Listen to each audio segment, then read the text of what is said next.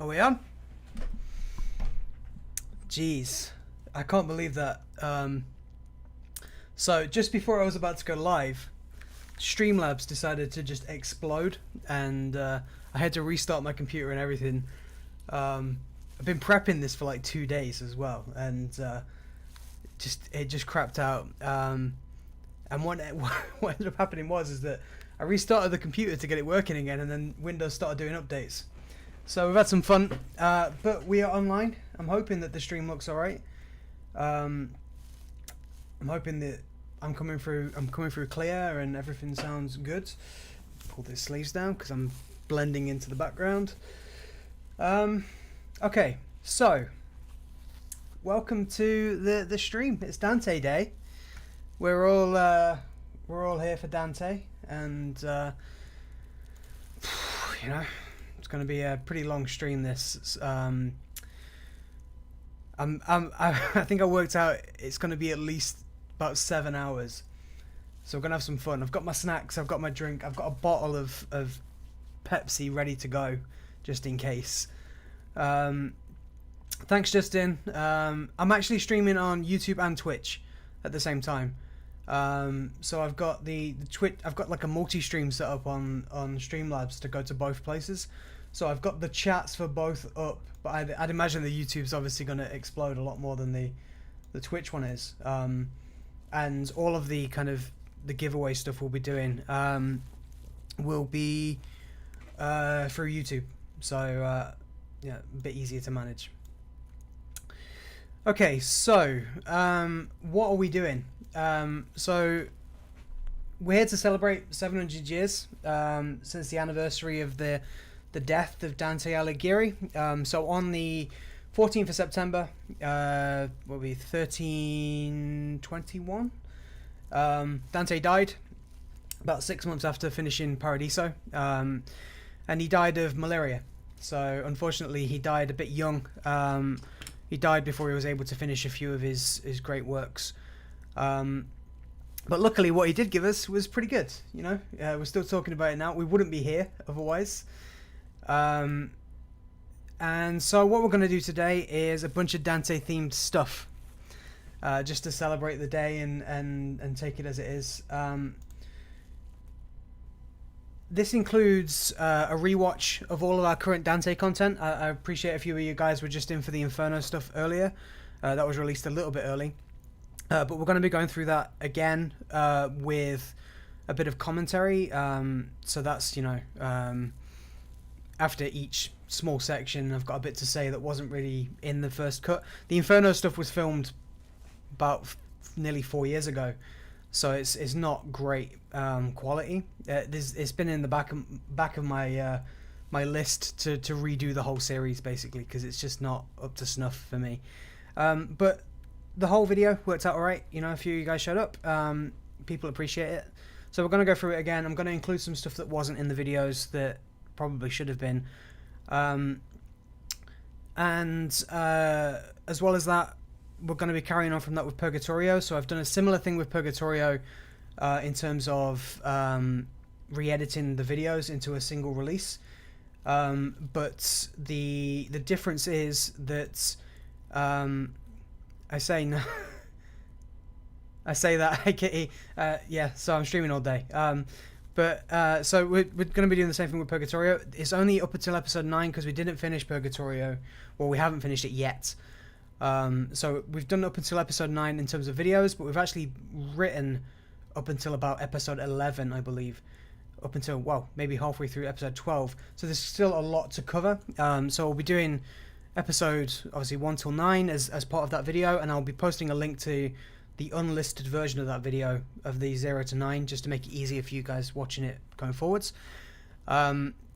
And after we've done episode 9, I'll be then reading through the scripts that we've got. So I've got the scripts from 10, 11, which would be lust. No, 11 would be gluttony, and 12 would be lust. So I've got it up until about, I think, halfway through 12. So we've got a few episodes to add on to that. And then anything left over, I've got my trusty Dante book, and I'm just going to take it through to the end. and give an overview of what happens at the end of Purgatorio. So we're going to get through all the way to the end of Purgatorio today, in one way or another. What else? I've got to list it. So, as well as that, as part of the rewatches, we're going to rewatch the old Inferno film. So I've got that hour-long, an hour and 20 or something, 1911 Inferno film that I re-edited and added some kind of clean audio to. Be watching that again at some point, so I can sit back and have some popcorn and actually take a break. There's a Dante-themed board game that I've got that I spent about 5 hours yesterday trying to figure out the rules for. There's the Dante's Inferno video game. I've got a couple of hours of that to play, along with about 50% of that would be me putting a big filter over the front because of boobs. There's also costumes. I'm not going to say what they are yet, and as part of this, we're probably going to end up looking at some other reviews of Inferno Purgatorio. I know that there's one on the Dante's Inferno video game that I'm ready to tear a new one. But yeah, we're going to be at this for a long time. So we'll just flick through. So yeah, Dante was an interesting guy. He was very schooled. He very intelligent, and he basically changed the idea of literacy forever. Created his whole unique version of poetry that was called he called it himself the sweet new style, which inspired others, and from the Inferno video I showed off earlier, inspired people like Chaucer, English literature guy. Paradise Lost by John Milton took a lot of inspiration from that. So it's good to respect him and pay reverence to him and do something like this. 700 years is impressive. There's a part of Purgatorio where he talks about fame. So he's on the terrace of pride, and he's talking about fame, and he's saying, what is 1,000 years to eternity? And he's almost there. He's almost at 1,000 years. The sick new beats. Yeah, he basically wrote loads of poetry, and then he introduces a guy later on in Purgatorio, and he's like, hey, you're that guy that did the sweet new style. And Dante's like, yeah, I am the guy that did the sweet new style. But yeah. Okay, so before we carry on, I've got to talk about giveaways. So there are a few giveaways that I'm going to be doing, not during the stream. Mind you, it'll be after the stream, because don't want to start filtering that into there as well. I'll get right muddled up. But for those of you watching the YouTube stream, appreciate that not everyone's might be on YouTube. Obviously, I'm streaming to Twitch as well, and I'll repeatedly do this throughout the day. I'm going to put a Discord link in the chat in a minute to jump over to our Discord. I think you can like the stream, right? If you like the stream and screenshot that and go over to the Dante's Day Discord channel, you'll be given a role. It might not be immediate, but you'll be given a role, and that'll be the Dante Day role, and that'll be used to pick a winner, essentially, pick 2 or 3 winners. And part of that, the winnings for that, you'll get like t-shirts, you'll get a copy of the comedy, a bunch of other stuff that I have in my head, but not yet written down. And throughout the day, I will repeatedly remind you to do that. So what I'll do, let me just grab an invite link on Discord, and copy and paste that. Invite link. I want to do an infinite link that never runs out, because that's safe. Okay, I don't know if this is going to paste all right into the chat. Ooh. And again, you guys on Twitch, you'll have to go over to YouTube and do it for YouTube. Did that come through? Is it just completely disconnected it from here? 1 second. Yeah. There you go. So there's the Discord link. So if you like the stream, you head over to Discord, into the Dante Day chat. You paste the image of your like, and then eventually someone will turn you into a Dante Day role, which will get you a prize of some kind. Okay, so where are we? So the first thing we're going to do is we're going to get really up close and personal with Dante, and we're going to go on our little jaunt through Italy again. So 2019 October, me and my missus went to Italy. We visited all over the place, but part of that was we did his epitaph tomb, so his fake tomb in Ravenna, and we recorded that, and then we went to his fake tomb in Florence, sorry, and then we went to his real tomb in Ravenna and recorded the whole thing and the trip. Hope you can appreciate that this was filmed way back in the day, and I was very excited at the time. So there's a few things now that I watch in that video where I'm like, yeah, I was kind of just freeballing it for a lot of it. I was kind of speaking my mind a bit.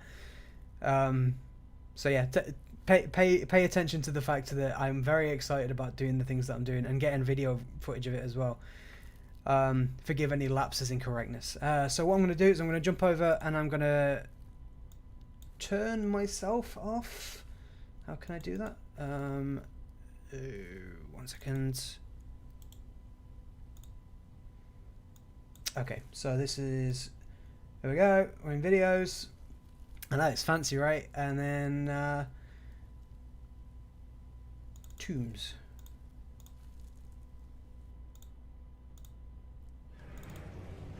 What are we queuing for? Santa Croce. Oh, is it croquet? I think it's croquet. I'm sure he said Santa Croc when he said Santa Croc. he recommended it. I might be wrong. It's where Galileo and Michelangelo is buried. So we're gonna go and see some. He said it was a must see. We'll find out. I'm not sure who the statue is in front of the cathedral though. Me neither. But we'll see when we get in there. And we're all wearing shorts, so they might not let us in without buying a dress. So we'll see. That'll be you. But it says at the door that you have to wear Long clothes. long This is clothes. clothes of You worship. have to wear respectful clothes and wear shorts and t-shirts, so it might be a bit awkward, but we'll see.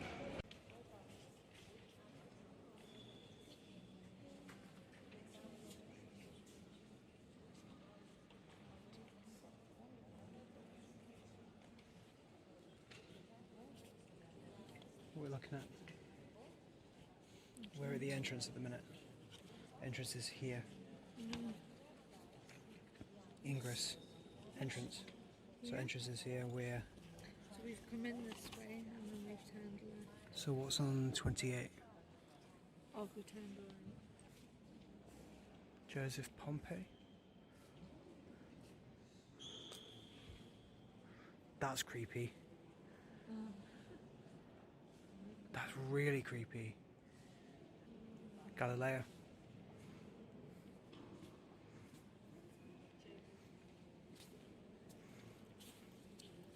Amazing.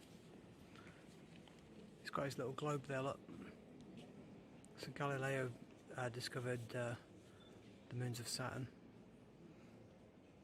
The 4 moons, and they call them the Galilean moons because they're the 4 biggest moons of Saturn.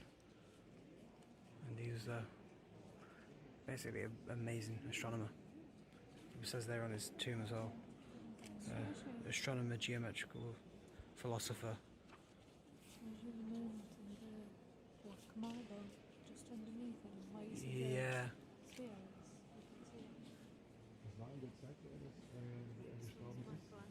Yep. I love how they're across from each other directly. Yeah. So on this side you've got art, on the other side you've got science. It's beautiful. So his name is actually Michelangelo. You call him Michelangelo, but Michelangelo Buonarroti.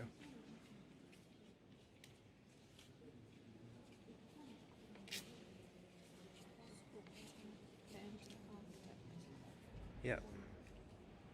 None of those ones. I wonder if he sculpted his own tomb. Yeah, it may have just Did- design, potentially. Did you know he was going to die? Is the question.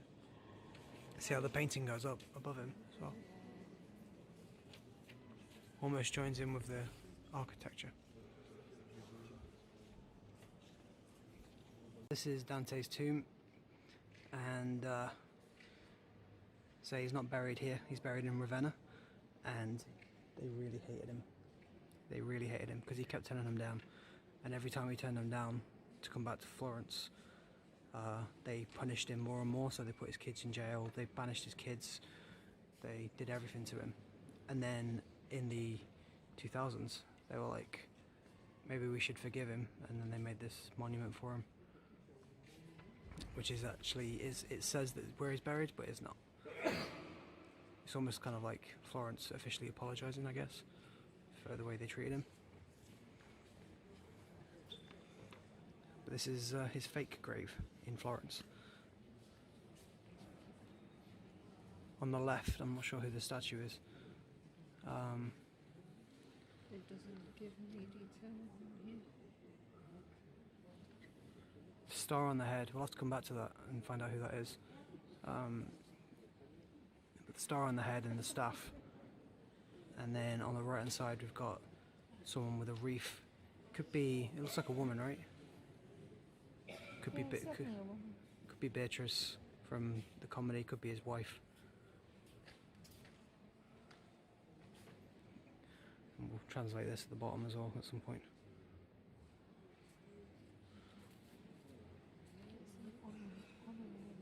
It's an honorary tomb. Not that he would have wanted it, he would have been really pissed off that they did this. Really, like, he was a grumpy old man and this would have really pissed him off.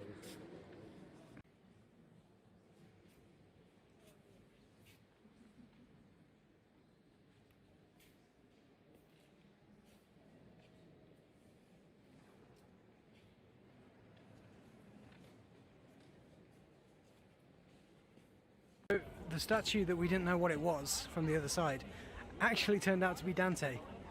And he's there with an eagle for some reason. I'm assuming this is to do with the crazy acid trip he has in Paradiso, where he imagines an eagle talking to him made out of angels. But yeah, it's Dante. It's a massive statue. I don't know if you would have appreciated this either. But, you know, it's always nice to be proven right. It is, it's massive. I'm not sure what the eagle is. The eagle's looking pretty as well. Yeah. The only eagle I know of that he wrote about was the one in Paradiso. There's one in Paradiso that's made out of angels. It's probably a symbol for something else. Same as the lions. But it's a symbol of Rome as well, the eagle.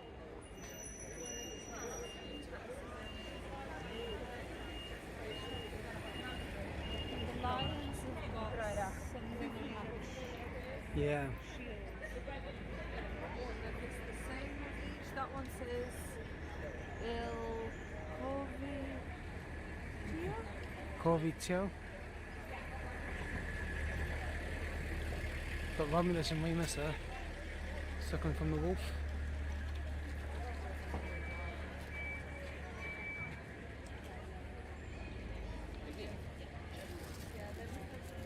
Ogmore something.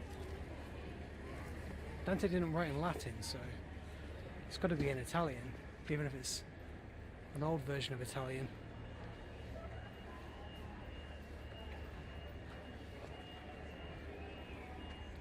Ogmaligri Glio Oreo.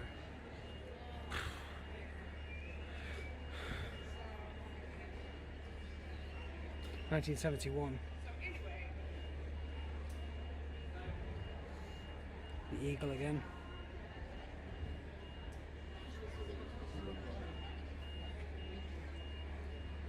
Maybe his symbol?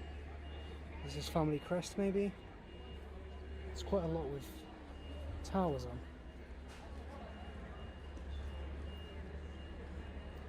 So look that up. That's a a ram there as well with a crown. And finally, there's an eagle there with a crown as well.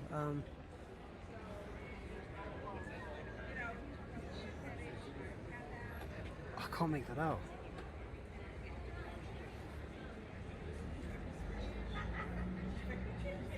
Un vich nuovosa. Nuovosa. No idea. Again, the eagle, we've got a bison, I think, and a tree. Plenty of crosses. One of these has got to be Dante's symbol. Got to be his family crest.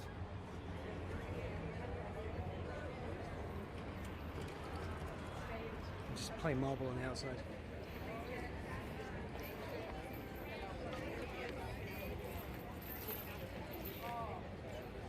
There he is. Part of the reason why we're here.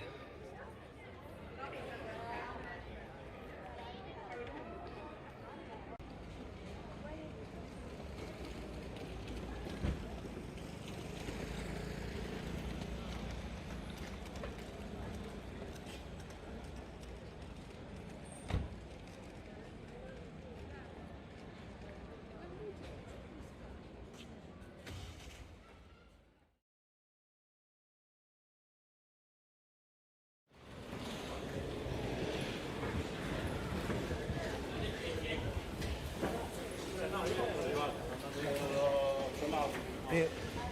On your right. On your right.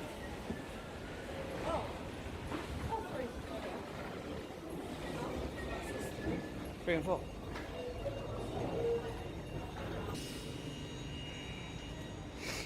But then Claire, where are we? Bologna. And what are we doing? Getting a train to Ravenna. Okay. It's lovely and warm this morning. I think Much warmer here than in Venice. that must be our train coming in. What the old rackety thing compared to the other ones. we've been Yeah, on. the first class hyper trains that go like 200 miles an hour. Annuncio ritardo. Il treno regionale di Trenitalia. Just over an hour to get to Ravenna. Proveniente dal lato centrale. Yeah, Get there at 12:15. yeah, We leave at 11:05, so just Yeah. over an hour. I don't know if they might have issues with the skirt, but we'll see. If not, it'll just mean that you'll have to go in and I'll send. But from what your mum said, it doesn't sound like it's manned. Like there's someone there, like It's a grave, so checking who's going in and out, kind of thing. it's just a really fancy grave. Yeah. So I can't imagine the only time it would be a problem is if there's someone there to tell you what they're. It's gonna be cool though. You said it's only about 10 minutes from the train station. Yeah, 10-minute walk. Hour train from Bologna to Ravenna, and then get some footage. If I'm allowed to record it, which I should be, because there's photos of it all over the place. It's one of those things you don't really know until you get there. Yeah. But from, as I say, from what your mum said when she went, Yeah. it sounds like it's just in a random place in the middle of nowhere. Yeah. So I doubt there's going to be someone there to go, you can't take a picture, you can't do this. Yeah. It's connected to like a basilica, so it should be outside. Yeah. Okay, we'll see. We'll see what happens. Then we'll have a coffee. Nice coffee. Latte? Cafe latte. Cafe latte. Yeah. I don't know. I'm not. I like that espresso we had, but I don't know if I could have it 20 times a day. Like some people seem to have. I honestly don't know how the Italians drink espresso. Yeah, like yeah, yeah. water, because it's so strong.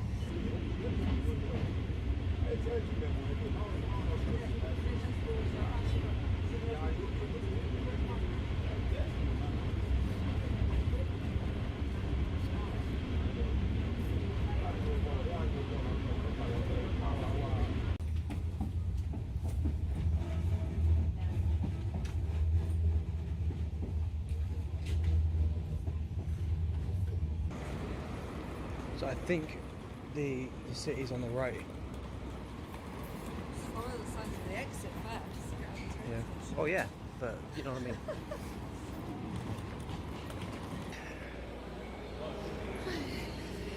All right.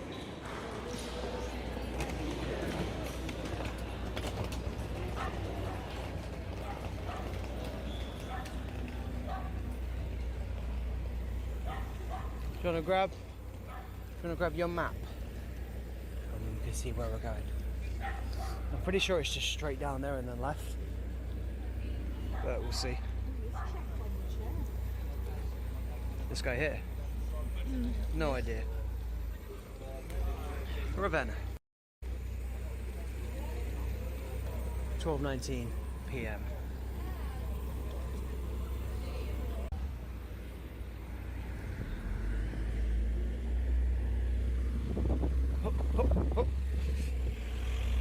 Oh, Italian people can't drive. It's just nice that you let us go. It's not normally the case. Thank you. Just if there's any Italians, I guess, that end up watching this, I apologise, but you really can't drive. To be fair, it might be a bit better here because it's a smaller town. I mean, when we first got into Naples, what was it? 2 heart attacks in the taxi.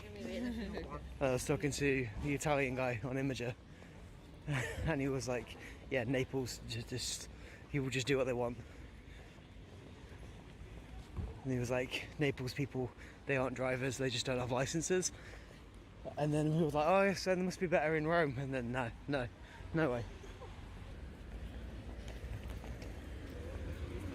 What's amazing about this place is, as much as Dante talks about Florence, this is where he wrote the comedy. Oh, really? This is where he wrote it. Yeah. Ah. It was on a. See, I just assumed Florence. Or is Florence where it was originally from? Florence is where he was from, and they got rid of him because they didn't like what he was preaching. So he preached it somewhere else in a really dramatic kind of Christian language way. What's that? What's that building? That's what Dante in it.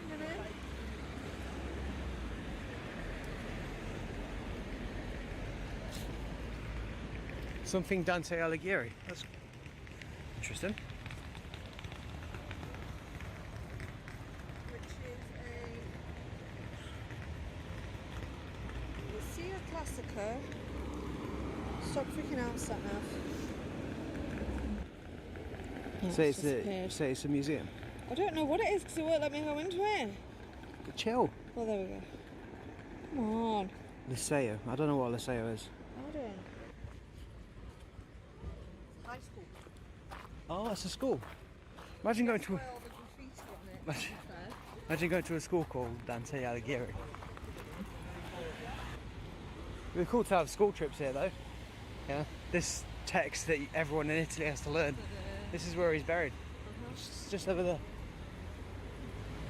Right, are we straight still? Straight, yeah.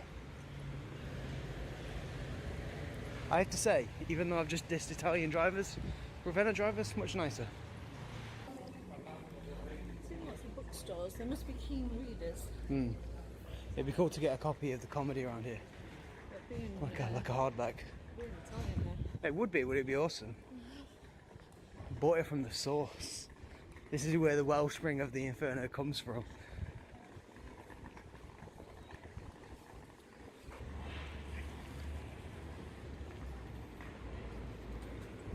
Are you sure?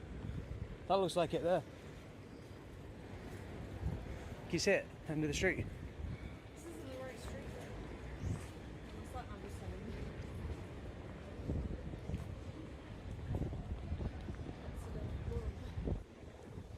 Check this out and have a coffee. Yeah?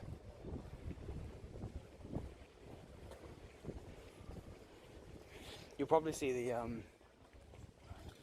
the difference in grandeur as well between this one and the fake one in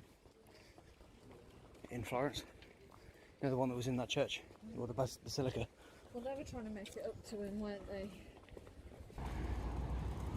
So you imagine like you've been thrown out of your city that you love, and then Dante.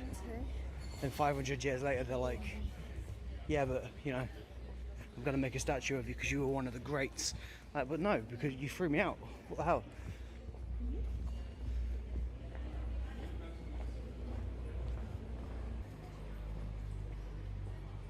The tomb of Dante.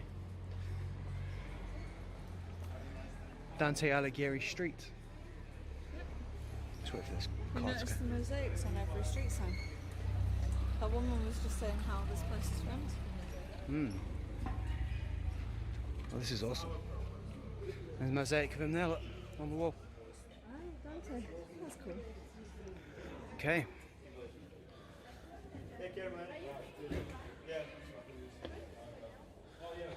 This is where he is. This is the dude.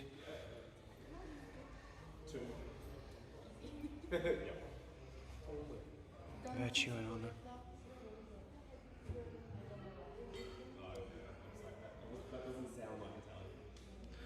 So the tomb says on it something like,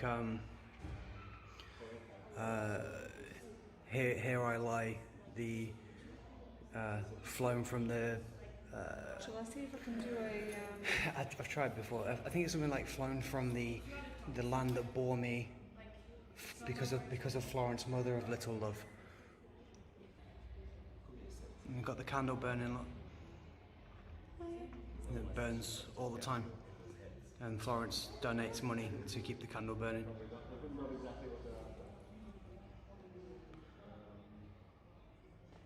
We're in his study. It's amazing.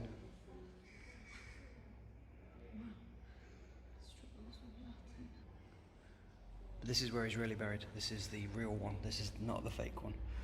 It's nice little tent. It is, and the frescoes were repainted after World War II. You had to. Yeah, it's cool.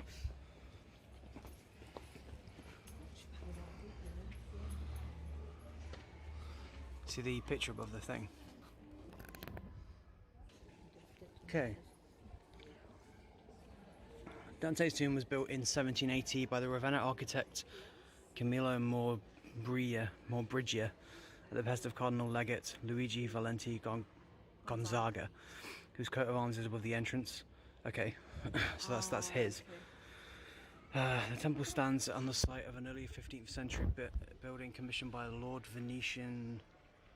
Venetian Podesta Bernardo Bembi, which replaced the original votive chapel built for Guido Novella da Polenta, Lord of Ravenna, after Dante's death on the night of the 13th to the 14th of September 1321. The interior houses a sarcophagus containing Dante's bones.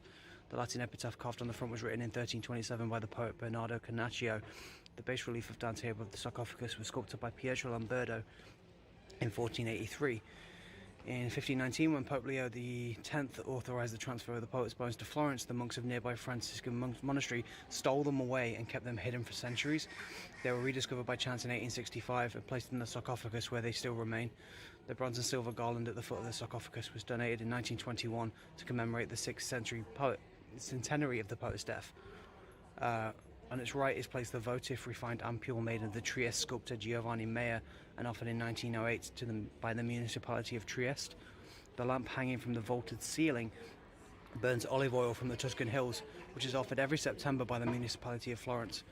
Next to the poet's tomb, behind a wrought iron fence dated 1921, made by the Venetian Umberto Bellotto, we have the Quadrato di Bracciaforte, an ancient oratory once linked to the Church of San Francesco by a porto that has not survived. The two 5th century marble sarcophagus in the quadrangle were used by the Pignata and Traversari families of Ravenna. In the adjacent garden with its bay, laurel trees, and ivory-covered mound marks the place where the poet's bones were buried for safekeeping during the Second World War. Every evening at dusk, the bell of the tower, a gift from the municipalities of Italy, rings 13 chimes, recalling the opening tenets of the 8th canto of the Purgatory. It was by now the hour that turns to home the longing thoughts of seamen, melting hearts the day they said goodbye to dearest friends, and when that by love the pilgrim, new to this, is pierced to hear far off the evening bell that seems to mourn the dying of the day. Amazing. So there's a mound in here somewhere where his bones were buried in World War II. Cool.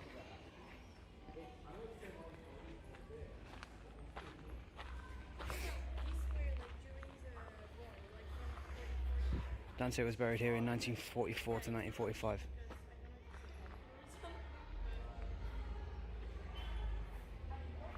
So he didn't get very far then.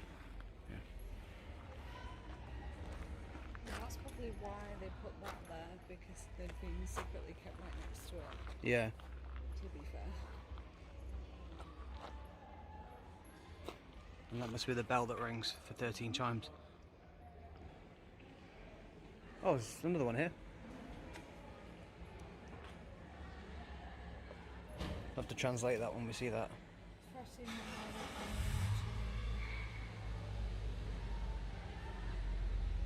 Maybe that was his original tomb? The one that they stole the bones from? It's got like a key on it. Yeah.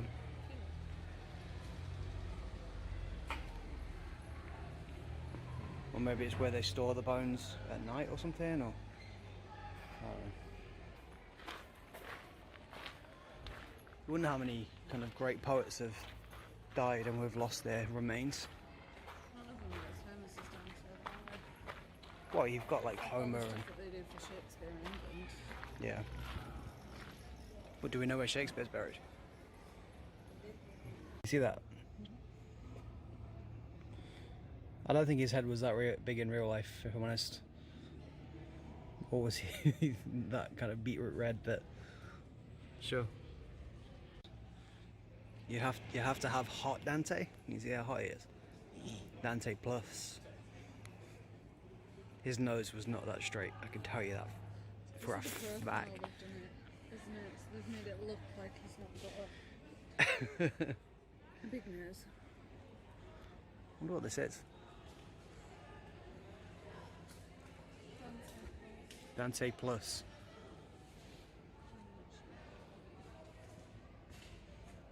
Hot, sexy Dante. I'm sure I would have appreciated that. Right.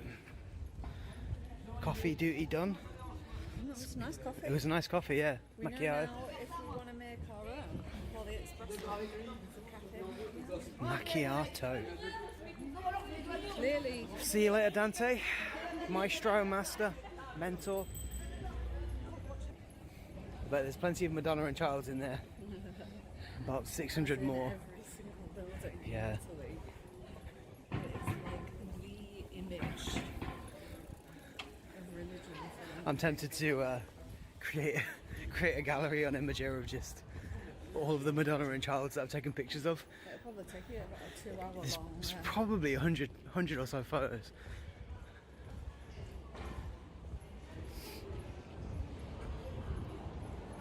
Dante Street. Cool. Awesome. I wonder if he's got a statue in that square. That's not Dante. No. We walked past all those little ones, right? We did come out this way. No, you can. Oh, did we go all the way? Yeah. We check out these statues before we got like 30 minutes or so. They look like cardinals more than anything. I don't think any of these are a statue of him. That's supposed to see him. The church. Hmm. Not this one. This one. Put their names in this one. That looks like Like somebody being pulled from hell. Angel being pulled from hell. Yeah. It's very cool. Let's go and get a copy in Italian, preferably in hardback.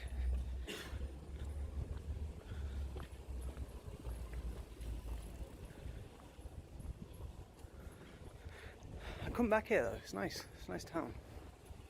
But it'd be nice to come for like a weekend, if it was part of a weekend, just to relax and chill out. Seems like there's quite a few like Americans here. Yeah, Quite a few American businesses. it's quite more touristy than I expected. I thought it was going to be like a little quiet town. It's nice though. The drivers aren't nuts. Highlight of Ravenna? Seeing Dante Street. Yeah. That's what we want. Not the coffee? No. Coffee's coffee. After you had one Italian coffee, you had one, really. Yeah, but it was different. We had a macchiato this time. Yeah. still like a milky coffee. What did you think of Sexy Dante? Interesting. Was you expecting Sexy Dante? I wasn't expecting Sexy Dante. May have gone a bit nuts as well with the purchasing of books. Yeah. That's nothing new. It means that you get to have a nice €60 present for yourself now as well, right? Yeah, back to Bologna. That was cool. Quick flying visit. Ravenna's a lot nicer than I thought it was going to be. I thought it was going to be really quiet, really small. But Seems like it's quite a common place for people to visit. felt- It's a recommended place. it felt almost like a mini Florence. Yeah, I Yeah. would probably agree with that. Same- Maybe same- not quite as arty as Florence. But yeah, similar kind of style. Similar kind of feeling to it. Yeah. I can understand why you would want to come here if it was like that back in those times. If he left Florence, you'd think he'd come here for a reason, and maybe that was why, because it was about similar, maybe. similar feel to it, similar people. Who knows? Yeah, back to Bologna. You've seen both of his tombs now. Which was better? Which was I'd the say better probably the tomb? one in Florence. You had the monument to it, and you had the huge statue out the front as well. Yeah. You can tell it's where all the money went. Right. That statue of him was massive as well. It was about 5 times bigger than a person. But yeah, his tomb in Florence was marble, carved. Beautiful. Don't get me wrong, like that's a more understated version, isn't it? I wonder if that's where they intended his bones to go. You know, when they tried to take him back to Florence. Yeah.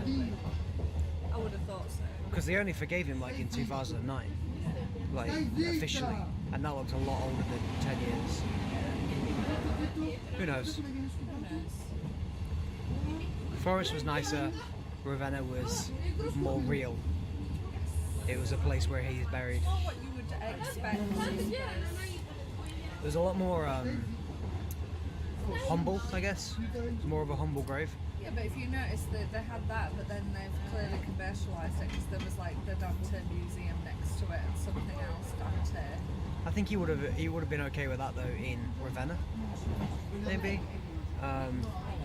I think the thing is as well, like, you know, in Paradiso, a lot of the saints that he meets in Paradiso, in his heaven work, talking about how being poor is the best in the world, being poor and being charitable is the best. Yeah. So the idea that he's got this big fancy marble monument probably cost a fortune to make in one of the biggest churches in Florence. Yeah. Don't know if you would have gone for that. So maybe the kind of more humble, basically like a tiny little shack, was something he'd prefer. But who knows? I don't know unless you can go back in time. Yeah, it'd be cool if you could talk to him now, right? Bring him into modern day. What do you think of Florence now? You might think it's even worse. Probably. Well, it'll be, like you say, he'll be pissed off that they're using him to commercialise His image, that right? stuff. But then they might be happy that the Vatican's separated, or he might not. I don't know. What do you think of modern politics? His work's still revered as something major. Yeah. That anyone that came back hundreds of years later would be happy that their work still stands. Like if Shakespeare was alive today to see people performing Hamlet, and they'd be like, "That's not. This has been changed significantly since my original work. Like, been translated and translated so many times that, like, Chinese Whispers is just kind of, it's changed." They wouldn't You don't- just say, but they've got to play to the audience as well. Well, it's like Modern audience wouldn't respond to an original version. Yeah. It's like first edition of books though. Like second edition, they refine stuff, they change little bits, they reword things, and you wonder how over 600 years that might have changed. For yeah. Who knows? I wonder if there's any first edition Infernos left in the world. If there's any original copies of Inferno still scattered around. Probably, but they're probably in Museums, right? They're worth a fortune. They're worth like hundreds of millions.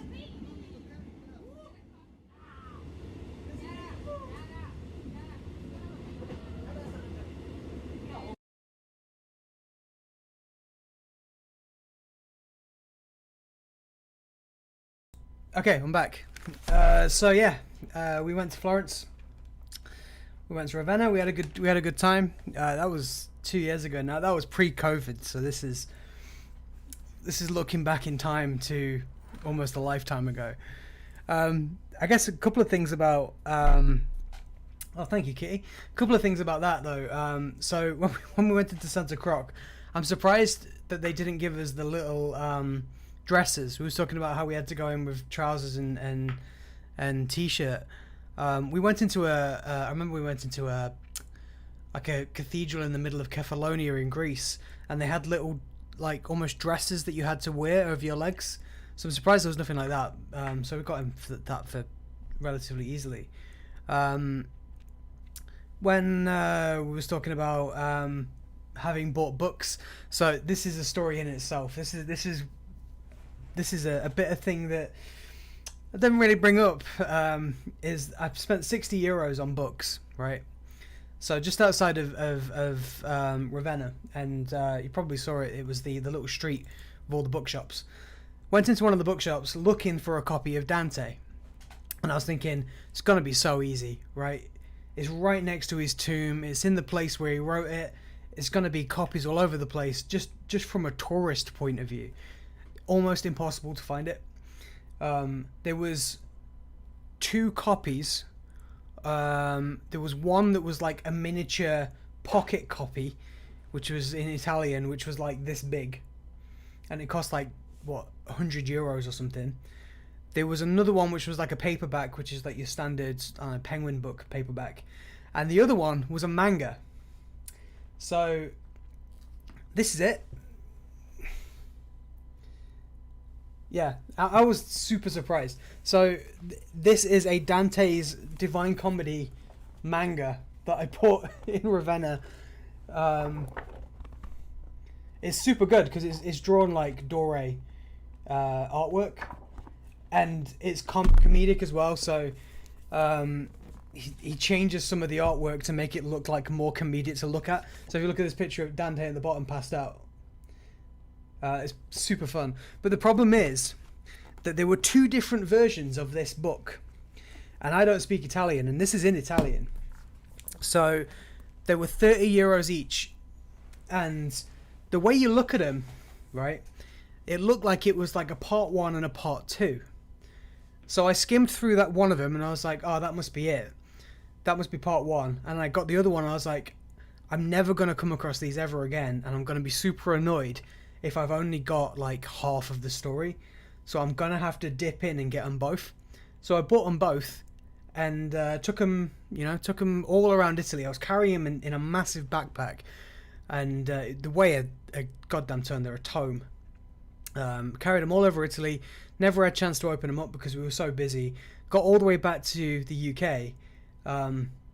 Opened up the books, and they were identical. They're exactly the same. And what it was is that the last page of the manga is like an art piece for Inferno. So I thought that was the end of Inferno in the first book, when actually it was the end of both books.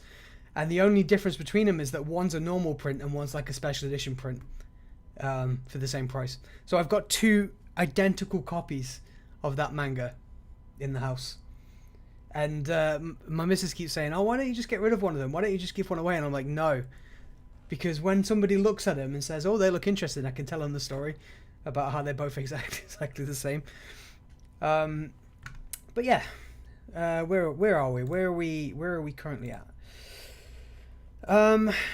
So that was really good. That was really fun, right? Originally, what we were planning on doing was, for this stream actually, was we were going to go back to Florence. So we were hoping that 2021 would, September, we would, start to be out of this hell called the pandemic. I know YouTube doesn't like that word, so sorry. But obviously we can't travel at the minute. And originally the idea was that we were going to book a week in Florence, and we were going to be there when they do all of the celebrations, like the 700-year celebrations, and we were going to stream from there. So I was going to buy some extra data with my mobile company and just 4G walking around Florence on the day with all the celebrations going on, because there will be celebrations, obviously. Having a walk through, say, the Uffizi Museum where they've got all of the Dante artwork on display and that kind of thing, but obviously that didn't happen. So this is the best we could come up with, which is why I'm sat in Florence right now. In the you can see in the distance the perfect replica of a Florence experience in my green screen. But hopefully, when things open up again, we'll be able to do something like that, and they might even keep some of that out. I know that they next best thing, they opened up a bunch of artwork that had never been seen before about Dante. I might show that off a little bit later because it's really interesting. So we might be able to go back and get a stream of that. There was definitely some stuff that we weren't able to do last time we went to Florence. So the Duomo, you can see it up there. You can't go into that unless you book like 3 months in advance. So I actually did a bunch of footage about the Duomo for a different video, for a completely separate video about the history of Florence. And I was recording around, and we got to the front gate, and they were like, do you have your tickets ready? And we were like, well, it says online that you can just buy tickets there, but it's not true. You have to go all the way to a different building to buy tickets, and you can only buy tickets like 3 months in advance. So travel advice, I guess. But yeah, hopefully we'll be able to do that in the future, and make a video out of that. And obviously, walking around Florence, there's Dante stuff everywhere. There's statues of him all over the place. There's obviously like there's the apparent house where he was born, where he lived, and you can do a whole series about these were the buildings that existed during his time, because it's so old. I mean, he talks about one of the churches that we walked past in the comedy, and that's 700 years ago. So there's a lot of stuff you can do when you're there. I think what I'm going to do is I'm going to take a quick break, and then after the break we have got Inferno. So earlier on I put up a video of the full video of Inferno, and what I'm going to do now is I'm going to go through it on the stream, but every now and again I'm going to stop and I'm going to talk about some stuff. I'm curious if you know anything about Abu Allah. I can't even pronounce it, so probably not is my answer. But yeah, I'm going to go through Inferno after I'm just going to have a couple of minute break. Go through Inferno, which is probably going to take us close to 2 hours, and then we'll be ready to go again. But before I do that, before we carry on, I guess let me talk again about the giveaways that we're doing. So unfortunately, this is only for people that are on YouTube. If you're watching the YouTube stream right now, if you like the stream, screenshot that like and then go over into the Discord channel on Dante Day Discord channel, and what we'll do is we'll give you a Dante Day roll, and that will enter you into a giveaway prize draw that we'll do. If not tonight, then it'll be tomorrow. This stream's going to go on for a long time, so it might probably end up being tomorrow. Doing a great job, thank you. I do like to try. Have you even got my t-shirt on? Look, I was worried that I couldn't find it because it was in the back of my cupboard, and then my missus turned around and was just like, I washed it because I knew that you were going to be doing a big stream, and I was like, oh, what a blessing, right? Okay, I'll be back in 2 minutes.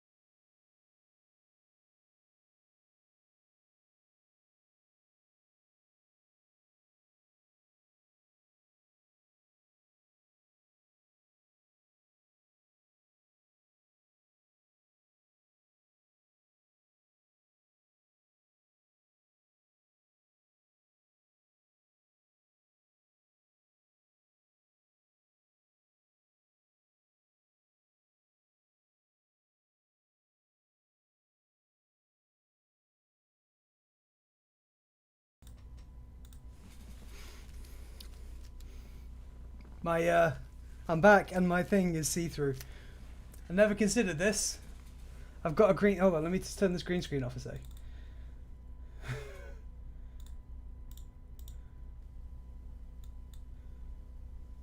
Oh. We're bright green.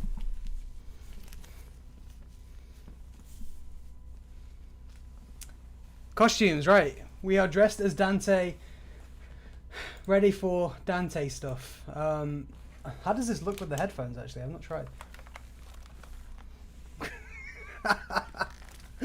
Great stuff, right. Okay, so next thing we've got is Inferno. So we're going to do Inferno, and we're going to continually break off and talk a bit about it and add some stuff in. This is going to be... If I end up taking this hat off, it's because it's boiling hot in here. I'm not only surrounded by, you know, about 3 layers of clothing, but I'm kind of boxed in by green screens, so it's going to get really warm. But let's keep this train going. So again, I really want to redo Inferno, but for now, the best we've got is what we've got. Let me just change this to this, and then okay, video, and then here we are. Okay, so let's kick off with some cool stuff. Just give me 1 second to move some screens around because it's starting to get on my nerves. Okay.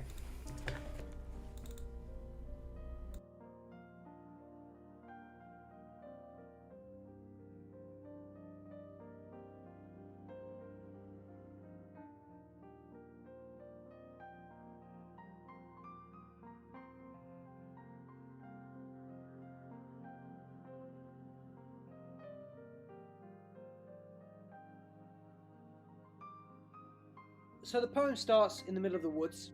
Dante's about 35 years old, and he's alone, and he's scared, and he's lost. He looks around himself, and he sees that there's this mountain in the distance, with this beautiful, irresistible, sun-drenched glow behind it. As there's nothing else around, he edges towards it, and decides to start climbing the mountainside. However, he gets a few feet up, and suddenly gets attacked by 3 beasts. They block his path, and stop him from moving any further.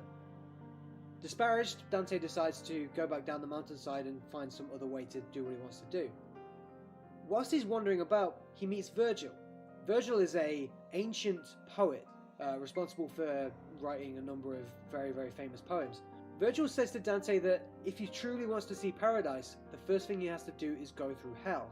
Dante's terrified and he's alone, so Dante's got no other options and he really wants to go to heaven. So he says to Virgil, yes, I will come to hell with you. The first thing that Virgil does is guide Dante to the gates of hell.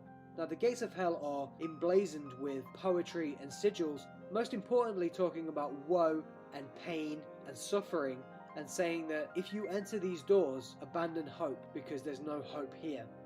When they enter inside, Dante sees a bunch of souls being gnawed at by insects.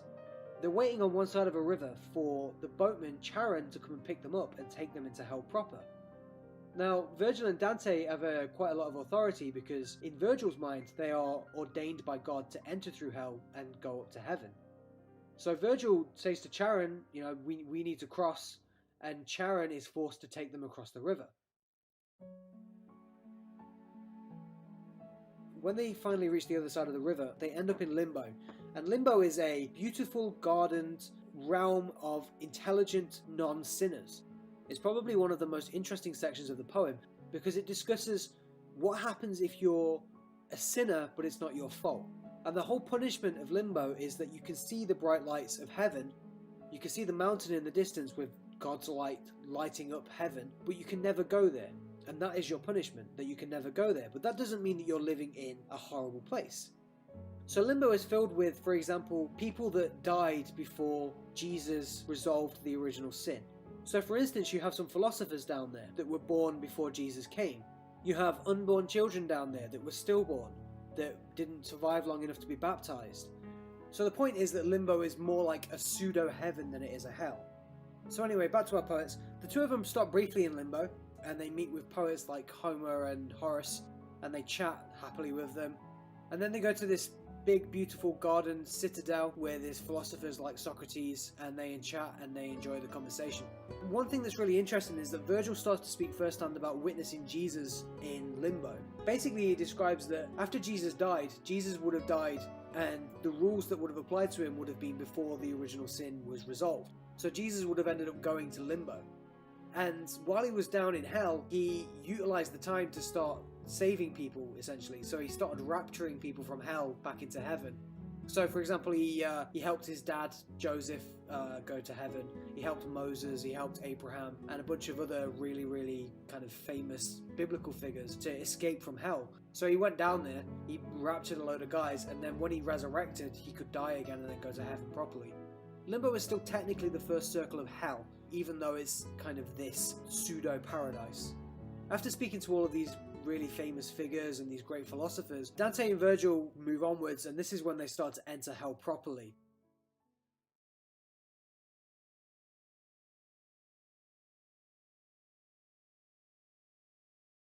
Okay, so you've just survived probably the worst episode I've ever made. There's quite a lot to talk about in terms of Inferno and Limbo a little. So Limbo is kind of a way for Dante to speak about injustices. So chiefly the injustices that those without knowledge of Christian teachings can be judged within a Christian framework. So it's not really fair to paint everyone with the same brush when that brush doesn't even exist for some of the people. You can imagine little babies being judged for not being baptized, or those that died in childbirth, for example, as the video said. It's not exactly just, and culturally speaking, there were at the time a lot of different city-states within Italy with variations on language and different political affiliations, and the idea that you could be objectively judged or objectively condemned based on your affiliation or tribe is something I believe that Dante would have wanted to discourage. And indeed he was similar of the same kind of persecution. He was a victim of that. There's a lot of metaphysical talk later on around the good exercise of free will, where virtuous choices are alone what decides your entry into heaven or hell. So here as Limbo, we have this realm of sinners of all political ideologies from history that still followed good virtuous paths and exercised their free will correctly, and they made good decisions, but the only missing piece was that they weren't Christian. They lacked the Christian faith. So as Virgil notes later on, that they suffer from sighs, not as woes. They're not actually being punished. They just don't have the requisite requirements to enter heaven or indeed go to purgatory as yet. So when we talk about like condemning unbaptized babies as being unjust, or condemning certain political ideologies as being unjust, we start to first encounter the major poetic theme of justice. So just now, the lines written on the gate of hell state that justice is what moved God to create hell. It's a place of balancing the books on sins or offences. So you can imagine the image of the scales of justice, where on one side you've got sin, and on the other side you've got hell. So in fact, as we move on into purgatory and beyond, it becomes harder and harder to distinguish justice from God. So there's phrases later on that are things like the mercy of justice, and people sort of confusing the two. It's also worth noting that Dante's copying Virgil's Aeneid. Within the story, Aeneas goes down into the underworld in his human body. So Dante copies the tale here of someone living encountering the eternal. And Aeneas actually counters the tales of many ancient heroes in his tale, in that he doesn't actually go down alone. He needs help to navigate things, much like Dante relies on Virgil as a guide. And Virgil obviously wrote the Aeneid, so you can see the parallels there. Let's carry on.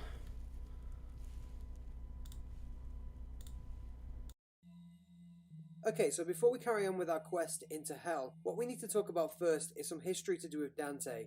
We need to understand what his motivations are when he created this poem and the kind of time that he lived in. To try and stay as concise as possible, there's going to be quite a little bit of simplification with this, so try and keep an open mind. Dante was born at some point in the 13th century, at a time of great strife within Italy. There were two opposing factions within the country at the time. There were the Guelphs and there were the Ghibellines. They had a very complicated relationship with one another.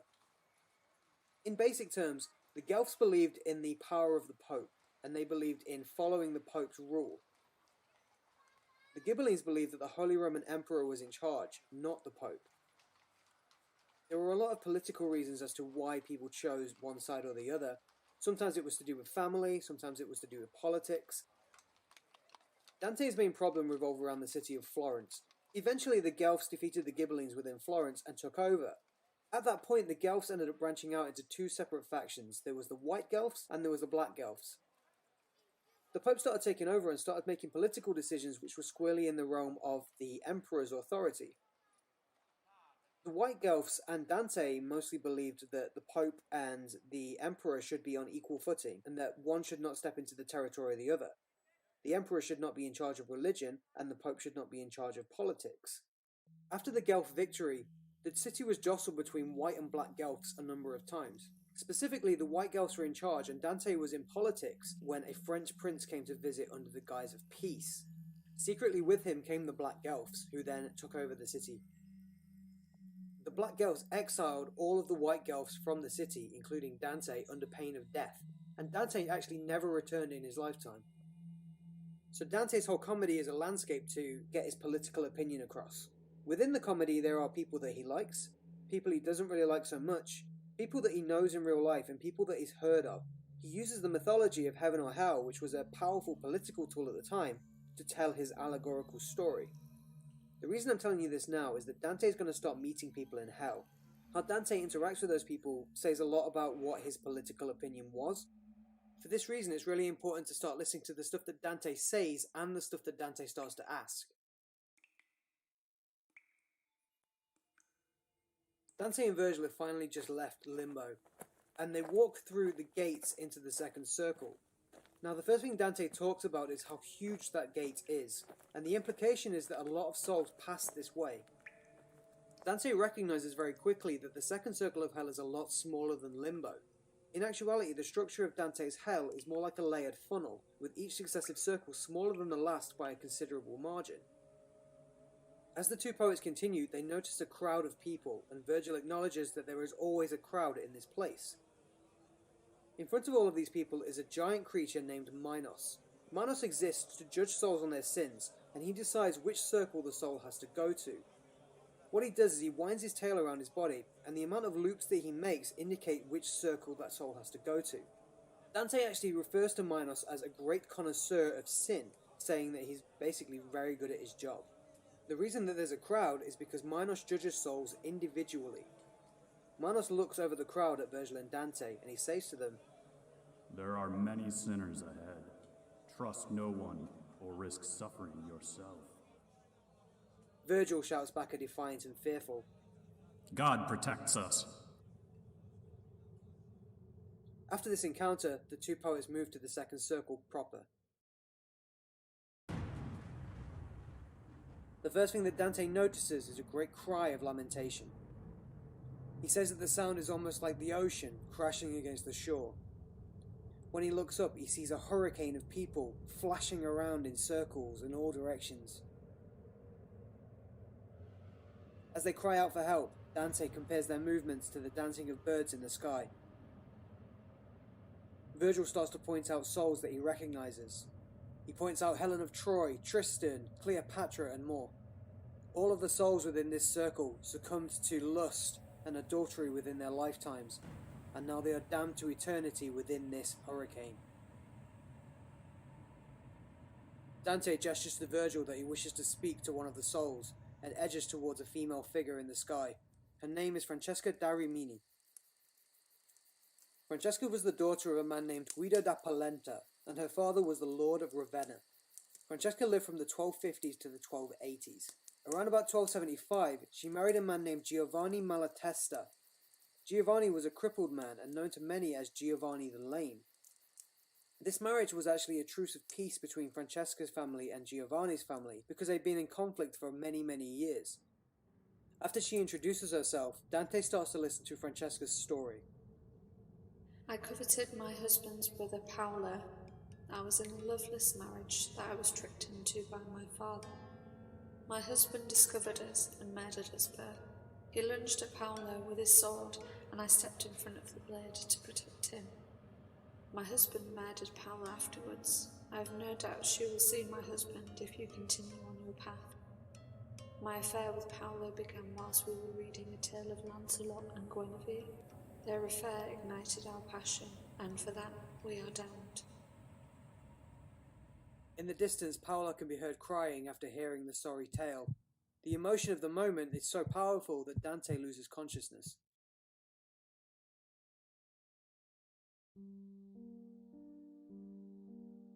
Dante next awakens within the third circle.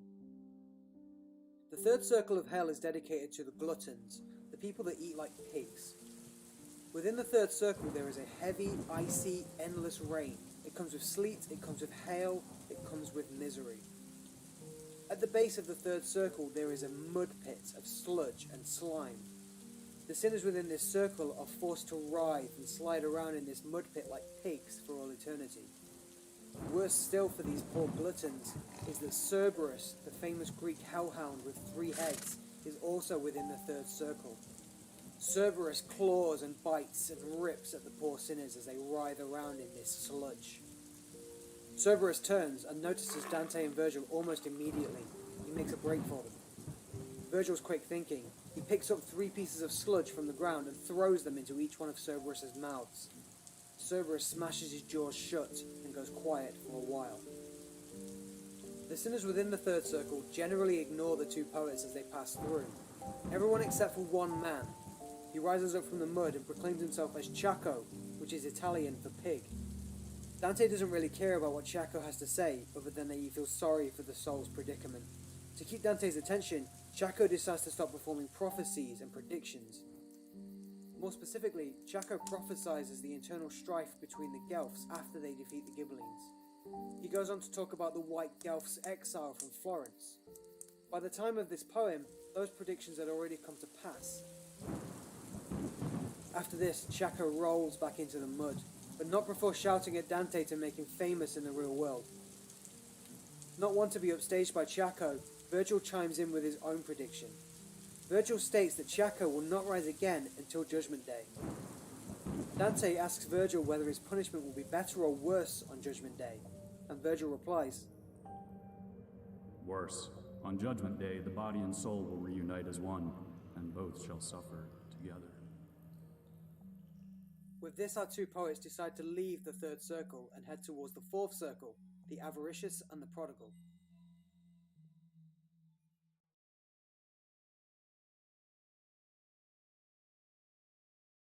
Okay, so we just did 2 circles there. I'm going to jump straight past Minos. I don't think there's really much to say about him.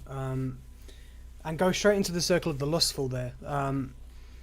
So the first thing I want to talk about, I guess, is sexuality. So there's evidence that Dante had a very different view on sexuality when he was alive from that of his contemporaries. And we can see this in a number of ways throughout the comedy. And I'll explain those when I get to that point. But firstly, here is his treatment of Francesca and her philandering ways. So traditionally, something like this would be punished quite harshly and intimately within a description of hell. So we're talking things from like sexual mutilation and as punishments for pleasures of the flesh.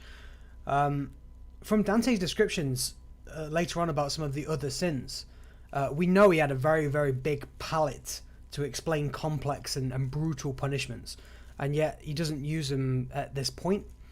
Instead, we get this metaphor of souls blown around in a hurricane, sort of like they're being blown around by their passions, almost. The structure of hell and indeed Purgatory later on also indicates that Dante perceived lust as a very minor sin. So it's the tippy top level of hell. It's the least offensive sin in hell. And again, in Purgatory, it is the closest to the earthly paradise and to heaven, which means that, you know, it's closest to God. On the case of the gluttons, so Dante writes this part of Inferno by almost writing Florence as the main character. So you can imagine that the mud and the writhing sinners in this circle remind our poet of gluttonous excesses of his homeland, almost like pigs, people wallowing in their wasteful need. So even Cato, who Dante meets, is recognized as a denizen of Florence. To further this, there's talk later on of Florence being kind of bestial or animal in nature, the people having lost their humanity. He calls it like a land of wolves that transitions down the river into a land of dogs. And you can imagine the image of Cerberus, the three-headed canine at the gate, evoking that wolf-like, dog-like image in our poet. He even refers to the sinners as howling like dogs. Let's continue.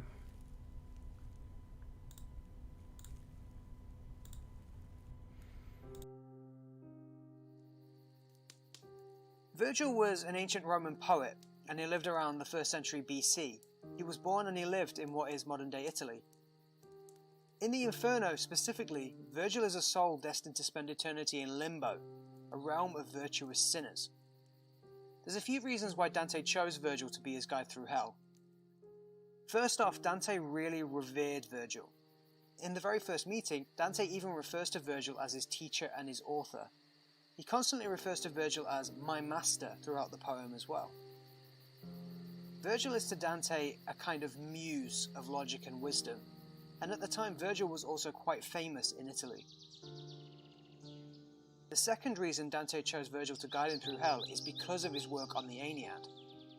Virgil's Aeneid mirrors Dante's Inferno quite closely. What Virgil was trying to do with his work was fairly allegorical. One of the most metaphorical sections is probably when Virgil's characters pass into the underworld. The path of his characters consists of passing by crowds of the dead on the banks of the river Acheron in the underworld. They then get ferried across that river by Charon. Soon after that they meet Cerberus. If this is starting to sound very familiar, then you can understand why. Because of Virgil's past work, Dante is utilising Virgil as an authority figure over the knowledge of hell's inner workings. In this part, pay special attention to how Virgil treats sinners, and how commanding he is whilst doing so.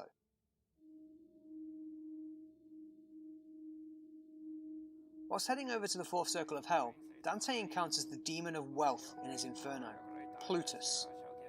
Plutus is screaming bloody murder for Satan in a tongue almost unrecognisable from human speech.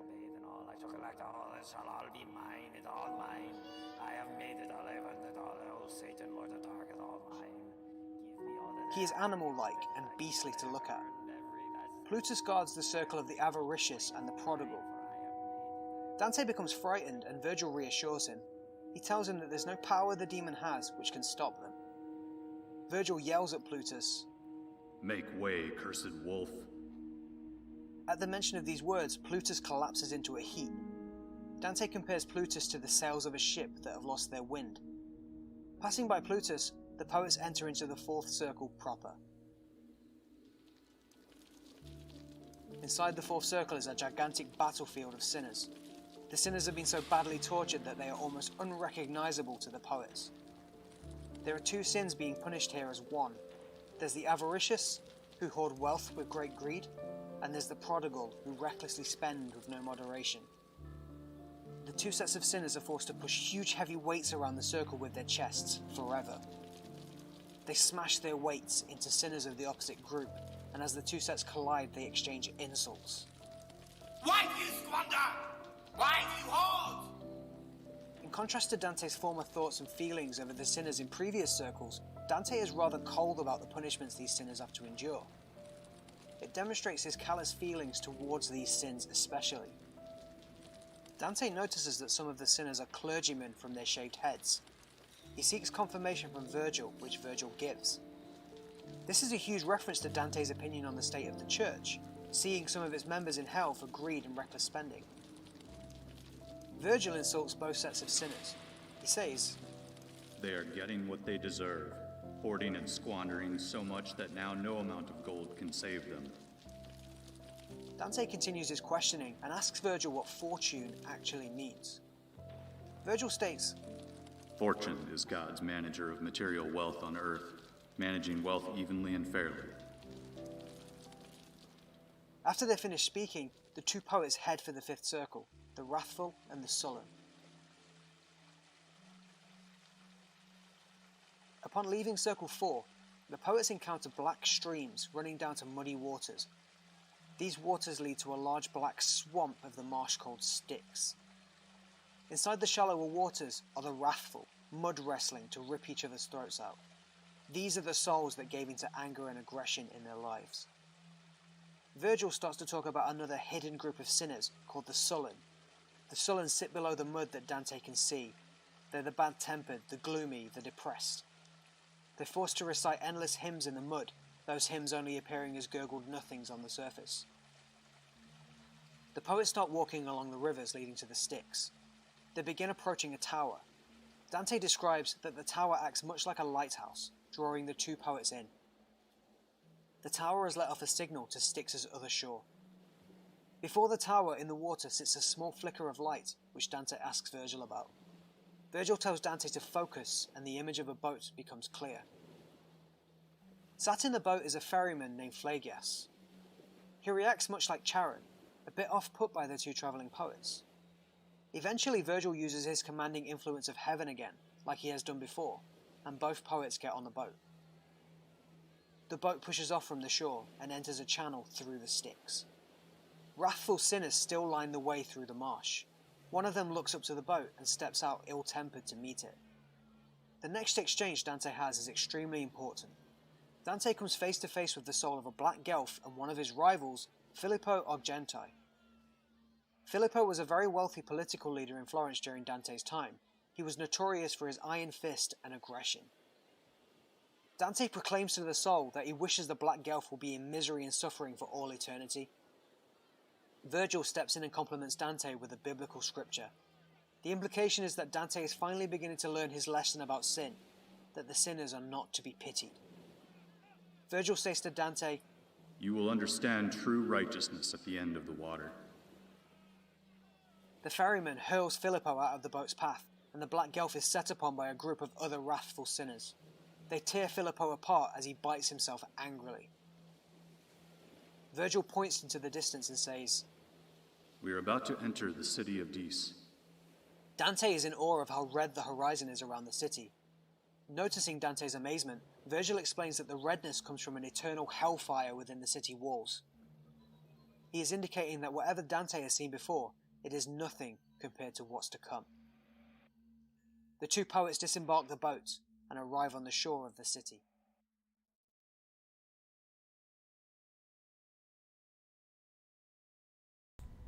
Okay, so were these people alive at the time, or were they actually dead? These are both gutsy, but different kinds of gutsy. A bit of both. So there are definitely characters later on that are still alive when Dante's telling the tale.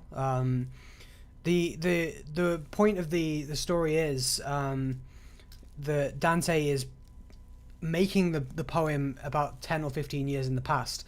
So the idea is that I went on this trip to the hell 10 years ago, and all of the prophecies that he's saying are things that have already happened in real life. So he's speaking of prophecies as in real things that have happened, kind of suggesting that he knew all along what was going to happen.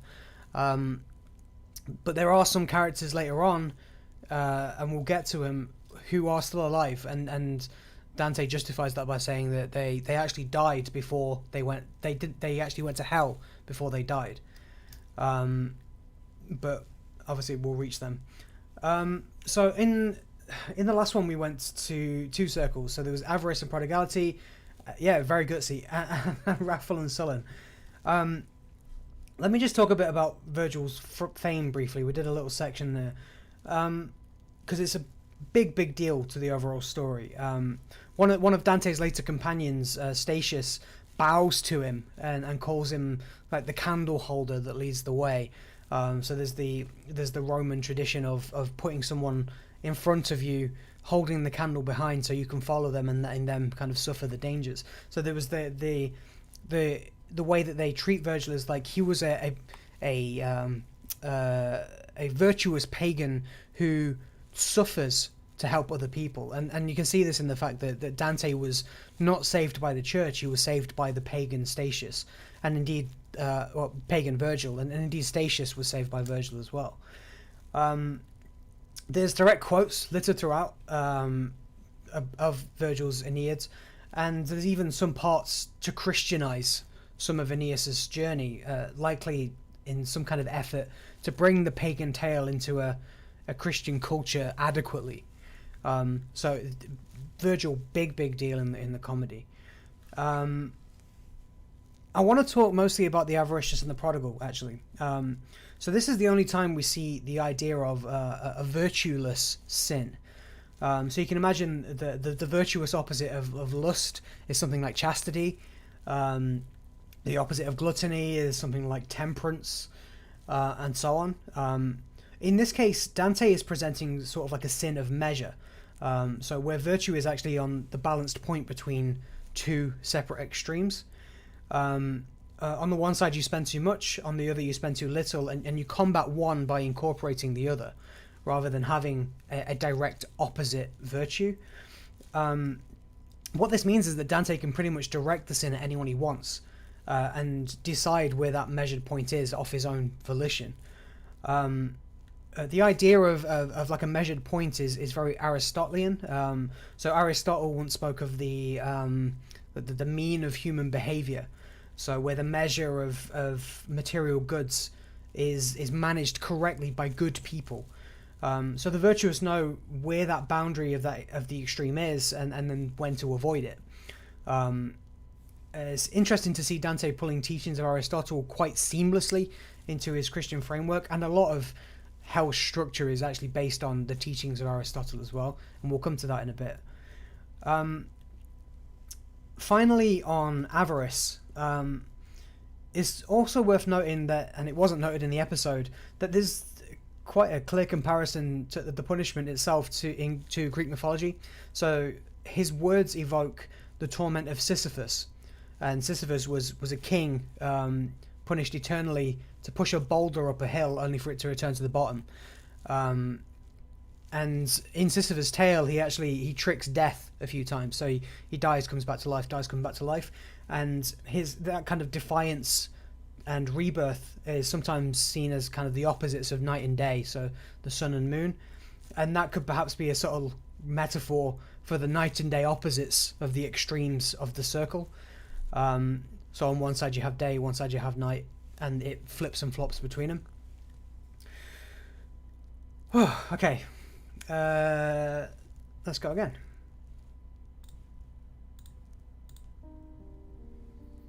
Throughout the Inferno, and especially when going into his Paradiso work, Dante spends a lot of time talking about a woman named Beatrice. We'll start seeing Beatrice crop up fairly soon. Beatrice is Dante's visage of perfection, and he places her on the highest pedestal. Dante actually grew up with a woman named Beatrice from the age of 9, and she died quite young. He got betrothed to his actual wife, Gemma Donati, at the age of 12. Next up, Dante was a notoriously honest man, almost to his own detriment. He thoroughly believed that his dream of hell actually happened, and spends a lot of time in the Inferno pleading with the reader to trust him. He wants the readers to truly believe that his words are nothing but factual. As an example of his almost stupid honesty, on one occasion he was accosted by gods. He was in exile at the time and disguised as another man. One of the gods asked if he had seen Dante pass by on the road, to which Dante replied, "As I walked on the road, Dante did not pass me." It's reputed that Dante had an unbelievably good memory. This reputation the poet had for having amazing recollective abilities probably came in quite handy, especially if he was ever questioned on how he could picture all of the afterlife from a dream with such clarity. One story goes that a passerby tried to test Dante's memory by asking him what he ate for breakfast. Dante replied, "Eggs." A year later, the same man approached Dante in the same place and then simply asked, "How?" To which Dante quickly replied, "With salt." Finally, before we continue on, and seemingly quite randomly to bring up, Dante's lucky number was 3. Surprisingly, this pertains to his overall work quite a lot. First of all, and most obviously, his comedy is split into 3 parts: Inferno, Purgatorio, and Paradiso. Each of these parts is made of 33 cantos or segments. One is then added to the end to create 100, or Dante's perfect number. There are 3 rivers in Dante's vision of hell. He describes 3 classes of sin in the Inferno. The metaphor continues into Purgatorio and Paradiso, when you include things like the Holy Trinity. In Dante's work, very little is without meaning. Upon reaching the city gates, the poets find the 1,000 angry sinners barring entry to the inner walls. Virgil takes the group aside and talks to them in private. It helps that Dante is so terrified that he can barely hear what they're saying anyway. A few moments go by when suddenly the sinners say, "You may pass, weary soul, from Limbo, but only you." The sinners open the gate and offer Virgil entry. They look over to Dante and one of them scornfully says, "Go back home. The living are not welcome to pass here." Dante starts speaking to his readers directly about how mortified he feels towards heading back alone. He shouts and begs Virgil to return with him. Virgil turns to Dante in reply and tells the frightened poet that he will take care of the problem that is in front of them. Virgil approaches the gate to scold the sinners, and they react by slamming the gate in his face. This is the first occasion in which Virgil has been indicated to have failed in some degree. Virgil is furious, but he turns to Dante again and gestures at him not to worry. When Christ harrowed hell, the sinners refused him entry into the city. Then as now, a messenger of heaven will help gain his entry. Virgil tries to console Dante, but the ancient poet is so angry and unnerved that his words stutter as he speaks.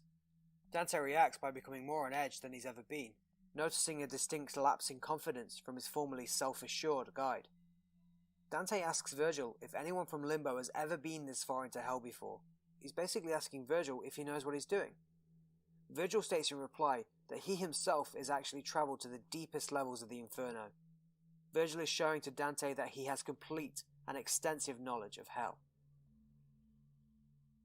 Dante spots 3 snake-haired women hanging from the rafters of the city walls. Virgil disgustedly identifies them as the Furies. He names them as Megara, Alecto, and Tisiphone. The 3 of them point their claws at Dante and cry at him. "Medusa's coming to turn you to stone." Virgil tells Dante to avert his eyes and moves to cover Dante's face with his hands to protect him from Medusa. After all, if Dante is turned to stone, he can never leave the Inferno. A bright light explodes around the 2 poets. They turn and witness the arrival of heaven's messenger. It wafts its hand as if to clear the air, and many souls are thrown aside under its powerful swipe. It disciplines the sinners with fury and aggression.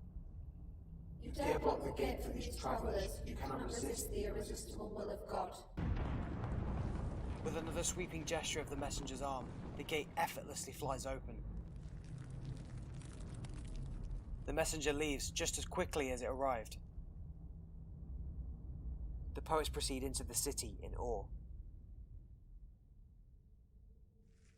When walking through the city gate, Dante and Virgil finally entered the 6th circle. Dante describes a wide field of open flaming tombs. The tombs are different shapes and sizes, and within can be heard the screams of sinners trapped in their own personal fiery pits. Virgil explains that this is where the arch-heretics are punished. Inside these tombs are all of the leaders of heretical cults and their followers. Virgil tells Dante that there are far more of them in this circle than Dante would even think of. The pair of poets turn right and enter a secret path inside the circle. Dante asks if he can speak to one of the sinners, and Virgil responds that one will soon reveal itself to him. Virgil states, These tombs will be exposed until Judgment Day. The sinners within were followers of Epicurus, the Greek philosopher. Epicurus preached a doctrine that the soul died with the body, and now he and his followers suffer as the dead among the dead. A voice calls out to Dante, recognizing his accent as Tuscan. Virgil urges Dante to go and speak with the sinner, who is now standing up in his grave. Dante immediately identifies the sinner as Farinata degli Uberti, a great political enemy. Farinata was a Ghibelline aristocrat born in 1212. He led the Ghibelline faction within Florence during Dante's earlier years. After dying in 1264, his body was exhumed and tried for heresy. The trial concluded that Farinata believed, as Epicurus believed, that the soul died within the body. Farinata asks a fearful Dante, "Who are your ancestors?" Our poet responds and Farinata becomes sad. The sinner recognizes that both he and Dante's family have shared very bad blood. Out of nowhere, another voice suddenly pipes up and frantically starts shouting, "Dante, where's my son?" The man turns out to be one of Dante's political allies, named Cavalcanti de Cavalcanti. Cavalcanti's son is a close friend of Dante and coincidentally another poet. The two of them were outcasted from Florence together. Dante makes no quick gesture to answer the frenzied soul, and it slumps back into its grave in grief, believing that Dante's silence confirms his son is dead. Farinata, now interrupted, continues the previous conversation as if nothing had just happened. The pair talk about why they are enemies, and the sinner questions Dante on the split between the white and black Guelph factions. Farinata subtly prophesizes the Greek goddess Persephone. He uses her as a metaphor to say that Dante will have a tough time returning to Florence from exile. Dante asks Farinata why the dead can prophesize. "We souls may see the past, and we may see the future, but never the present. When all time has run dry and there is no more future to behold, the only thing we will have left is our dismal regret of the past for all eternity." Feeling bad about Cavalcanti not knowing about his son, Dante tells Farinata to inform Cavalcanti that his son is actually alive. After this, Dante returns to a patient Virgil, looking depressed from Farinata's prophecy. Virgil promises to Dante that the lady, Beatrice, will clear up any misgivings Dante may have about his future.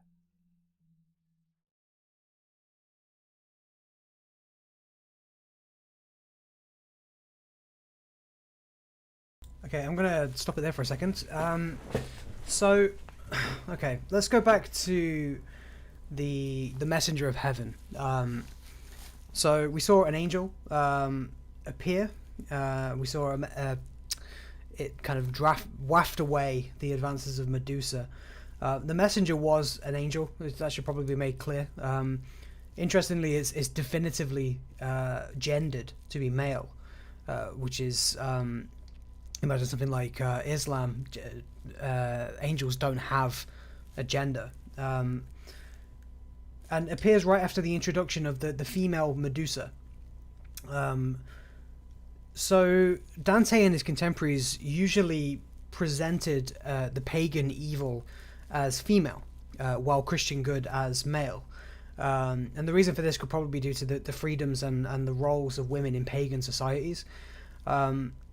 What has been illustrated in this poem just now is the act of a virtuous Christian male superseding the corrupt pagan female.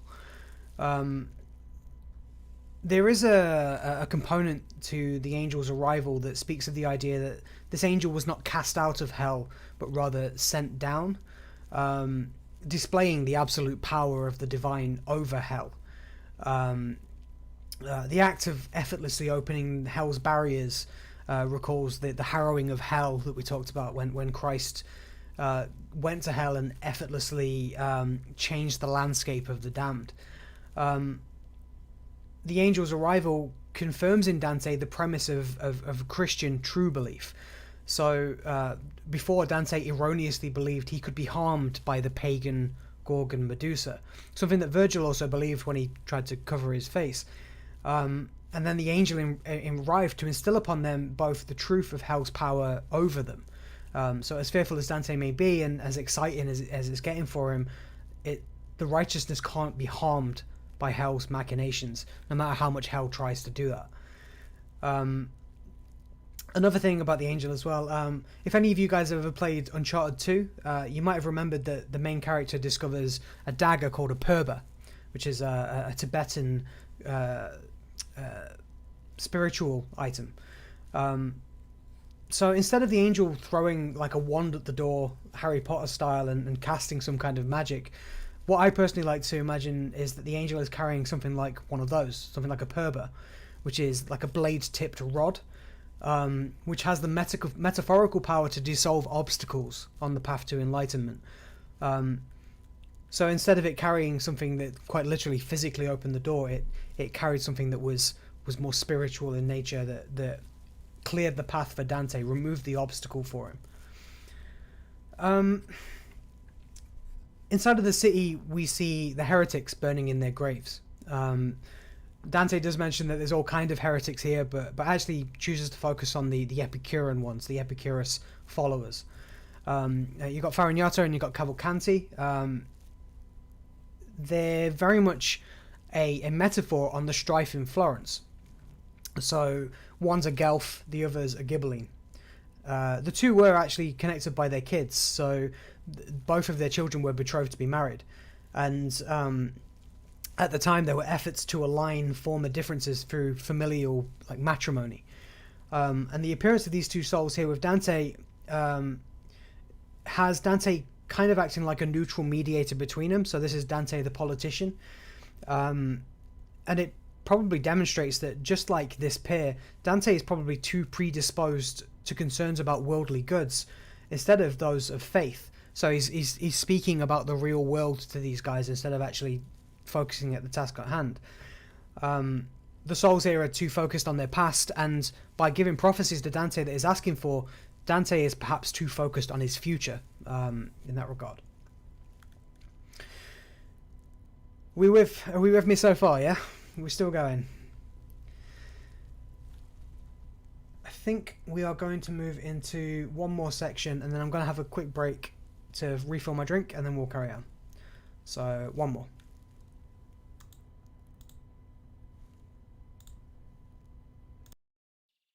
Dante's unique view on hell has over time bled into the consciousness of how hell is seen.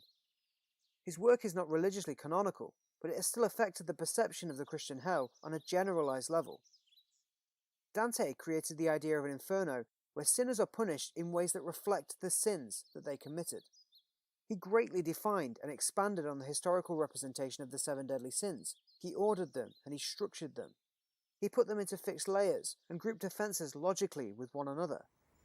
Even now, in the 21st century, references are constantly made to the deepest circle of hell, as the idea that the context of an action being spoken about is very, very bad. Ask anyone to tell you about hell, and their answer will very likely be mixed between classical theological descriptions and Dante's work. In the modern age, there are countless derivative works based on Dante's depictions. Classically speaking, there are many musical compositions inspired by the poem. There are paintings and other art pieces stretching back centuries, and there are over 100 English translations of the work. In the modern day, you have video games, comic books, and movies based on Dante's work. As the times evolve, the poem is still moving into newer forms of digital media, like this video you're watching right now. Take a quick second to reflect that this video is narrated by a man from England, 700 years after the original Italian poem was first written. Even among its peers, with epics considerably longer and sometimes arguably better written, Dante's work seems to endlessly endure within theology, literature, and public consciousness.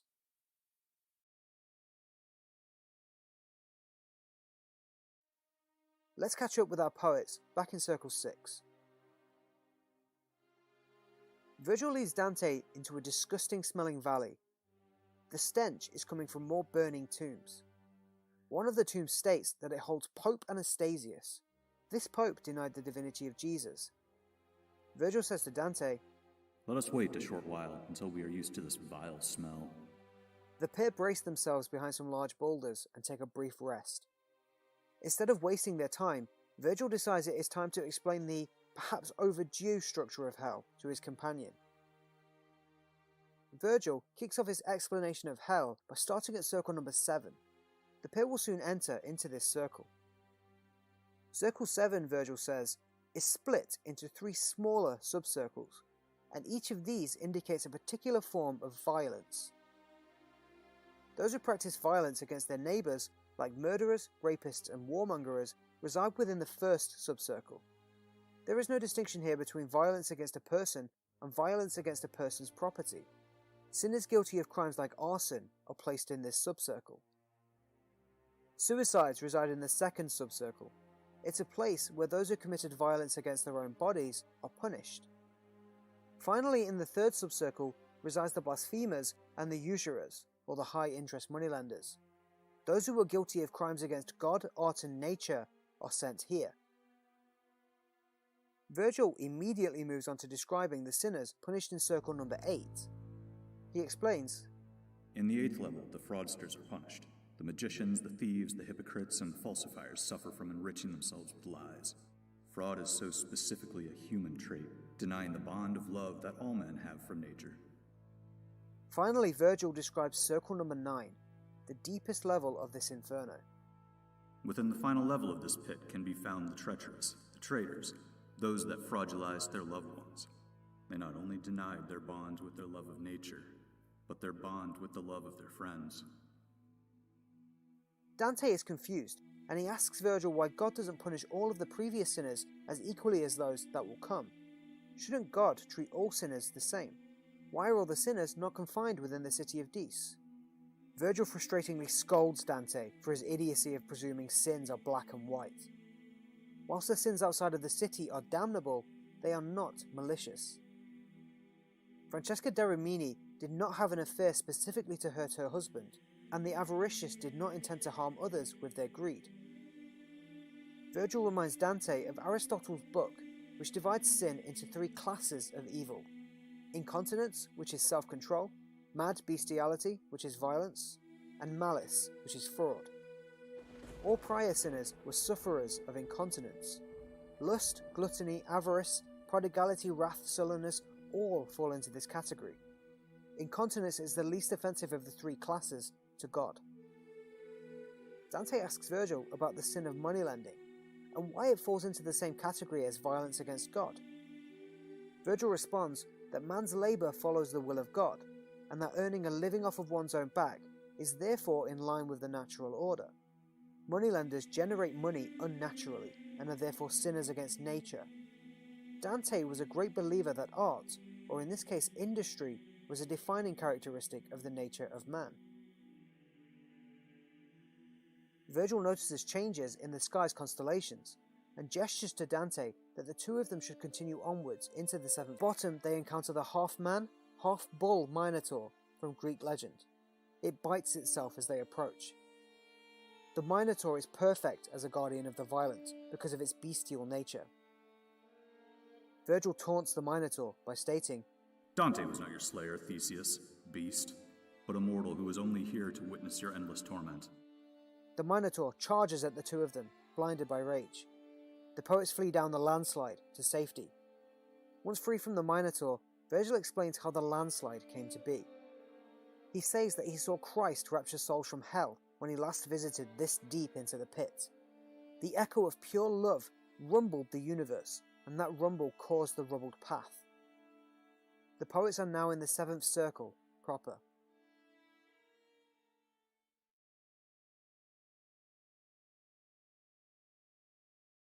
Okay,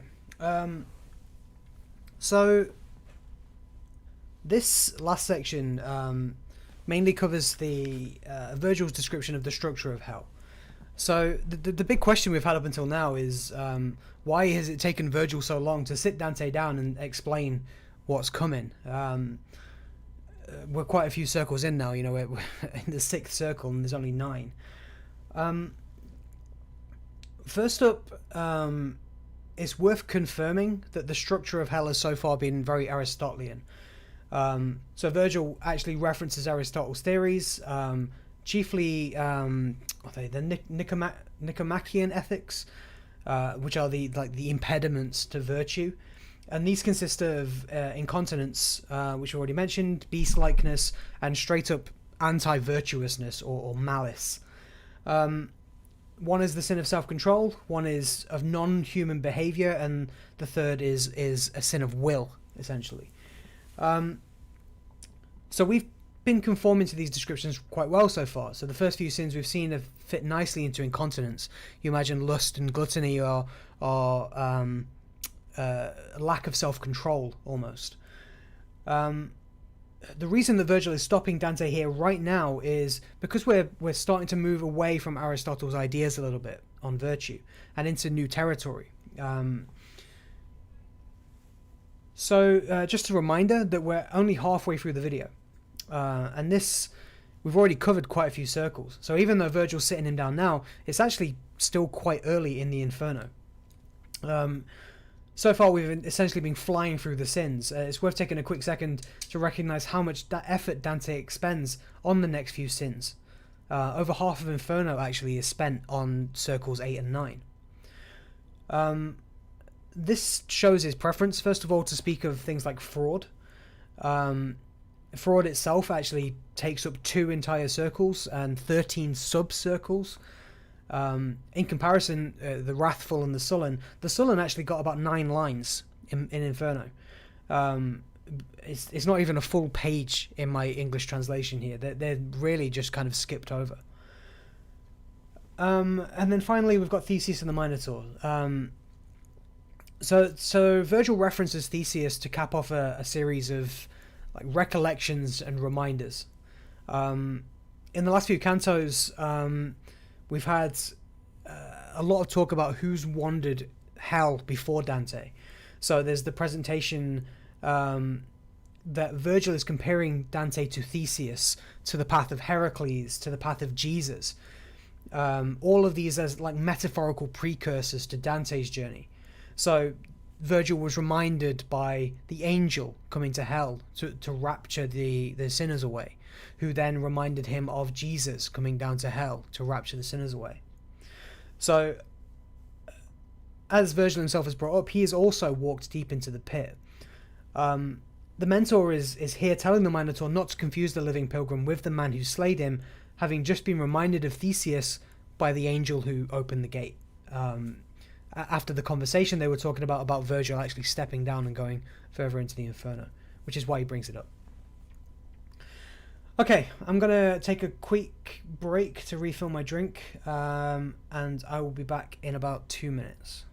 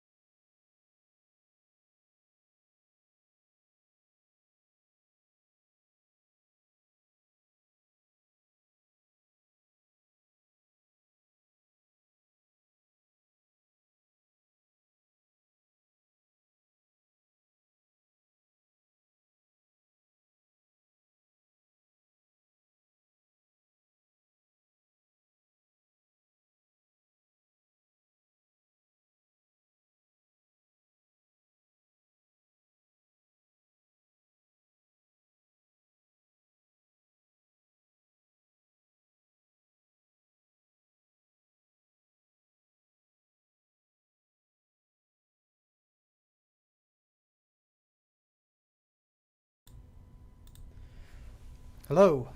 Oh. That's crazy. I completely mistook the hat situation here. I like that it's making my head kind of invisible, like sort of ghostly. So we are halfway through Inferno. I guess, well, maybe episode 6 of 12, so just under halfway. Is everyone having a good time so far? Any questions?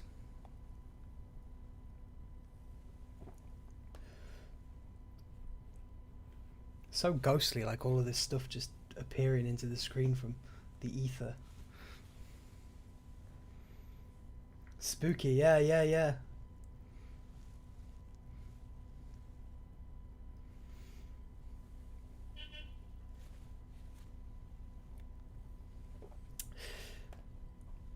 Taking a break.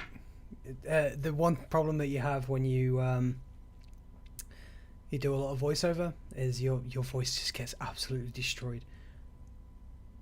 How do I not get lost when reading Paradiso? So one thing that I have to do when I'm translating, you know, a lot of this is learning by doing. You have to spend a lot of time researching.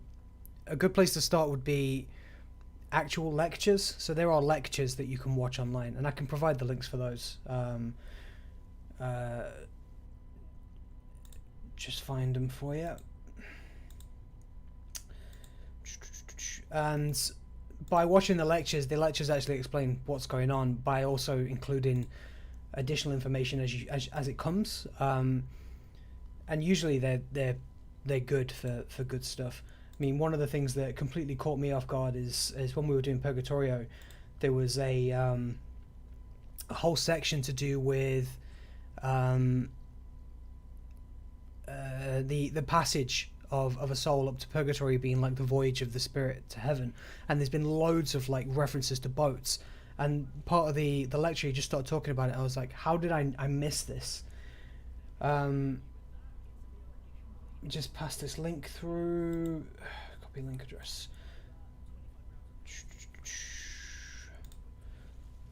Hey, how you doing, Joe? How does that? Why is that a redirect link? 1 second, I'm just pulling it from my sources.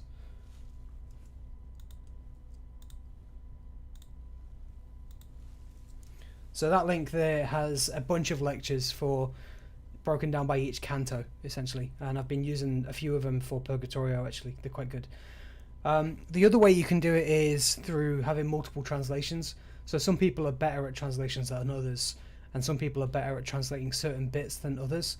I remember there was specifically a section when I was writing the Envious in Purgatory, where the translations, all the English translations, they couldn't agree on what the virtue was to counter envy, and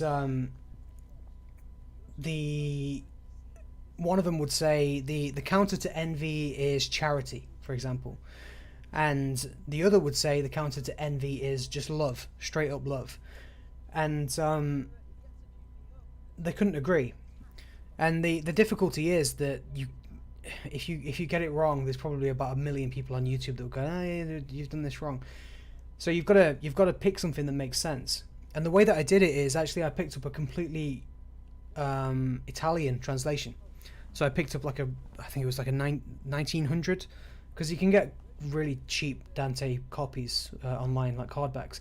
Picked up an Italian one, and I just looked straight at the Italian word that was being used, and it was amore, so love. And that helped to kind of dictate what was going on.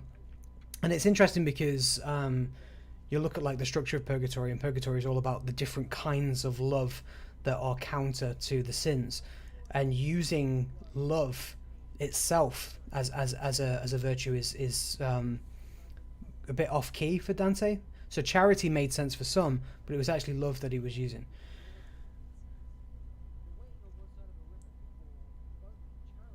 Thanks, Six. Are we ready to carry on with Inferno? Any more questions?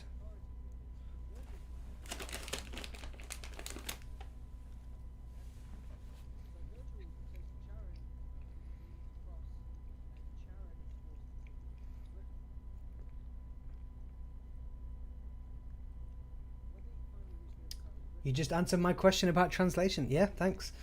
One thing that there's an infallible tool for me, because obviously I don't speak 14th century Italian. I don't speak actual Italian. I don't speak Latin either. So what I've got is I've got the Google Translate app on my phone, and when I need to find out what the wordplay is, I'll literally get out of my phone, put Google Translate over the page, and I'll read it in English. So I'm getting Google Translate to translate it for me, probably into even worse English than the actual translations. So the original Italian, I've got this C.H. Sisson's translation. I've got another one, I can't remember who translated it. I've got another one that was translated by a reverend, which isn't in poetic prose, it's more like biblical prose, but that's a huge tome. If you've seen the Twitch streams that I do where I do the episode scripts, you would have caught that, because that can be invaluable as well. I've got the Italian translation, which I use on the off chance that it's got some extra information that I want. Sometimes the English translations skip bits that are important, but the Italian translation picks it up, and I'm able to get the extra information I need. I also have a copy of Il Vita Nuova, which is the New Life by Dante, for quotes about Beatrice, because Beatrice features prominently in that. I've got the mangas, important, for comedy, and obviously I've got Google, so Google has a billion translations for free, open source. One of the good sites that I use is called Weebly. Let me just grab that. Divina Commedia Weebly. And basically that's an Italian website that Google translates very, very well into English, and it has everything. So this is a really good resource as well. Let me just copy this link.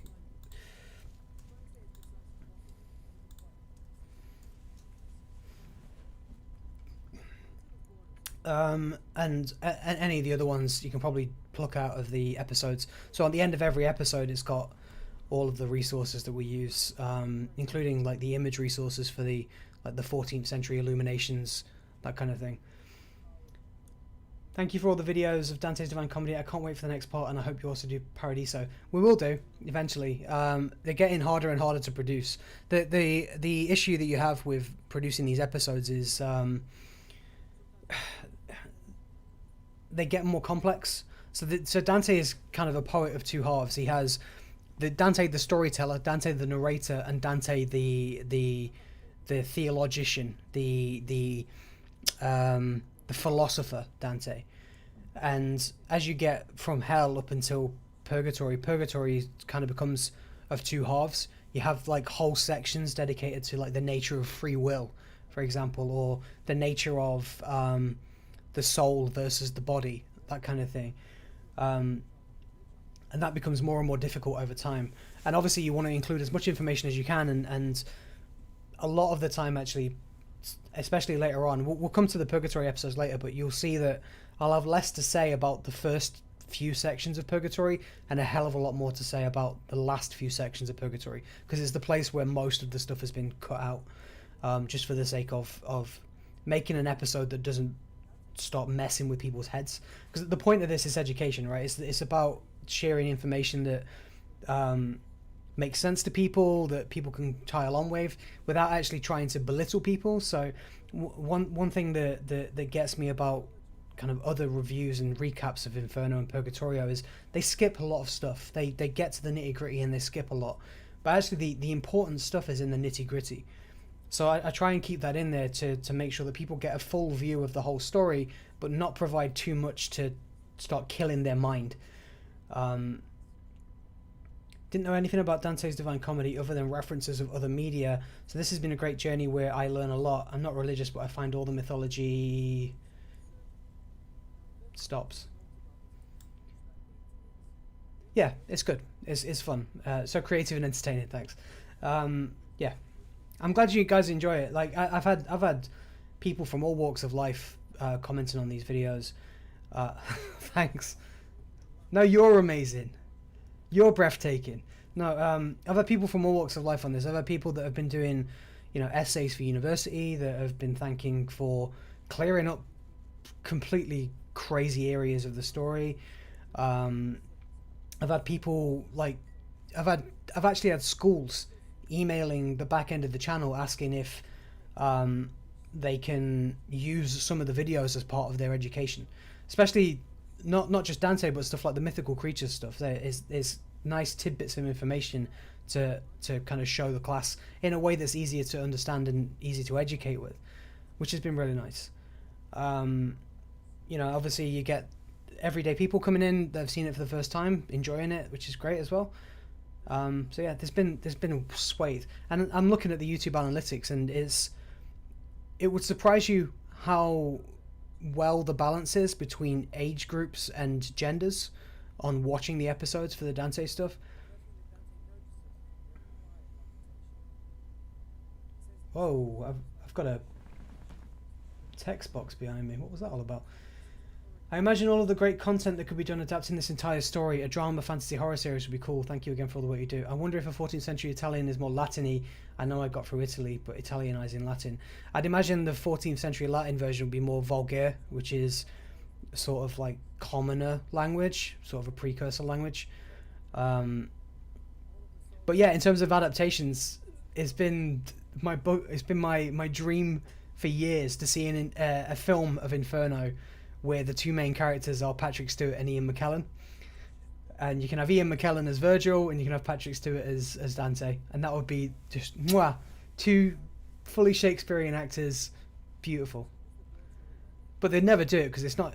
If you actually read Dante itself, and not just kind of view it from the outside, it's not as exciting as it seems. So there's a lot of excitement around the story, but there's not a lot of excitement in the details. And I don't think that something like Hollywood would go for a dramatization. They would probably go for something like The Game, which is all action and stuff. I want that film as well. It would take a lot of courage and talent. It would work better as a TV show, I can tell you that, because then you can do entire episodes about characters. You could do an episode about Cavalcanti and his story. You could do an episode about Francesca da Rimini. The ideal would be is that you would have an episode about each of the main characters, and then you would do the Inferno, the story, knowing the backstory. Animated film is pretty good. It's played up, but not bad. Yeah, I'm playing the game later today, so I'm okay with it. It's just not very accurate.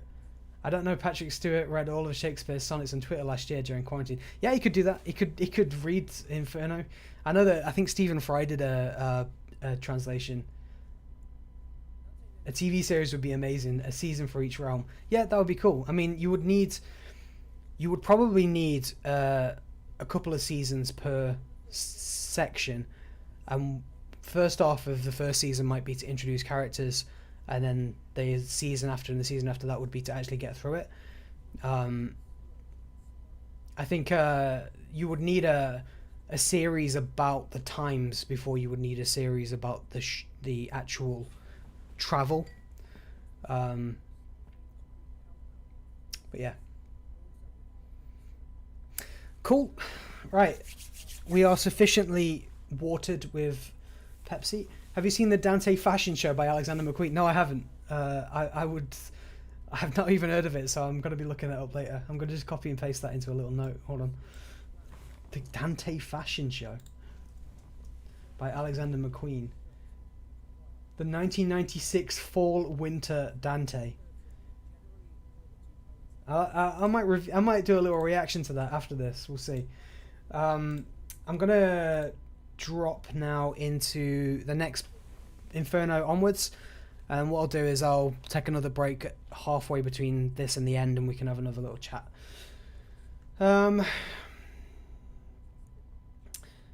So we've done the structure of hell. We're starting to go into violence now. So Virgil's just to catch my lips.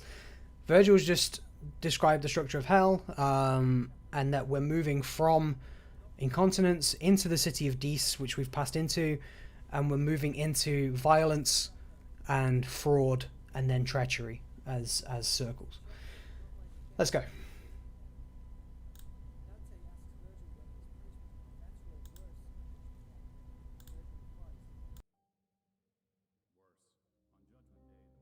It's important to point out that Dante wasn't just any regular man back when the poem was released. Dante was quite a famous and successful statesman. He had a history of political office and a reputation for being impartial and uncorrupted. He was also very intelligent, with a ridiculously diverse education. His education importantly included incredible prowess in linguistics.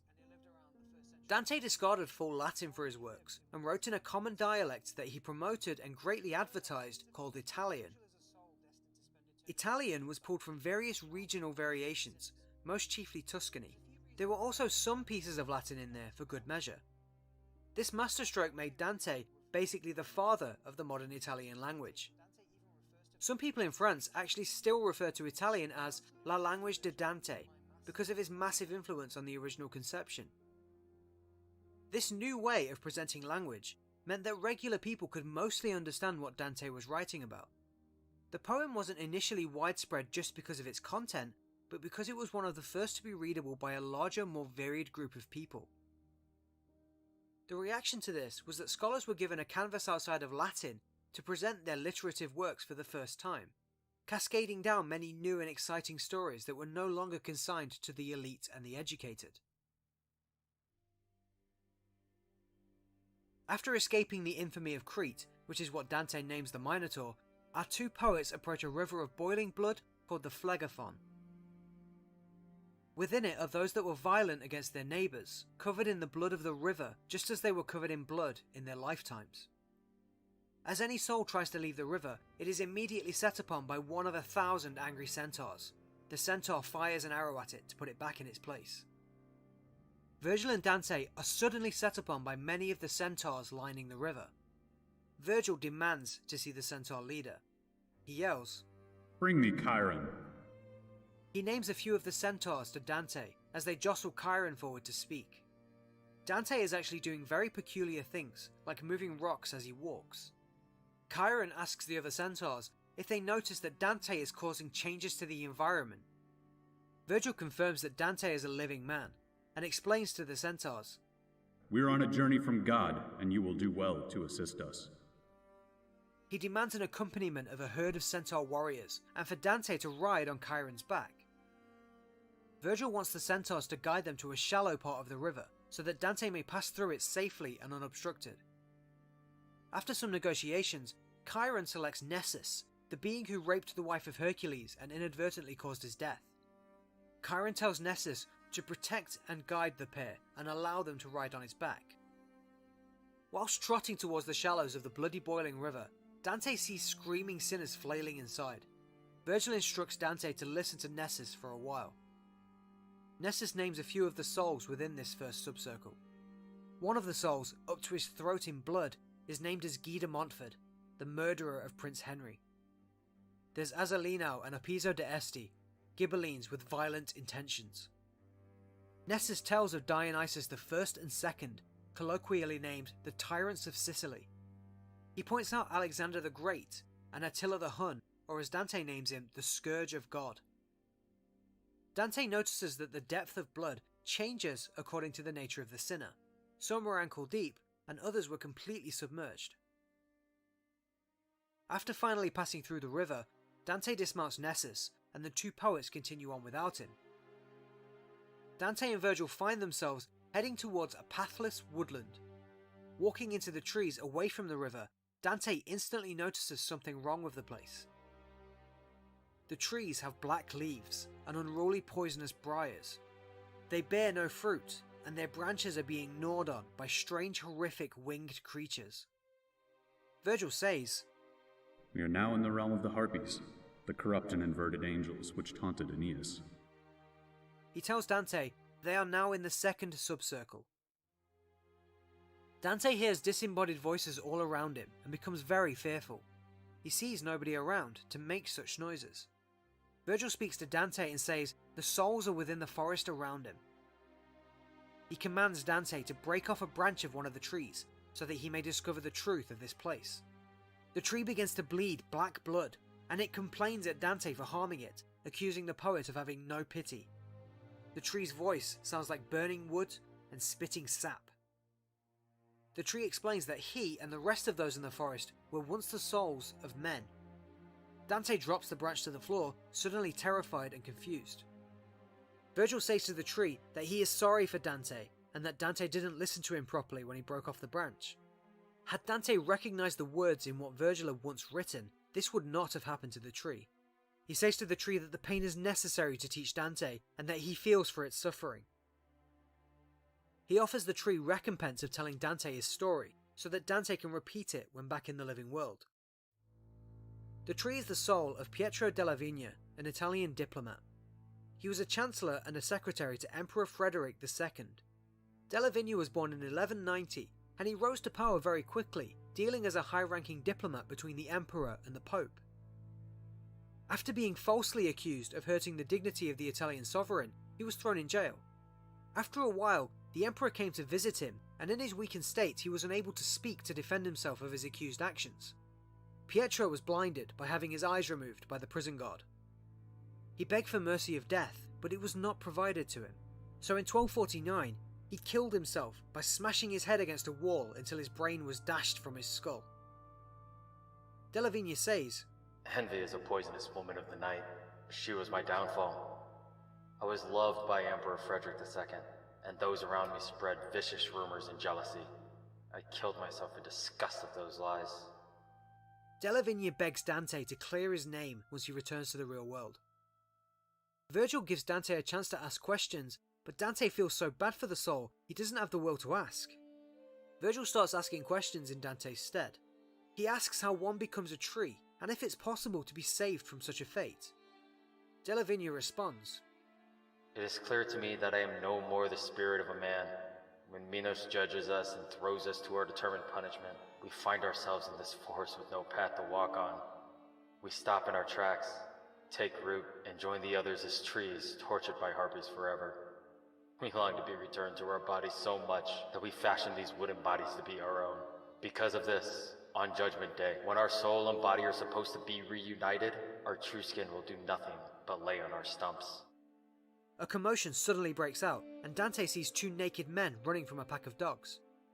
The slower soul begs to be killed, and the faster mocks him for being slow. The faster jumps into a thorny bush, and the hounds rip him apart, carrying off the pieces. These two sinners represent the spendthrifts, the reckless squanderers. They didn't destroy their own lives, but they destroyed their means to live. The squanderers here were not sufferers of incontinence like those in Circle 4, but deliberately did this to themselves. Dante and Virgil approach the bush and it cries out in pain. It states the soul gained nothing by choosing him as his hiding place. Virgil asks who he is, and the bush replies by asking the two poets to gather up all of his lost leaves and twigs.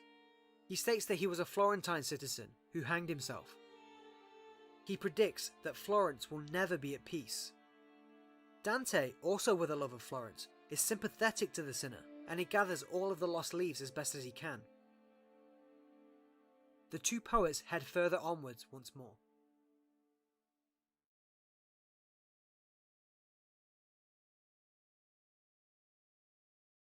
Okay, we're back. So we've just seen violence against others and violence against the self, oneself. I'm going to skip over the tyrannical metaphors of the Malatesta family and move straight into the suicide forest because it's much more interesting. So in this part of the poem, Dante is first beginning to ask the question about the distinction between body and soul. So he presents that in this circle of hell, souls form a new body for themselves to be punished with, just as they punish their own bodies in life. So that makes these sinners indivisible from their bodies. They're seeking the torment of their bodies. Obviously, this presents the premise that hell is simply a continuation of the sins of life, and we see a little bit more about that later on. Those that lived hurt themselves must in hell also hurt themselves. So as above, so below. it's worth mentioning this division of the body and soul is a very temporary problem in Christian belief. So after Judgment Day, the body and soul are reunited. Virgil stated that earlier, into one, and they suffer and they feel pleasure together. So this idea of separation is temporary because you're only in hell or in heaven split for a short amount of time. In terms of the cosmic infinity, your soul leaves the body, Judgment Day happens, it reunites. So there is a separation for a very short amount of time. This idea of separation has caused a number of philosophical issues throughout history. So it leads to the question of, well, is the soul the full person? Or is the soul only a person when it's inhabiting a body?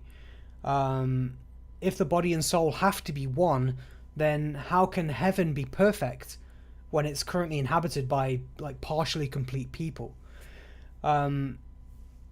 If the body has no value other than being a vessel for the soul, for the perfect soul, then why do we do things like venerate the dead? Why do we bury people? Why do we say that you're not allowed to burn people if you want to go to heaven and all that kind of jazz? If the body isn't important for a perfect heaven, why do we justify that? So even in this work, if the souls don't have a body, how can Dante communicate and interact with Virgil, for example? Virgil doesn't have a body. How is he speaking and talking to Dante, and later on actually physically touching him? So this is a very, very complex issue, dealing with like the metaphysics of spirituality, mind over matter. Philosophers have been arguing about this for forever. And later on, when we get onto Purgatorio, when we get to the second part of Avarice, which I'll be narrating live, it's expanded on a lot by Dante's encounter with the poet Statius. So Statius talks about the body-soul divide within the framework of Dante. So Dante has an idea of how it's all put together, and Statius describes it. It's not a theory of everything answer, but it's Dante's answer within the framework of the Divine Comedy of how he can justify this. You imagine we talk about Purgatorio and we talk about the fact that Dante has a shadow and Virgil doesn't. And Virgil talks about his body being in Naples, so that's why he doesn't cast a shadow. And he talks about how it's driven philosophers mad within Limbo. Well, Statius isn't in Limbo. Statius is higher up in Purgatory, so he has a more spiritual view over how all this is put together and provides a context for Dante later down the line.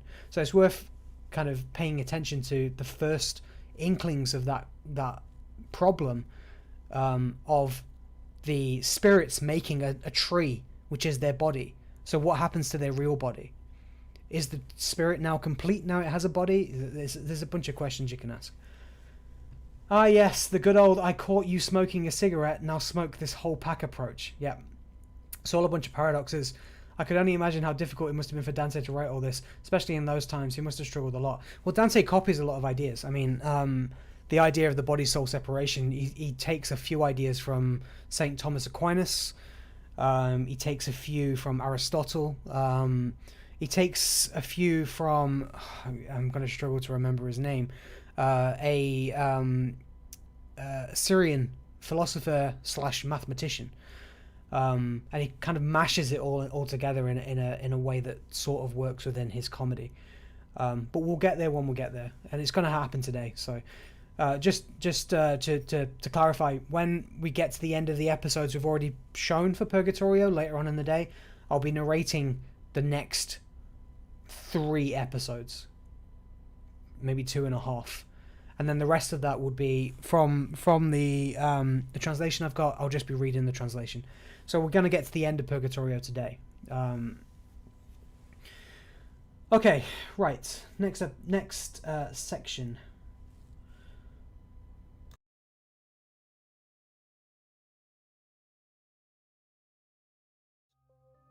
You've already seen a lot of art in this series depicting Dante's Inferno. The most important pieces among these are by far the works by Gustave Doré.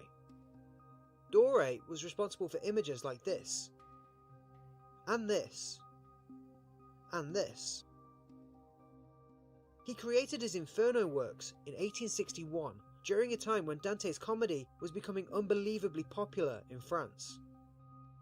Many critics of the time wrote about how both Dore and Dante shared some kind of combined almost psychic connection with Inferno. To date, his Dante artwork has occurred in over 200 publications, and it is the de facto artistic representation of the Divine Comedy. What about music? Well, you have Tchaikovsky's Francesca da Rimini, which sounds like this.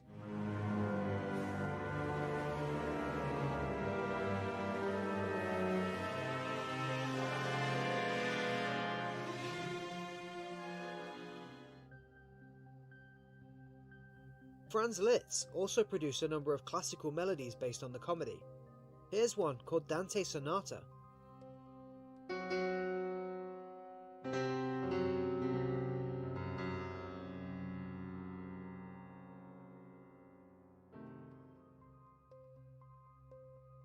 Claudio Monteverdi, in the early 1600s, quoted directly the words entombing the gates of Dante's hell in his opera, L'Orfeo.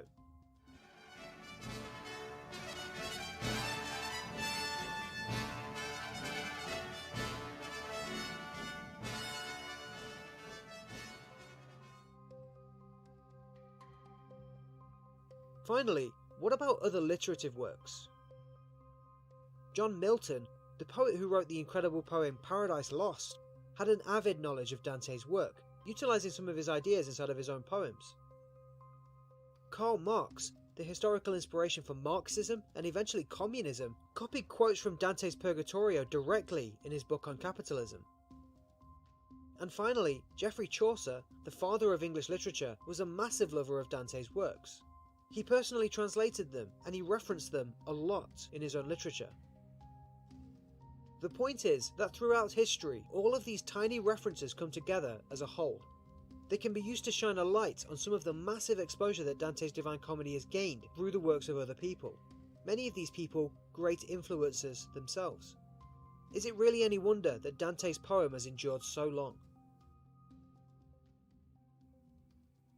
In the middle of the forest, in a clearing, the poets find themselves on a dusty, flat field. Dante describes this new area as an island of sand in the middle of a forest, and more explicitly, a horrible art of justice.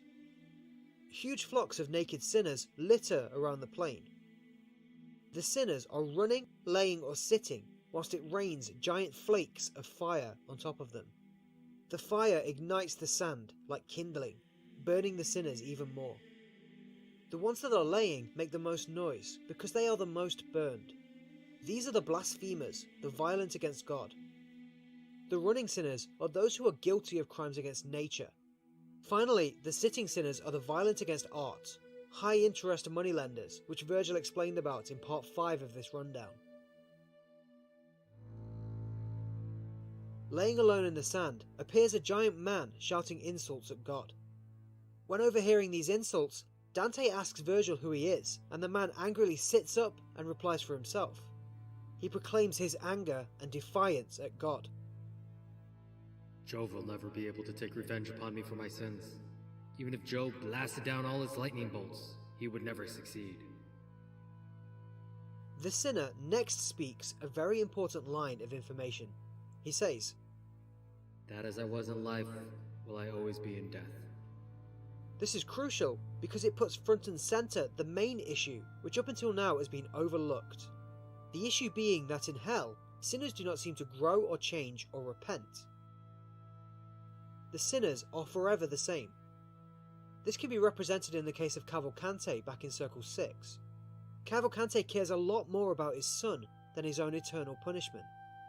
In fact, most of the characters that Dante sees put across an indication that they care very little about their current circumstances at all. Sinners in Dante's Inferno create their own hell because of who they are. They are almost totally unaware of their suffering. Capaneus, as Virgil names him, is reprimanded by the poets. Virgil says, "It is your own arrogance which torments you, and will always torment you." Capaneus cares very little for Virgil's words. Dante recognizes Capaneus' name as one of the 7 kings that fought against Thebes. So that Dante doesn't burn his feet, Virgil tells him to walk along the sand's edge closer to the forest. Dante notices a small red flowing stream which reminds him of bathwater provided to Italian prostitutes in Florence. After asking Virgil its purpose, Virgil tells a short tale. On an island named Crete, the centre of the world and home of the Minotaur, is a mountain. Inside of that mountain is a statue called the Old Man of Crete. The statue is made of many kinds of materials, metals, clays, etc. All of these different materials represent different facets of mankind. The statue faces towards Rome, the centre of the Catholic religion. Virgil explains that the floor beneath the statue is cracked. Through that crack flow tears that emerge from the statue's head. Its tears are the waters of the sins of man. They filter through the earth through the crack and become the three rivers of hell, Acheron, Styx and Phlegethon. This tale drills down even further that Dante is presenting a hell which is both physically and spiritually created by mankind. The poets are now walking along the Phlegethon once more within this subcircle. They are walking past the Sodomites. The sinners on the sandy plain gaze over to the poets lustfully and squintingly smile like tailors staring at needles. They're rushing around trying to avoid the flames. A soul suddenly shouts out from among the sinners to Dante that this encounter is quite amazing. He says it is wonderful to see him. Dante struggles to make out the sinner from his burns, and he asks if he is Brunetto Latini, his old mentor. Brunetto confirms and says, "We shall walk together. If I stop moving, I will be forced to lay under fiery rains for a century." Brunetto and Dante share a very familial father-son relationship. Brunetto actually refers to Dante as my son throughout the exchange, and Dante speaks in a very respectful and honourable tone in return, something that he doesn't offer to all the sinners. They speak about each other's work, and Brunetto talks about how he wishes he was still alive to help encourage Dante in his pursuits. Brunetto prophesies that Dante will be hunted by both Guelphs and Ghibellines in his future. This had already come to pass by the time of writing Inferno. Brunetto mentions three sinners that exist within this circle when asked by Dante: Priscian, Francesco da Corso, and Bishop Andrea de Mozzi. After this, he suddenly says that he has to depart. Brunetto indicates that sinners are arriving who he doesn't want to be associated with. Before leaving, Brunetto advises Dante to speak of his book, the Tesoro. He says to our poet that even though he is dead, through his works he will live on forever. Dante and Virgil begin to approach a waterfall, which flows off of a cliff into the 8th circle. Dante witnesses three burned souls rushing up from the opposite direction. The men are from Florence, and Virgil urges Dante to speak with them. The three sinners form a ring around the poets, so they can keep moving whilst they talk. They recognise Dante by his clothes, saying that he is from their indecent country. They name themselves as Guido Guerra, Tagaio Aldobrandi, and Jacopo Rusticucci. Dante recognises them as Guelphs that tried to dissuade other Florentines from fighting at Monteperti. Jacopo asks Dante if Florence is still a good place. He remarks that all of the newcomers he sees are saying bad things. Dante yells loudly that Florence is suffering from excess and pride. The three sinners praise him for his powerful words, and then depart. The poets follow the bloody river to its end. Virgil orders Dante to loosen his rope belt. Virgil throws it over the precipice of the cliff. Dante feels that this is slightly strange, but he trusts his guide. Dante is expecting something to happen, and Virgil, seemingly reading his mind, confirms that what will happen very soon. Behold the beast, whose stench fills all the world. A monster emerges from the waterfall beneath them, called by the throwing of the cord. The beast has the innocent face of a man, 2 giant wings, a poisonous scorpion-like tail, the body of a serpent, and a hide braided into knots. Virgil tells Dante that this beast is their path forwards. Dante spends the next few moments imploring his reader that what he is seeing is true, no matter how outlandish and unbelievable it sounds. Just as they reach it, Virgil spots 3 sinners sat on the burning floor nearby. He tells Dante to go over and talk to them whilst he negotiates for the beast to carry them to the 8th circle. Dante walks understandably quickly away from the strange-looking monster to the three sinners. These are the high-interest moneylenders, and they're wearing pouches around their necks, which they stare at. The pouches are emblazoned with family crests, but Dante doesn't recognise anyone there. One of them spots the poet and is incredibly rude to him. He yells at Dante, telling him to leave them alone. Dante casually compares them to oxen and retreats back to Virgil. Virgil has succeeded in gaining the beast's trust. He tells Dante to mount the monster's shoulders to be protected from the venomous tail at the back. Dante feels shame that he has a lot of fear, whilst Virgil is showing none. He mounts the creature all the same. Virgil embraces Dante so that he is securely attached to the beast. Next, he calls the monster by name, Geryon, informing it to take off and carry them gently. The beast steps off the cliff like a boat meeting the seas, and begins flight. Dante is terrified. He imagines himself as Icarus, about to meet the sun for his reckless daring. The beast gently circles downwards alongside the waterfall. At the bottom, the two poets climb off of Geryon, and it flies away. The poets have now arrived in the 8th circle.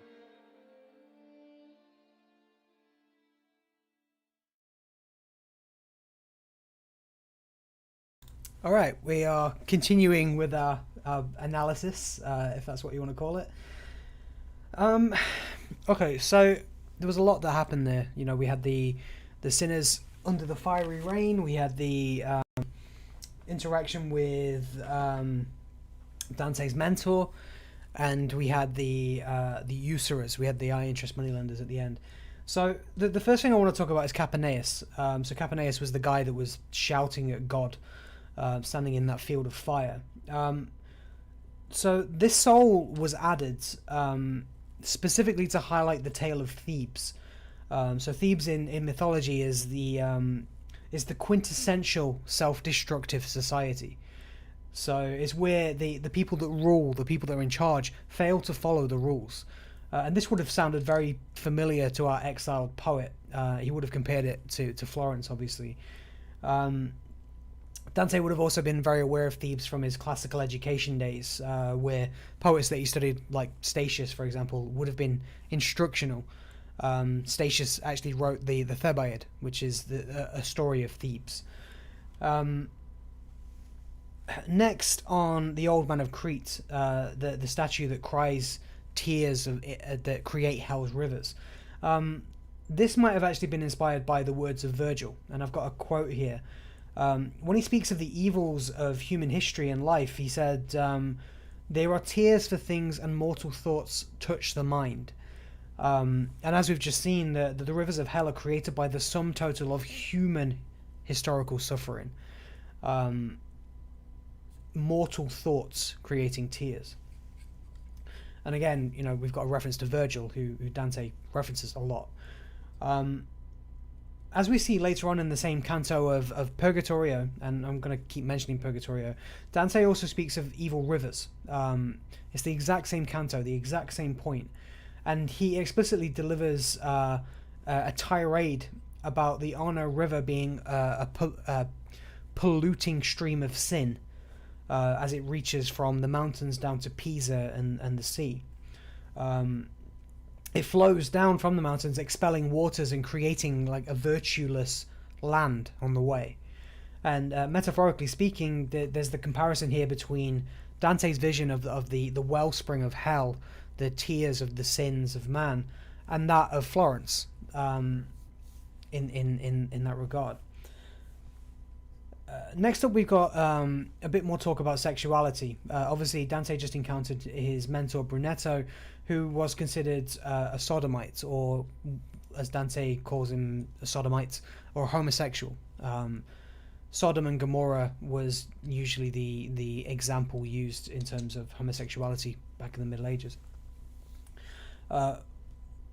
Once more, these souls are not actually entreated with punishments that are enacted sexually.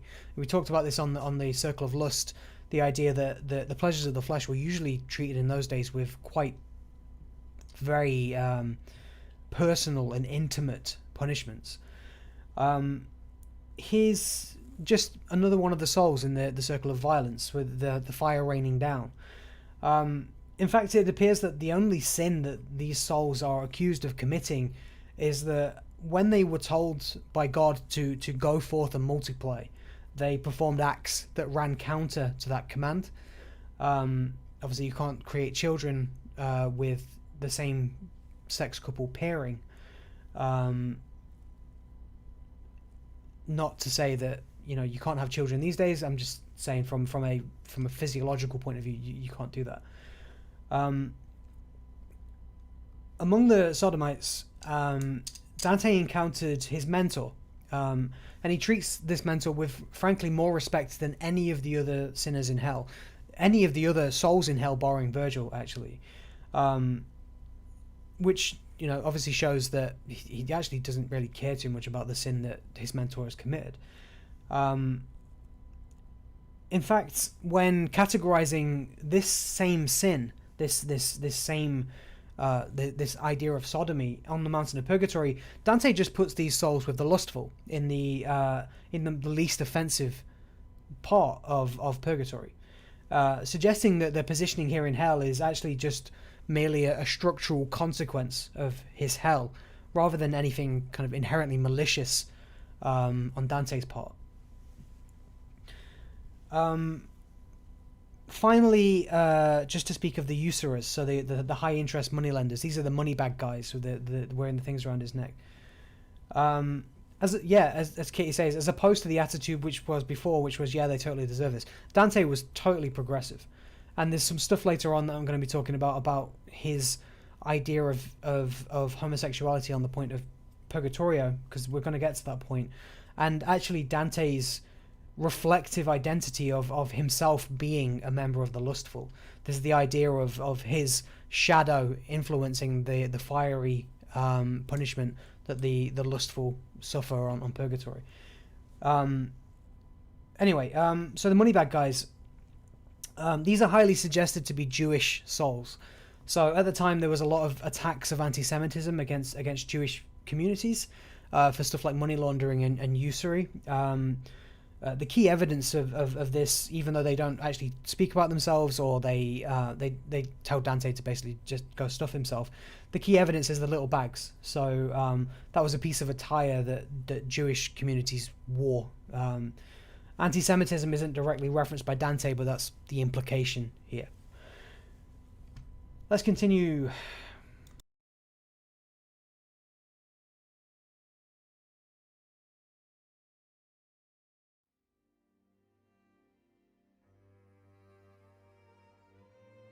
In around 1315, Inferno was completed.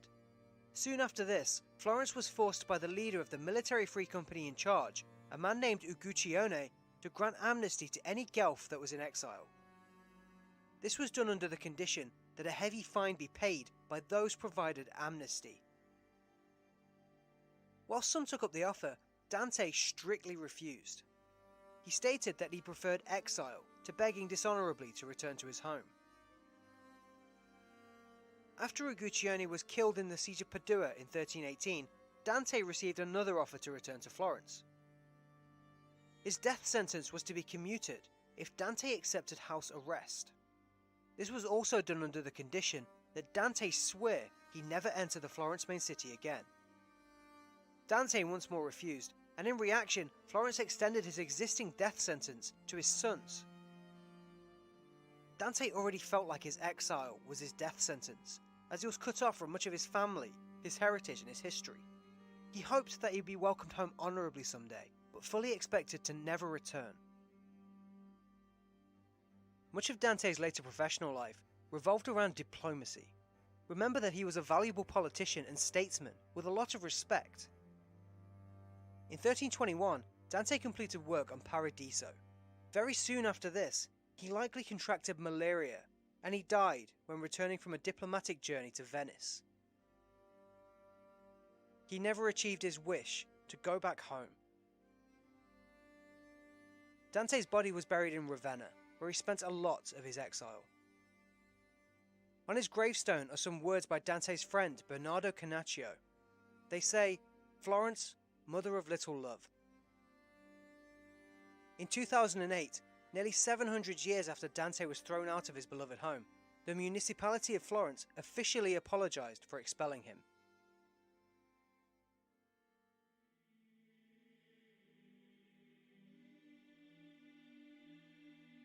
Our poets now look over the 8th circle of hell. Dante describes it as malibogge, roughly translated as evil pouches or evil pockets. The circle is a cavern of dull reddish coloured rocks. Hewn into the stone are 10 trench-like chasms where different aspects of fraud are punished. Dante describes it like a series of moats with bridges built across them. The closer you get to the centre, the more serious the sin, and the worse the punishment is. Our poets walk towards the first trench, or as Dante calls it, the first pouch. The nude sinners inside walk back and forth alongside the 2 walls of the pouch. They are the panderers and seducers. When the sinners reach a demon standing on top of the pouch, they are whipped by that demon and forced to walk the opposite direction. Amidst the souls, Dante spots Venedicio Caccianamico. The soul tries to hide its face. Dante asks Venedicio what brought him to hell. Reluctantly, the soul states that he managed to get his sister, Gisola, to do sexual favours for a marquis for money. This makes him a panderer, or almost like a pimp. A demon intervenes suddenly and strikes Venedicio, telling him to move on. The poets continue onwards towards a small bridge, and Virgil says to Dante, "Peer upon the souls wandering aside that wall." Dante sees Jason of the Argonauts amongst the tortured souls. He is punished for abandoning Hypsipyle. He promised her fidelity and sailed away anyway, forgetting his vows. This makes him one of the seducers.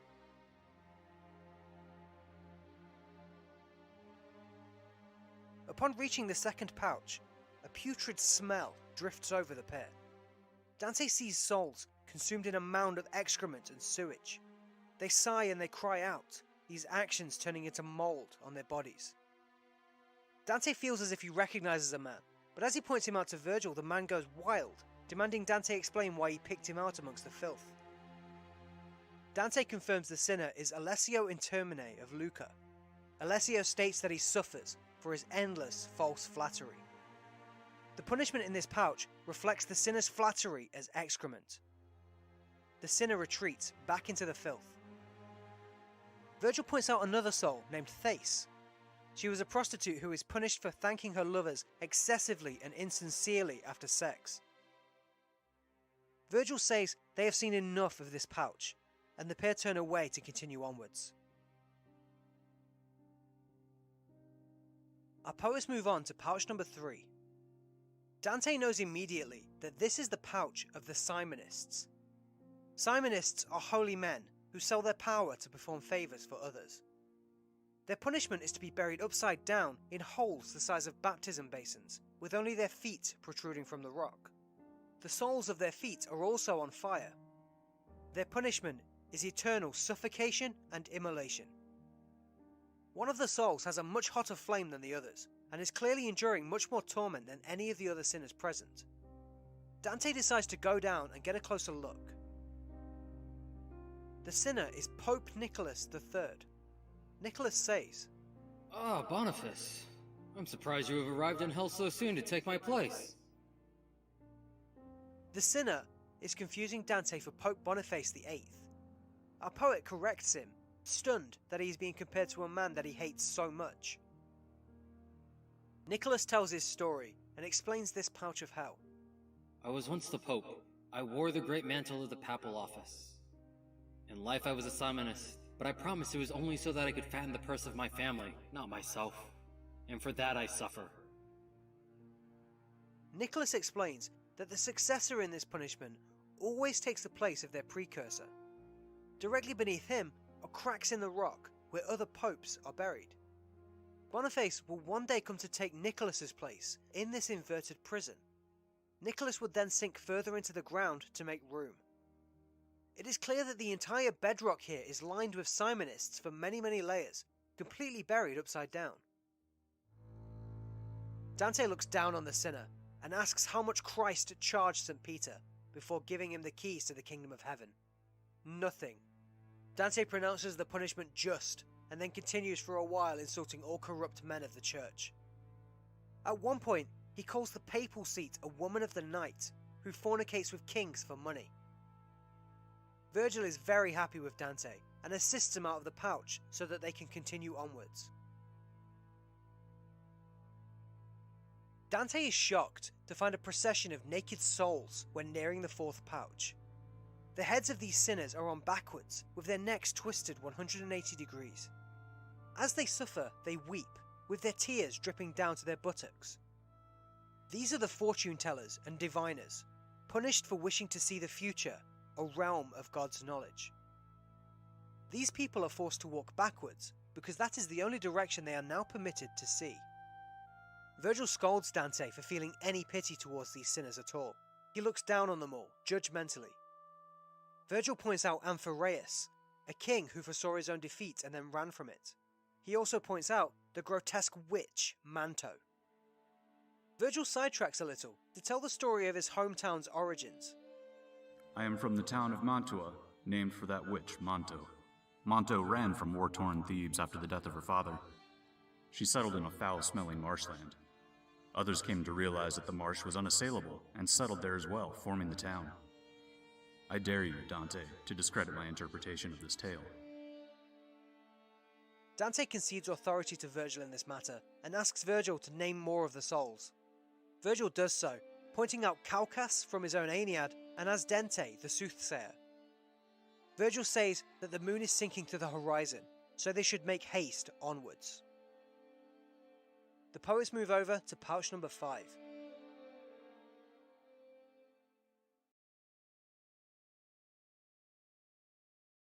Okay, right. So we're in hell proper territory now. We are deep in the pit. Be quite a lot to cover if we talked about every pouch of this circle, but I'll go over as many of them as I can, really. First off, I just want to say that Malebolge is not a real word. Dante is inventing reality here. Once off the back of Geryon, he really starts playing with vocabulary, where he starts getting into that kind of Shakespearean realm of inventing words. Malebolge is pretty much evil pouches, but it's completely made up. What we're going to do is move past pouches 1 and 2 and straight into the third one, which is the Simonists. It's one of the biggest in the whole circle. This is essentially a way for Dante to completely condemn the church. So here he goes on a tirade against the church and calls them all Simonists, people that sell spiritual goods for earthly gain. The Simonists get their name from a guy called Simon Magus, who was a guy who tried to buy spiritual power from St. Peter. There's a lot of talk here about the Simonists trying to turn the church here into a prostitute. They're selling what they should be rightly protecting. And Dante finds this very insulting, and he uses very, very harsh, very condemning words to say how insulted he is. There's also talk at the beginning of one of the cantos of this subcircle about the sinners being married to greed. And that comes into play later on when we start getting into Purgatorio. So Dante does a clever bit of wordplay here. So one of the sinners actually mistakes Dante for Pope Boniface. You heard Steel Stash there saying, Boniface, he was the current pope at Dante's time. And this is the only time that Boniface is ever mentioned by name in the whole comedy. The sinner is not expecting to see anyone living down there, and that's how Dante justifies it. So this alludes to his idea that the former popes are lining the floor, are expecting Boniface to eventually come and join them, and Boniface is still alive. So Dante avoids outright condemning the pope by offsetting the expectation of condemnation onto characters within his story. Yeah, it's very, very gutsy. In the Buddhism hell, people don't stay there eternally. Is it the same in Christian hell? Is there a time where people are moved to purgatory? I'm not sure. I think there's the the idea that everyone outside of the gates of Dis will eventually be saved. I think it's the idea that the gates get shut forever. So everyone that's at this point would be in there, but I think the idea is that everyone outside of that gate can eventually be saved. I'm not 100%. I'll have to come back to you on that. So Dante avoids outright condemnation of Pope Boniface, and he insults Boniface a lot. He talks about Boniface a lot, and there's even a bit later on where he gets pissed off that somebody else is condemning Boniface, and by saying that it's not right to be judging the Pope in this way, even though he's been doing it for 60 cantos at that point. So after the Simonists, we have the diviners and the fortune tellers, and this is kind of not really thought out properly by Dante either. So the most common diviners at Dante's time were astrologers. Astrologers and astronomy at the time was kind of the same thing. And astrologers still had, real life usage. They had scientific and practical jobs that were pretty distinguished in society. The common assertion by Dante's contemporaries is that Dante was also a bit of an astrologer. He enjoyed it. So this is often seen as the reason why all of the sinners that are mentioned in this specific pouch are classical characters. They are from, ancient history. None of them are medieval. Because what this means is that it not only prevents Dante condemning a wide swathe of professional diviners, but also the awkwardness of basically describing a sin which he himself is guilty of. What this pouch doesn't explain is why these sinners are punished for prophecy, while Dante is allowed to perform as many predictions as he wants in the book without restraint. Dante has been describing all of his souls performing all these predictions. Why isn't Dante also committing this sin which he's saying that they are committing? There's also things like Dante pre-condemning souls. So Dante talking about the idea that the souls will go to hell, that are still alive, precluding their free will to seek absolution for whatever sins Dante is accusing them of. So Dante is he's kind of doing kind of a hypocritical thing. Do as I say, not as I do. The question is, what differentiates his prophecies from the prophecies of those in the pouch? I don't know about Dante's interpretation specifically, but the modern Catholic belief is that hell is until judgment, purgatory is the only place that allows atonement. Okay, well, I'm happy to defer to you on that. I mean, I haven't really looked into it properly. I think the last I read about it was something to do with everything inside of the gate of Dis is actual sin, and everything inside is actual sin, and everything outside to Dante was considered temporal sin. Like is sin that will be forced to be atoned. Yeah, we condemn in others what we forgive in ourselves. Yeah, Dante is spending all of the comedy predicting whatever he wants, saying whatever he wants about the future, and then condemning people for doing the same thing. Right, let's carry on.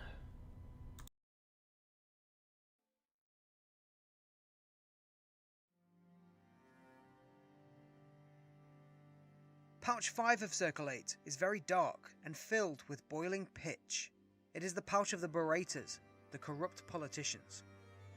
Dante compares the blackness to tar that is used to coat the seams of Venetian ships. He struggles to make out what's happening and steps forward to get a closer look. Virgil shouts for him to beware and tugs him back. Suddenly, a giant black-winged demon rushes out towards him. It is carrying a sinner on its shoulder. The demon throws the soul into the boiling pitch below and calls for other demons to keep the sinner in there as he heads off for more people to throw. The sinner bobs on the surface of the pitch, and a group of demons nearby force the soul to stay under the boiling liquid with long spiked prongs. Virgil hides Dante behind a rock so he can negotiate with the demons for safe passage across the pitch. He says to the frightened poet, "Stay quiet and hidden for now. Do not draw their attention." Fearless, Virgil steps out to meet the demons, and is immediately flocked by a large group of them. They threaten Virgil with their prongs, but Virgil holds his ground. He yells, "You think I have traveled here without divine assistance? Bring me Malacoda." The demons suddenly drop their aggressive stance. Malacoda, translated as Evil Tail, is the leader of the demons. When he arrives, Virgil explains Dante's heavenly journey. Malacoda tells Dante to come out of his hiding place, and Dante is poked jokingly by some demons as he rushes to Virgil's side. The demon leader reprimands the other demons and pledges 10 of his number to helping the pair pass through to the next pouch. This is under the condition that their work is unhindered along the way. Unfortunately, he says that the bridge to pass beyond this point has collapsed, but says that the demons will help them reach an intact one a little bit further away. When referencing the broken bridge, he says that it fell in an earthquake exactly 1,266 years, 1 day and 5 hours before this point. He is subtly referencing the far-reaching effects of Christ's harrowing of hell. Dante has reservations about travelling with a pack of demons and pleads with his guide to leave them behind. Virgil scolds him in return, reminding Dante that the demons here exist merely to punish those trapped in the pitch, nothing more. Virgil accepts the assistance of the demons, and the group moves onwards. As they head to the next bridge, Dante starts to realise the necessity of his demonic companions. He examines the pitch and sometimes sees various limbs sticking out of it, with sinners trying to get relief to some of their body parts. The demons fly down constantly to poke them back in. Some of the souls wade down the shallows of the pitch, mostly exposed, and whenever a demon comes close, they scurry back underneath the pitch in fear. Eventually, one sinner is too slow to react, and the demons pounce on him. They tug him by his hair and motion to tear him apart with their hooks and prongs. Dante asks Virgil if it is possible to speak to the sinner before that happens. Virgil steps forth and asks the soul his birthplace. The sinner reveals that he was a clergyman born in Navarre who accepted bribes whilst working for King Thibault. Virgil then watches as one of the demons slices into the soul, and he continues his interrogation by asking, "Are there any Italians nearby?" As the sinner tries to reply, the demons continue to tear at him. He manages to spurt out that he was recently near an Italian man. Virgil finally discerns his name, Fragomita. The soul pleads to be spared if he can trick 7 Italians to surface from the pitch. The demons are initially suspicious, but they agree to the terms. They release the soul from its torture, but instead of doing as he said, Fragomita dives back into the relative safety of the pitch, much to the anger of the demons. The demons begin to fight one another for letting the soul talk in the first place, and 2 of them fall into the pitch during the scuffle. Dante and Virgil sneak away, whilst the pair of creatures are being fished out by other demons. Whilst escaping, Dante becomes terrified that the demons may be very angry. Virgil concurs with his frightened partner and suggests they move quickly down a ridge into the next pouch. The demons, now free, begin chasing them. As the demons get closer and closer, Virgil snatches Dante up protectively like a mother and slides down the ridge quickly into the next pouch.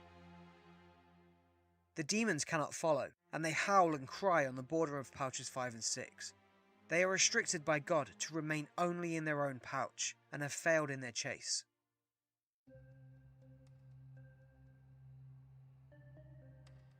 The 2 poets start to move through the 6th pouch, and they see souls wearing brightly gilded cloaks wandering around slowly and aimlessly. Their cloaks are, on the inside, lined with lead, making them heavy and torturous to wear. The appearance of these souls remind Dante of Benedictine monks in Cluny Abbey. Dante asks Virgil to look for someone recognisable or famous that he can talk to. The pair slow down to the pace of the sinners to make this easier. 2 souls nearby overhear Dante's Tuscan accent and beckon the poets over to them. The sinners present themselves as jovial friars named Catalano and Loderingo. They are representatives of both Guelph and Ghibelline factions. They were brought into Florence to help keep the peace, but secretly provoked war and violence. One of the sinners explains the cloaks that they wear. We are the hypocrites. We presented beliefs we did not truly hold. On the outside, our cloaks are golden and beautiful, but deep inside is its inner truth. They ask Dante where he's from, noticing that he is alive by his throat moving whilst he talks. They also ask what he's doing in this pouch of hypocrites. Dante explains himself, and he is about to start talking down to them for their sins, but suddenly notices a giant soul crucified to the ground. Catalano explains to the poets that the man Dante is peering at is Caiaphas.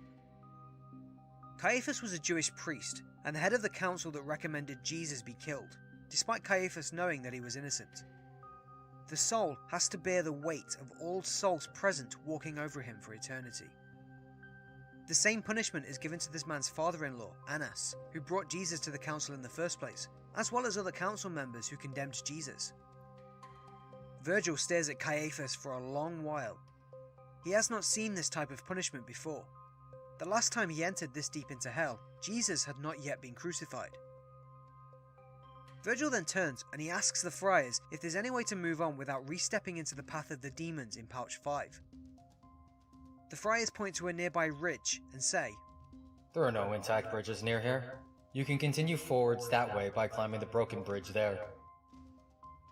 Virgil scorns the demons for lying about there being a solid bridge to cross.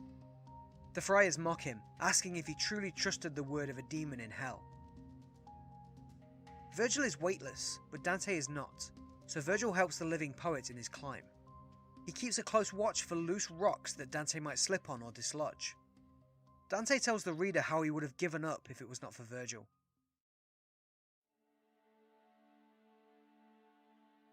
The poets now look down on the 7th pouch and see a mass of serpents writhing within. In this pouch, Dante is witnessing the horrific punishment of the thieves. Naked sinners run around the pouch, chased by snakes. The snakes bind themselves around the sinner's hands and feet. After this, another snake appears and bites the bound soul. When the snake bites, its venom makes the soul ignite into flame and turn to ash. Moments later, the soul is reborn like a phoenix from those ashes, and the serpents attack again. When the sinners return, they are bewildered and confused, unable to comprehend what just happened to them. Dante witnesses a soul come back and asks him who he is.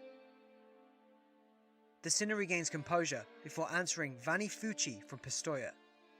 Dante recognizes the soul as a man of blood and anger. He wonders why this man doesn't suffer in the punishments of violence. Fucci says he stole holy relics from the Pistoia Cathedral.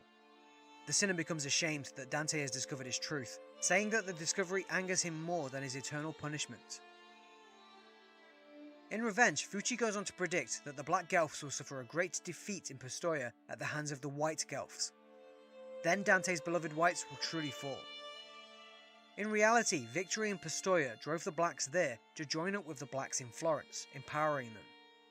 The battle in Pistoia was a precursor to Dante's exile. Fucci tells Dante to be full of grief. As he finishes, he blasphemes against God, losing all of Dante's remaining respect. Snakes coil around Fucci as if in response to his words, and the soul flees. In Fucci's place appears a centaur with writhing snakes for a tail. He asks the pair if they've seen Fucci. The human parts of this creature are tortured by a miniature dragon which sets its skin aflame. Virgil explains that this centaur doesn't reside with his kind in Circle 7 because he is Cacus, the centaur who stole cattle from Hercules. Virgil states that Hercules administered 100 blows against the thief, but Cacus was already dead by blow 10. 3 nude sinners walk by, and one of them shouts to the pair asking who they are. Dante doesn't immediately recognize them. One of them asks about someone named Chaffner, and a giant lizard with 6 legs suddenly appears. The lizard attacks one of the sinners named Agnello. It brutalizes Agnello's face with its massive jaws, and clamps down on him tightly with its legs. The lizard squeezes him so strongly that the two of them begin to meld together in a twisted, sickly way. Dante describes it like the blending of 2 colours of hot wax. The result is a man-snake abomination, neither fully snake nor fully man. A small creature appears to run up to one of the 2 remaining souls. It bites him on the belly button without him realising. The sinner and creature begin to stare at each other, transfixed. The man then yawns as if he's tired. In extraordinary graphic detail, the pair start to swap forms.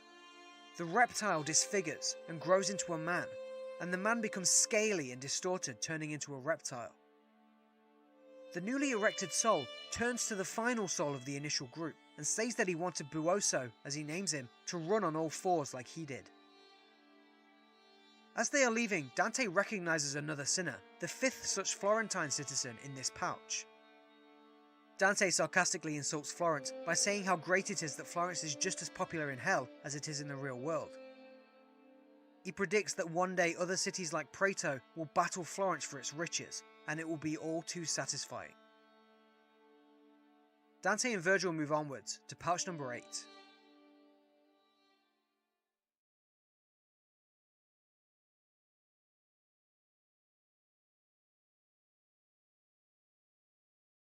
Oh, struggling there with the overlays. Okay, so a couple of really big pouches in there.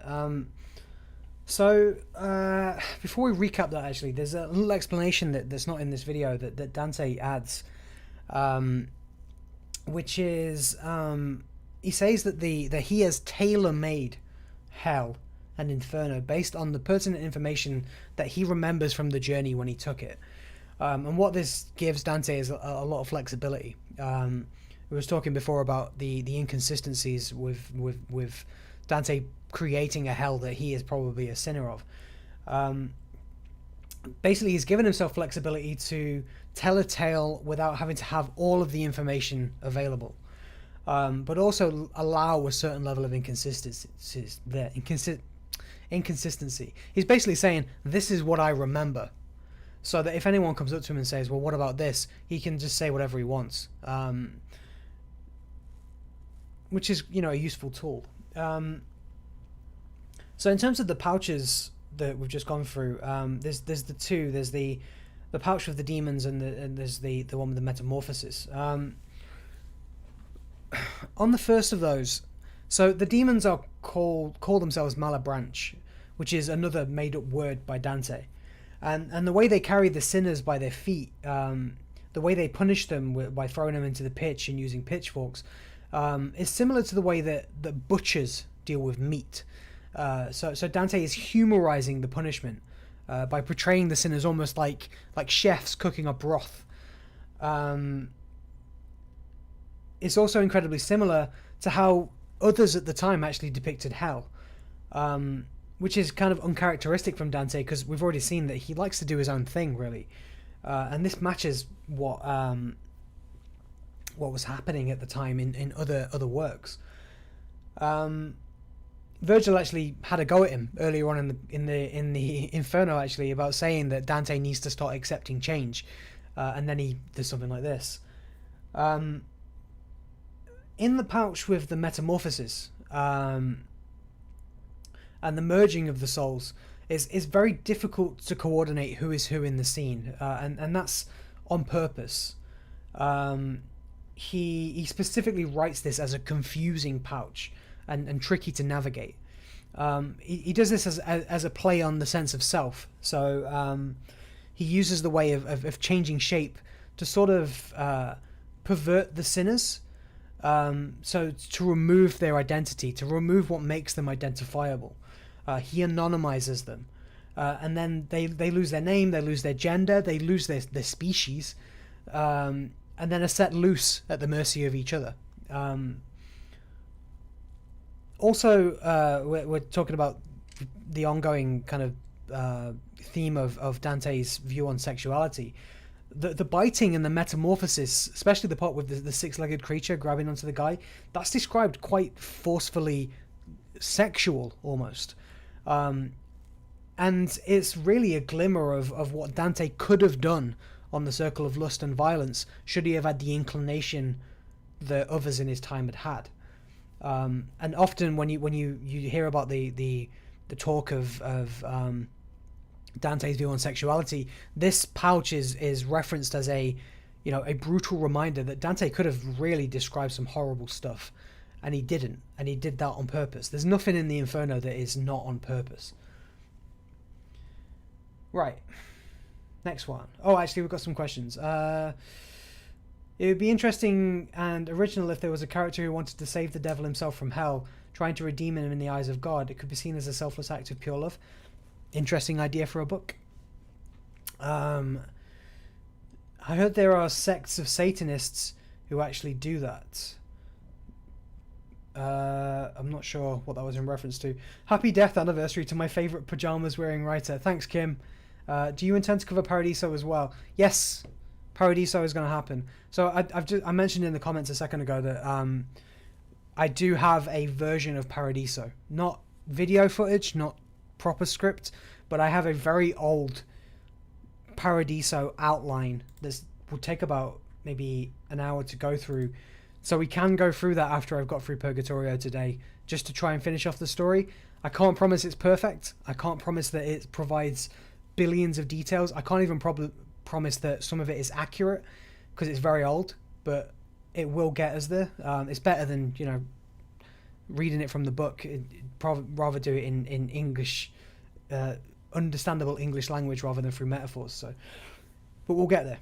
And that'll happen today. So at the end of Inferno today, what's going to happen is we're going to do some more stuff. We're going to rewatch the Inferno film.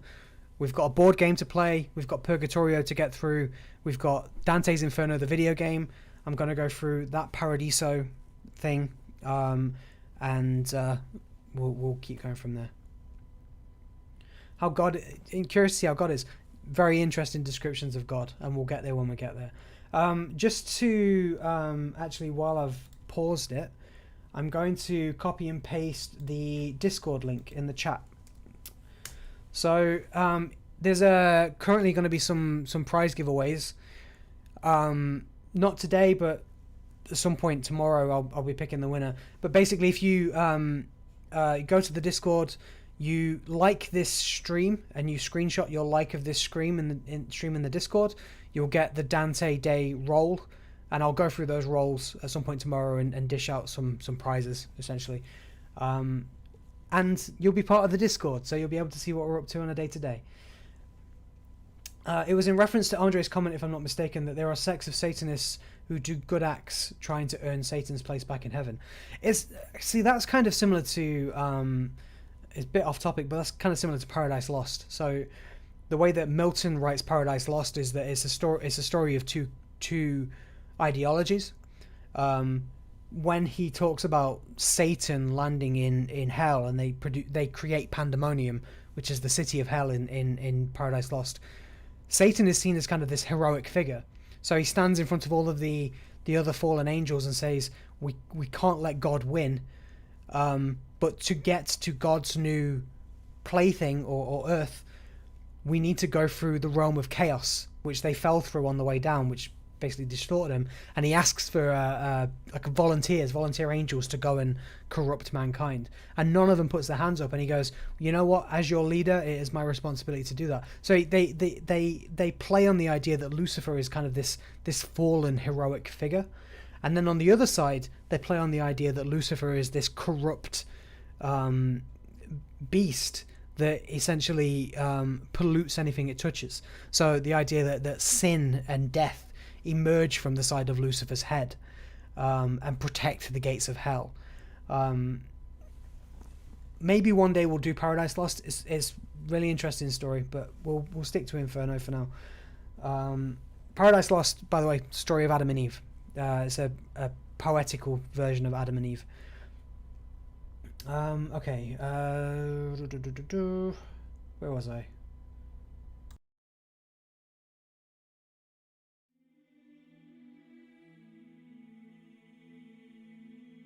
Past a jagged stairway of difficult-to-pass rocks, Dante finally stands on the edge of a deep chasm. Within that abyss, he sees little flames moving around. He says that the motion of the flames are like Elijah's flaming chariots, rising to heaven as a star. Virgil says, "The dancing lights on which you peer contain the centers of this pouch. They are hidden by the flames which surround them." This is the pouch of the deceptive counselors. Dante is curious, and so looks over the edge of their raised position for a better view.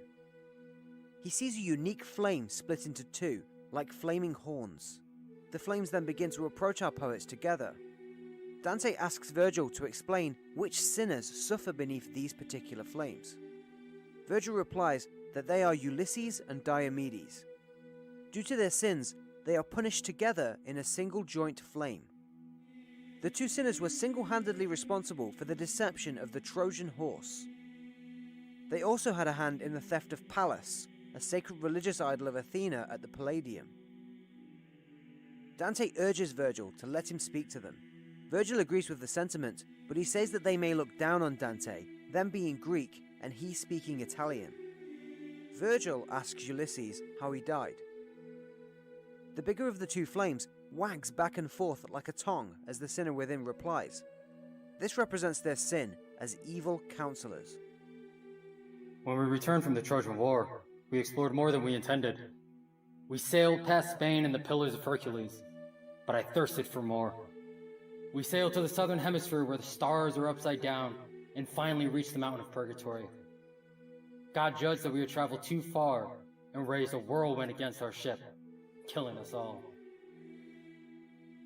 Virgil permits the pair of souls to leave, and another sinner approaches the poets. The new sinner groans and moans in muffled, unintelligible words. Dante strains to understand the tongue flame, comparing the sounds to the noises of a Sicilian bull torture device. The sinner asks our poets to be spared punishment for just a moment for conversation. He inquires as to how his hometown of Romagna is doing. Dante replies that Romagna is never without war, but the last time he visited there was no active strife. Dante asks the sinner who he is. Being in hell, the sinner believes that Dante will never be able to tell anyone else anyway. He thinks our poet is also a spirit. The soul starts to tell his history, but never actually states his name. He is identifiable in his description as Guido da Montefeltro. The sinner was a former soldier who repented and became a friar. As a young man, he was a turncoat and backstabber, and then he became a holy man as he aged. The Pope, who was at the time feuding with Christian families, asked Guido to name some of the families he should go to war with. He offered Guido pre-absolution of his sins for his counsel. Guido's counsel then turned out to be false after the Pope lost those battles. When Guido died, St. Francis came down to save him, but a demon appeared to snatch him up instead. The demon stated that absolution could only be given on sins a person had already committed. Pre-absolution was not permitted. The demon delivered Guido to Minos, who then threw him into the 8th circle. Guido is heavily upset whilst retelling his tale, and he leaves. The poets move onwards.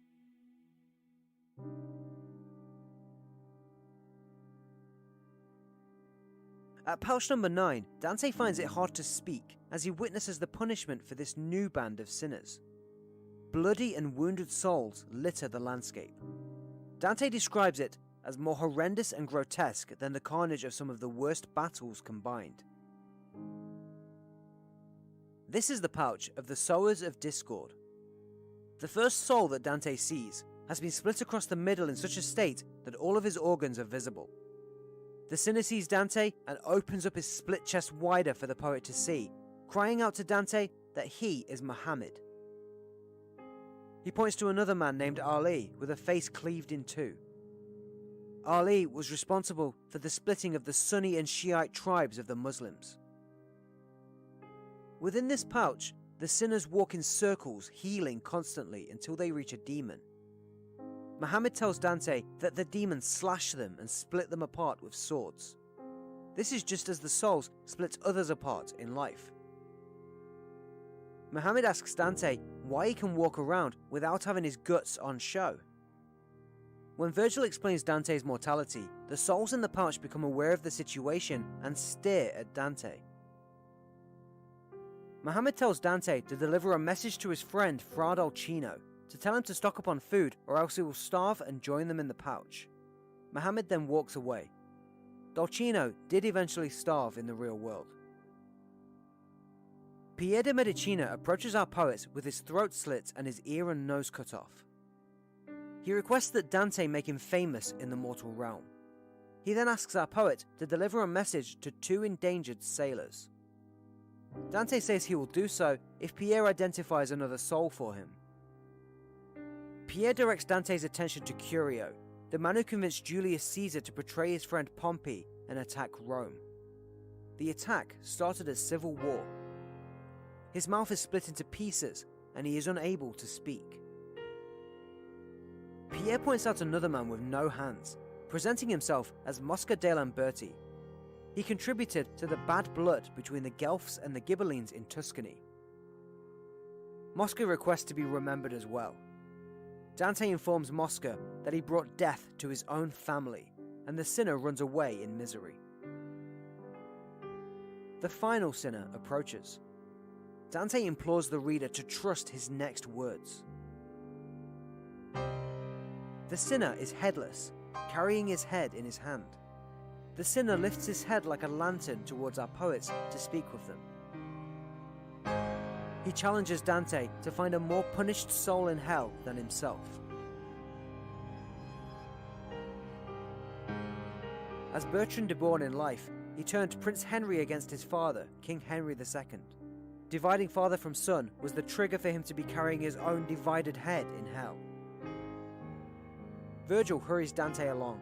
He says, "There are many souls to see. We cannot speak to them all." Dante states that he believes he saw a sinner from his own family suffering in this pouch.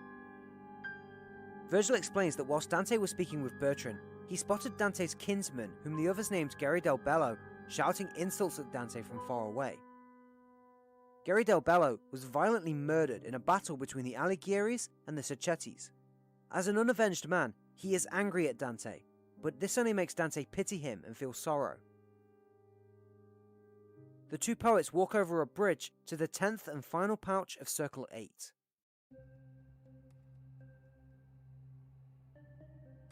Dante is forced to cover his ears as they descend the slopes into the 10th pouch. The sinners within wail in terrible agony from the might of unbelievable pestilence. Dante states that it is more rife with disease than the myth of Aegina. Aegina was an island cursed to disease by the wife of Jupiter after the god king's infidelity. This pouch, the pouch of Falsifiers, stinks of rotten flesh. The souls in pouch 10 heap and crawl around, suffering from horrible illnesses. Dante sees two sinners propped up against each other, scratching at each other's scabs furiously. He compares the violence to malcontented stable boys taking out their frustrations on innocent horses. Dante continues by saying that they attack like kitchen knives trying to descale fish. Virgil asks them if they know any Italians nearby, and they answer that they are in fact Italian. They ask who he is and why Dante is alive, much like everybody else does. Again, Virgil explains. The two sinners and some of the souls nearby peer at Dante in amazement. Virgil gestures to Dante to ask his usual questions. Dante tells them to identify themselves, promising to make them famous when he returns to the land of the living. The first sinner tells that he made Albert of Siena angry by joking that he could teach him how to fly. This was not the crime which landed him in hell, however. This man practiced alchemy, falsification of precious metals, for which he was burned at the stake. He names himself as Griffolino d'Arezzo. Dante criticizes Siena loudly. Before Griffolino can argue his case, another sinner jumps in agreeing with Dante, naming more pompous Sienese noblemen. Capocchio, as he proudly identifies himself, was a school friend of Dante. He is also in hell for practicing alchemy. The next two sinners that Dante sees, he compares to being more violent than the tale of Jupiter and Semele, and more wild than Hecuba of Troy. In the first comparison, Jupiter impregnated Semele, a beautiful princess. Juno, much like how she reacted with the pestilence in Aegina, went mad with jealousy. She drove Semele's brother-in-law insane until he thought his family were lions. He murdered one son, and his wife committed double suicide with the other in grief. In the second tale, Hecuba of Troy saw her daughter sacrificed and her son murdered. The intense grief caused her to howl like a dog.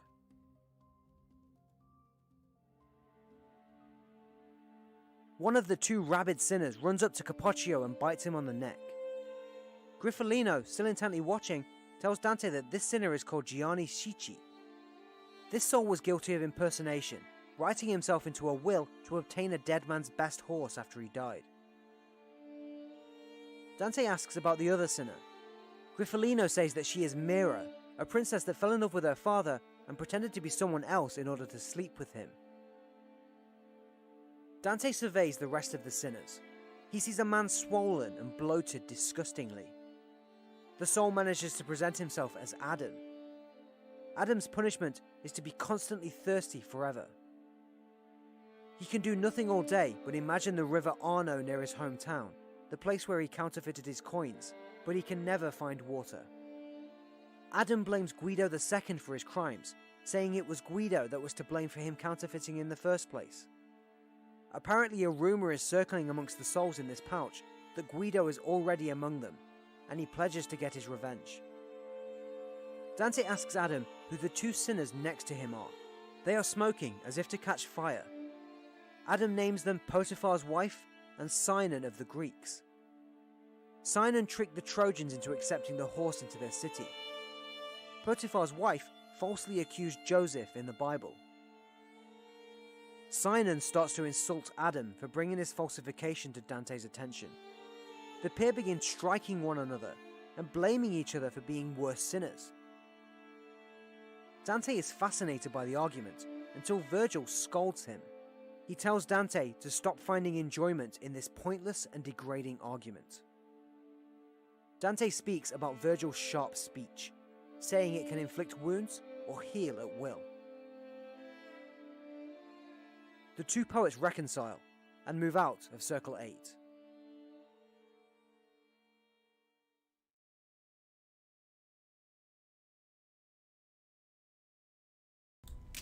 Okay, lots to talk about again. I'm gonna do this, and then I'm gonna take a quick break after this bit, and we'll have a bit of a natter, I think. So there's two big pouches there. First I want to talk about Ulysses and Guido. So they were the two souls that had like flame-like tongue bodies. So Dante writes these characters uniquely different from each other, showing that he respects Ulysses a lot more than the other. Dante stopped smiling from Virgil, yeah. Ulysses gets a lot more time to speak, and does so far more eloquently, I have to say, than Guido. To note his importance some more, we also have a few key references to Ulysses further into the comedy.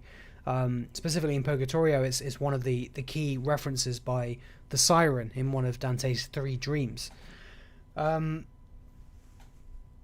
Next up in this pouch, you have talk of the Cretan bull, and that can almost, definitely be used as a metaphor for the entire structure of hell, really.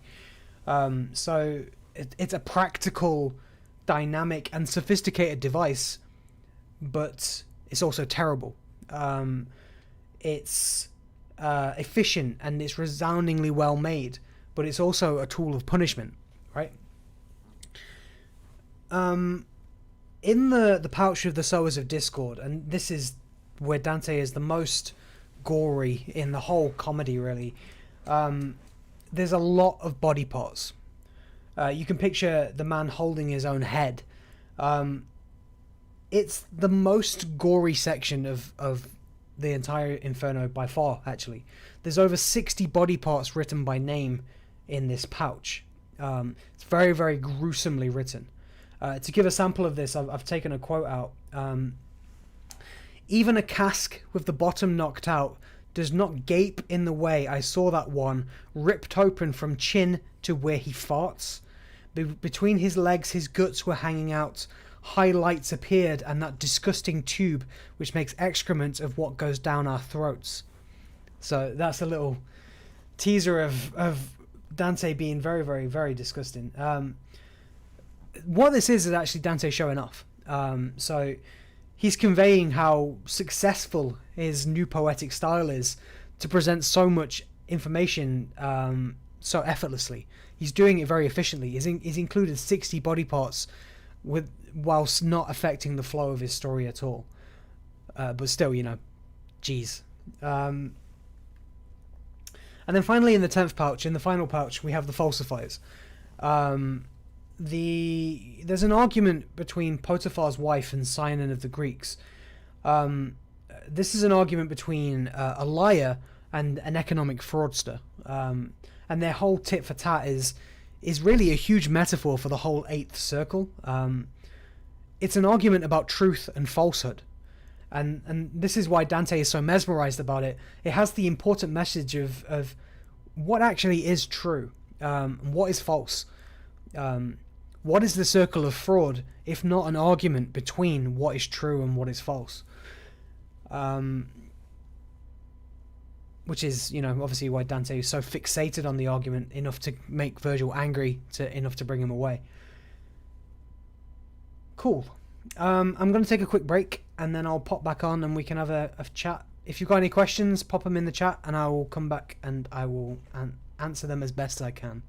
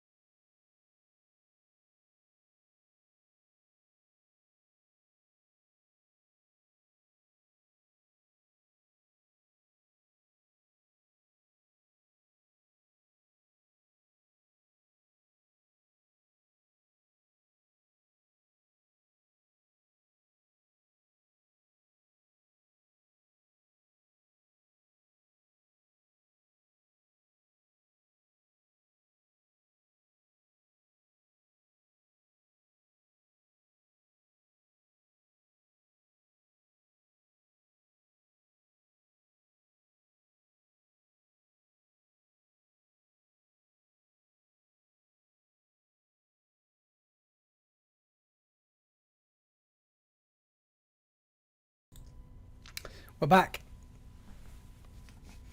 Try and fix this hat again. Okay. Couple of questions have come in. Imagine having this dream yourself. It would be the worst fever dream you've ever had if this was your dream. Because he didn't just dream about Inferno. He did Paradiso and Purgatorio at the same time. So he'd wake up just like that. He'd be broken man. It would be his reality for the rest of his life. Who are the artists of these awesome black ink illustrations? They're so well drawn. The shadowing and textures are very well done. This is Gustav, I say Dore, but it's Dore or something like that. I've got a link actually. I'm very good at what I do because I have references to absolutely everything in my videos. And I can send you a link to a place where you can download all of them in really high resolution. Let me just find it for you.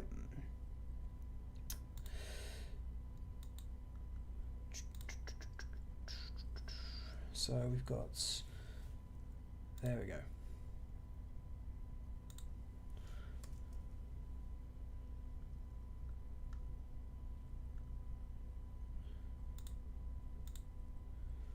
I'll give you that.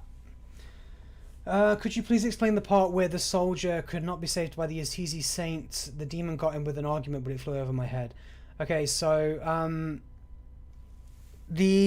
think this is to do with the angel and the demon fighting over the soul, right? So essentially the guy had received pre-absolution for his sins, so he was told that he could go and do something really bad because he'd already been forgiven for it. So I can't put a name on it straight away, but he believed he was a good man. He believed he was doing a good thing. And then somebody came along and said, you need to do this bad thing. And he said, but I don't want to do this bad thing because I'll go to hell. And then the cleric said, well, I absolve you of that sin now. So that when he died, the angel came to take him to Purgatory or heaven. And then a demon stood in the way and said, you can't be pre-absolved for a sin. You have to be absolved after the sin has taken place, which is why he got taken to hell.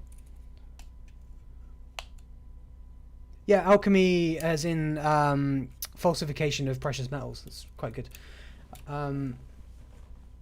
There's another set of line art actually that I've got access to, which is the works of John Flaxman, and he's one that I wish that I'd put more of into Inferno. Let me put this link in the chat. He does very straightforward line art, but it's super good.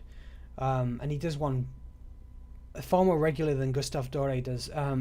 Gustave, he did a lot for Inferno, very few for Paradise. The references at the bottom of the video descriptions as well to see which ones I've used. You watch Berserk by Miura Kentaro. The art alone, I think you're gonna love it. I am a fan of a bit of anime, to say that.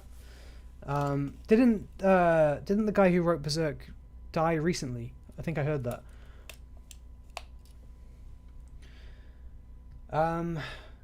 Oh, right. Let me talk about my costume, actually, while we're here. So I am wearing a homemade costume, believe it or not. I didn't buy this. It's very difficult to find a Dante costume online. And what I'm wearing is will make you laugh. So I've got a traditional Muslim robe on.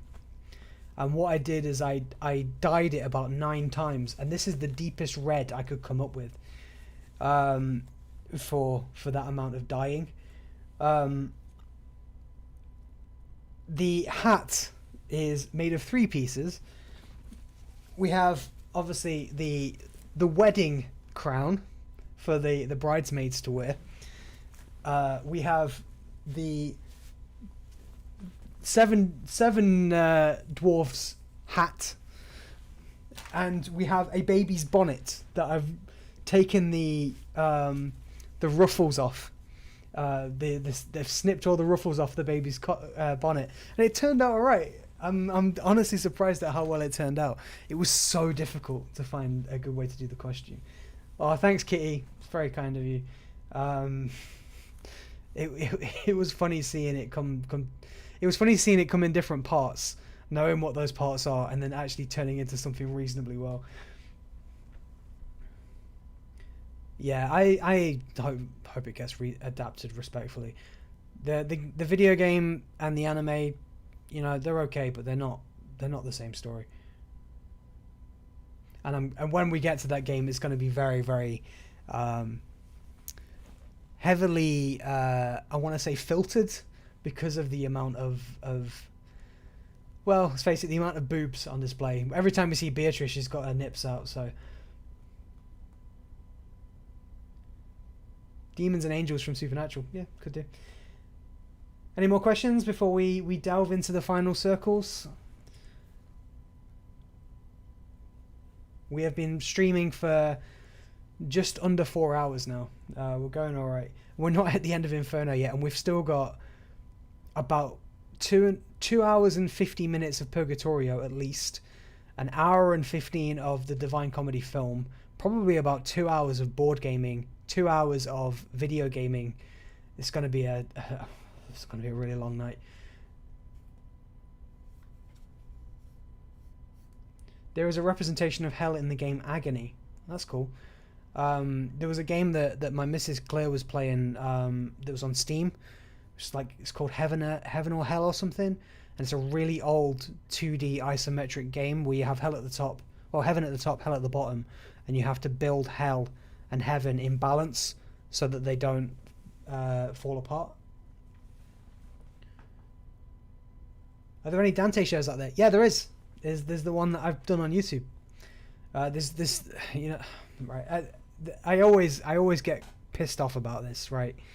This is me being griped, and I'm sorry if it sounds like Mr. Negativity, but some of the run-throughs of Divine Comedy on YouTube are just ridiculous. They're like 15 minutes long. It's like, how are you gonna fit any information in that when I've got like a 30-minute video for like 2 cantos? Was Dante physically feeling the pain or agony of the sinners in hell? I want to say no, because obviously we've already had the reference to the fact that hell can't harm him.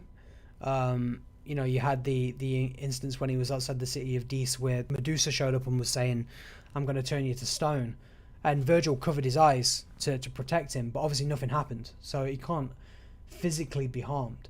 I think there is a feeling that Virgil thinks he can be. You know, there's the idea that he has to put Dante on the back of Nessus to get him over the river. Maybe there's the idea that he can't be harmed by the sinners, but maybe be harmed by the environment. And that follows through into Purgatorio as well. There's the idea that Virgil's always warning him not to stay close to the edge because he might fall off. I recommend the game Blasphemous to everybody. What's the book with the best modern interpretation of Dante's works? Don't stop, I'm scribbling notes to look up games and other recommendations. Books with the best modern interpretation. I know that there's an art series that a guy did where he takes Gustave Doré's images and he essentially 21st centuries them. So the Pits of Hell, for example, it has Dante and Virgil, but they're dressed in like modern clothes and they're walking through like a snowy city street. I couldn't tell you who the artist is. It's worth looking it up though. It's interesting. There's obviously books as well that people have written which are kind of follow-ups to Inferno. There's is it Dante and Aristotle Save the Universe or something like that. There's you know, offshoot where Dante is used as a character.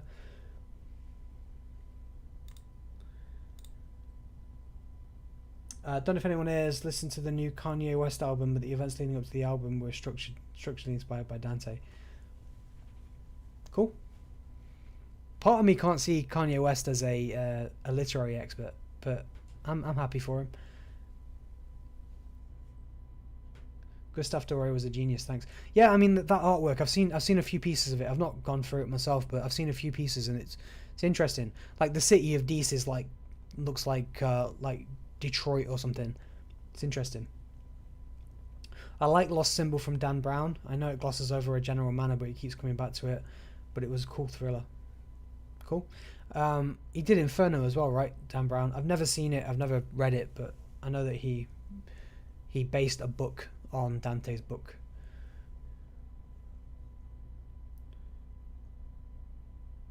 Oh, thanks, Pavel. That's nice of you to say. We're really close to the end of Inferno now. We've got like 4 subcircles left. Yeah, Inferno was the book that Dan Brown wrote. I know that he did Da Vinci Code, he did Angels and Demons. It's all Italian Renaissance symbology and politics. I don't know. I mean, is Lost Symbol based on Dante? Could be. I don't know. I think the only one I've seen is the film for Da Vinci Code.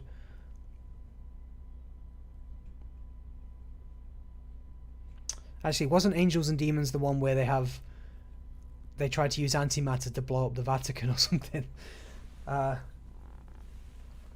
If you can, I guess, may as well. Okay, right. So much history. Yeah, I mean, it's symbology, right?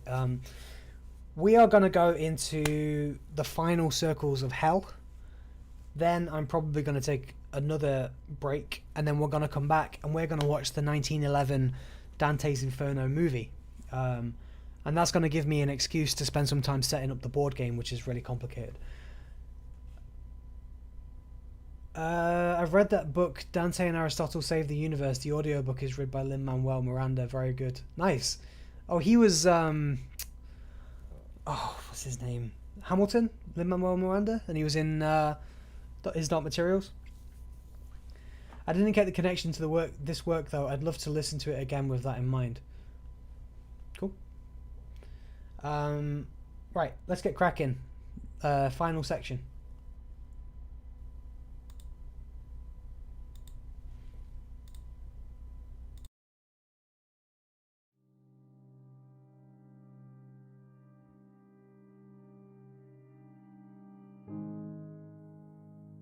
Whilst heading to the final circle, everything becomes dark.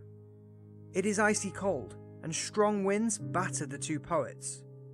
The pair of them strain to see, so rely heavily on their hearing. Dante makes out the silhouette of many tall towers arranged in a circle. He turns to Virgil and asks him which city this is. Peer again beyond this mist, Dante. You will see not towers, but giants encircling the 9th level of this pit. The poets edge towards the giants, and Dante's fear grows. Dante blesses heaven for not allowing the giants to breed on Earth. Virgil starts identifying the giants, first pointing to Nimrod. Nimrod was one of the kings of ancient Babylon, responsible for the building of the Tower of Babel. Babel was so ambitious in size that it almost reached heaven. God himself struck the tower down for its arrogance. The breaking of the tower split the languages of man into thousands of dialects and tongues. Nimrod himself cannot speak. He is only capable of mumbling incoherent nothings. His punishment is to never again understand and never again be understood. Virgil says that Nimrod thoroughly deserves his punishment for breaking up the many peoples of the world into different cultures, nations, and races. The poets continue until they reach another, much larger giant. This giant is chained up in massive restraint, looped 5 times around his body. Virgil names him as Ephialtes, the giant who challenged the gods to war. Dante asks Virgil when they will see Briareus. Briareus was another giant who challenged heaven. Virgil states, Antinous is close ahead. He will help us enter the 9th circle. And the giant of which you speak is far away and far more terrifying. Ephialtes tries to escape his bonds at the name of Briareus. His fear causes an earthquake. As the two approach Antaeus, Virgil explains the giant's origin. Dante learns that he ate lions, and that, had he been born at the time of the giants would have won their war against the gods.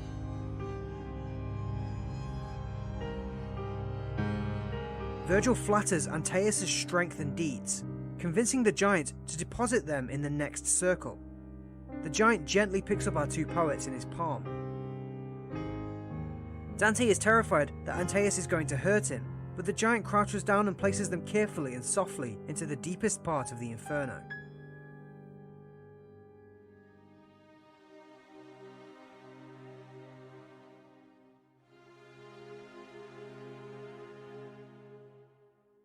Dante cannot find the words to talk about the horrors of the 9th circle, but he tries his best to describe this new scene.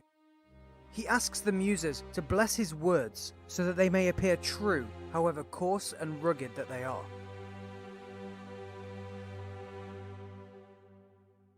This is the final level of the Inferno, the realm of the foulest sinners, the treacherous.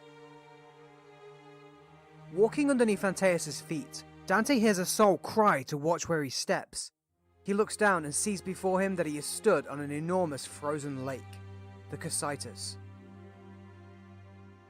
This frozen lake is the dead center and core of the universe. It appears like glass and is almost mirrored. becoming the metaphor that after Dante's long journey, he has learned to not only look at the evil in others, but perhaps the evil within himself.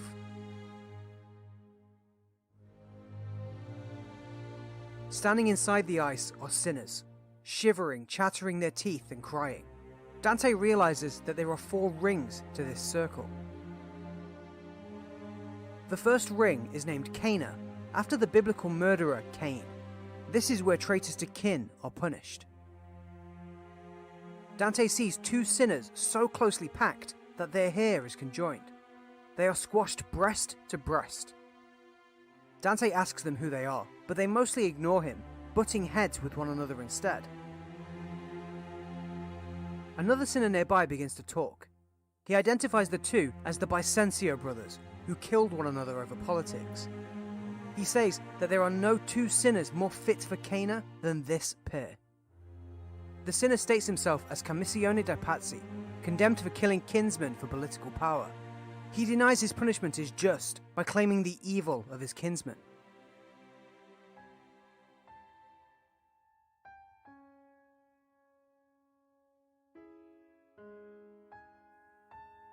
The poets continue moving and enter Antenora, the second ring of this circle. It is named for Antenor of Troy, who unsealed his home city gates for the Greeks. This ring is devoted to traitors against their homelands or countries. Dante accidentally kicks the face of a sinner.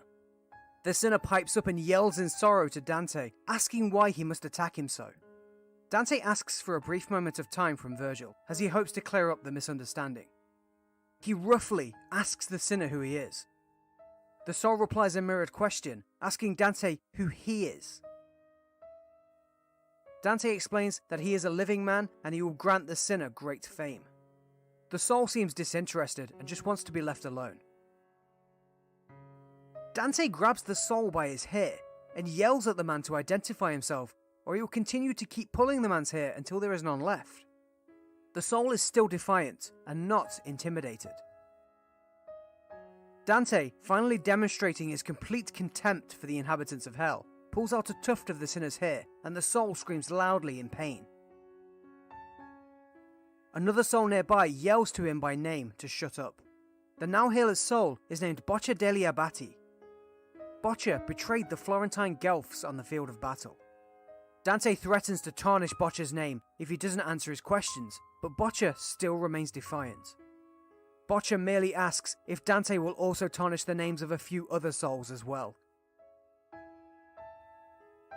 Dante is angry and he moves on, followed by Virgil. The poets next come across another pair of sinners. The face of one is biting tightly into the back of the other. As always, Dante wants them identified. The biting soul in reply begins to speak. He lifts his teeth from the other sinner and wipes his mouth on the lower soul's hair. The sinner says that recounting his story makes him weep, but if it exposes his betrayer, he will gladly continue. Ugolino was the magistrate of Pisa, and he made some tough decisions in life. One of those decisions was to cede Pisa to a hostile neighbouring city, which some considered betrayal. Ugolino found himself exiled from Pisa, and Archbishop Ruggieri tempted him back under false pretenses. The Archbishop locked Ugolino and his children into a Pisan tower called the Eagle Tower, but known afterwards as the Hunger Tower. They were kept there for a while as regular prisoners. As the days of imprisonment rolled on, the inmates continued to expect their normal supply of food. However, on one fateful day, instead of the guards bringing food, Ugolino heard men nailing the door to the tower shut. His insides turned at the sound, and he went silent, unable to speak to his scared children. A few more days went by, and one of the sons finally succumbed to hunger. He lay dead at the feet of his father. Then another son died, and another, yet Ugolino still did not speak. Eventually, after all of his children were dead, and Ugolino had gone totally blind from the hunger, he called out to his children, realizing finally that they were gone. Ugolino states that fasting had more force than grief. This suggests he either died of starvation or died feasting on his own children. Dante expresses grief that Pisa, a land of great scandal, is yet unpunished on the earth. The poets move on to the third ring of Circle 9.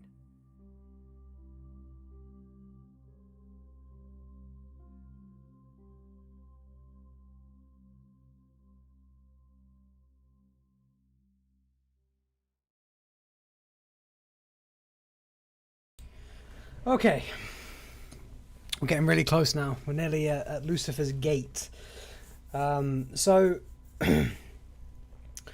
this kind of this section opens up with the giants. So it opened up with Nimrod. So Nimrod is a giant that can't speak and can't understand, but actually, classically, he isn't actually a mythical giant. Nimrod is a character, a biblical character that is a king, but not a giant. The rest are, I mean, you've got Antaeus, who Heracles squeezed to death and helped our poets descend onwards, but Nimrod isn't. Dante essentially adds him here as a bit of artistic license, likely taken from ideas that he's found in other works. So it's commonly asserted that Dante was a follower of the works of Saint Augustine, for example. But it was also aware of some scriptures by Peter Comesta, the 12th century writer. Comesta and Augustine both asserted that Nimrod was a giant, so Dante asserts that Nimrod was a giant. The ninth circle that we've just entered into is really just an extension of the eighth. So it might be home to Lucifer and the traitors and the most evil of the evil. But really the ninth circle is still just fraud. But it's just fraud of a different type. So treachery to Dante is fraud against people you love. So you're falsifying yourself against your family or your friends or your nation. You imagine brother killing brother is you're defrauding your brother, you're betraying your brother. You're betraying their trust with lies and other fraudulent actions, basically. So the use of Cain is interesting as a name for the section of the ninth circle. So Cain is a story of murder. We just talked about brother killing brother. But Cain's story of murder was obviously the first murder from the biblical story. And you'd be right in thinking it's quite strange to use that as a circumstance of treachery. Murder is a very violent act. It's you would have expected that Cain might be something more related to, say, the circle of violence against others. But the way that Dante is utilizing this is from the point of view that it's a tale of a brother murdering a brother, not a tale of a man murdering another man. So it's a brother betraying someone that he loves. Right. Final section of hell. Okay, is there a way for Lucifer to get redeemed? Will God one day forgive him? And if so, what does he have to do for that to happen? You're asking some very, very, very difficult questions to answer here. I think the idea of Lucifer throughout history has not just been the idea of Lucifer as a character, but as almost like a symbol of sin. So Lucifer, by betraying God, creates sin. He creates death. He is the progenitor of evil. Not so much that he is a character that has a soul and can do this, that, and the other. From a celestial point of view, the idea of Lucifer is that he is a symbol of evil, not just a physical being, but a manifestation of what evil is. I'm not sure if there's any kind of biblical story that talks about him being redeemed at all. I couldn't tell you. So you talk about the end of days, you talk about Judgment Day. Judgment Day is about the earth being destroyed, and everyone being welcomed into kind of the renewed paradise of heaven. All the gates of hell will be locked and shut forever, and heaven's gates will close, and everything will all be separated. The world will not be inherent to life after the battle of the world, which Archangel Michael scorched the world and cuts the heads of the sinners and demons. Yeah, there's a lot of references later on to the idea of the renewed earth. So we talk about the the phrase they can be given in marriage. They don't have to be given in marriage. That's the idea of a renewed earth. There's a character later on in Purgatorio that talks about the idea of a renewed earth as a definite thing. So the idea is the rules of a renewed earth don't apply to the current earth, because a renewed earth will be so perfect you won't need things like institutions of marriage to protect yourself from sin, so you don't have to be given in marriage. It's kind of post-apocalypse stuff. I'm not sure what Dante would have thought about that, to be honest. He talks about Judgment Day, but I think he focuses on the here and now more than anything. Okay, last section.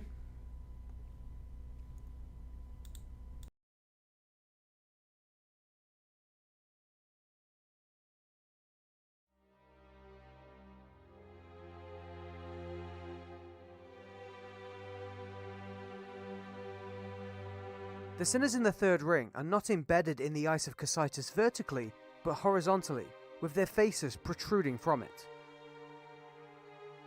This ring is named Ptolemia, after Ptolemy, son of Abubus and governor of Jericho. Ptolemy murdered all of his guests at a banquet. Ptolemia houses the traitors to one's guests. The sinners in ring 3 cannot cry, as their tears crystallize immediately, glazing over their eyes. Dante himself is going numb from the cold, and he turns to Virgil. Virgil says, "The source of this cold wind will soon become clear." A sinner cries out to Dante, believing that he is a sinner himself. He asks Dante to remove the glaze from his eyes, so that he may see for a moment before going blind from tears once more. Dante promises to do this on pain of banishment to this punishment himself, if the sinner names himself and tells his story. The sinner says that he was Fra Alberigo. He invited his relatives over for dinner and had them assassinated. The sinner says that he does not deserve this punishment. Dante is shocked, but not by the punishment, but by the fact that Fra Alberigo is still alive. He recognizes the name and the tale the sinner told. Alberigo replies, "In this ring, some of us are indeed alive on the earth. At the time of our horrific sin, we were torn from our flesh prematurely and passed down into this frozen punishment. Our bodies still inhabit the world above, possessed by demons." Alberigo points out a man named Brancadoria, another man Dante knows is definitely still alive. Dante refuses to wipe the sinner's eyes like he promised. He says that by not doing so and being rude, he is giving the sinner a courtesy in hell. He curses the Genoese, to whom Branca and Alberigo belong, saying that they are so corrupt that they can go to hell before they have even died. Dante says that all demons should be wiped from the earth.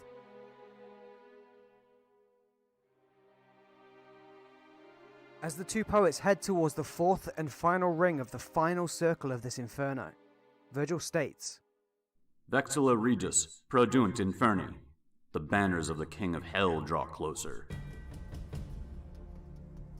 This ring is named Judeca, named for Judas Iscariot, the man who betrayed Jesus.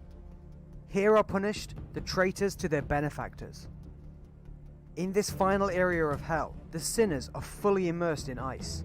The transparent glass-like lake lets them be seen in all of their twisted positions.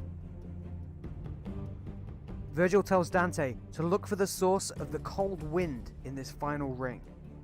Dante strains to see through the darkness. The wind is so strong now that he has to stand behind Virgil to break some of the air. The mist ahead of our poets clears.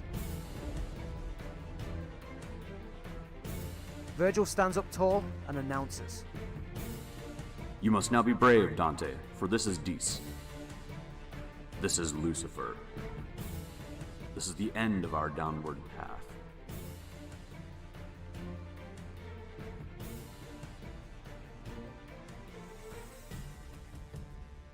Dante freezes and communicates with the readers directly. He says that he is not sure whether he is alive or dead. He is at this very moment staring upon the King of Hell himself. Dante tells the reader that Lucifer is absolutely enormous. Such as the difference between he and the giants, Lucifer would be the same size to them.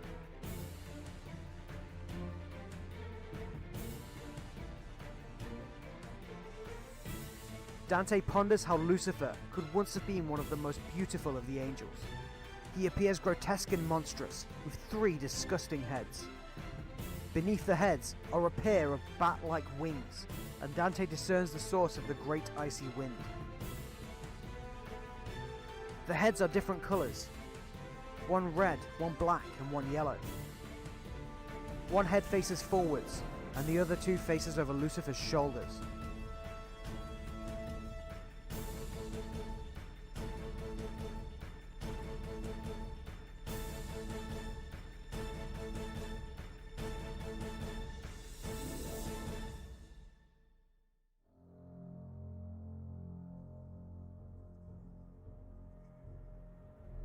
From each of his 3 faces, Lucifer weeps, with his tears dripping into each one of his mouths.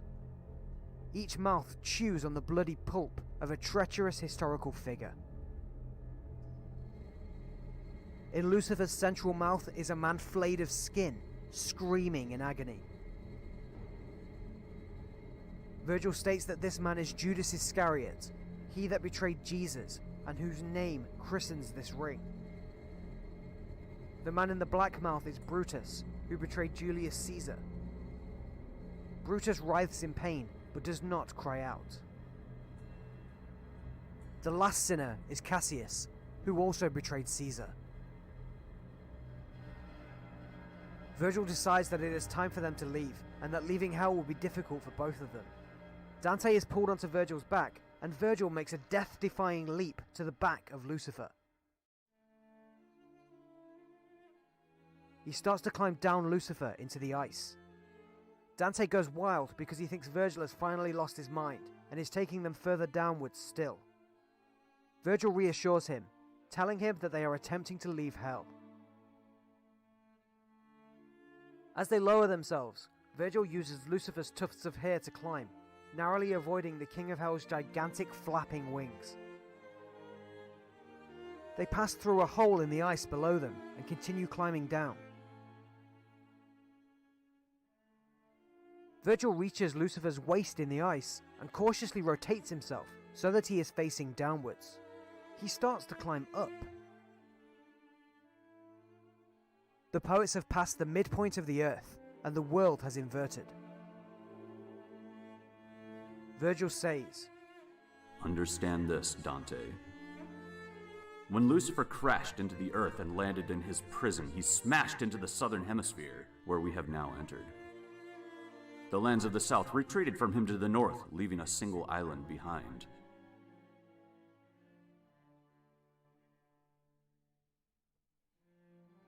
The poets reach a ledge, and Dante takes a deep breath, looking down on Lucifer's feet along the climb that they just made. Before them is a crevice, leading to a long and winding path alongside a stream. The path rises upwards and upwards to an exit and fresh air.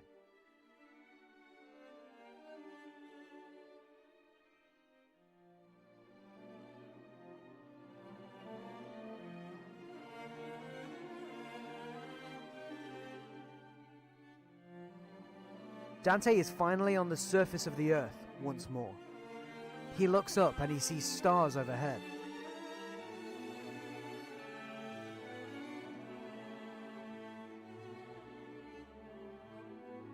Having passed through the Great Inferno, he is now on the opposite side of the world.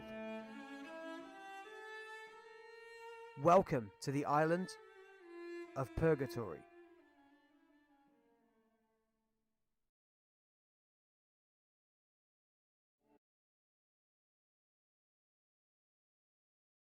Right, before those credits roll, and hold your applause, we'll just break down that last little section.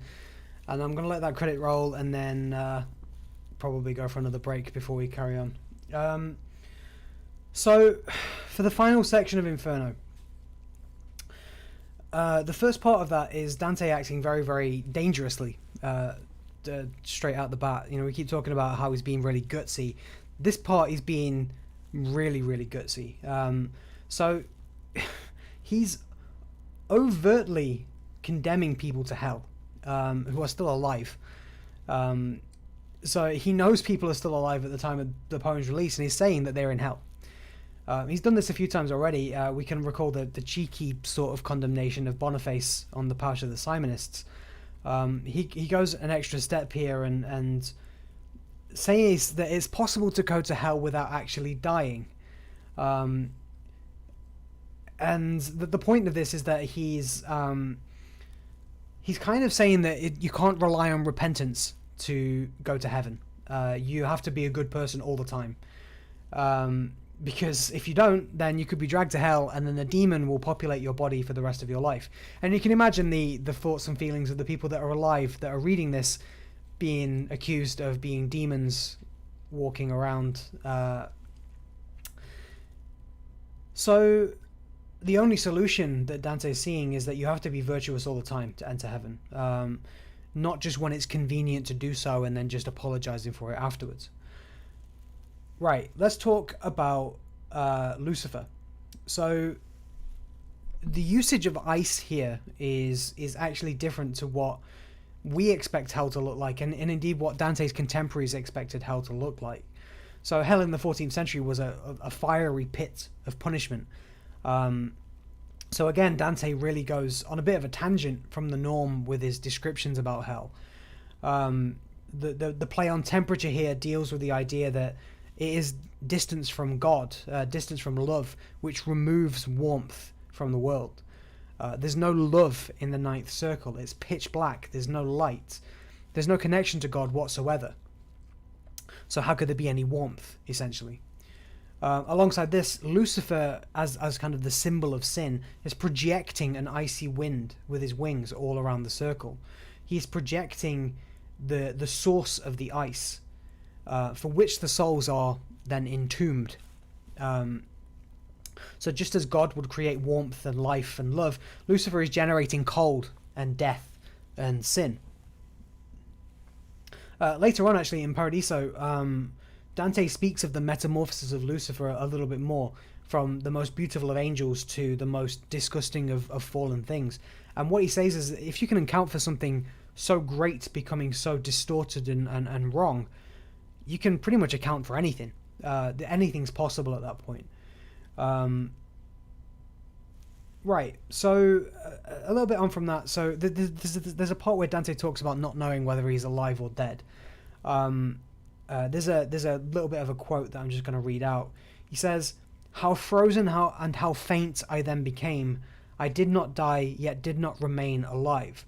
So what he is saying here is it almost seems like time stops for our poet this close to the proximity of Lucifer. He freezes, almost like Lucifer is frozen in the ice. He's not in the past, he's not in the present, he's just in this kind of permanent state of becoming. And this is pretty similar to how the souls in hell, the state that they're in that they don't know what's happening in the past or they don't know what's happening in the present, sorry. They just know what's happening in the past and future, which is why they're constantly making predictions. As to the feeling of not being alive but also not dead, I like to look at the proximity of our poets to kind of the center of the abyss. So Dante is looking at the opposite and counter to all that is good and loving in the universe. He is experiencing the deathly cold aura manifested by the King of Hell. Right. We're actually all possessed by demons and just forgot about it. I wish Dante had a long conversation with Lucifer. Would have been interesting to see what the author could come up with. Yeah, I mean, I think Lucifer was too busy chewing on Brutus and Judas. Okay, that's Inferno all done. I hope you guys enjoyed that. That was nice to rewatch that. If you guys have got any questions, just throw them in now. I'm going to take a quick break, let the credits run a little bit, and then when I come back, we can do a bit more Q&A back and forth. And again, if you want to rewatch this, I actually uploaded this full thing without my extra commentary in there today. So if you want to go through it without my commentary and just watch it as like a 1.5 hour film, you can do that as well. According to modern interpretations, Lucifer is solving crimes, working in fast food joints. That's true. You ever notice Dante somehow only talks to the really well-known people? Yeah. We'll ask them stuff if we get there. The black, white, and yellow faces, are they symbolic? I'm not sure. I'm not sure what the colours of the faces mean on Lucifer, if I'm honest. I think they're probably just a way for Dante to distinguish which mouth is eating which. Dante only ever talks to people he knows, so that's the point. He's putting on a... is describing a world where he is the main character, essentially. It's a fan fiction, is what it is. But yeah, I'm going to let the credits roll. Questions. Before I do that, actually, I want to remind you guys about the giveaways that are going on. So if you're enjoying the stream, and I hope you are, please give it a tick, because that might entice other people to come and enjoy the stream. I'm going to paste a Discord link in the chat. If I can find it. I'm gonna have to make a new one, I think. No limit to these Discord links. I'm gonna put a Discord link in the chat. If you guys want to screenshot the fact that you've liked the stream and then shove it in the Dante Day chat on Discord, then you'll be given the Dante Day role on Discord, and that'll enter you into prize draws that'll happen after the stream's finished. It's self-fanfiction, yeah. How will you present the unedited remaining Purgatory parts? Well, like I said, we've got the scripts for up until pretty much 3/4 of the way into the Circle of Lust, well, the Terrace of Lust, which is the end terrace of the Purgatory. And then for the Earthly Paradise, I'm just going to read through the actual English translation that I've got here of the poem. So we'll read through the Earthly Paradise as part of the poem. Part of that will just be me talking. I don't think there's going to be much I can add on to that from that point in time. What's going to happen is we'll see through Purgatory up until episode 9. We'll do 10, 11, 12 as me reading the scripts that we've got, and then we'll do the rest of the poem for the rest of Purgatorio. And I've actually found, like I say, I found a version of Paradiso that I've got, which I'll run through as well, and I'll just do some basic image slides of what happens after that, just so we get through the whole comedy today, really. But yeah, go to Discord, pop your screenshot in the Dante Day thing. I will give you the Discord role. I just spotted Kitty doing it. I'll give you the Dante Day role there, Kitty. And entry, obviously, is just the like of evidence that you've liked it. Okay. Introduce amazing music to you. I mean, I got access to story blocks about halfway through doing Inferno, well, Purgatorio, and it's been godsend, I have to say. Right, I've got to go. I'm going to have a break, so I'm going to play through these credits, and I'll switch over to Be Right Back, and then I'll come back for the next thing we're going to do. Right, see you in a minute.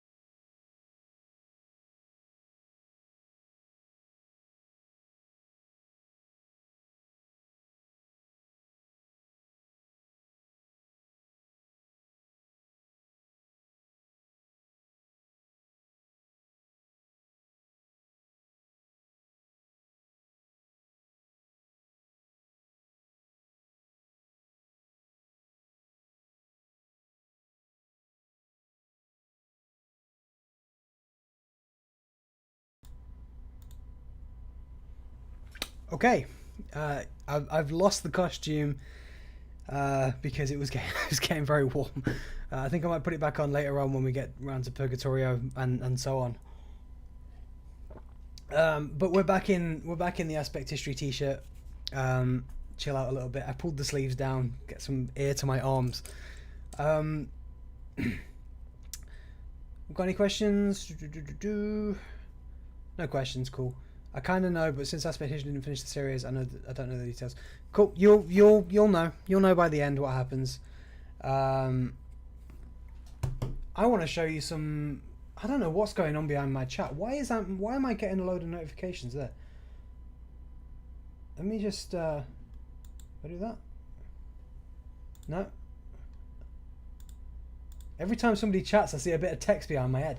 Right.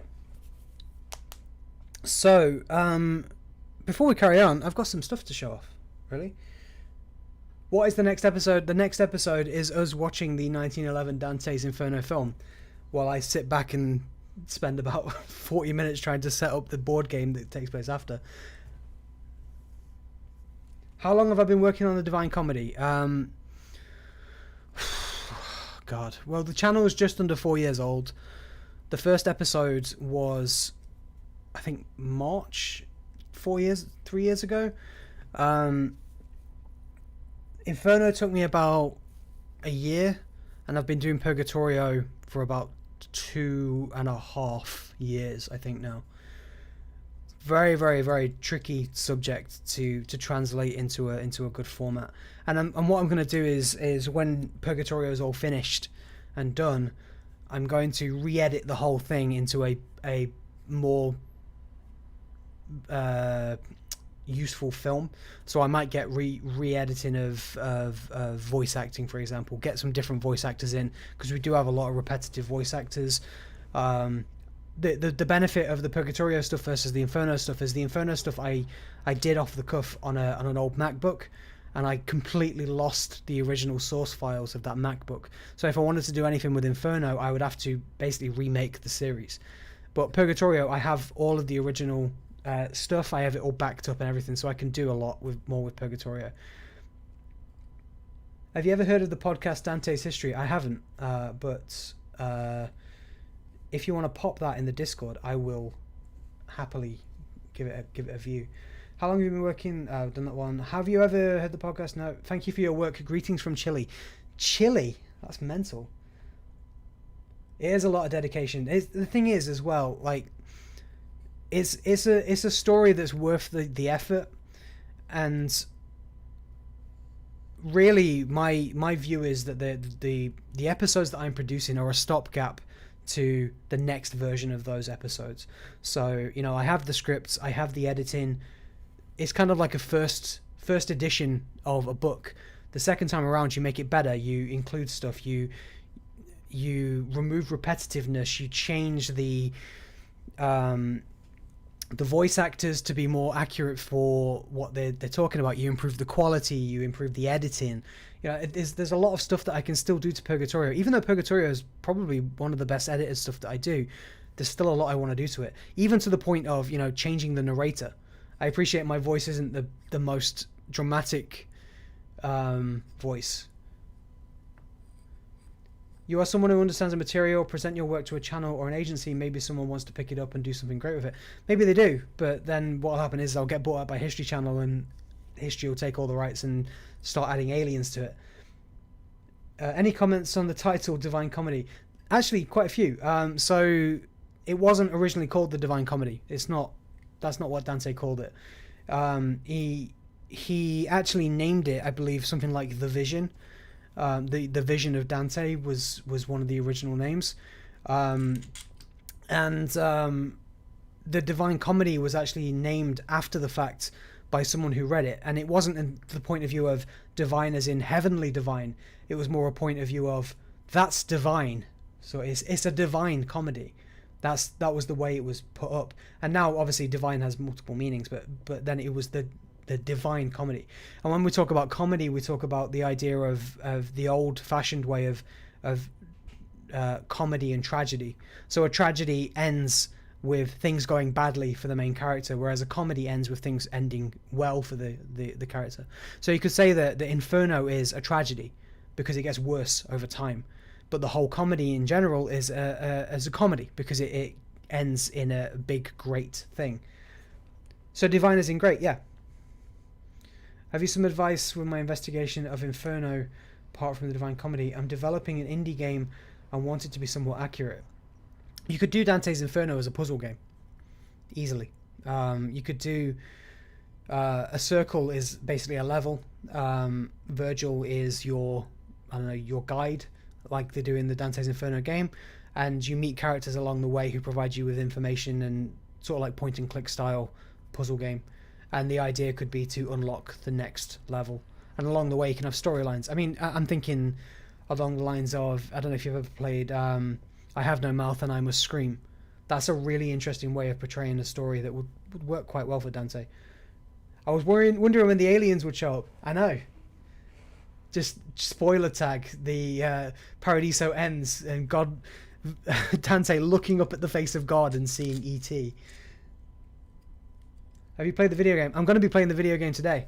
I've played about an hour of it to test for this stream, and I immediately found out I need to have a big image of Dante to avoid it. Here's my game screen. Right, here's my game scene. Obviously you can't see it yet. I'm supposed to be added to the top there. Here is the filter that I'm going to be adding about every 5 seconds to the game when it shows big Beatrice boobies.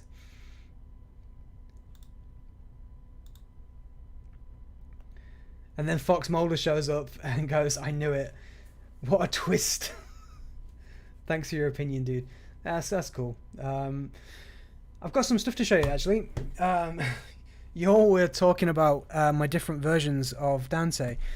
And I'm thinking that what would be pretty cool is actually, before we'd go any further, actually talking about the differences a bit. I mean, let me talk about, let's say, Canto, the final canto of Inferno. Ooh, I'm going back a ways here. My book is perpetually kept in Purgatorio now because I open it so much there. Inferno 34. So Inferno's the only one that's got 34 cantos to make up that 100. But if I read the last few bits and then I'll go over to the tome and I'll show you the difference. So it goes, so this is the C.H. Sisson's translation.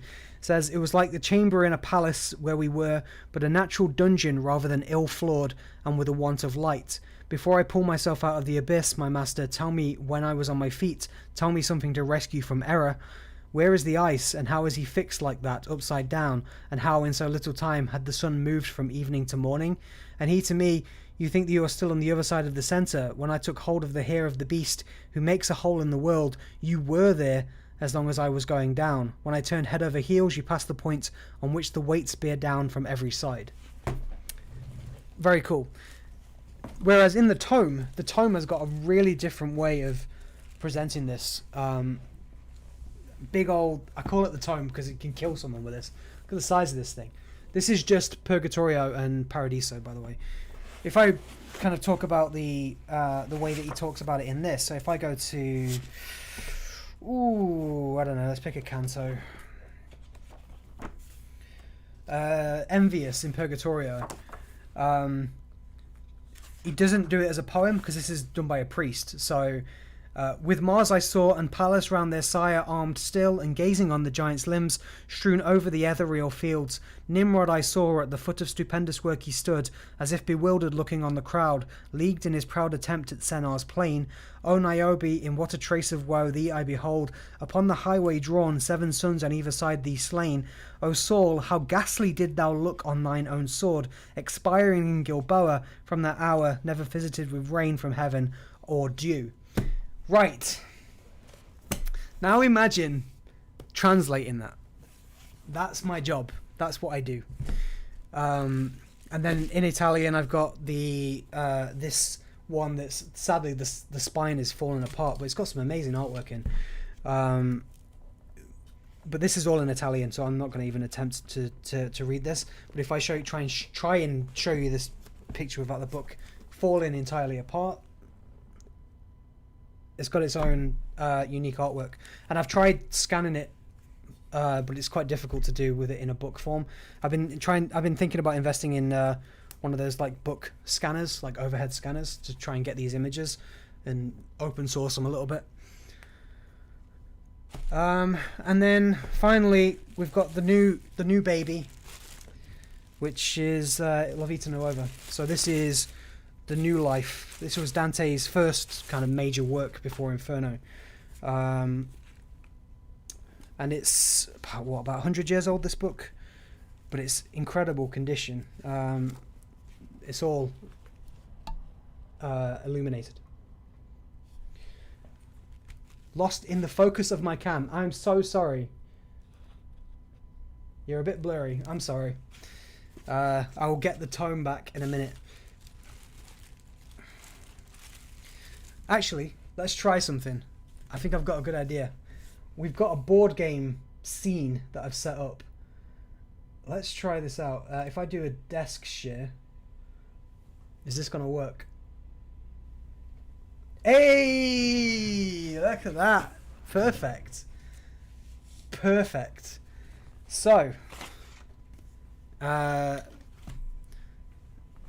this is the Italian one. This is the kind of artwork that we're seeing. It's very, very, very, very good. I really just want to get them all scanned in whilst they still exist, and just make a directory of them, because we've got lots of resources for other images, but these ones are so unique. I've never seen these ones anywhere else. Let me see if I can find. So these are the guys that are hiding in the fiery rain with Capaneus. Where else have we got? Any more? This is the one I tried to show you. Let's see if we can find Lucifer. So Canto 23, this one. Canto 30, 31. The foot of the giants. There's got to be an image of Lucifer in here, right? 33. This is the guys munching on each other. 33, 34. Give me an image, come on. There you go. Looks kind of similar to Dore in like the perspective. Let me just get a bit closer.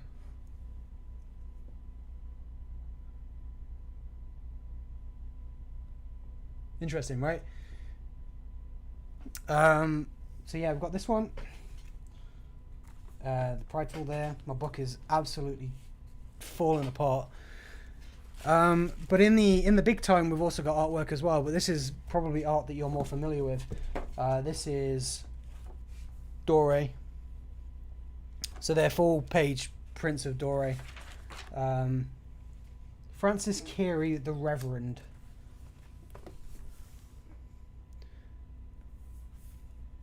Yep. So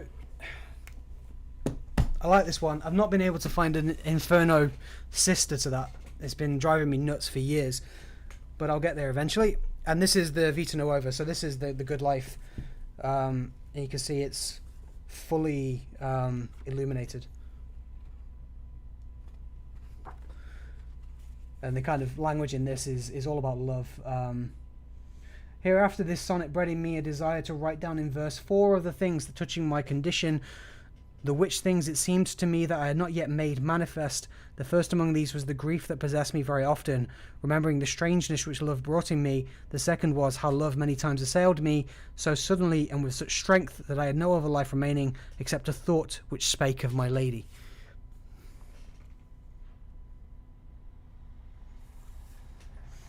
You can tell it's custom artwork because this is actually, you can't see it, but this is actually embossed from the paper. So this has been added on as a separate image. You can see that. You can see kind of like where it's coming off the page. Look. Yeah, We get this protected bits and pieces. The books are so old they fall apart so easy. It's mental. Right. Just give me a second to get this packed.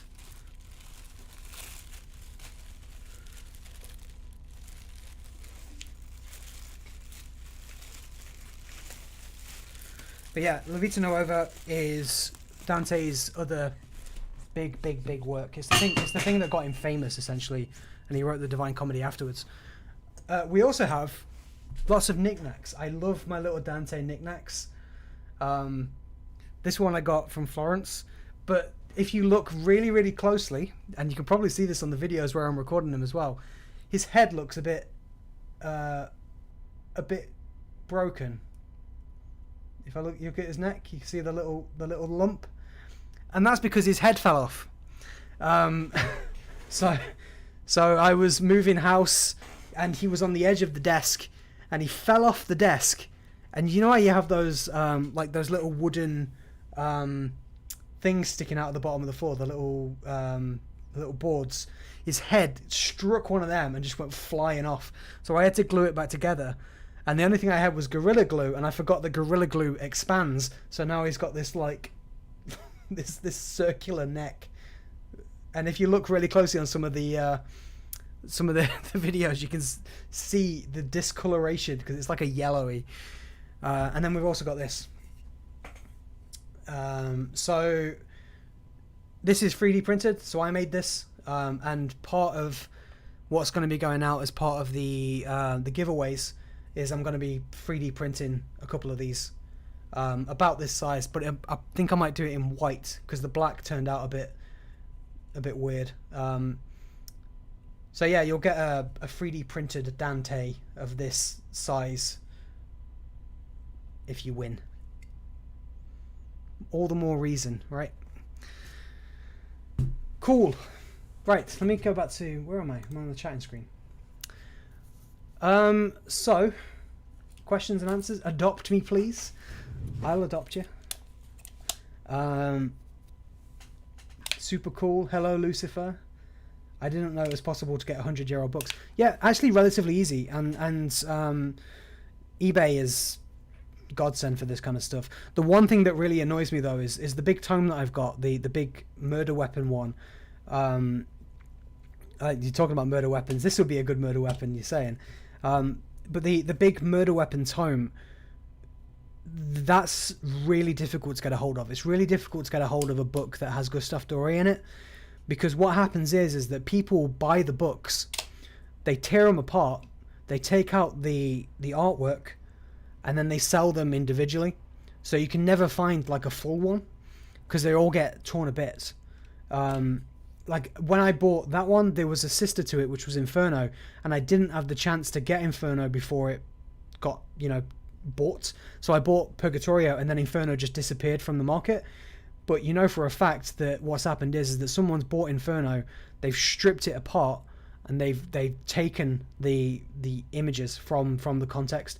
So now, if you go on eBay and just search for Gustave Doré, you'll find like framed prints, and it'll be like antique framed prints, and they'll charge you like $30 a pop for an image, whereas the whole thing in one go is maybe like $100. So that's how they make their money. It's really bad. What circle of hell do those people go to? I don't know. Violence against art. If you use art in that context, that would be pretty good. But yeah, I'm glad I saved that one. Probably the best place for it. And I mean, with me, I know it's going to stay respected and actually stay protected. I mean, I keep these relatively well kept. Like, they don't sit on the bookshelf of all the other books. I keep them separate. I have like a little area for all of my history stuff, and I have a protected bureau with all of my old newspapers in, all of the old prints. Yeah. But that's the way the cookie crumbles. Unfortunately, people can't be trusted. I remember seeing Dante in New York. Funny how it was my favourite part of the short visit. That's cool. I've never heard of it, so it'd be news to me. But yeah, if you enter the giveaway and you put your little you could be walking away with one of these. I might even make it bigger because I can scale it up to whatever size I want. Just depends how much money I want to spend on the filament. Cool. Right, so next thing on the agenda. Yeah, I got a special collections area. My friends think I'm nuts. The next thing on the agenda is movie day. So I've got some snacks in the kitchen, which I'm going to go and grab in a minute. Murder weapons. They're not as heavy as you think. They're not made out of like concrete. They're made out of plastic filament. So you can hear it. They're a little bit hollow. Not totally hollow. You could still probably do some harm, but you can't put it through a window, is what I'm saying. We are going to be watching a film. So back about 3 months ago, I did a re-edit of the 1911 Dante's Inferno movie. The 1911 Dante's Inferno film is the quite possibly the oldest film in existence. It's probably the oldest black and white film that we have, which is interesting. But the benefit is that it's open source. 1911. There's nobody owns the copyright for it now, so I can stream it as much as I like. And what I did about 3 months ago is I re-edited it. I added some music to it and I cleaned it up a little bit. 5 points to Gryffindor for the person who finds the ridiculously obvious canon error that this movie produces. And I'll tell you what it is at the end, and you'll be surprised. What is that text that's behind my head? Can I move that? What the... There it goes.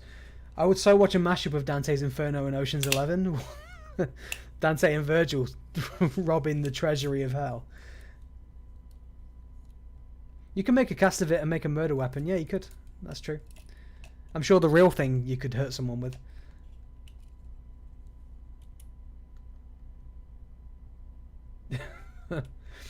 Okay, so yeah, I'm gonna switch over to video. Let me see if I can actually... Have I actually got this set up on the...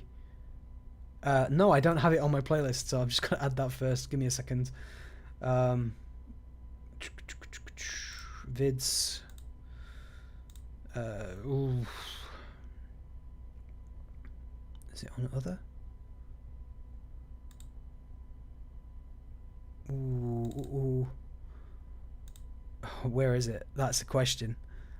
Where have I stored it? Movie night. It's in a folder called Movie Night.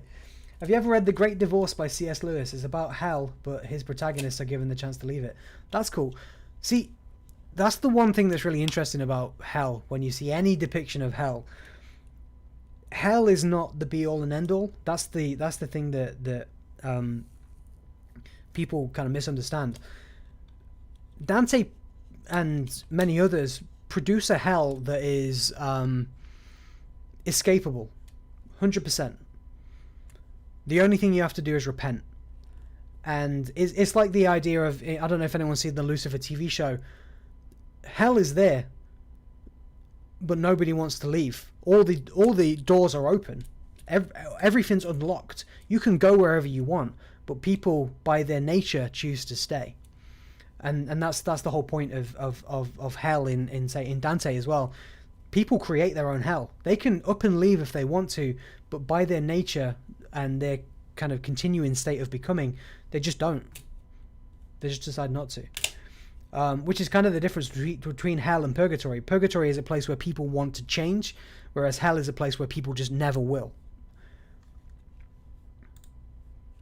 We've got some more people that are ready to be given the Dante role. Hello, Joe. You are now Dante Day role, Joe. And Parasite Dancing, Dante Day. Okay. Okay. Do you believe that you're going to hell? I don't know. I mean, the key facet of hell is that you have to be someone that's not willing to change. If you're the type of person that asks if what you're doing is the right thing to do, I'd imagine you're the person that's going to purgatory, because you're thinking about actually the impacts of your actions, which is what makes it different from actually just doing it. you imagine you're the type of person that is about to, I don't know, jump off a bridge, and you think to yourself, well, what are the effects of my jumping off a bridge? Am I going to hurt the people I love? That's the kind of person that goes to hell, well, goes to purgatory. I'm not a Catholic. No, I'm not religious at all. Come on, murder weapon. Should I murder this guy with this little Dante statue? Depends on which boss you play by Rowan Atkinson. Made a sketch about, I'm sorry, but the Jews were right. No, I'm not religious. I mean, as much as I know about all this stuff, I'm not religious at all. I just appreciate the tale, and I appreciate the philosophical side of it, and the questions that it asks are still present today. You know, what is the nature of the soul? What is good? What is bad? What is virtue, really? And that's the reason why I like to follow this stuff. I'm really falling off a tangent here. So, right, we are doing a movie night. All right, I'm going to go and fetch my snacks. The next thing we're going to be watching the 1911 film. Again, this is probably the earliest film in the world that is still recorded. I've done a little bit of editing to it. 5 points to Gryffindor if you figure out the major continuity error in this film. We will be starting in probably when I click this button, and is it working? Sorry, bear with me. Movie night's failing, I think. Right, there we go.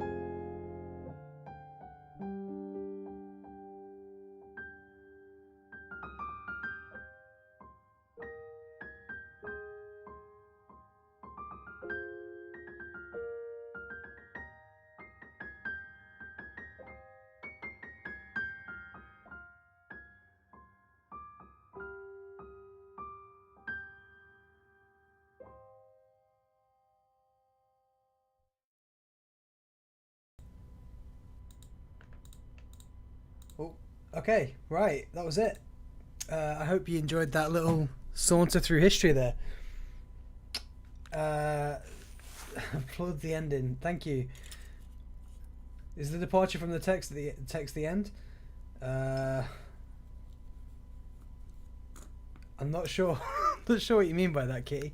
Okay, so we have spent an hour watching a movie. That's pretty cool. Well, you guys spent an hour watching a movie, and I spent about half of that trying to set up this board game next to me. Which is very complicated. I spent about 4 hours yesterday trying to figure out the rules for it, way into the morning. But such is life. Anyone got any questions about that? You know, we've already been through Inferno once, well, 3 times technically today for me now. They were supposed to come upon the island of Purgatory, right? You said there was one part in the movie that wasn't true to the text. Ah, okay, right. Here we go, right. 5 points to Gryffindor. Who knows the ridiculously bad canon that it tries to show off. Famous wild Lucifer. Look at that ugly dude. I'm going to go climb on it. Will this be on the test? Everything's on the test. Rue, everything's on it. So okay, let me go back to the video and I will show you the thing that right, okay. I was doing my best not to edit this as much as possible, right? I didn't want to touch the original film at all. There was points where I was like, should I replace the text that shows up? Should I do this? I wanted to keep it as pure as possible as it could be. But there is a section of this which is wrong.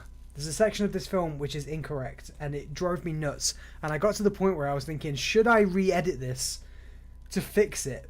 And I decided against it, but I will show you. So, we go back to the... Can we see it? Oh, where's my video gone?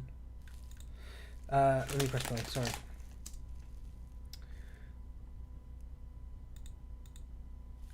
My Inferno, my video capture has somehow disappeared. There we go, right. So, let me just turn the volume down, because otherwise we'll get all the music in the background. So one thing you'll notice is we're in the Terrace of the Gluttons. We're in the Terrace of the Gluttons. We're in the terrace with the demons. They go to the shore, as they should. They go across the river. They go across the river. They meet the sinners, and you see Medusa. They see the heretics in their graves. And then, suddenly... After the heretics, sorry. Let me find it. Ooh, where is it? Where is it? Where is it? Where is it? Oh, God, it's somewhere around here. Ooh, Cavalcanti. Here. I'm going to just play this and you'll see.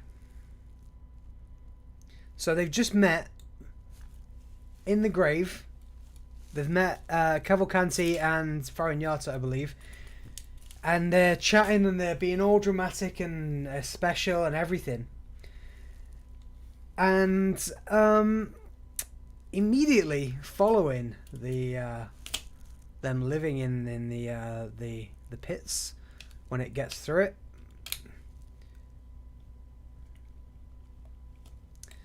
All right, just crack on, will you guys? Come on.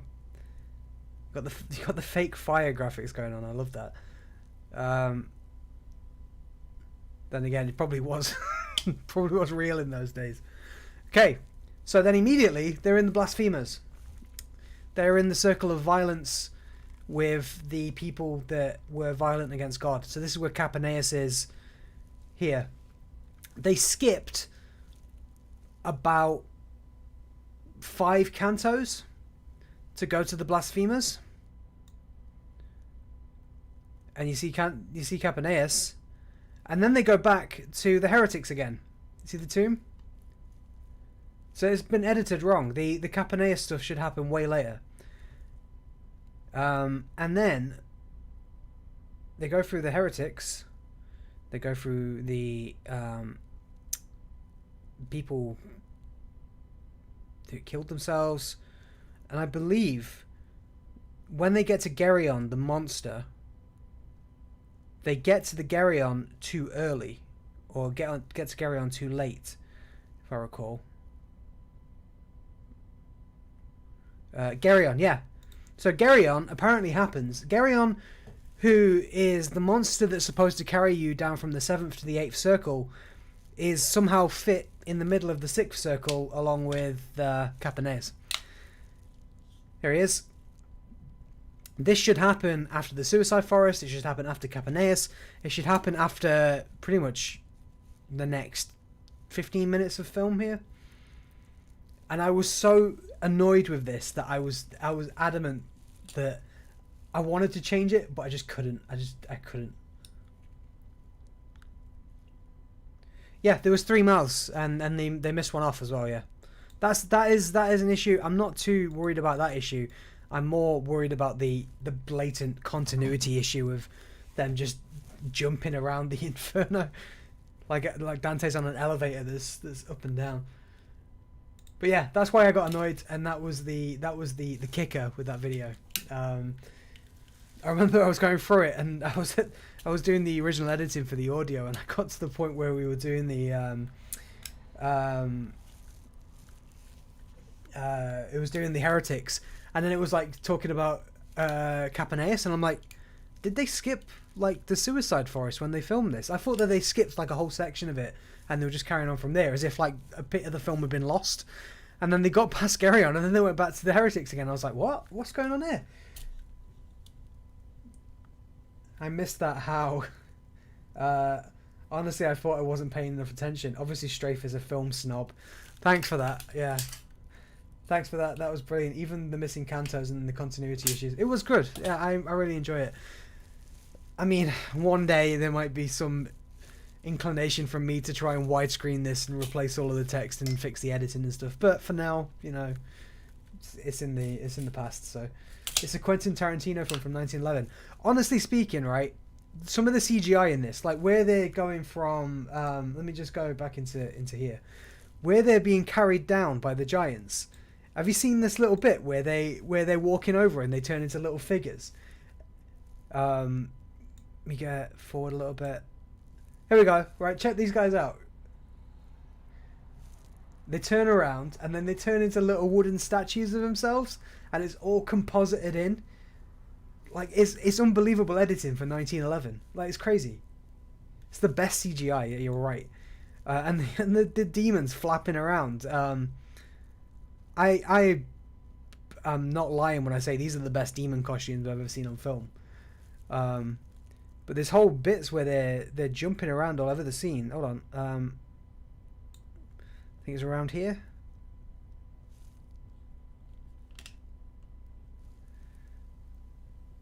Yeah, you look that way, you go that way, and then I'm pretty sure he jumps into the water, and then all these guys start flying around. Like they've got him on a wire. Like it's great. Okay.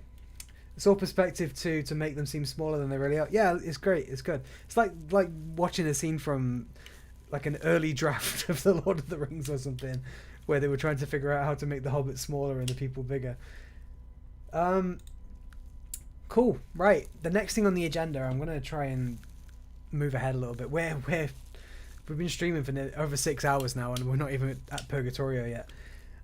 We've got a board game to play. I'm gonna probably disappear for a couple of minutes to have a break. But we've got a board game to play. I'm gonna pull Claire in, and we're gonna try out this Dante board game. I can show it you right now. It's called Divulgare Eloquentia, as in the book that he wrote, and you can see him there, look, right at the top. And if I just read to you the description of this board game, as it says in the guidebook: Italy, the late Middle Ages. The fabric merchants need to write down their contracts in a language that everyone can understand, and the literates are looking for an alternative to the elite of the traditional Latin language. So, the vulgaire, the language spoken by the common people, taken from the dialects spoken in the various Italian regions, starts to gain relevance. During this period, Francesco d'Assisi writes his famous Canticle of the Sun, and Dante writes the Divine Comedy, both written in vulgaire. The players will have to do their part in the creation of this new language, but who will provide them the proper knowledge to understand the manuscripts in the different dialects? Who will succeed to uncover the secrets of the books inside the papal library? Who will embrace the religious life? And who will remain a simple merchant? Some of the players can become a famous banker, someone else can climb the church's hierarchy to be the next pope. But in the end, who will be the most appreciated and respected for his status and his culture? This stream is going to be rewatchable, yeah. If you need to drop off and you want to catch up later, it should be watchable. I'm not sure whether or not I'm going to be able to put any monetization on this, because there's probably going to be a bunch of copyright claims somewhere. Yeah, status and culture. I thought that. Hold on. And I'm even going to do this. Inferno. We've just left. We've also got Purgatorio. And I'll be jumping into that when we get there. But for now, we are still in Italy. So what I'm going to do is I'm going to take a couple of minutes. I'm going to pull Claire in and a chair, and we'll go through it. And I'll try and explain the rules. I've kind of given Claire a little bit of a rundown of what's supposed to go on, but I'm going to go through it again, and we'll see. Okay, right, break time. Catch you in a minute.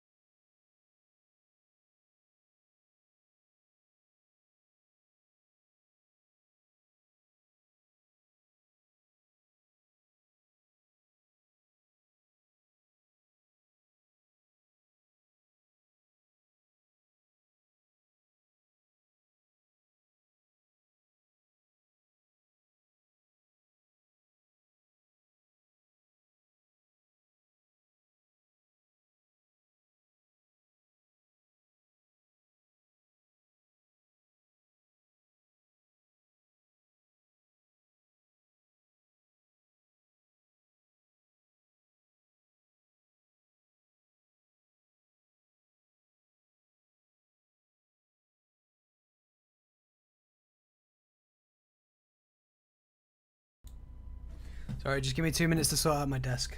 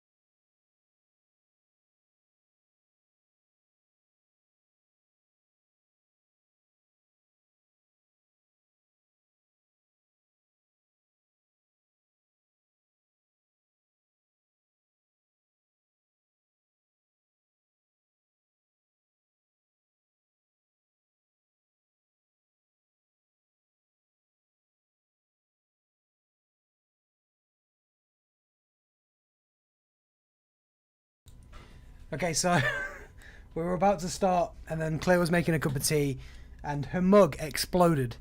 So it's going to be about 5 more minutes because she needs to make another one. I'm not sure what happened. I think the hot water just like cracked it. It's British as hell. It's the most British it's ever been. I know, right? The thing is, I had a mug that was similar, and it happened to me years ago. But Claire's has never done it, and now I just decided to do it at probably the worst moment. Yeah, we're all fine. She wasn't anywhere near it. It just, I'm assuming the heat just cracked it open and it exploded. But yeah, just give us a couple of minutes.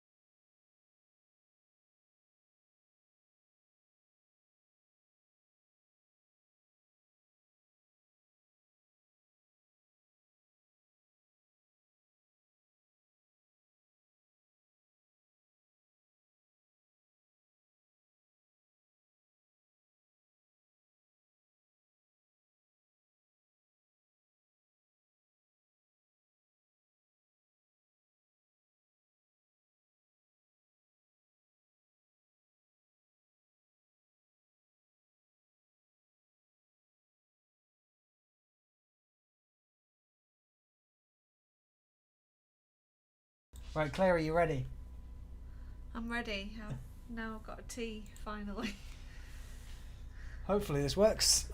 Hey! Oh. Look at that. Perfect. Oh, Perfect look, alignment. My Tigger cub's cup even is just in the frame. Just in the little corner there. Hopefully he's not going to break. Yeah, you're going to break my desk with that Tigger mug at this point. Right. So we're playing a game called Devil Gary Eloquentia, and it's based on the name of a poem by Dante. And if you look at the front of the box, he's even on there. So before you came over, I asked you to put your little guy down, right? You did. On the thing. Let me just rotate this board a tiny bit for the camera. There we go. I put mine down here, and so the object of the game is to get more points than the other person, and you do that through a number of different, very complicated rules that took me like 4 or 5 hours to figure out yesterday. Around the outside, we've got the knowledge track. The further along that you are, the more knowledge you have, and you can see I'm not sure you can see it on the screen there, but you've got a little 2 on one of them. You've got a 3, you've got a 4, and you've got an 8 right at the top. They indicate which manuscripts you can choose, and we've already been over how you get manuscripts earlier on, and we can demonstrate that. Yep. Knowledge track also indicates which player goes first each turn, and it's the person at the bottom, because they got there first, is the person that goes first. We all fall apart sometimes. We do. Yeah. We do. And to be fair, the mug lasted a good few years, so it had its day. Well, mine did the same. It's like I was saying, mine exploded as well ages ago. I'm surprised it took yours this long. To be fair, I got lucky because you lifted yours up when yours did it, and so the tea fell out the bottom all over you. Whereas when mine did it did it on the side. When I poured the boiling water in, I heard it crack. Yeah. And it was just straight down the middle and down the bottom, and then suddenly the tea was flowing out all over the side, down the cabinet, all over the floor. Was it like that scene in Ice Age where he puts the acorn in the wall and it just breaks apart? Yeah, basically. You just see the crack flowing down. Yeah. Right. Game. Okay, so the first turn, Palermo has been put down next to Palermo. You've decided to go near Palermo, which is probably a good shout for you. On Catania. Yep. I'm yellow, you're red. Yep. Bunch of different rules. So along this track here we have the turns. So there's a maximum of 15 turns in the game. So that's 15 turns each. Probably less. Every turn a new city gets added to the Italy map. And what the city does is it adds some extra stuff to what you can do when you land on it. So Palermo, for example, if Claire lands on Palermo, she gets 25 gold plus the 50 that's on this. And once she's claimed this flips over and nobody can claim that again. So over the time, this populates. If you land on one of these cities that have a little number next to it, and the number corresponds with what turn it is, then gets out the rule book. This is going to be complex. Bearing in mind this is the first time we've played it together as well, so we'll learn as we go along. Yeah, so the player can advance his marker on the canticle of the sun. So this is this track here. So if you land on this at the same time as the turn, so if it's turn 12 and you land on a CC, you can put 5 actions and go along this track. And the further along this track, you get points at the end of the game, right? Okay. Yep. And you can see that by the little anvil. That's the points tally at the end of the game. But we'll figure that out at the end. Also, as part of this, there is the idea of roles. Sounds like a good saying to live by. There's a belief, I love objects to break when they've served their purpose. Yep. Do you believe it served its purpose over the years? I'd say so, yeah. Yeah, okay. So every turn you have, there's this purple marker that indicates what turn it is. As you go down, you've got these blocks. These blocks are indicative of yellows are nuns, reds are politicians, greens are some monks, and blacks, I believe, are like merchants or something. And each of them has a value. He looks like a merchant. Each of them has a value. You can do different things with them. And at the end, there's like an election where you count up the amount and you get more points out of that. You can move around the map. You can't move over the sea. You have to land in the sea as a turn. And you can't move between seas, so you can't go here and then land over there. It has to be the shoreline of where you are. Because these are two separate oceans, right? See that? I don't know what you mean. So if I put my thing here, I can't land in any of these ports because it's a different sea. So it has to be on this side. It has to be in this sea. Okay, that makes sense. Yeah. And then it's basically, when you get towards the end, you have these turns. So you have these little guys here. And this indicates that the Pope is ill. And if you see one again, it means the Pope is dead, and it's the end of the game, and then you have to count up your tally. So the game ends when the Pope dies, which is quite interesting because the Popes always die in history, so it makes sense. If you get to 8 on the knowledge, which is right near the end, then you get this special manuscript with an 8 on it, which gives you more points. And you become the Vulgare champion of Italy. Would you like me to go first? Yeah, because I have no clue. Right. Let me tell you this, right? So it took me ages to figure it out because the language they use in this instruction booklet is so crap. It feels like it was written by an Italian and then Google translated it's into English. It's got to be translated. I bet that's probably why it doesn't help. So at one point it was like one thing that screwed me up for like 20 minutes is it when each player gets to choose a colour, they take 20 discs and 10 Ducati. Nowhere it tells you what Ducati is. You have to figure that out. That's the coins. It's got to be, hasn't it? Yeah, it could also be these blocks. You don't know. It could be the manuscripts. It could be these little things that have got 4 on. Ducati sounds like a currency. Sounds like a sports car. Right, I'm going to go first. Right, so the first thing I'm going to do is I'm going to move over to Florence. So that's one action.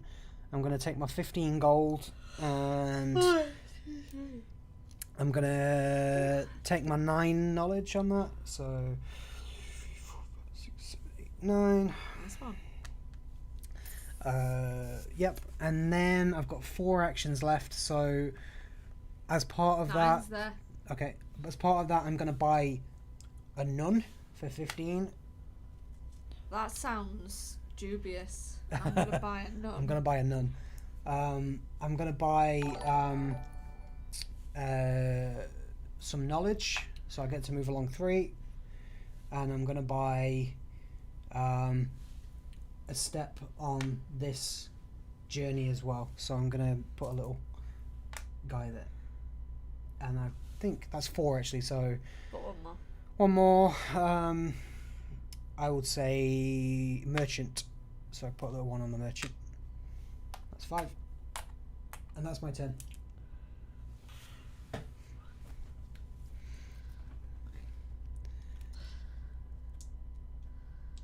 Now I need to work out what I'm doing here. So this Oh, one... trust me, Rue, we've already removed rules from this game because they're dog shit. There's whole parts of this game that I've just gone, there's no point to that. So, go on. That's your move one, isn't it? Yep.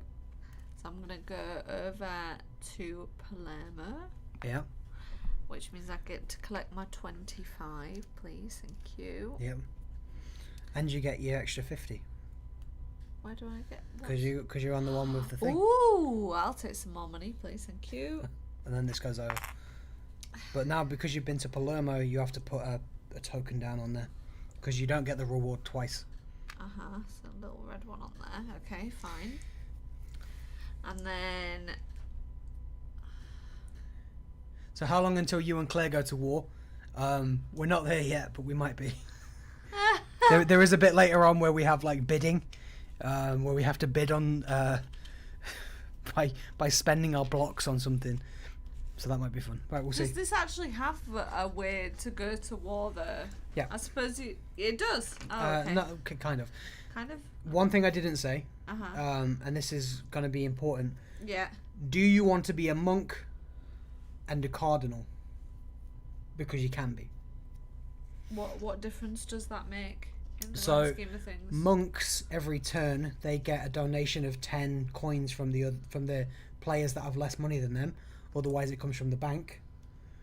They can't do the merchant journey because once you're a monk, you can't do that. But it does mean you get one of these cards, which gives you an extra thing to do. I think the idea is that the cardinals have Cardinals normally get a lot of money and power from the church. Well, there's stuff like, for example, if you become this friar, because you get to choose which friar you want to be. If you become this friar, then you automatically get an extra yellow in whatever you do. So do we have to pick one or both of these at the start of the game? Well, no, you pick it when you do it. So they've each got their own little benefits and negatives. Like one of the cardinals they pick it when you do it. What do you mean? I'll get to it. One of the cardinals, for example, costs 70, but it means you get docked points at the end of the game, and it gives you like a really good benefit in the game. Zaza. So if you want to become a cardinal, you have to first become a friar, and you do that by going to, I believe, they've got symbols on the map, a convent. So if you go to a convent and you pay a certain amount of money and you sacrifice a certain number of blocks, you can become a friar. And I think as a friar you get 5 per turn off me if I've got more money than you. And if you go to a cathedral afterwards, you can do another payment and get, sacrifice other blocks and become a cardinal. So you discard your friar card and you take your cardinal card. So with your friars, you pay in blocks, right? Or some of them you do. So if the idea is that the cards that you have, they give you certain benefits, but the negative is that you lose the merchant journeys that you can do, which gives you other money. Okay. Right? Yeah. So if you want to be a friar, you have to decide at the start if you want to be one or a cardinal. I want to be a cardinal. If you want to be a cardinal, yeah, and you make loads and loads of money, yeah, when the Pope dies, you can technically become the Pope. Yeah, that's why I want to be a cardinal. Yeah, I want all the money and the power. Yeah. Please, thank you. Where are we? Oh, we're looking on the stream. I mean, I think the camera is rotating over time. Right. Okay. Right. I've not even finished my go. So you moved me from what I'm doing. You moved to Palermo. You moved to Palermo and you took your money. Yeah, but that's only one move, isn't it? Yeah. And then if I do that, that gives me 3 knowledge. 3 knowledge. So 1, 2, 3. And then if I do Pope Claire 2021. Hey, I'd vote for her. Can you imagine having has there ever been a female pope? I don't think so. Yes, first female pope. Here we go. It's like Doctor Who all over again. It's great. Absolutely, I'm in for that. I'm in for it. I'll do it.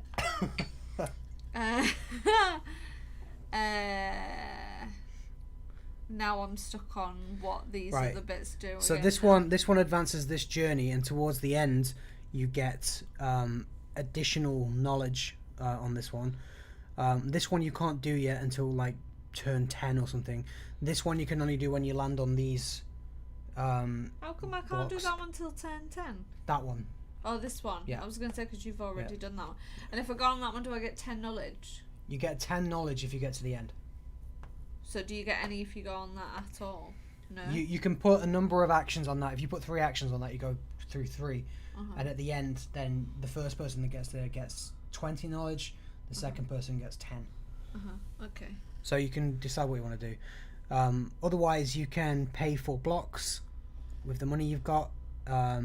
Or I think, is there any level 1 so you've got a level 1 manuscript, and you're not in yellow, so you can't get a manuscript yet. That. You can't get a manuscript yet. I'm not past level 2 yet, so I can't do that. Nope. So blocks then. So there is only 3 politicians in the whole game, and they're worth the most. So the red ones are worth the most. I think it's the black ones that are then worth the next. Then it's the nuns, and then it's the green ones. But how do you pay? Because these 2 haven't got anything. So you can only buy 2. You can only buy 2 at a time. Yeah. And if you buy 1, it costs 15. If you cost 2, it costs 30. So it just shows you the cost of 1 and 2. What about these two, though? That's what I'm saying. They don't cost you anything. You can just take them. Ooh. And if you take a black one, you can just scrap it straight away for 30 gold. If you wanted to. But it does mean that the black one goes back up in here and somebody else can take it. At the end of the game, everyone should have all of these blocks. Right. And it has to be the turn you're on. You can't just take them from any level. It has to be the turn. Oh shit, sorry. Where did I take this one from then there? Yeah, but you can take the green one from that one. Yeah. Because what happens is that when you get to turn 2, all of these blocks start rolling down. Okay, so I've still got 2 goes. So I might do the merchant one. Are you going to be a friar? Because I can't do that if I want to be a cardinal. If you're going to become a cardinal, you can't get the benefit out of that anymore. Okay. Ooh. And what was this one again? Rue's always making dirty phone calls. What's me? one? What's one? This one. That one's to take 10 gold. Just out of the bank. Is there any other way I can get more knowledge? Yeah, you can put more blocks on this. You can put up to 5 blocks on that and get 50 knowledge if you want. I'm gonna put 3 on there. So you've got I've done 6 3 already. 1, 2, 3, 4. Well, 1, 2, 3, 4, 5, 6. Yep. Right. Awesome. So now you've made your turn. Yep. The action blocks come off. Yep. And then this one rolls down to Roma. Roma goes onto the board. So if you go to Roma, you get an additional 4 knowledge out of that now. These 2 blocks roll down. And then the game continues again. You with me? Yep. Yep. Cool. Right. I might still ask questions. You can tell I take it seriously. Yeah, I'm like this with games. I like to know. Claire wants all the knowledge. I want to win. Yeah, she's very competitive. Oh, this camera is doing my boxing. Why is it moving? It's rotating around itself. Because I haven't knocked it, have I, on there? No, it should be fun. If it goes out of sync again, just let me know. It's like it's swinging round. Please, thank you. My favourite now. Okay. Oh. I bet that's dislodged it again. No, you're fine. Oh. This was well practiced in advance. You can tell. Right. I'm gonna move. I need to put actually a block down on forensic because I've already been there. Oh yeah. See, you're telling me the rules. Yeah. I'm gonna go to Arezzo and I'm gonna take the 6 knowledge from that. 1, I wish 2, we were 3, actually 4, travelling 5. to these places. That'd be nice, wouldn't it? Playing the game. Right, so Let's I can't. just go to Rome. I can pick up a level 2 manuscript now, so I'm gonna sacrifice 2 of my actions here. Can you pick up a level 2? Have you gone past 2? Yeah. Oh yeah, you're yellow. Sorry. I'm yellow, yeah. So I'm gonna, and I'm on pink, so I can pick. So I can pick up this pink manuscript. One of the goals is, if you get a manuscript of every colour, then you get extra points at the end.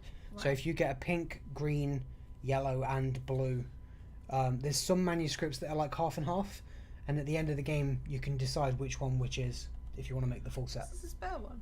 Yeah, that's the one that I'm going to talk about in a minute. Oh, okay. So that one's that.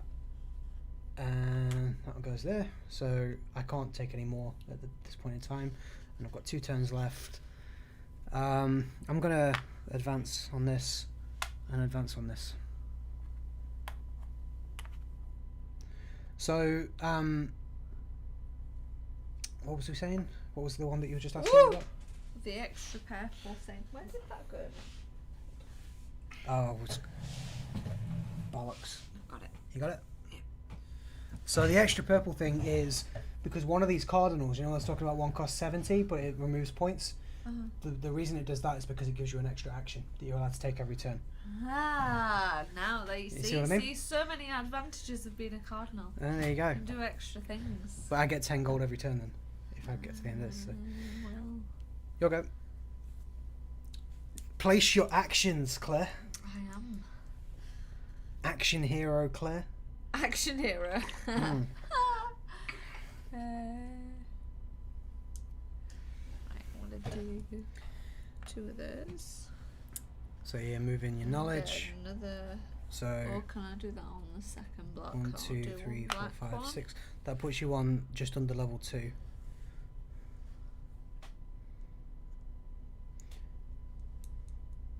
I need to do that so I can move somewhere. Although, so because I'm kind of like locked in here, You can go into the ocean with one do you have to turn. walk in a certain So direction? Move in a certain... you can either go into the ocean, Uh-huh. you can go to Catania, Catania, yeah. or you can put 2 blocks down, pay 10, and then go over to the mainland. So if I put 2 blocks there, but I have to pay 10, right? Yeah, if you do more than one movement, you have to pay 10. Put that in the bank. 10 Ducatis. And then if I 10 go... sports cars to get over the sea. So I can now go across the water. So if I go there. To wherever you want, yeah. And then if I go to Roma. Smart. And you need to put a little red block on it. A little red block on. That gives me 8 knowledge. And your 15 gold. 1, 2, 3, 4, 5, 6, 7, 8. Set. 15 gold. gold. So I paid 10, but I got 15 And back, you also get 4 additional knowledge from the box. Oh, nice. 2, 3, 4. So what's Perfect. there? This goes over, and that was your turn, right? Yeah. So because you made that turn and you are now in front, Let's take a black the block out of that. because you're in front on the knowledge, that means that the turn order changes over, and you get to go next. Ooh. So Sassari, can you see what that is? I have no idea. The Sassari. pink one. There. Yeah. Yep, and that's your turn again. All these blocks flow down. Cardinal Claire needs a fancy ring, they're saying. Yes, I do. You said you wanted to be a friar, yeah? So you're next to a... No, I want to be a cardinal. Yeah, you have to be a friar. You have to be a friar first. Yeah. Okay. You can't just snap your fingers and become Pope, Claire Bay. You've got to have the credentials. Remind me what this one was for? That's not for anything. That's one of the Oh, rules. that's one of the things okay. I decided not to do because it's just totally pointless and bullshit. Okay, cool. That's fine. Needlessly bullshit. Which one of these did you say? Where does it tell you which one you can do at what level? These. Oh, don't do that. Careful with these because they're a bit temperamental. They're tiny. Did you take your black block? No, that. Done that now. Okay. I've not even done Have my you move. Have you moved your knowledge? No. 1, 2, 3, and where are you moving to? I'm gonna move. So you're gonna become a friar. So the friar says convents. A player whose merchant character starts or arrives in one of the 2 convents can start his religious conversion to become a friar. But I'm not a merchant. Or do you start as a merchant? Or a chorus boy. Do you want to be a chorus boy? Not particularly. It would be the career ladder of the century if the chorus boy becomes a cardinal. Yeah. Right. So religious conversion to become a friar. The player does not spend any ducati or actions to do this, besides any needed to arrive at the convent. Okay. He declares his intent to become a friar, and after that chooses one of the friar ties available, out of the 5 that are available, loses half of their money. What? Rounding up. Excuse me. A friar cannot go back to the status of merchant. He can only continue being a friar or end the game. Become a cardinal in the cathedral. Yes. A friar cannot gain ducati from event tiles or business cities. So I can't get money. So you can't get money from these tiles anymore. Oh, that's. It's alright because you get knowledge out of them. Yeah. So I have to give you half my money, and I have to. You have to pick put a half the money friar. back in the bank. You have to pick a friar. Okay. Merchants can stop in a convent space without being forced to convert into a friar. In that case, nothing happens. So, totally optional. 10, 20, 30, 40, 50. So I've got 90. So you need to give me 45. Or give me the 50, I'll give you 10 back. Yeah, do that. There you go. No, give me 5 back, because if you need 45... Yeah. Math no good, Claire. You should be. Bad math You good. should be better at maths than me. I've only got 10 gold. I don't know how I've ended up like this. But yeah, now you're a friar, so, that's you get to half pick my a friar. money, and I get to pick. And does it cost me anything? What do they? Cause right. these So have got like little blocks and knowledge things on. So I've got the descriptions of each friar. Friar Mario. Let me find them. Hold on. The player. Mario.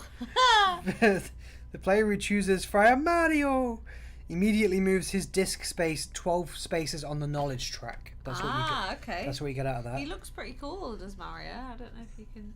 Hold on, where am I? It's a me. He's praying. Look. It's a me, a Mario. Right. Friar Michael. The player who chooses Friar Michael immediately moves his disc 7 knowledge space on the knowledge track. In addition, the player gains a virtual yellow cube, which is there, as shown on the tile. Therefore, the player has a yellow cube in addition to the ones he has already. I don't know why you're saying he. You can use during the duration of the auction for the Stupa Mundi, which is 10, which I'll explain later.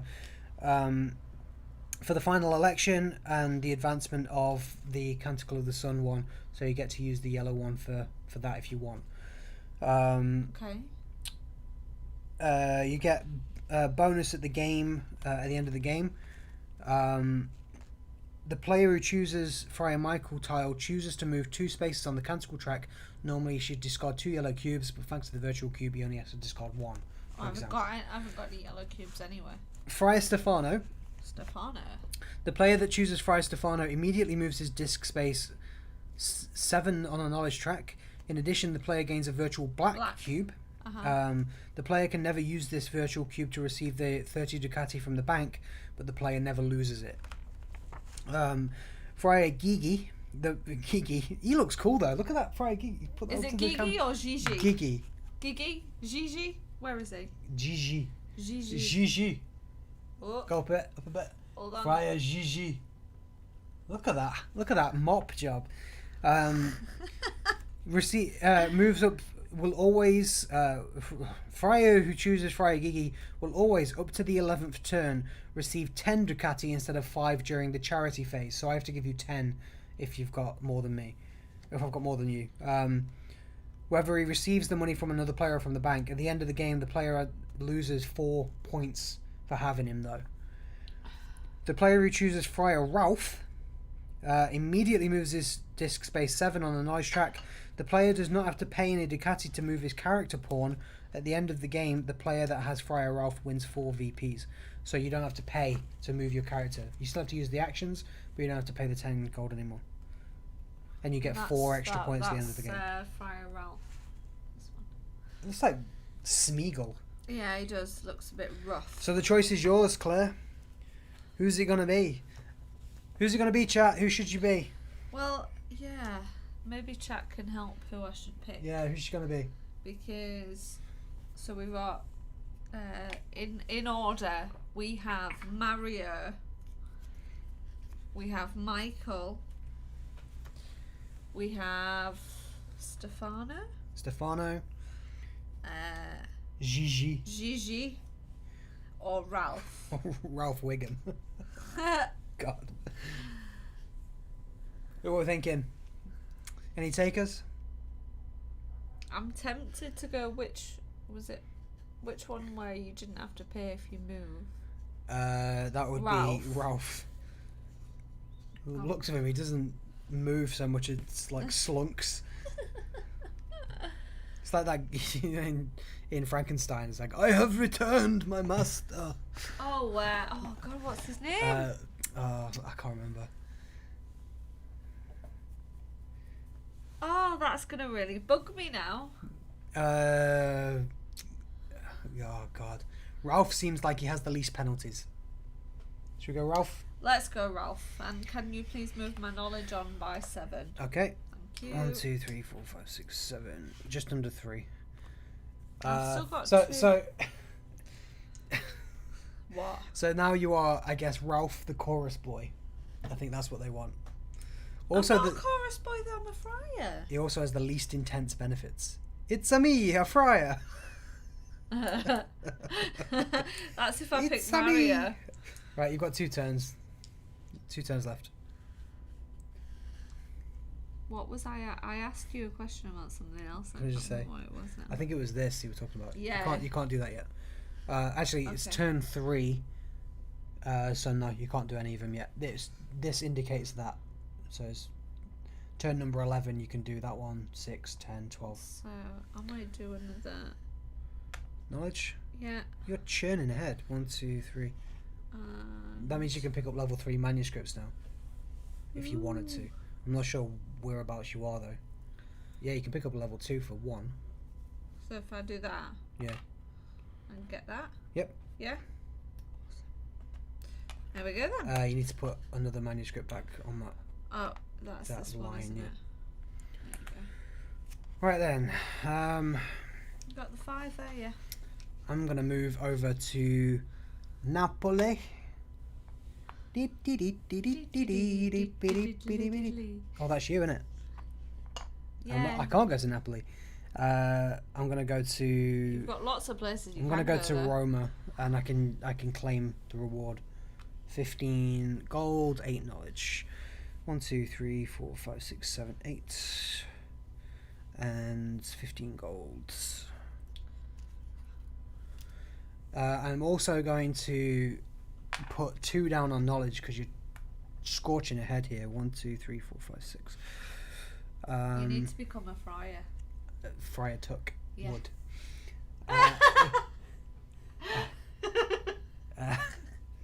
Sorry, that get you, did it? Yeah. I'm gonna take a black cube and I don't know. Advance this again. Right, next turn. Napoli is going on the board. There you go. Remember, you can't claim these anymore because you're a friar. Well, you can't claim the money from these, but you can claim the knowledge ones, I'm assuming. So if I move to Napoli, I don't get the 30, but I'll get the knowledge. You do get the 30 gold from going there, you just don't get the extra gold if it's on this. But there's no gold on there anyway. Yeah, so you should be fine. So if you landed in Venezia, for example, you wouldn't get the 30 extra gold. So 7 knowledge. 11 knowledge. Because I got this one too. 1, 2, 3, 4.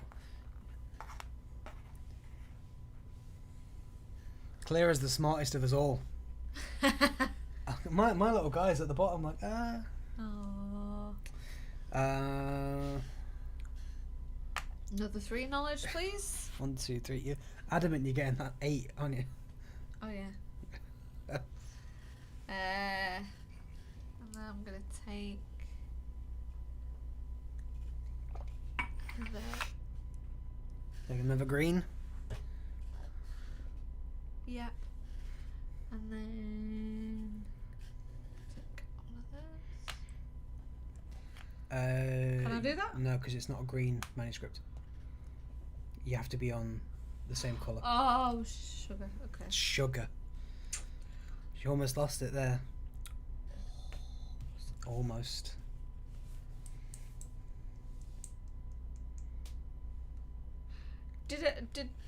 Which fire did I go with, Ralph? So if I move again, I don't have to pay, do I? No, you don't have to pay to keep moving.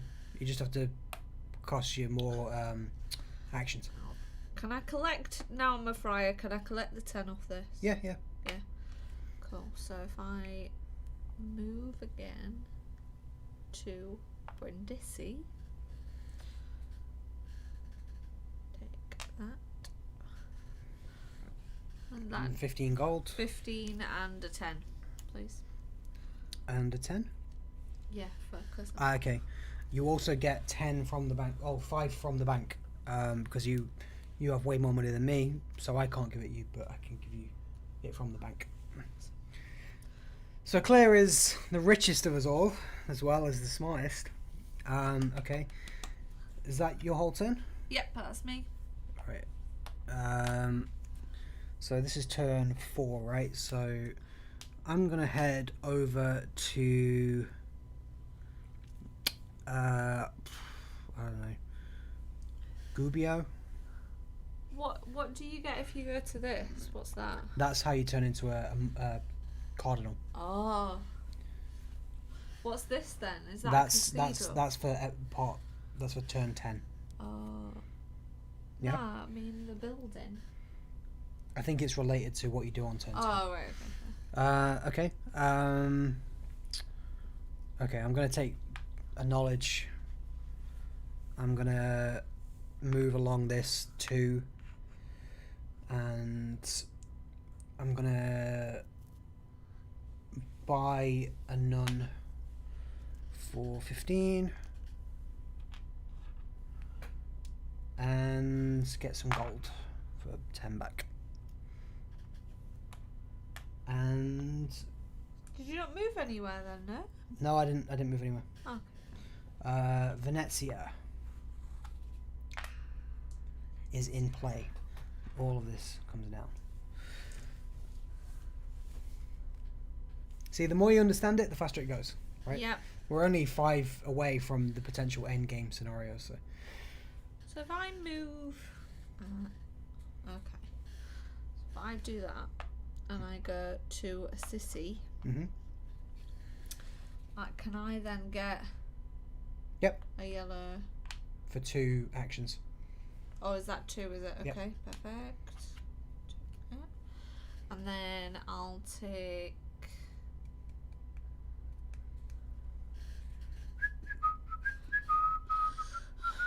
well, I've got 2. How much does it? Do you get certain things when you get so many blocks, so many? You can sacrifice a black one for 30, or basically the idea is that these are worth a value. And at the end game, these are voters in your election, and if you have more voters, more points on voters, then you can change from cardinal, say, to pope, or you can change from merchant to banker. And that gives you more end game points. Right. The amount of votes you get also indicates how many points you get, but you can also use them first of all to in the 10 points to do a bidding thing. I'll have to get to that when we get to that. And there's also you can do stuff with them, like you can spend them to do certain things. So if you wanted to advance this, you have to spend a yellow. If you wanted to advance into Pope, I believe you have to sacrifice a yellow one. You can sacrifice the black ones for extra money at any time. Okay. But it doesn't cost you an action, and there's a bunch of stuff. So I'm gonna do. Buy a nun. Buy them at the shop. I'm gonna do 3 knowledge if you can just move 1, me 2, along, 3. and I will buy a nun. Also. She's buying a nun. Take a yellow cube. Perfect. Friar Ralph buying nuns. Sounds a bit. That's a bit wrong, right? Not bad. I'm not spending four actions for a 1 manuscript. I can do a 3. Unless you move into a pink zone. It'll cost me 2 actions, right? And 10. Oh, yeah, 2 actions and 10 gold. No. What about? Oh no, because you've been to that one. Sorry. I've been there already. I can go there. I can go there again if I wanted to, actually.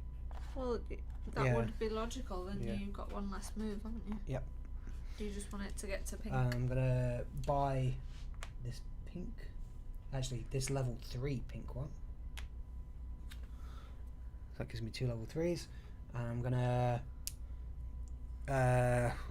2 gold. I need some money. I need that dollar. 2, 3, or 5. Would you like to move the purple man down? Man down. To Palermo. That is there. There's 2 for Palermo, I think. This one? Yep. That's the one. Okay. So let's see.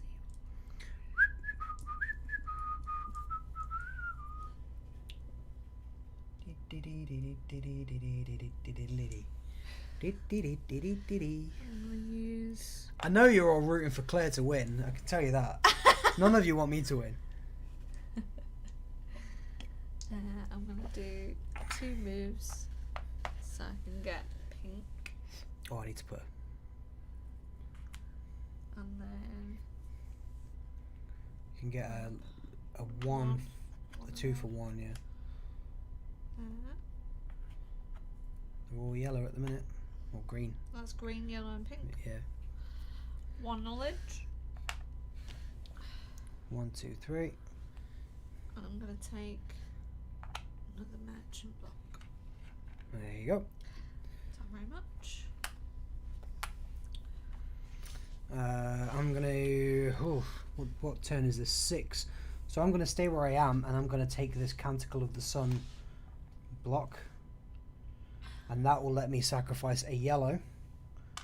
And 3 actions to put me here. What? I don't understand what you just Right. did there. So this has got a 6 on it. Uh-huh. This is turn number 6. Right. So I'm on the block that it's pointing to. So because I'm on there, I can sacrifice a yellow and move along this track, which gets me points at the end of the game. Right. Get that? How does that work for the other numbers then? Well, that one's gone, but you Like know, you've got a 2 turn there, 2 is so gone, we're so you can't past- use that. But Right. once you get to 10, 11, 12, Right, okay. 10, 11, 12, you can as long as you're in the space, you can advance this path. Okay. And I've got 40 gold, so I'm gonna buy a nun back for 15, and I'm gonna advance this. Yep. Entirely up to you. And I think we need to put Florence in. Is that it? Yeah. Turn Firenze. 7, Firenze.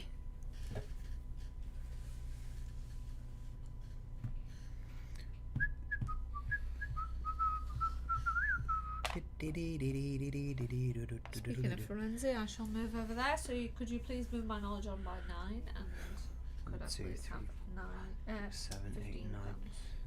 pounds? £15. Yeah, or whatever they are. 15 Ferraris. Yeah. Okay, so you get 15 gold. 9 of that. You can't claim this because you're not a merchant. That's fine. But I can claim it on my turn. But even if you've already Yeah, visited because it's a there. separate thing. I'm going to do 3 knowledge.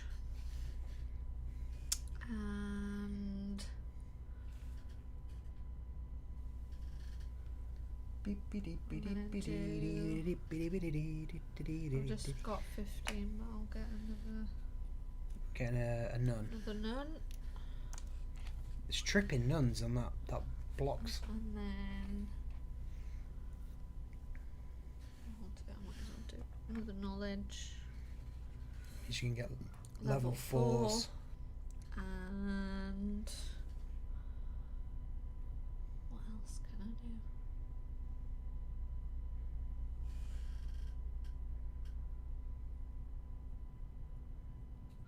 I can move again, can't I? Mm-hmm. It doesn't cost me anything. No one with fry yet. I'm gonna go along to Bologna. Bologna. It says 10 to 15. So you get 15 knowledge if you're the first person there, and everyone else gets 10. So you get. Oh, sure. Oh. So you get 15 Fiddly. knowledge added onto the end. Okay, 1, 2, 3, 4, 5, 6, 7, 8, 9, 10, 11. So you got all the way to the end, and you take the 8 manuscript Yeah. for your own. You are now Full knowledge. You are now maximum vulgaire. So there's no point me doing knowledge anymore because I'm not going to get any benefit out of it. Right. Whoa, how did I get that so quick? Look how far ahead I am. It's because you kept putting it on knowledge, and you kept going to places with knowledge. Well done, me. Yep. Right. I'm going to move on. I'm going to go to Firenze. I'm going to take my 45 gold and 9 knowledge. Thank you very much. 1, 2, 3, 4, 5, 6, 7, 8, 9, which lets me buy level 3 manuscripts for pink, and I'm going to buy one of them. I've got 3 pink level 3 manuscripts, and I'm going to go to the end on this. Yep. Fine, yeah. Fine with you, fine with me.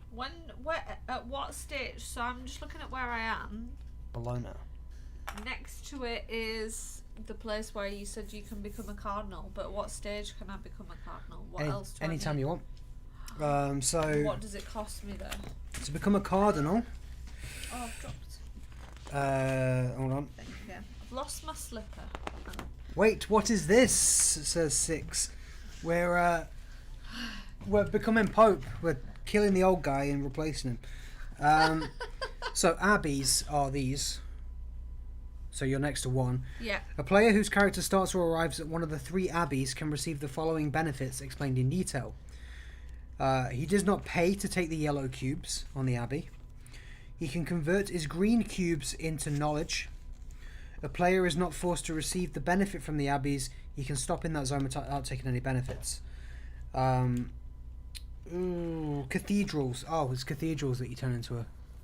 So it's this one for you. It'd be Milano.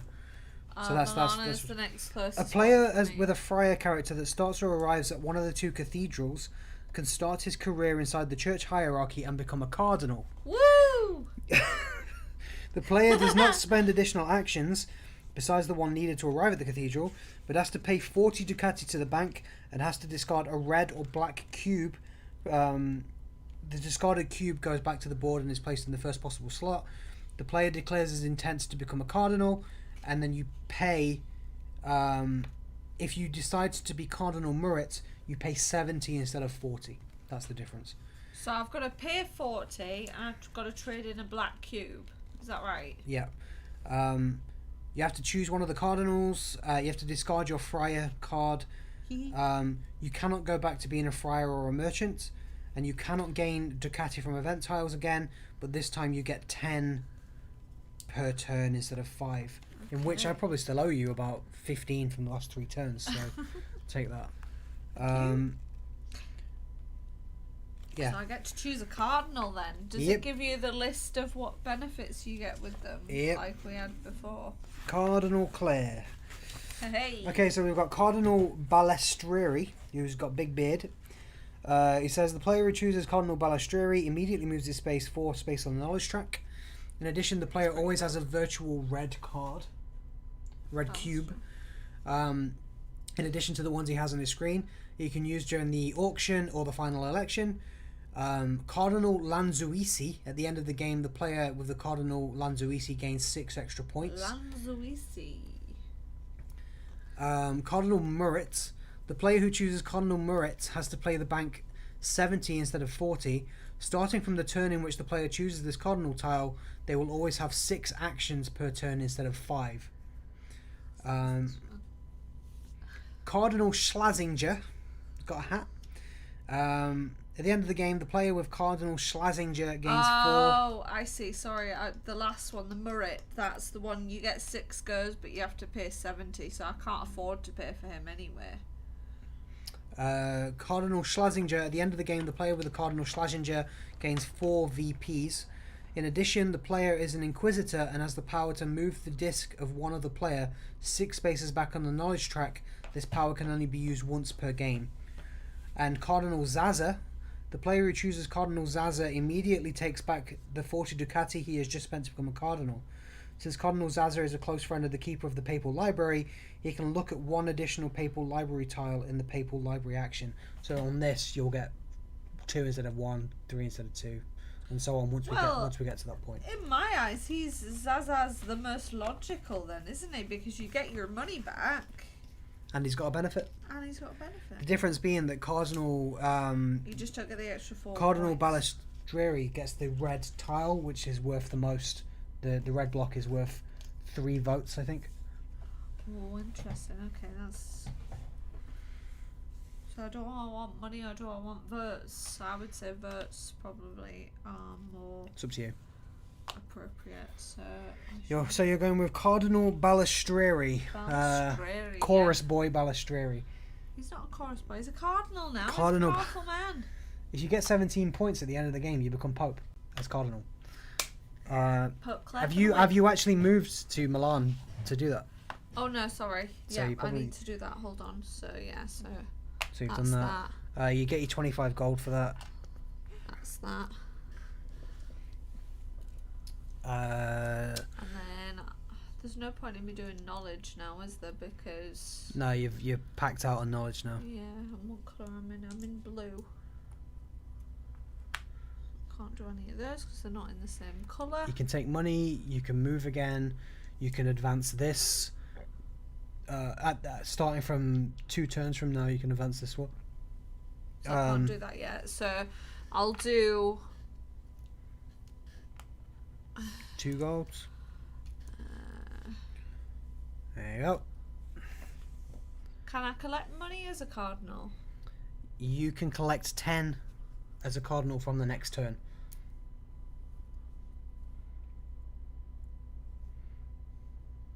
No, I mean if I move to a different place. Yeah, you can collect it from the space, just not from the box.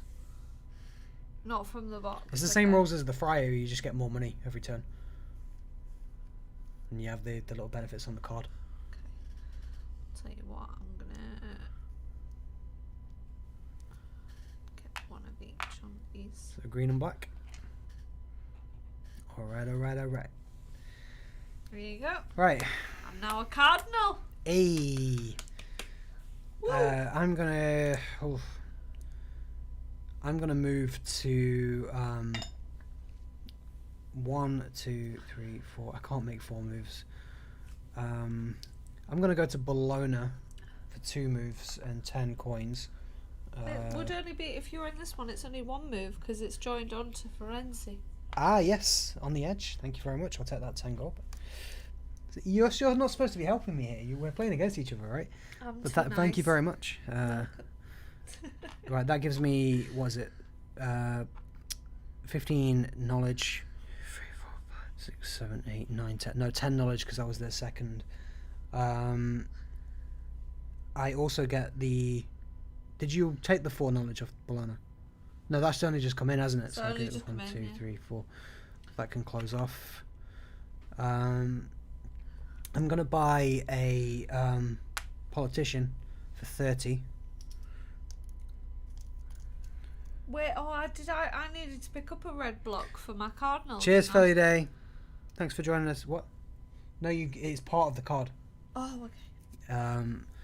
And I'm gonna take a green. I'm gonna take a black.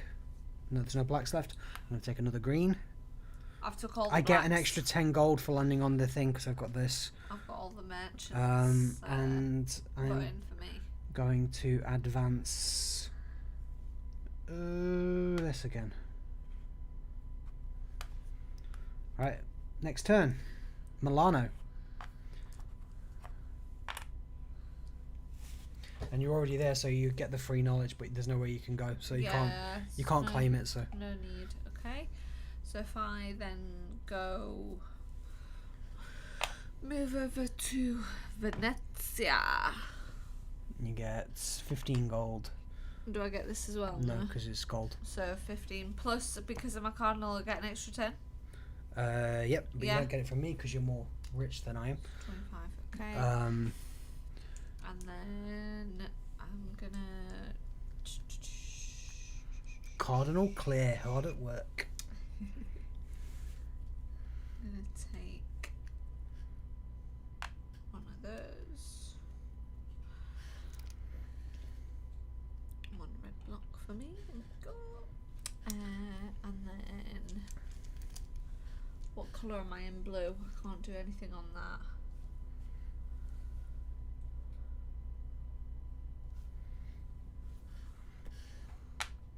Gold? 10, please. Can I progress anything on these yet? No. You can progress this. You can't progress any of these at this point in time. Actually, let me have a look at that one at the top. Careful. So, the riddle from Verona path. A player whose character is before or after his movement in a blue zone can progress that path. Which one? This top one? Yeah. Ah, so okay. So the player marker is advanced by a number of spaces equal to the number of actions. The player places his action markers on the riddle from Verona. At the end of the game, the player that is furthest on this track is the one that discovers the precious document and will receive 4, 5, or 6 VP depending on where the disc is. So if you progress that to there, and I don't progress anything, then you get 4 extra points at the end of the game. Right. Okay. So you're going past that one. Going to 2. Whoops. Okay. Thank you very much. I am also in blue, so I'm going to put down 2. 2 as well. Just to ruin your day.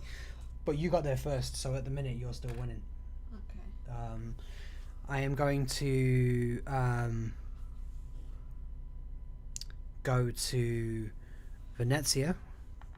I'm going to shove a little yellow marker on there. I'm going to take the 45 gold in total. 1, 2... Actually, I'll give myself a 50. No, I ain't got enough. 2, 3, 4... 45. It should be 55 because I've got this at the bottom giving me 10 extra gold. I'm gonna... I've also moved, haven't I? So I need to put that there. I need to get some blocks, so I'm gonna buy 2 nuns for 30. Give me them nuns. There you go. Give me them nuns. Would you like to move to Brindisi? Yeah. Right.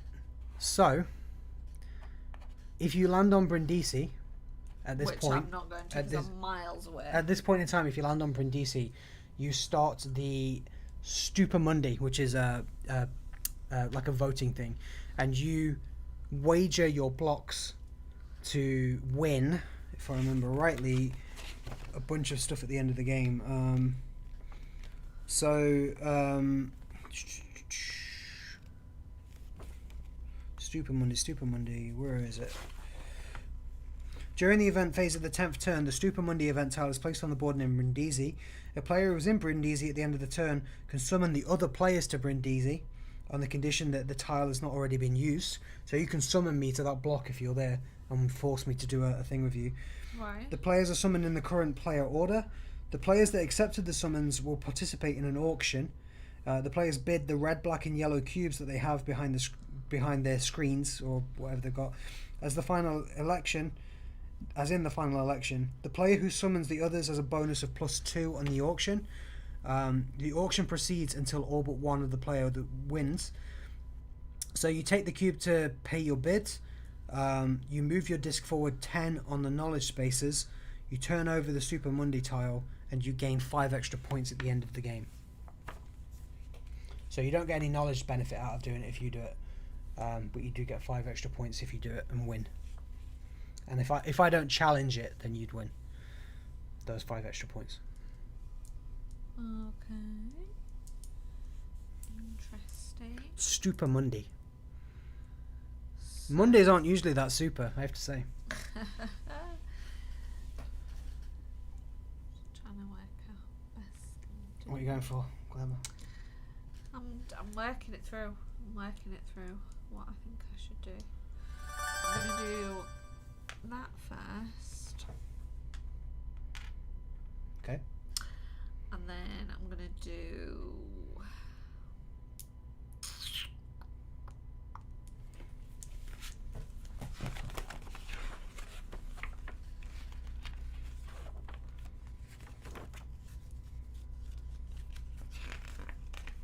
Thanks for following on Twitch, Kitty.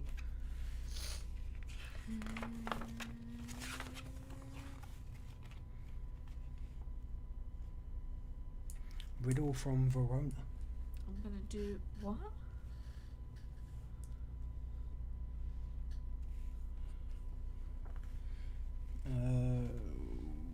Okay. Fine. So I'm gonna do 2 moves. Mm-hmm. Oh, sugar. Where was you? Was you in Venezia? I was in or Venezia, Milano? yeah. Sorry, my elbow's getting in the way. I'm going to move 2 and get 10, which will balance out the 10 that I would pay for 2 moves. Have you already moved? No. You don't pay, I don't think. Oh no, you've changed. You're not a friar anymore. I'm a cardinal, aren't I? Right, But so I got 10, so I would pay 10. But you will get 10 back for your turn. Oh, because I'm a cardinal. Yeah. Okay. So you're Pavia. Have you used your moves, yeah? Yeah. Alright, my turn. I'm going to...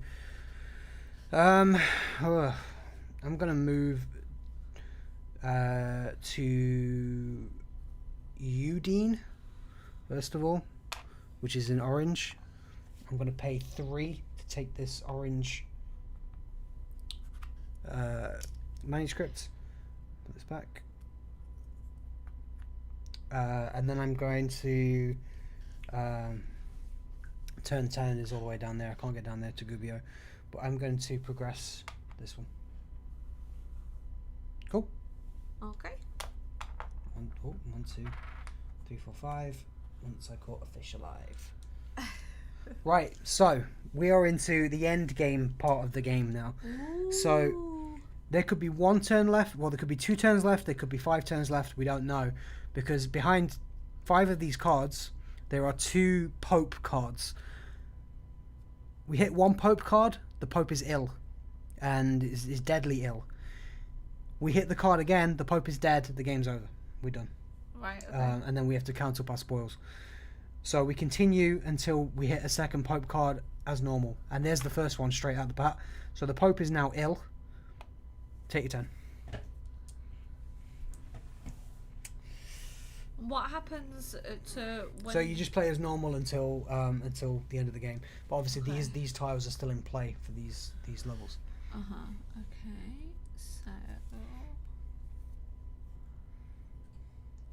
I'm gonna move. The Clare is Pope. All hail Pope Clare. I hope I do get to Pope. I would be pretty excited about that. The popiest Pope that ever poped. So I'm gonna move 1 and go over there to Navarra, and then I'm gonna get. You're gonna take a manuscript. Manuscript for 3, and then I'm gonna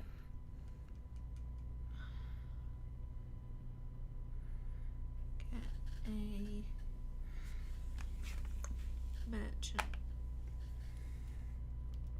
cube. That's the politician. Politician, sorry. Yep. That's me. That's my That's 5. you, right? Okay, so I'm gonna go with. Do we need to move this down? No, it's still my turn. It's still the same turn. I'm gonna go with 3 on this. You only need 2 to get it to the end, though, don't you? 3, because you go onto this bucket. Oh, right, okay. Which gives me 20 knowledge. And yellow. 2, 3, 4, 5, 6, 7, 8, 9, 10, 11, 12, 13, 18, 19, 20. So I can do level 4 manuscripts now. Hopefully one will show up. I'm going to go to the ocean. Actually, I'm going to move over to Venezia first of all. And we'll worry about that in a bit.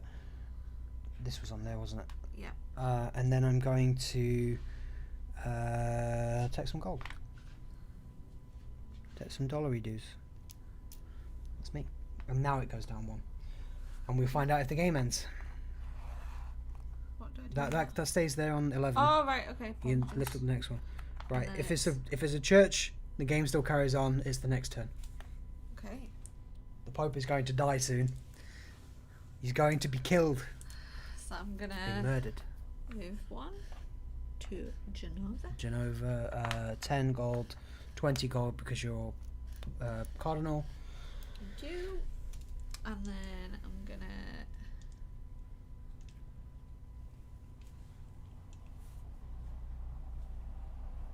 get 2 nuns.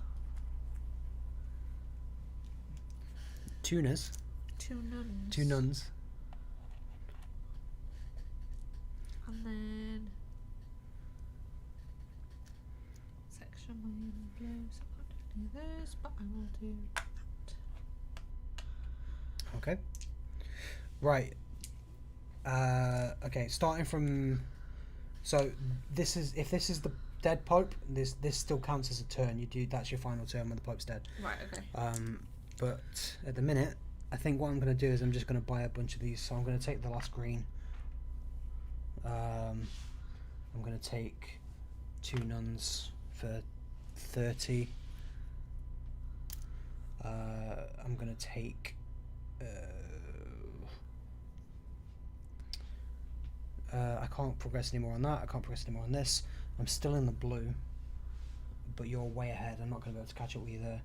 I've got 2, and I'm in the blue. So you can't get any of these because nothing's blue. I can't take any more nuns. I can take Can you do anything on this one? I can take the politician. You got enough money? For 30.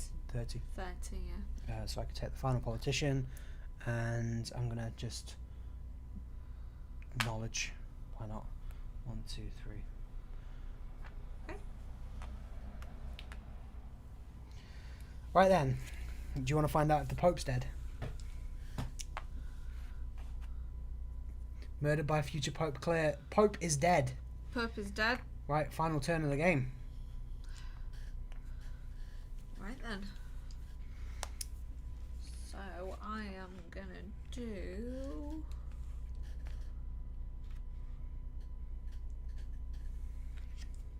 I'm gonna get. No, not knowledge. What am I doing? Nuns. I'll have 2 nuns. 2 nuns for you. You get 10 back because it's your turn. Yeah. And then.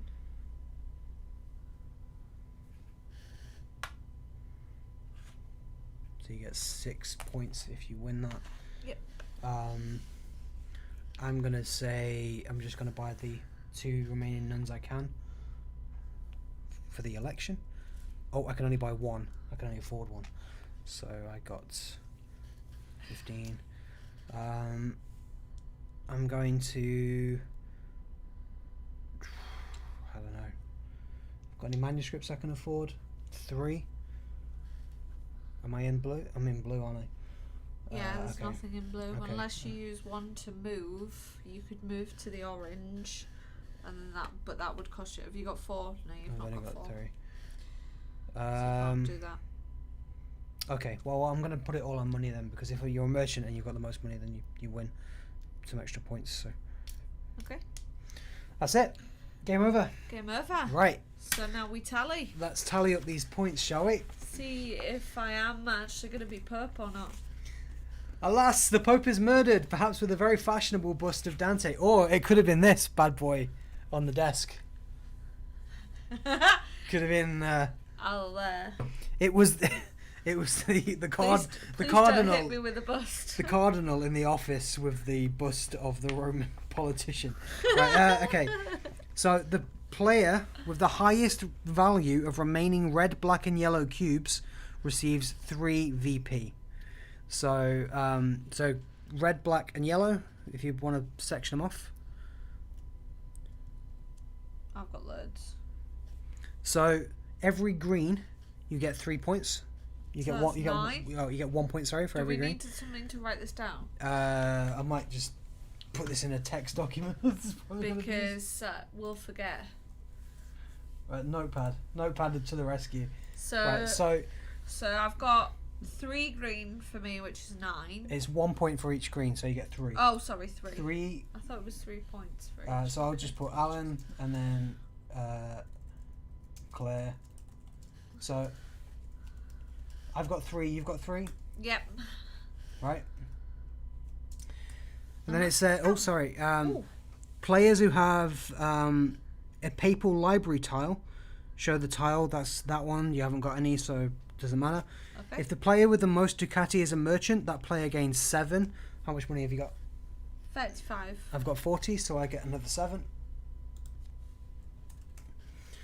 The most advanced player on the Riddle from Verona track receives 4, 5, or 6 according to the space. So you've got 6 there. That puts you on 9. The most advanced player on the Canticle track receives 9 VPs. What's the Canticle track? Canticle of the Sun. So this one. So I get... this one?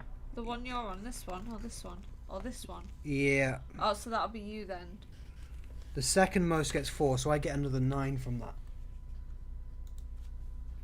Because it's quite difficult to get to. The players show their manuscript. Each manuscript owned provides the number of VPs shown on the manuscript. So count up how much you've got in your manuscript. 6, 7, 8, 9, 10, 11. 15. So 15. Because I got the 8. So you're on 24 points. The owner of the manuscript Lingua Vulgaire, which is the 8, gets 8 extra points. Puts you on 32.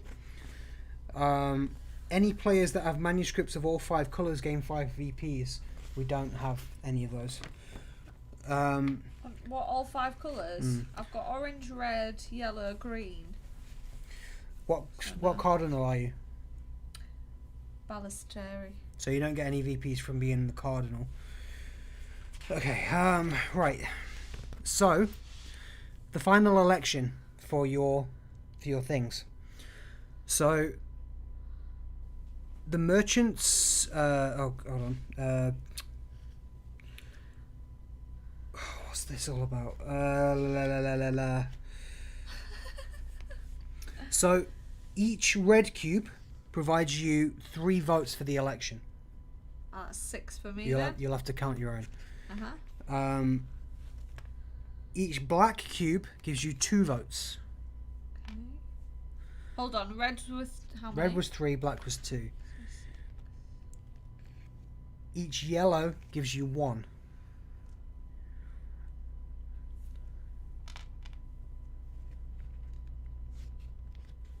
Okay.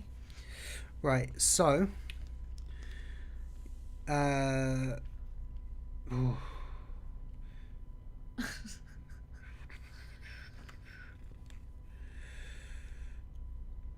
each merchant that discards red, black and or yellow cubes with a total value of 7 gains the status of banker and receives 6 VPs. So if you've got more than 7 you become 6 banker. So 3, 4, 5, 6, 7, 8, 9. So I get 6 for being the banker. More than 7 what? Votes in total from those. You just counted up. Yeah, I've got way more. Yeah. Hold on. I'm getting there. So do both of us get that then? Each cardinal that has more than 11 receives the status of Camerlengo and receives 14. Ooh! If a cardinal discards red, black, or yellow cubes with a total of 17, how much have you got? 20. Then the cardinal gains the status of Pope. Yeah! The discarded cubes are removed from the game, and the cardinal player can become the Pope. So you get an extra 22 points on top of that. And I'm Pope. Pope Claire. If more than one player is accused of a total of 17 or over, I don't, so that doesn't matter. So the final scores are Pope Claire, the first, 54 points, and me, Bankeral, on 36. So you kicked my ass. In that final moment, you kicked my ass. And I got what I set out to do. You did. I'm the Pope. Absolutely, yeah. Pope Claire the first. The first female Pope. The first. That's exciting. That was cool. So see now, but the issue I've got now is my strategy now. Yeah. So if we play again, straight to the Pope. Yeah. I'm gonna have to change my tact. Yeah. And confuse you. Yeah, I get you. Right. So guys watching the stream, we're just gonna spend about 5-10 minutes cleaning up, and then we're gonna move on to the next thing, which will be Purgatorio. We're gonna start watching that. So I will be back in 5 to 10. Hope you enjoyed that. Very entertaining, she says.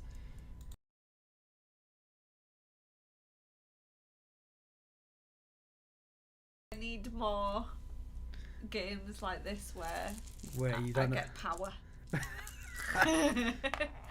Is there a game like this where you you can do have you ever played Risk? That's where you're actually at war. Didn't we have a Lord of the Rings Risk that we definitely played for like years 6 ago. hours? We played it years ago, and I don't know if we've got rid of it or if we've still got it. But if not, we can buy. Oh, does this all just go in here? What goes in Not there? the coins. What are you putting in? Oh, okay. The blocks. If not, we can always get one. Okay. I like Risk. You like I Risk? enjoy Risk. Okay. Yeah. She likes the Risk. Oh, sorry. Right. Can they still hear us, or are you? Yeah, they can still hear us. Ah, okay. I turned the microphone on because you were chatting away. So. Oh. Right. These all go in here. Do you want to hold it open? I'll put these. Is this all of the tiles, or is There's another bag. Over there. If you want to grab it. To Cardinal Balestreri. Balestreri. To Pope. Oh. Pope Claire the First. There's a distinction there. Yeah. Where's The first and only. So what goes in this bag? These ones. And the big tiles. This is for these small little annoying things. Did you enjoy that? I did, yeah. We all like a little risk sometimes. Yeah, she's not wrong. Risky. Anything else in this one? No? No. They need to go in that bag though. What, in this one? No, in that black one. Oh, in the back. It's a complex operation. Yeah, it is. Imagine how long it takes to set this set all up. Especially when you don't know what you're doing. Where does the money go? It just goes in the box as it is. Oh, okay. And the purple? That goes in the black bag. This one? Oh. So I've been in one position for a little while. There goes my neck.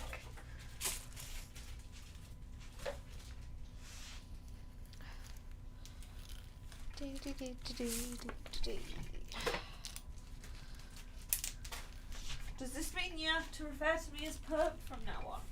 At least for the next few days. I'll just shove them in the box. Is that everything? I think so, yeah. Did you leave anything out? Not that I can see. Cool. I'm going to make myself a fresh tea though.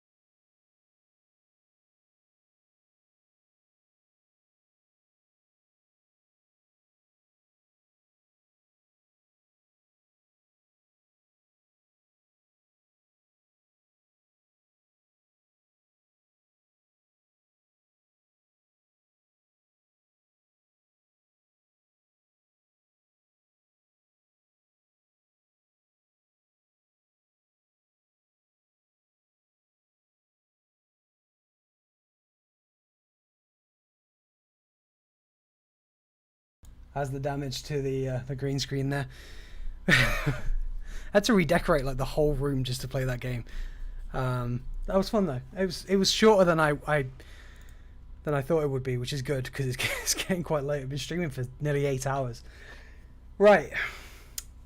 Just to continue onwards then, we're moving on to the next phase of the stream. So much effort for all of us. I know. Big times, big work. The next thing we've got is Purgatorio. So we've watched Inferno, we've had some fun, we've played a board game, we've watched a film. We're gonna start watching Purgatorio. So just to save some time actually, I'm gonna stop intermittently at points where I think there's stuff to talk about, but overall I think I'm just going to let it fly through as much as I can. You'll notice I'll probably have more to talk about the further we get towards the end, but we'll do that. And then when we get to the end of Purgatorio, then I'll read through the scripts and I'll do what I talked about earlier where we get through to the end. Cool. We good? Got 6 viewers still. That's amazing. We've been streaming for 8 hours and people have been dropping in. Ooh. Especially if you've got a couple more hours to do you need some caffeine to help boost? I would like some caffeine. Yeah? Yeah. Just normal coffee? Do you want a caramel latte? Damn, Claire, you're treat. You know, if you want to make me a caramel latte, Claire, Yeah. I would be more than receptive. One caramel Yeah. What can I say? She's the she is the tea goddess, and now she's branching out. Okay, right. So, Purgatorio. What I've done for Purgatorio is I've done a little re-edit for Purgatorio like we did before. Al is the real winner here. Did you hear that, Claire? What's that? I'm the real winner here. You're the real winner? Yeah. Why? Because I've got you. Ah, I see. Yeah. And you're making me a nice coffee, which is great. Purgatorio. I keep getting distracted. Purgatorio. So I've done a re-edit of Purgatorio, like I did of Inferno, where I've removed all of the guff, and I've made a single start to end video essentially of Purgatorio.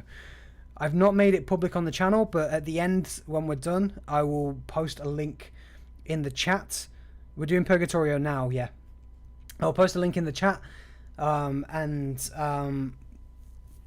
you'll be able to watch episode 1 to 9 as like a movie. It's not public on the channel because it's not the full thing, and I feel a bit iffy about releasing something that's just partial. But you'll have that available, and I'll link it in. It's all uploaded and ready to go. I just need to link it. It's unlisted, so. Right. We are going to move into Purgatorio. So, the end of Inferno.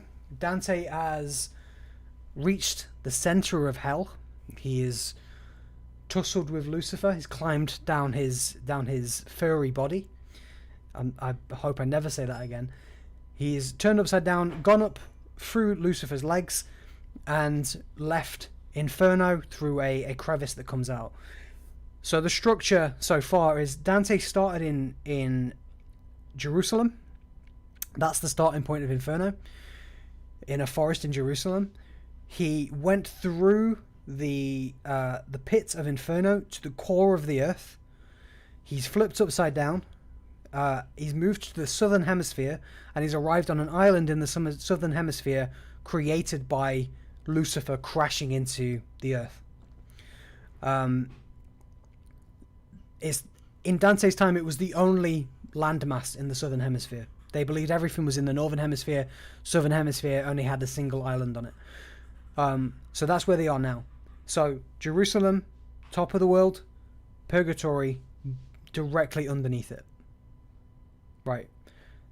Let's go.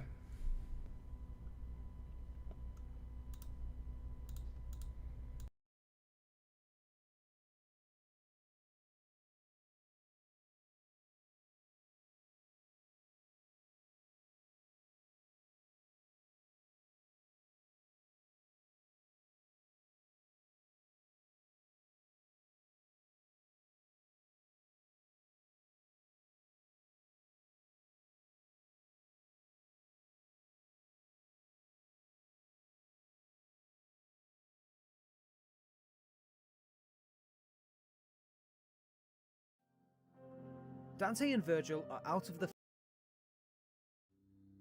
Sorry about that. I had the volume turned down. I'll just restart it.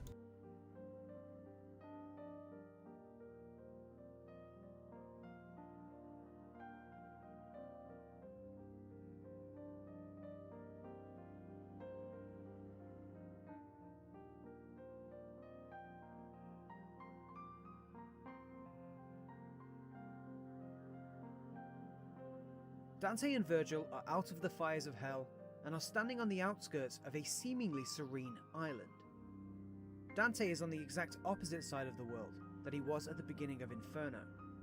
He is currently peering across the horizon of the uninhabited southern hemisphere of the Earth. Water gently laps the shores of the island, and small bulges of foliage grow on patches of wet sand. Dante describes that he feels like he is now a boat, about to finally cross into calm water. Dante speaks to the audience directly. He informs us of what he is about to present to us in Purgatorio. He is going to describe to us a place in which the human spirit cures itself, as opposed to a place where, in his words, pitiful magpies felt so sharp a blow that they despaired of ever being pardoned.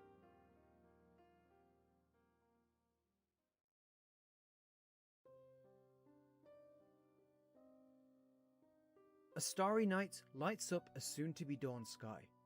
It glows dimly in a deep sapphire blue. Dante peers at the constellations above him and sees 4 brightly shining stars gleaming to the south. He describes them as incredibly old enough to be visible by Adam and Eve, but sadly no one since.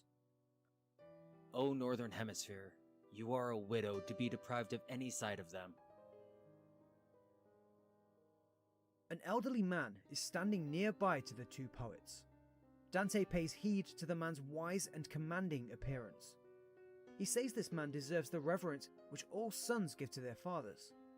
His head is framed by the 4 stars to the south, and Dante says that their bright glow makes him look like he's facing the sun. The man has been watching our poets as they climbed from the abyss. He suddenly yells questions towards Dante in a stern fashion. He demands answers on Dante's impossible escape from hell. Who are you, whom going against the current of the blind stream have escaped the eternal prison? Whom did you have as a lamp to bring you out of the profound night which always darkens the eternal valley? The man continues, adamantly questioning if the laws of hell have been broken. Have the rules been changed by the will of heaven? He wishes to know by whose authority Dante finds himself in this cleansing place. Virgil makes Dante kneel to the man, with his head bowed in deference. The guide explains to the man that a woman of heaven sent him to bear Dante company on an unprecedented journey. I showed him all the wicked people. Now I have in mind to show him all those spirits who cure themselves here under your care. Dante is still living, Virgil says, but was close to death through madness. Now, Dante seeks liberty and to be saved, and he will do what he can to help him be saved.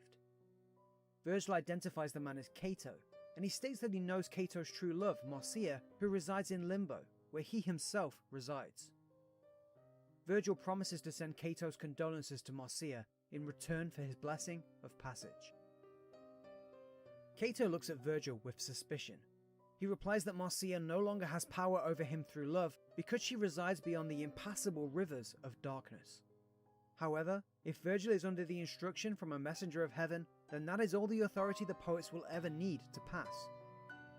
It would not do to go before the ministers of paradise with the eyes dulled by any kind of mist. Cato orders Virgil to make sure Dante is cleaned up for the journey ahead.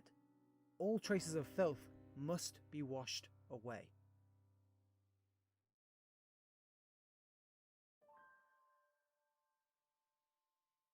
Virgil leads Dante downwards to the base of the island, and the sun begins to rise. The early sunlight brightens up a gentle slope, leading back upwards, and Dante follows the incline with his eyes. He is surprised to, for the first time, see a great mountain at the island's centre. Virgil kneels beside a patch of grass and gestures for Dante to wash his face with the dewdrops that rest upon it. The water immediately restores to life Dante's complexion, which was hidden under the tears and paleness of the Inferno. Virgil next grabs a reed from another plant and fashions it into a belt to replace the one that Dante lost in hell. The sun is already beginning to rise above the horizon, and Dante speaks of the orange sunset of Jerusalem. This is his first reference to his earth clock, where he compares the time of day in Purgatory relative to the sun's position in other places of the world. The Earth Clock is a way for Dante to continually remind the readers that Purgatory is a real-world place. Purgatory is a place of redemption in the earthly realm. It is where people go to cleanse their souls of sin before being welcomed into heaven. It is very important to clarify that Purgatory is the only afterlife which is not eternal. When the end times come and the earth is wiped clean, Purgatory will also be destroyed. Purgatory is on the earth, and therefore subject to the earth's fate.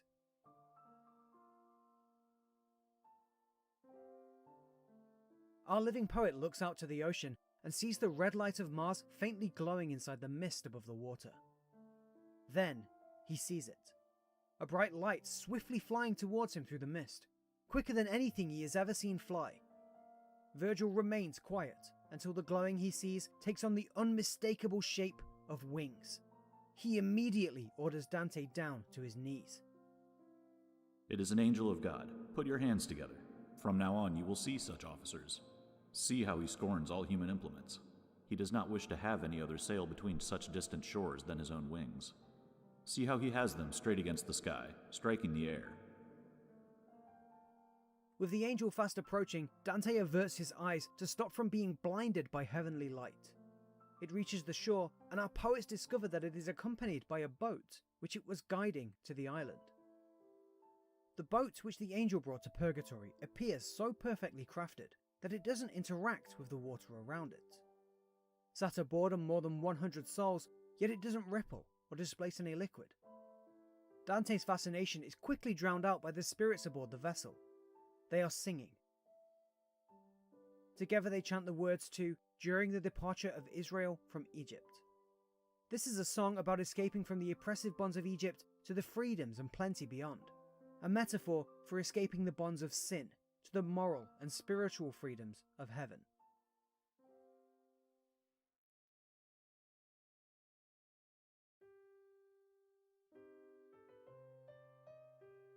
The heavenly presence floating above the shore makes the sign of the cross, forcing all the souls off the boat and onto the island. It then leaves with the boat just as quickly as it arrived. The sudden crowd of people wander around the sands near our poets in bemusement before approaching to speak with them. If you know where the way is, then show us how we shall go to the mountain. You perhaps may think we are people familiar with this place, but we are in fact strangers, as you are. We came just now by another way. The souls become fixed on Dante, noticing that he is breathing and therefore alive. One by one they halt their drive to climb Purgatory's mountain and they stare at him. One of the souls breaks from the group and tries to hug Dante. Our poet is moved by feeling enough to return the gesture, but when Dante reaches out to hold the spirit, he only ends up pressing against his own chest. The living cannot touch the spiritual form of the dead. The breakaway soul smiles at Dante, and our poet realizes who he has been trying to embrace. The spirit is named Caesar, and he was a singer, a composer, and a good friend to Dante. Dante is confused though. He inquires as to why it took so long for Caesar to arrive in Purgatory. He died many months ago. Caesar replies that the angel who collects and guides the dead picks and chooses souls as it wishes for each voyage. So I, who had turned to the seashore, there, where the water of the Tiber grows salt, was received by him. To that estuary he now directs his wings, because it is there that everyone is received who is not to sink to Acheron. Dante petitions his friend to sing the love song which was always able to soothe him. Caesar's voice rings across the shore, and for a short time there's a moment of hypnotic content amongst everyone present. Even Virgil finds himself lost in Caesar's sweet music, at least until Cato catches wind of the noise. What are you doing? What dwarling is there here? Run to the mountain and strip the outer skin which stops God being manifest in you. So I saw the band of newcomers abandon the song and go to the hillside, like people going without knowing where they will get to. Our own departure was no less rapid.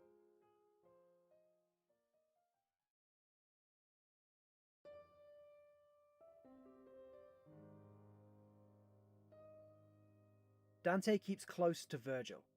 He speaks of how he would not get very far without his master to guide his way. The pair are proceeding to start the climb with a red sun brightly shining at their backs. Dante looks down and sees the darkened ground of his shadow touching the earth from his feet. He realizes that his companion is not casting a shadow, and stops in a panic. Virgil smiles and asks Dante if he felt like he was suddenly alone on the mountain. He tries to comfort his charge with his words. It is already evening in Naples. There lies buried the body within which I made a shadow. Virgil becomes troubled when explaining that the reason for why he doesn't have a shadow is unclear. As to how it is confusing that a spirit can still suffer from heat and cold without a body. He postulates that God's reasoning is beyond the understanding of man, and to think otherwise would perhaps be madness. His questions of reason remind him of his friends Aristotle and Plato, who suffer from the same unanswered questions in Limbo. The pair reach the foot of the mountain and discover a steep and impassable rock face between them and the path upwards. The most deserted, the most broken down road compared to this is like an open and convenient stairway. Virgil seeks out a path, and then jibes about how they are to continue without first growing a pair of wings. Dante looks around the area and by chance spots a large group of people on the ledge above them. The crowd is moving very slowly far off in the distance. Virgil shouts out to the souls wandering on the tier above. They approach the edge like a flock of sheep, placing their eyes downwards to the earth. One of the souls becomes intrigued by Dante casting a shadow on some nearby grass. In tandem, the rest of the flock begins to notice as well. Without you asking, I will confess to you that this is a human body that you see. That is why the sunlight on the ground is broken. The leading soul asks Dante if he recognizes him. Dante gazes as closely as he can at the fair-looking man, but admits loudly that he does not. The soul displays a grave wound above his chest and smiles. His name is Manfred, he yells, the grandson of Empress Constance. Manfred requests that Dante inform his daughter that he is not in hell, and to dispel any false truths that have aroused from his death. Manfred fought in the Battle of Benevento against Pope Clement IV. There, he received fatal wounds. Whilst dying, he repented and gave himself to the mercy of God. Pope Clement IV excommunicated his body outside of papal territory, and Manfred snubs the Pope's authority for it. My sins were horrible indeed, but infinite goodness has so wide an embrace that it takes everyone that turns to it. The smiling spirit describes a special punishment to those that die with their hearts set against the church. They must wait 30 times the length of their sin on the shores of Purgatory before they can begin their climb. If they receive prayers, those sentences can be shortened. Manfred asks Dante to tell his daughter to pray for him. For here, advancement comes from those elsewhere.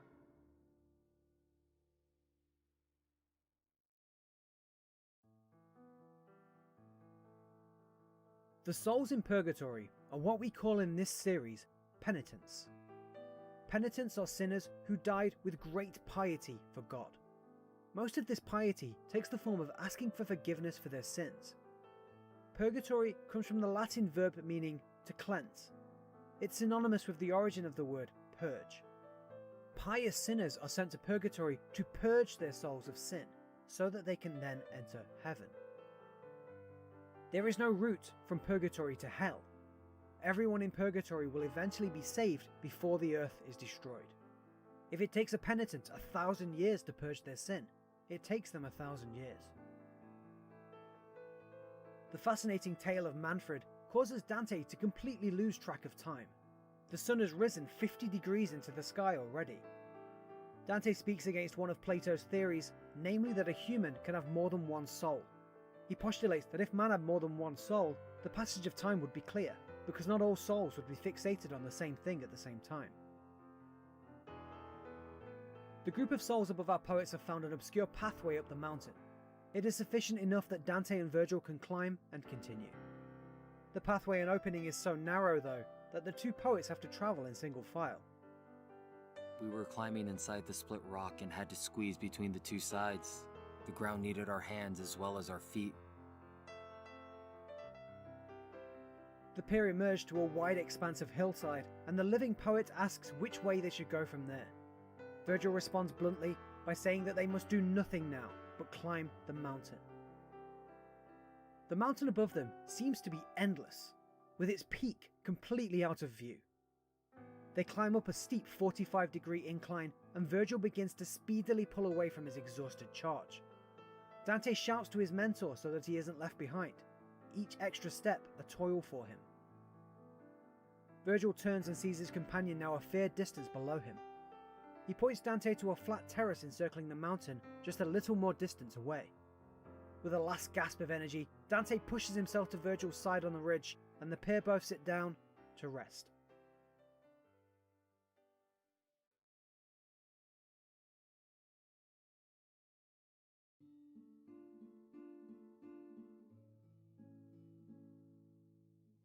The structure of Dante's Purgatory is almost the complete inverse of his Inferno.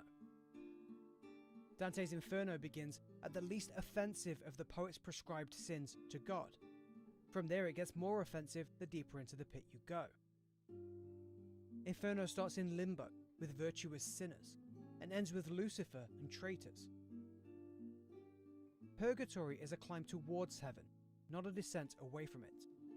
This means that the most offensive sins here can be found lower on the mountain, earlier on in the journey, away from God.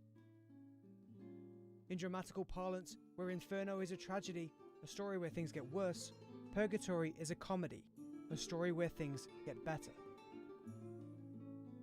Our poets are currently resting on the first terrace in Anti-Purgatory, a sort of landing area outside of True Purgatory's gate.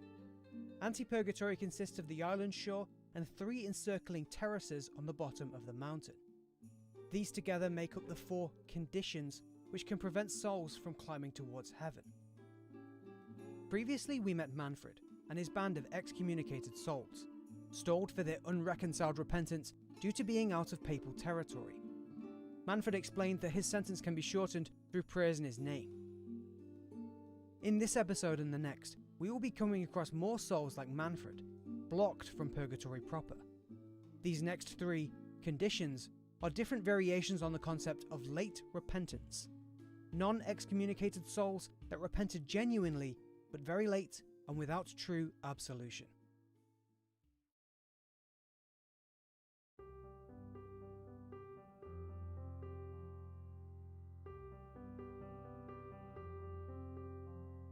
Dante and Virgil are sat taking a brief rest on the first terrace of Purgatory's mountain.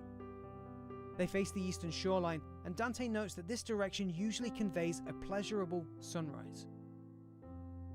He peers down towards the sea, follows a path upwards to the sun, and is surprised to find it somehow blazing from his left side.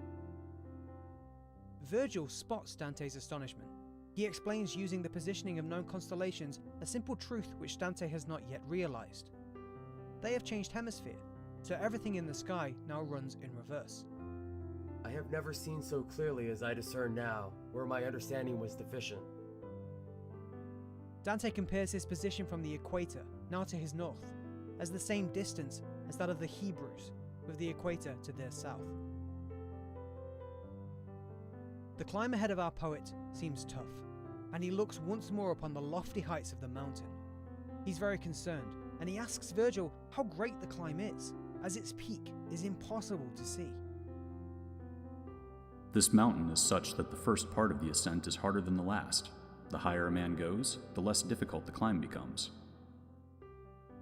Dante's master continues that when it feels like there is no more effort expended to climb the mountain, then the path is almost at an end. It may well be that before then you may want to sit down. The voice shouts out from nearby, and the poets turn to see a large boulder that they didn't notice before. Behind the boulder, hiding in the shade from the sun, the poets discover a group of exhausted souls. These are the indolent, those that left repentance late due to their laziness and inactivity. They have the appearance of men in a state of extreme idleness. One of them sits with his hands clasped around his knees and his head lowered between them. Dante jokes about the man's sluggishness. Look at that one who has the air of being more indifferent than if indolence herself was his sister. The penitent shifts subtly and retorts that perhaps if Dante is so vigorous, maybe he should continue climbing himself. Dante recognizes the man's voice and moves over to his side, now worried. He names the man Belacqua and is concerned that his friend has fallen into his old habits of laziness. Belacqua barely raises his head to Dante and then slyly jokes about the odd positioning of the sun. The light-hearted back and forth helps to ease our poet's nerves. Dante asks why it is that Belacqua simply sits here unmoving. Why doesn't the soul continue his climb and be rid of his burdens? Is he waiting for something specific? A guide, maybe? The spirit asks what the point of climbing is if he is not allowed to pass the angel guarding Purgatory's gate. He states that the true torments of Purgatory are currently closed off to him. Before that happens, the heavens must revolve around me, as so often they did in my life, because I postponed repentance to the end. Virgil hastens Dante on, pointing out that it's almost noon already. He references the Earth clock, reminding our poet that it's now fully dark in Morocco. The poets leave Belacqua behind. As they go, one of the souls sees Dante's shadow and yells that the poet must be alive. Dante again turns and sees a school of penitents glaring in his direction, mesmerized. Virgil berates Dante for his lapse in attention, saying to ignore them and to keep moving. The master decrees that here Dante must be like a tall tower in the face of strong winds.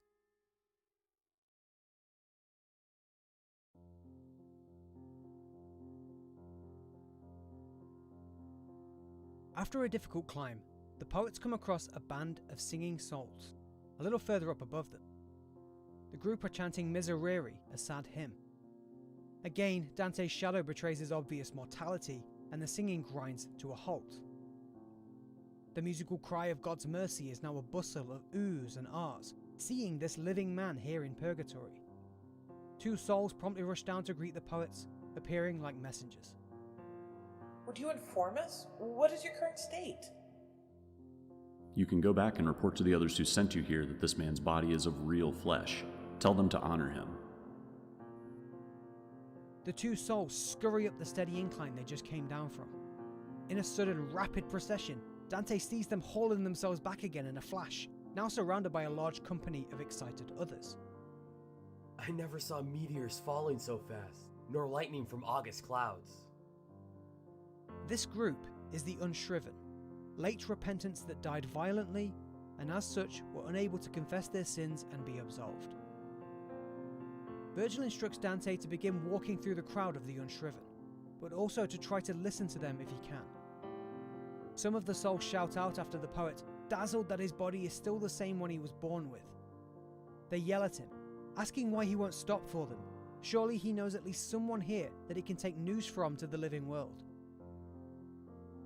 Dante looks around, but declares he doesn't recognize any of them. Whatever he can do to assist, though, he will try. A soul speaks out from the crowd. Please, speak kindly of me, Inferno, so that good prayers may be said about me. The man tells us of his violent death, betrayed and attacked whilst escaping Azzo VIII to Este near Padua. He then fled to a marshland where he bled out. The penitent regrets not fleeing to Mira instead of passing by Venice. Had he done so, he may yet have survived. History tells us that this man is Jacopo del Cassero, a high-ranking Guelph magistrate who defended cities such as Bologna from, as he names to Dante, the Prince of Este, Azzo VIII. Jacopo was assassinated by agents of this prince. Jacopo steps back into the crowd, and the next soul yells out to our poet. He shouts his name is Boncont, and that he was from Montefeltro. What violence or what chance led you so far from Campaldino that your place of burial was never known? The soul replies that he suffered a throat wound during the battle, and he fled on foot, trailing a fatal path of blood behind him. He fell along the banks of a stream called the Arciano, then fell blind and lost his ability to speak.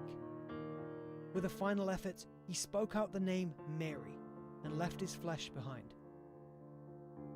Boncont urges Dante to tell his true story in the living world, dispelling any rumours about him. After dying, he says a demon petitioned him to be sent to hell, but an angel took him to Purgatory instead.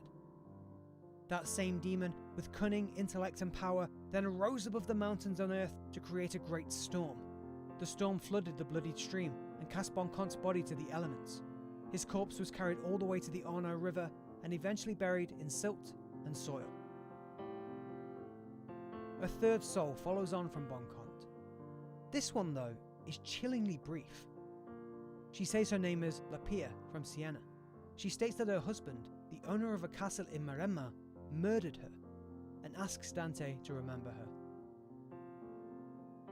Dante remarks that he feels like the winner of a dice game, attracting the attention of the crowd as the loser sulks alone in regret. Our poet describes that by interacting with some of the tugging crowd here and there, a short wave or conversation, he could move through them much quicker. Also in the crowd, Dante lists off Benincasa della Terrina, Federico Novello, Count Orso, and Pierre de la Brosse. All of these were victims of violence in some fashion, and they were all praying for the prayers of others to come their way.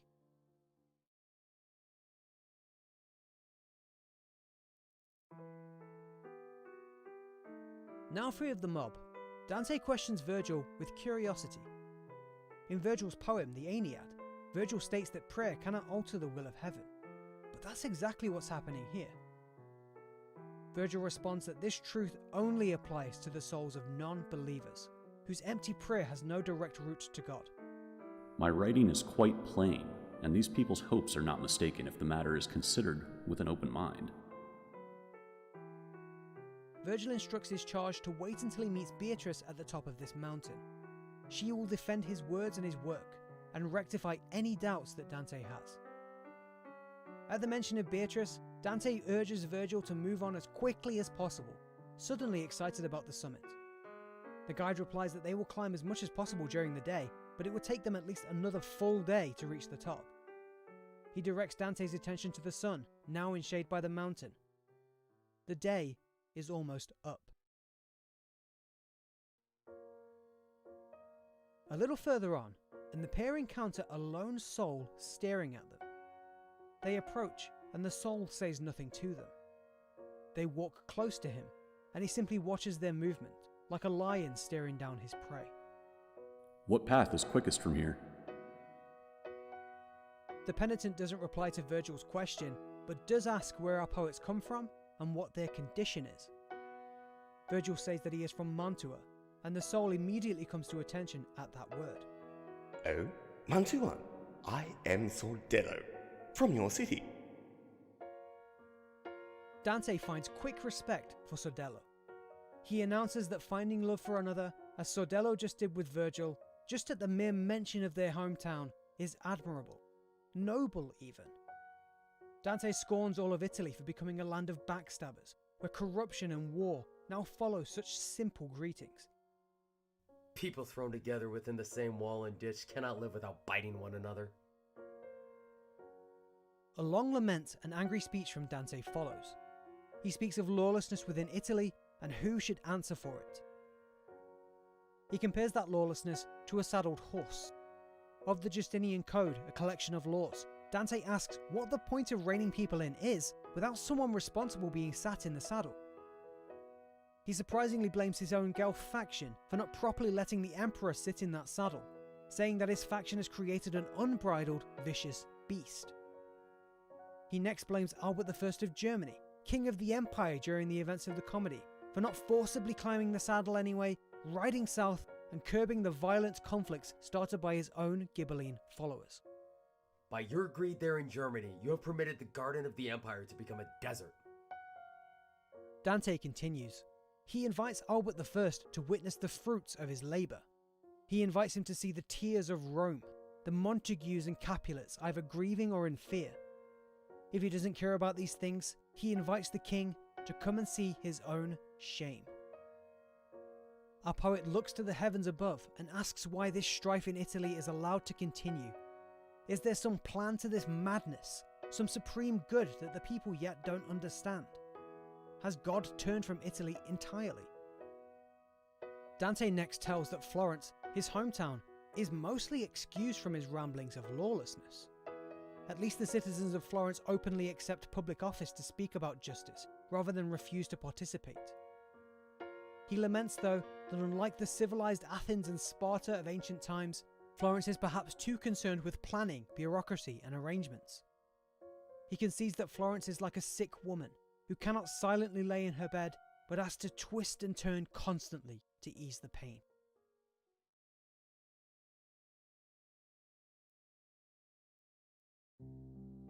On the fourth pleasant greeting between the two spirits, the penitent asks Virgil who he is. Before those souls worthy to climb to God had been turned in the direction of this mountain, my bones were buried by Octavian. I am Virgil, and for no other crime than not having faith, I lost heaven. Sordello is suddenly filled with wonder. He falls to his knees and praises Virgil for his magnificence, for showing the Latins the full ability of the Latin tongue. Like Dante, Sordello is seemingly a fan of Virgil's work. Tell me, do you come from hell? If so, by what corner? I am through all the circles of that painful kingdom.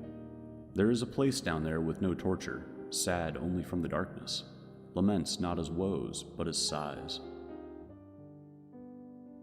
Virgil says that he has been granted permission by God to enter Purgatory, a place which he is not normally allowed. He concedes that this usual lack of permittance here is because he came to the true knowledge of God too late. He describes that he resides in Limbo with innocent children, taken by death before baptism, and those who followed all the virtues besides the three which are holy. Virgil finally comes back to the original question he asked a fair while ago. Where must he and Dante go from here? No special place is given us. We are allowed to go as we please. As far as I am able to go, I shall be your guide. And with those words, at least for a short while, the duo of poets had become a trio.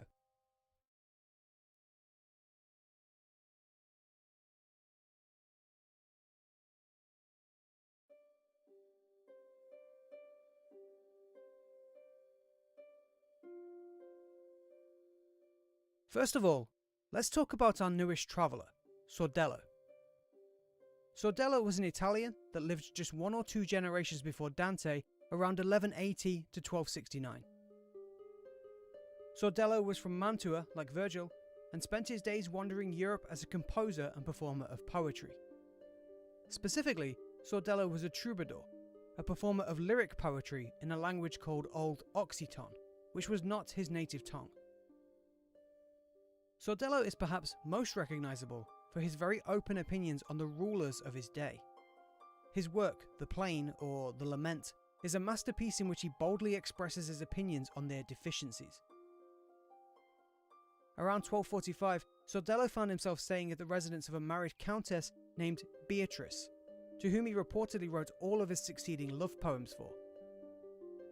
In later life, Sordello reluctantly entered military service on the side of the Guelphs, where he fought battles against the Ghibellines.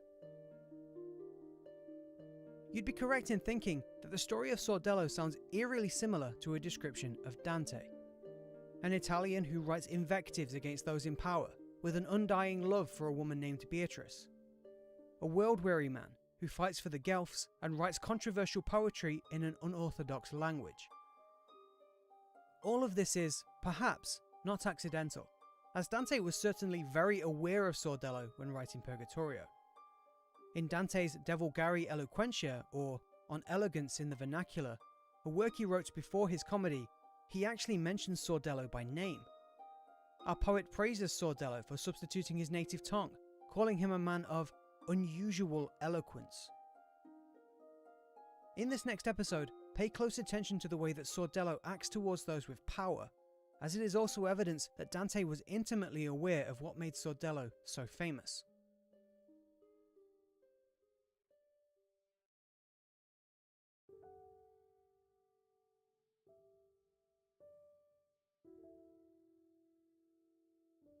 With the day coming to an end, the three poets consider where best to make camp for the night. Sordello mentions a pleasant place that he knows, and offers to lead them there. Dante asks why it is that they cannot continue climbing. Is there some rule which prevents this at night? Sordello walks upwards a few meters, bends down to the floor, and draws a line in the soil. Looking at Dante, he replies that he doubts they could even reach this marker at night. There is no physical or spiritual obstacle stopping them from trying, but without the light of the sun, their will to climb shall escape them. Is it true that one might go down again and wander about the mountain while the night is here? Virgil interrupts and instructs Sordello to lead them to the pleasant place that he mentioned before. With that abruptness, Sordello sets off and the two poets follow behind him.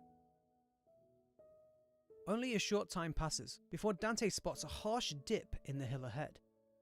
The dip gets steeper and steeper and eventually becomes a deep valley. Sordello says that the base of this valley is their destination. He guides Virgil and Dante to a more gradual, albeit crooked, path downwards. The valley is a wondrous sight of colour. Dante proclaims that gold, silver, polished wood, indigo, and even emerald would be outshone by the vibrancy here. The air is thick, with thousands upon thousands of different sweet odours, combining to form their own unknowable scent. On the downward path, Dante sees a small band of souls singing Salve Regina at the bottom. Before what little sun there is takes its rest, you'll easily be acquainted with all their faces and actions in this terrace. This place is the Valley of Rulers, the negligent kings and princes who repented genuinely but late. Some of the penitents here cared more for their subjects than their own souls. Some cared more for their own souls than their subjects. God demands both, and in this, these rulers are deficient.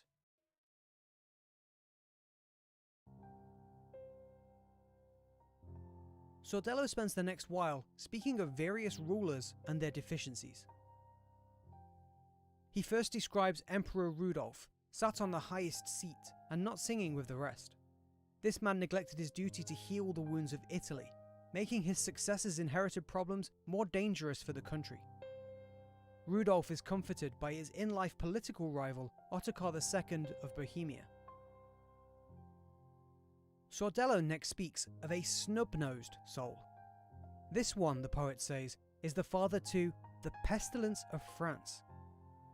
History tells us that Sordello is speaking of Philip III of France, and the pestilence his son Philip IV. Henry I of Navarre sits beside Philip III.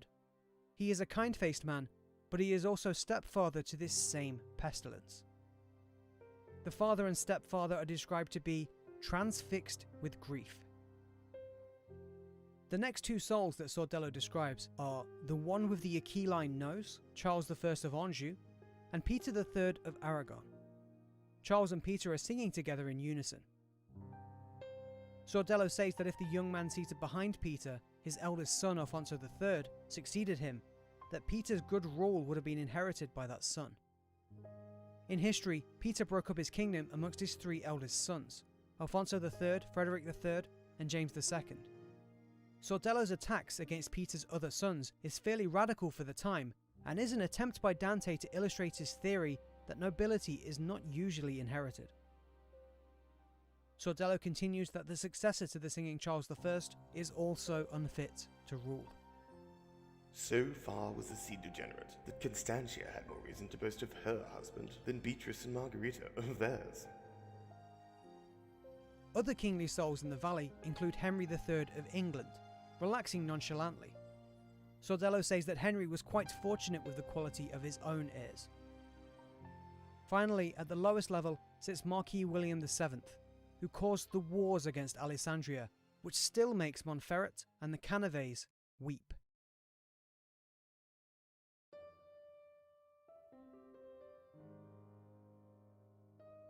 It was by now the hour that turns to home, the longing thoughts of seafarers, melting hearts the day they said goodbye to dearest friends.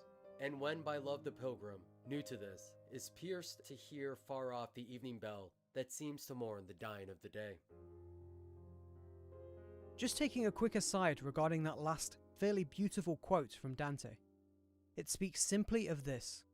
Dante is like a traveller in the night, looking back at home nostalgic for his loved ones and the wonderful light of day.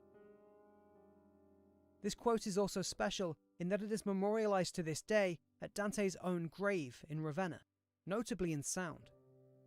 Every day, representing that far-off evening bell, the chapel bell tower beside his tomb, a gift from the municipalities of Italy, rings 13 times. Dante speaks of one of the souls raising his arms into the air. The penitent's hands are pressed together in a content, prayer-like pose.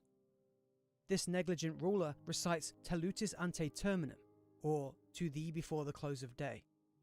In harmony, the rest of the group begin this same ritual, fixating their eyes to the celestial spheres above. They are waiting for something. Suddenly, from the sky, descends two magnificent green angels, each carrying tipless burning swords. Their green robes are vibrant and flutter under the low gust of their green wings. One lands on the other side of the valley, and the other just above our poets, leaving the negligent rulers right between them in the middle. Dante looks to see their fair hair and faces, and is completely stunned and dazzled by them. Sordello explains that these angels have arrived from Mary herself, sent to guard this valley from the serpent which will imminently arrive. Now, let us go down amongst those great shadows and talk with them. You will be very welcome among them. It only takes a few steps before Dante discovers one of the penitent royalty staring back in his direction. It's dark, but not completely. Dante can still see things between himself and this soul. With a few more steps, he realises that the penitent is Nino Visconti, judge or king of Gallura. Dante welcomes that it was pleasant not to see Nino suffering in hell. The soul greets Dante and asks how long it has been since Dante came to Purgatory. How long since he travelled the great waters to reach this island. I came this morning from the place of sorrow, and I am still alive. By my journey, I will gain another life.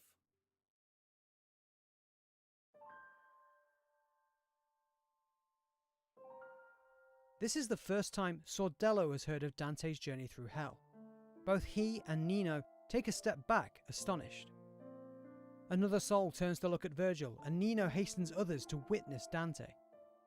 Up, Conrad. Come and see what God by his grace has willed. Nino asks Dante to tell his daughter Giovanna to pray for him.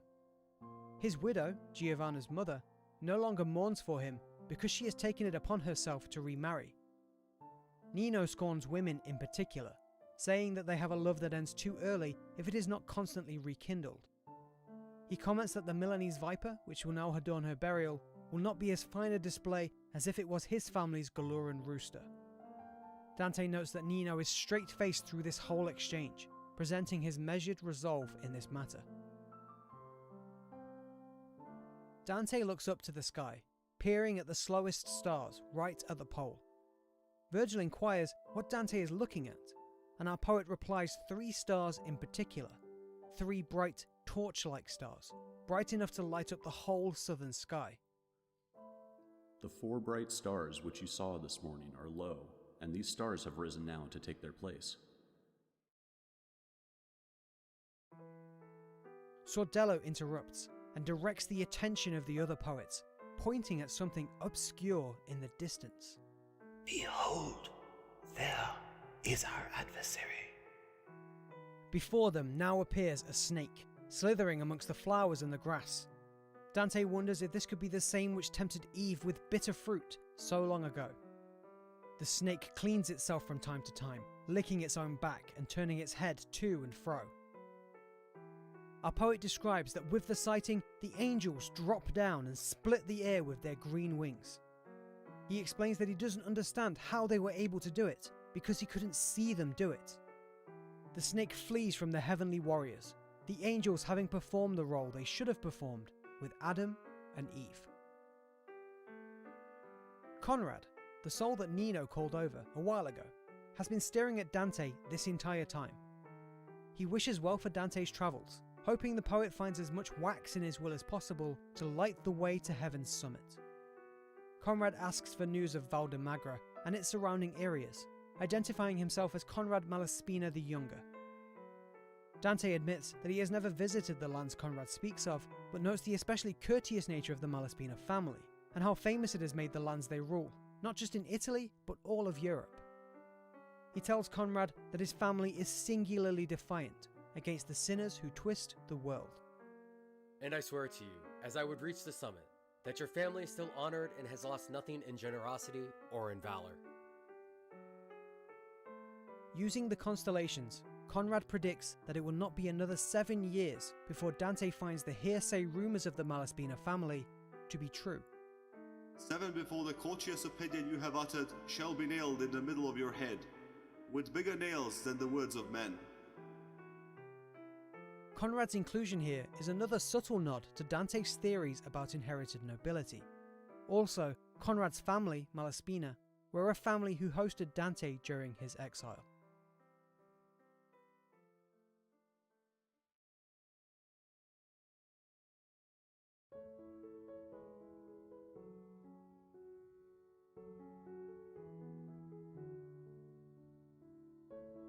Dante is beginning to calm in the presence of Virgil. His master tries to comfort him further with his words. He starts by explaining how Dante brought himself to this new place. A woman came to him, he says, a graceful woman named Lucia. Let me take the man who is asleep, and so I will assist him on his way. As the day grew bright, she brought you here, and I followed in her tracks. Sordello and those other noble essences remained. Virgil continues that this female shade directed him to where they must proceed from this point. She departed just as Dante woke up. Our poet describes that with the truth laid out, he feels a breath of calm. Virgil waits for the tension in Dante to pass fully, and then leads him to the aforementioned correct path. As the pair climb, a crack in the rocks emerges before them, or initially what looks like a crack. Dante then sees a large gate with steps leading to it, of differing colours. Before this gate is a silent guard, an angel. In the angel's hand shines a reflective sword which is so bright it is difficult for Dante to look at. The angel's robes are a dry earthen brown, and he sits amongst a high seat on the topmost step. The guard spots the approach of our two poets, and speaks out. Stand there and answer. What is it you want? Where is your escort? Be careful. You will be better off not entering here. Virgil replies that a maiden from heaven directed them, and she has just now departed. He says that this fair woman knew better of these things than he does. The angel beckons our poets to him, to the steps where he sits.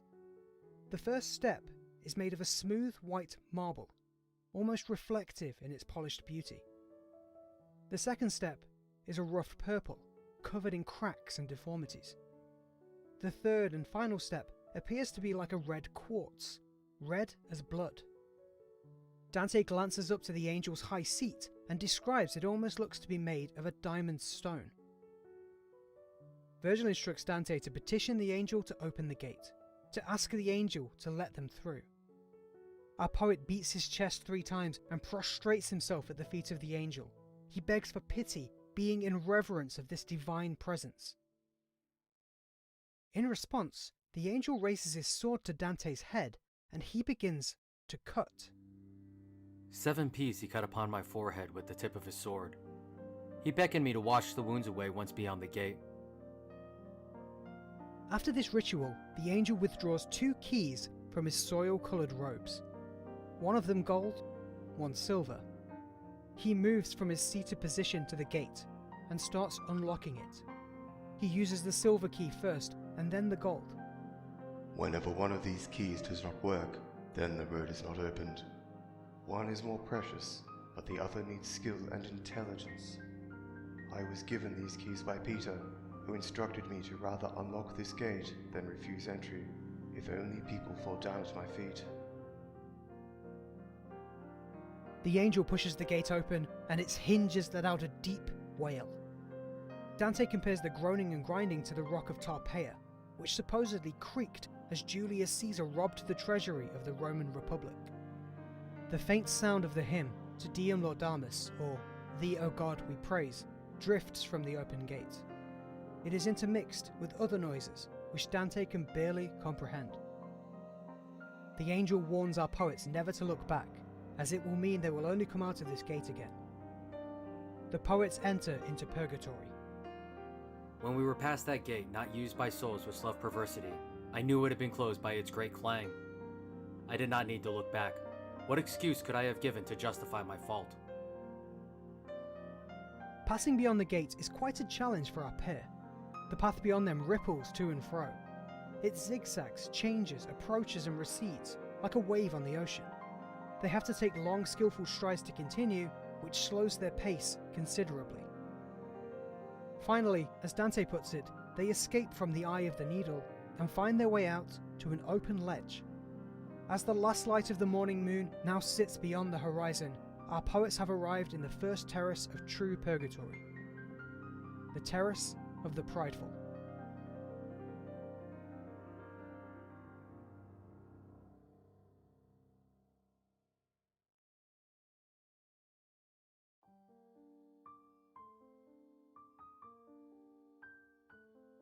Our poets are lost. They stand on a flat ledge that wraps the circumference of the mountain. The ledge is, in width, around the height of 3 grown men. It is deserted and sweeps off in a bow-like curve to both directions. Past the ledge, there is a uniform-looking sheer drop into what appears to be endlessness. The mountain towers overhead.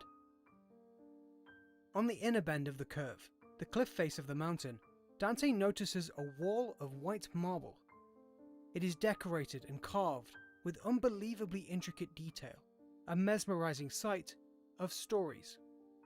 Not just Polycletus would be put to shame, but nature herself. The first of the sculpted marble images comes to attention. It is the Annunciation, carved in perfect clarity. Dante describes that the angel Gabriel is so meticulously shaped that he can almost hear the angel proclaiming, Ave. Mary then appears to humbly declare herself to the angel using the words Ecce Ancilla Dei, or Behold, the handmaiden of the Lord. Do not fix your mind in one place only. Dante widens his gaze away from Mary and sees another story embedded in the marble. He walks a slight way along the ledge to examine it and center it in his vision. The next tale depicts oxen and a cart transporting the Holy Ark to Jerusalem. Before this cart are 7 singing choirs, and with them is King David, dancing in humble clothes, displaying himself with no inhibitions. The king's wife looks down on him from a palace window with scorn. Dante's senses start to argue with each other. He can see and perceive that the choirs are singing, but cannot hear the singing with his ears. He can sense the incense burning in the marble, but no smoke can be smelt. Beyond the angry woman in her windowed palace, Dante moves to see another image. It depicts Emperor Trajan, the virtuous pagan. He is on horseback surrounded by golden eagles and great banners. A distraught woman in his procession is grieving for her son to be avenged, pleading with Trajan to seek justice for him. Trajan tells her to wait until he returns, and she begs him further, asking what will happen if he doesn't return. Trajan responds that his successor will act in his stead. She presses him further, stating no advantage will come to Trajan if another does his good deeds for him. Trajan feels pity for the woman and chooses to do this duty before leaving, delaying his entire campaign to seek justice for this woman. Dante recognizes that the theme of these 3 marble tales are great examples of humility. He praises God for creating masterpieces that can even portray the dialogue of the stories. He states that only God could have fashioned these, as to him, nothing is innovative. Dante stops his tale for a moment to speak to the readers directly. He wants to reassure us before he talks about the punishments of Purgatory. Dante implores that when we see how these punishments are enacted, that we have no fears to resolve ourselves to being good people. He doesn't wish the upcoming gruesomeness of penance dissuade anyone from seeking penance, saying that a worse outcome is the suffering of hell. Do not concern yourself with the form of pain. Think what follows. It's important to amplify what Dante has just said. He is highlighting here the main difference between anti-purgatory and purgatory. Past the adamant gate, souls are now explicitly punished in a physical manner, to purge their sins in specific ways. Each terrace from now on is a different whip, to lash away a different offence. Remember the 7 P's carved into Dante's forehead in the last episode? The P stands for peccatum. This means sins or offences. As our poet now climbs, he must tackle these 7 offences and wipe away those 7 sins.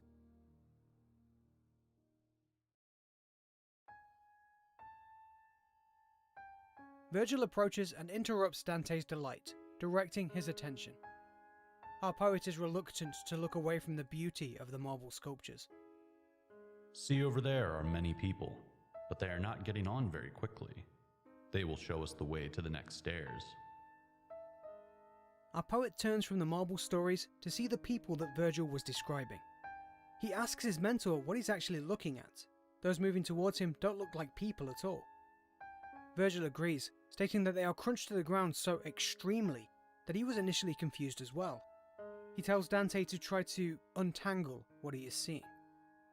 Look steadily there, beneath those rocks. Now you can see how each one beats his chest. The first terrace is dedicated to the prideful, those without humility. Their punishment is to carry large, extremely heavy boulders on their backs. The penitents are crumpled up into an intensely uncomfortable position, knees pressed to their chest and faces looking to the ground. Some appear to have slightly heavier loads, some slightly lighter, with the souls in various stages of pain as a result. These shades loop the first terrace, slowly passing the marble stories of humility until their pride has been purged. Dante next recites in full the Lord's Prayer, apparently as recited by the souls here. It is the only full prayer recorded in Dante's entire comedy. Interestingly, Dante puts his own swing on it to pay closer attention to humility. The prayer ends with a note that the recitation is for the living, because the dead here in Purgatory no longer need to fear temptation. The resulting prayer that Dante has crafted ironically appears to be him acting quite pridefully. He assumes here that he has the authority to change a prayer used by so many. This isn't Dante's first prideful act on this terrace either. He's already noted in the comedy that surpassing nature and not imitating it is something only possible through God. Yet when confronted with marble art that is surpassing the limits of nature, Dante assumed he was capable of describing it. The souls wander around the ledge, like in a dream. Dante remarks that because the penitents are working to help the living with their prayer, then shouldn't he assist them in some way as well? Virgil speaks out to the souls. May justice and mercy soon relieve you of your burdens, so that you may move the wings that will raise you to your desire. Show us whether left or right is the shortest way to the stairs, and which direction goes less steeply. Virgil continues that Dante is a living man with living flesh. Even though Dante has a great will to climb, he still struggles as any living man would with the mountain. One of the souls replies to our poets. Along that bank and to the right. Come with us and you'll find a place possible for a living man to climb. The penitent laments that the rock is too heavy for him to lift his head.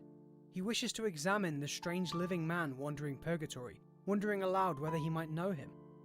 He describes himself as the son of the Tuscan nobleman Guglielmo Aldobrandeschi. The ancient blood and all the petty actions of my ancestors made me so arrogant that I held every man in scorn. I forgot that we all share the same mother. The penitent says that he died of his scorn, mentioning how the Sienese already know this and all of the children in Campagnatico. He presents himself as Umberto, the Count of Santa Fiore. Counts of that land commonly found themselves in wars against the Sienese. I must bear this weight among the dead until God is satisfied, since I would not bear it in my life. Dante bends down to look upon the soul's face whilst he continues to walk. One of the other penitents looks up to Dante with immense strain and calls out to him. The soul recognizes our poet, and our poet actually recognizes this other soul. Oh, are you not Avarice, The pride of Gubbio? The pride of that art that Paris called illuminating? Odorici de Gubbio, historically, was an illuminator, or manuscript illustrator. He died around 1299. Odorici was quite famous in his time, once called upon by the Pope to work on documents for the papal library. The Penitent dismisses his fame to Dante, stating that Franco Bolognese now produces much more beautiful works than he ever did. Certainly I was not so polite when I was alive. Because of my great desire to excel, I was engrossed in fame. The penalty of such pride is paid here. Odorici says that he would have served his punishment in Purgatory long ago had he not waited to repent his sins just before his death. He condemns human endeavour to the point that being the greatest at something is short-lived and obscured over time by those who are great. He examples this in the painter Cimabue, whose fame is now overtaken by the art of Giotto. Guido Cavalcante, he says, has already overtaken the poet Guido Guinizelli. Perhaps there is one just born now who may chase them both from the nest. The last reference about fame ties into Dante quite directly. In talking about the newborn who can chase the great poets from their nest, this was likely a veiled allusion by Dante to his own potential, undermining the lessons of humility that Odorici is trying to teach. If Dante has an obvious vice, this terrace is conveying that vice to be pride.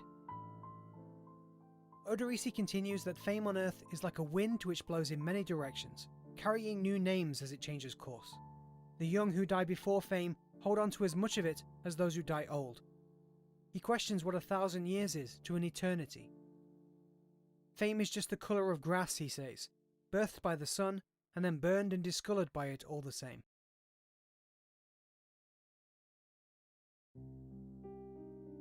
The Penitents directs our pair to another soul in front of him, who was once very famous in Tuscany with a name on everyone's lips. Nowadays, nobody even cares to whisper about the general of Monteperti who routed the Florentines. Your words are true, and fill me with humility that cures my swelling pride. Dante asks Odorici who the soul is he was speaking of just a second before. Odorici says that was Provenzano Salvani, a Ghibelline. In history, Salvani was killed by Florentines. According to some accounts, his severed head was raised high in the air after he was killed, jokingly fulfilling a prophecy that his head would rise above all others on the field of battle. Odorici says he suffers here for his presumption to conquer all of Siena. Our poet questions how it is that Salvani got to this place. This soon after the penitent's death, he should still be on the shore of the island. Shouldn't he still be awaiting prayers to proceed? Odorici justifies Salvani being lifted to Purgatory proper by describing Salvani's single most glorious moment. He put aside all semblance of shame and begged in the centre of Siena. He humiliated himself in order to raise enough funds to free a friend suffering in the jail of Charles I of Anjou. Odorici says he will speak no more, other than to give Dante this obscure prophecy. Dante will one day also feel the same humiliation as Salvani.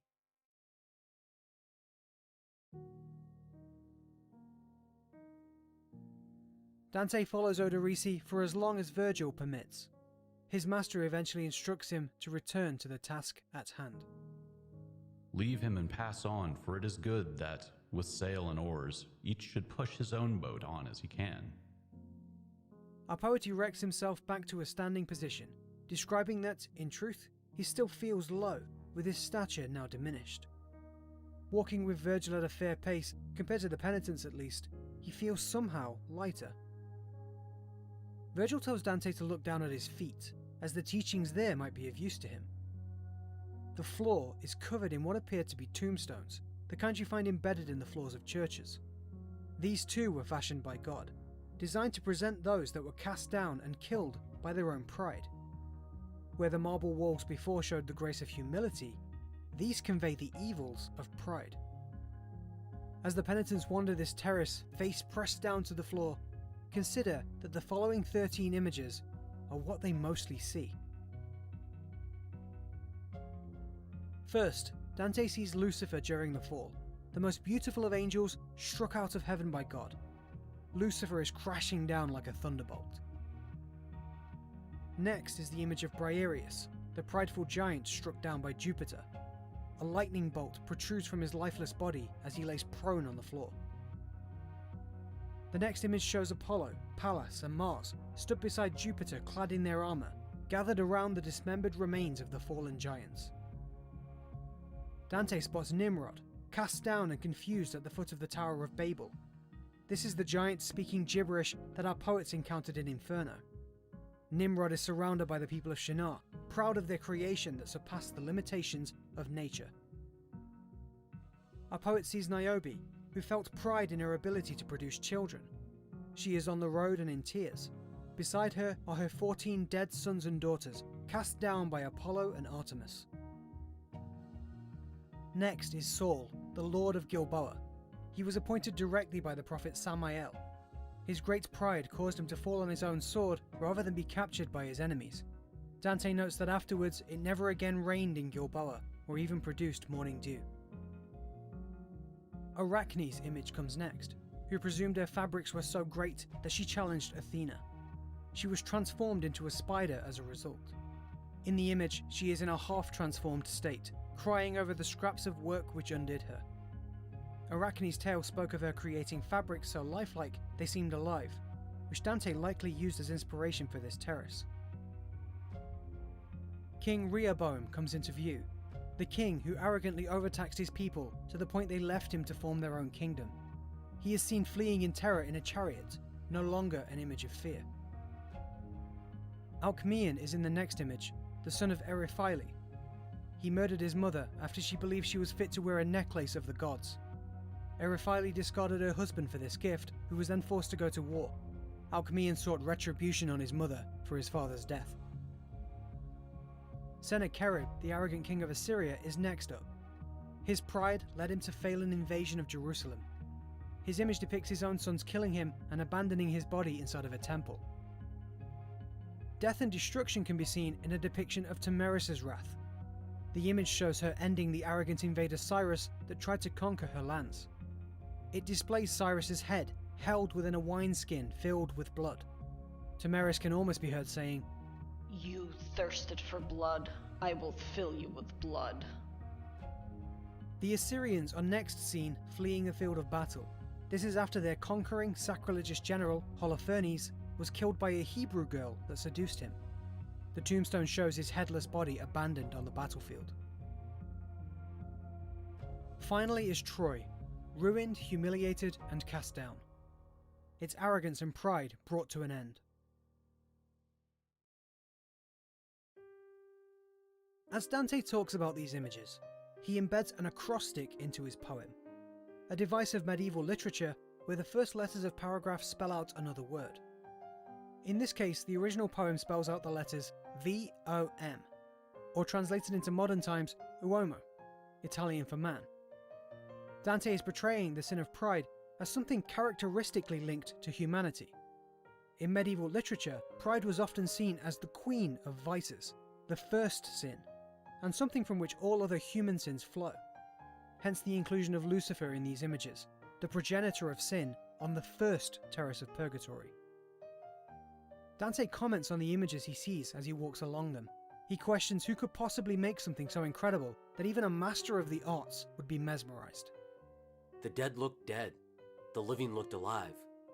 Those that had seen the real thing would tell no difference.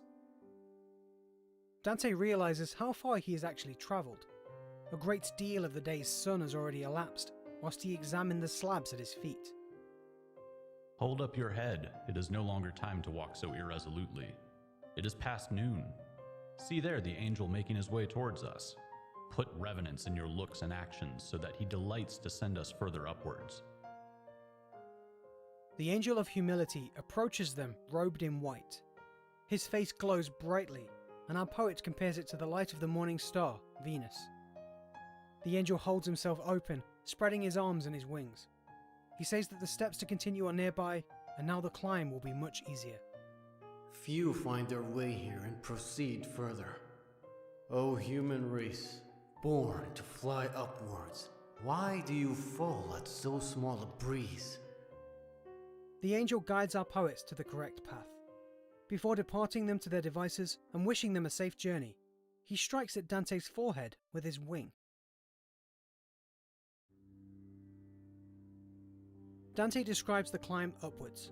He says that it reminds him of the Basilica of San Maniaco in Florence, a place you get to with stairs cut into the side of a mountain.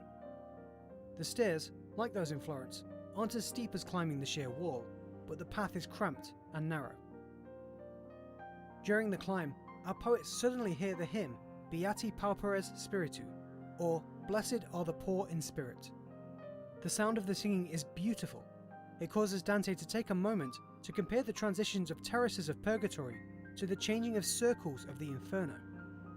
He finds Purgatory is more agreeable with its singing, as opposed to the even greater sounds of laments as you descend into hell. Our poet feels lighter, and remarks he believes to already be ascending a holy path. He feels he is climbing the mountain even easier than when walking along the flat ground on the Terrace of Pride. Master, what heavy thing has been lifted from me, so that as I walk it seems my progress is almost effortless? When the remaining 6 P's which are carved on your forehead, although nearly invisible now, are erased, your feet will then be so moved by good you will feel delight instead of exertion to rise upwards. Dante checks his forehead instinctively. He traces the cuts that the angel at Purgatory's gate gave him.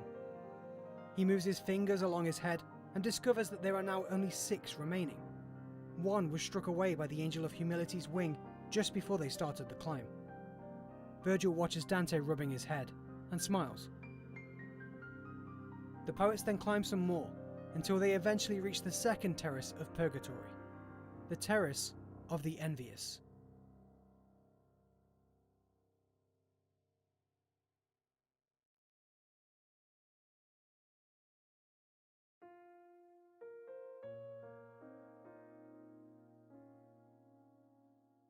The poets step out from the stairs onto another clearing.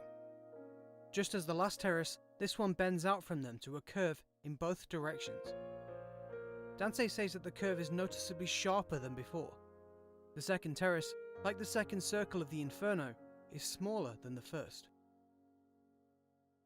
Our poets look upon a landscape of drab grey rocks, lacking the grandeur of the Arachnean art that greets those on the Terrace of Pride. The area appears to be empty, with no souls to be seen. Virgil concludes that if the pair of them stick around and wait, it is unlikely that anyone will show up for a long time. Too long, perhaps. Dante's mentor looks up to the sun as a guiding light, pivots his body to turn right, and then moves to follow the sun's beams. O sweet light, conduct us upon the new way. You give warmth to the world and shine upon it. If no reason disposes us to the contrary, we ought to always be led by your beams. The pair walk speedily along the path of the sun, marching purposefully for around a mile. As they progress, Dante begins to hear words coming from characters unseen, flying past him through the air. The first of them utters the phrase, "Vinum non abent," or, "They have no wine." This is a direct reenactment of the book of John, where Mary tells Jesus that the guests of a wedding in Cana were without wine. The disembodied voice echoes the line repeatedly, until it is somehow behind our poets and rolling off into the distance. Just before the sound can't be heard, another voice flies past Dante's ears. The man's words yell out that he is Orestes. This is a reference to the historical story of Pylades and Orestes, 2 great friends who proclaimed that they were the same man to save one another from death. Dante recognizes both of these references as examples of love, specifically examples of love towards another. He speaks to Virgil, asking what these voices are and where they come from. Before Virgil can answer though, he is interrupted by yet another invisible character. But I say to you, love your enemies and pray for those who persecute you. This one is a reference to the book of Matthew, echoing Jesus' own words. Virgil responds to Dante's question. This circle punishes the sin of envy, and for that reason the whips are made of love. Though I think you will hear the bridle's contrasting lessons, that is my guess, before you arrive at the pass of pardon. Virgil tells Dante to look carefully around himself. especially to the mountain's rock face on the inner bend of the terrace. There, Dante will see many souls, seated and lining the way. Then I opened my eyes and saw shades with cloaks the same color as the rock. A soul cries out. He implores Mary, Michael, Peter, and all the saints to pray for those among him. The second terrace is dedicated to the envious, those without love. The punishment of the envious is to be sat down in vile and ragged sackcloth, propped up by neighbouring penitents and the cliff at their backs. But worst of all are their eyes, sewn shut with iron wire, to punish their offence of envying all the good they saw. Beneath their sealed eyes they weep, tears streaming through the iron wire seams onto their cheeks. The envious appear like blind beggars, their heads leaning and relying on each other for support. Unlike Virgil, the penitents are not able to look upon the guiding light of the sun. They can't even glimmer at the hope of the denied light of paradise. Dante writes that even the most hardened, strong, and unemotional man would not be able to resist the feelings of compassion here. He discovers it hard to hold in his tears of grief.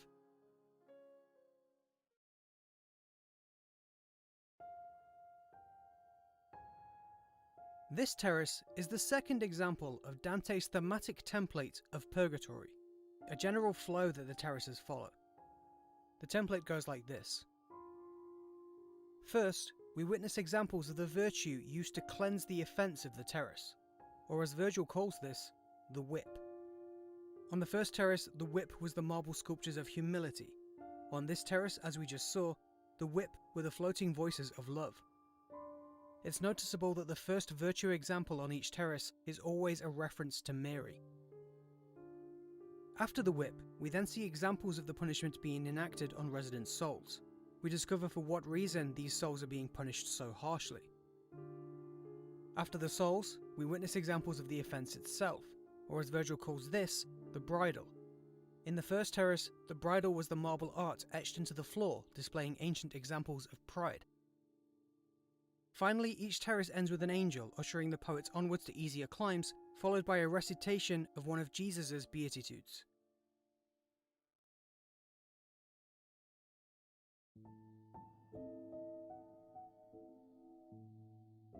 Dante is standing between Virgil and the souls, Virgil hugging the outer edge of the terrace near the ledge. Our living poet is quite annoyed at the fact that he was passing through so many hidden souls, seeing them, but not being seen in return. It feels to him to be quite a rude thing to do. He turns to look at his mentor with questioning silence, seeking permission to talk to the penitents. Virgil replies to Dante's expressions. Speak, but be short and to the point. Our poet steps towards a group of seated souls. He calls out to them, naming them as those whose only desire is to seek exalted light. Dante asks the souls to take a moment to relieve their burdens and remember their lives, seeking any of them who might be Italian. Oh, my brother, each of us is a citizen of one true city. You mean to search for one who merely lived in Italy as a pilgrim. The woman's voice comes a little further afield than Dante expects. He walks towards it to try to converse with the penitent a little easier. She who spoke sticks out plainly from the group, with a posture of expectancy. Her head is lifted up and her chin is pointed outwards. Dante still confirms with her that she was the one who spoke, asking then to make herself and her land of origin known. I was Sienese, and with others here I cleansed my wicked life. My name was Sapia, and despite my namesake, I was not wise. I found joy in the losses of others rather than my own good fortunes. Sapia Salvani was a noblewoman from Siena. She was the aunt of Provenzano Salvani, a penitent that Dante recently saw suffering on the Terrace of Pride. Sapia explains that towards the end of her life, her fellow Sienese citizens left to fight the Florentines. She prayed to God that her own people would lose, and then experienced immense gladness when the prayer came true. Feeling an almost unstoppable happiness at the suffering of her people, she proclaimed to God that she was no longer afraid of him. Despite all of this, she sought peace with God at the end, and repented on her deathbed. What I owed in time on the silent shore would still not be reduced had it not been for Pierre, the comb-maker, who remembered me in his holy prayers. He elevated me with his charity. It's only at this point that Sapia questions who Dante is, stating that she has realized he is alive. She asks him what he is doing here, full of sight, and audibly breathing as he speaks. My eyes will yet be taken from me in this place, though only for a little while, for they have not offended greatly through envy. Dante says to Sapia that it is the punishments on the previous terrace that torment him, recognizing his own offences with the sin of pride. Who then has brought you up among us here if you only expect to go back? Our poet directs the shade's attention to Virgil, silent and standing watch. He then asks Sapia if she wishes for him to do anything for her when he returns to the living world. She's fairly surprised by the offer, but asks our poet to sometimes pray for her, and if one day he ever steps foot in Tuscany, that he inform her family that she is well. Sapia ends her conversation with our poet, stating that at her homeland, Dante will likely find vain people with a great hope in the port of Telamone, land that they had just recently purchased with a prospect of waterborne trade. The Penitent says that it will be as much of a failure as the search for the River Diana, a hearsay river of pure water said to reside below the city. Unlike the search for Diana, though, the port of Telamone will cost those investing in it even more money.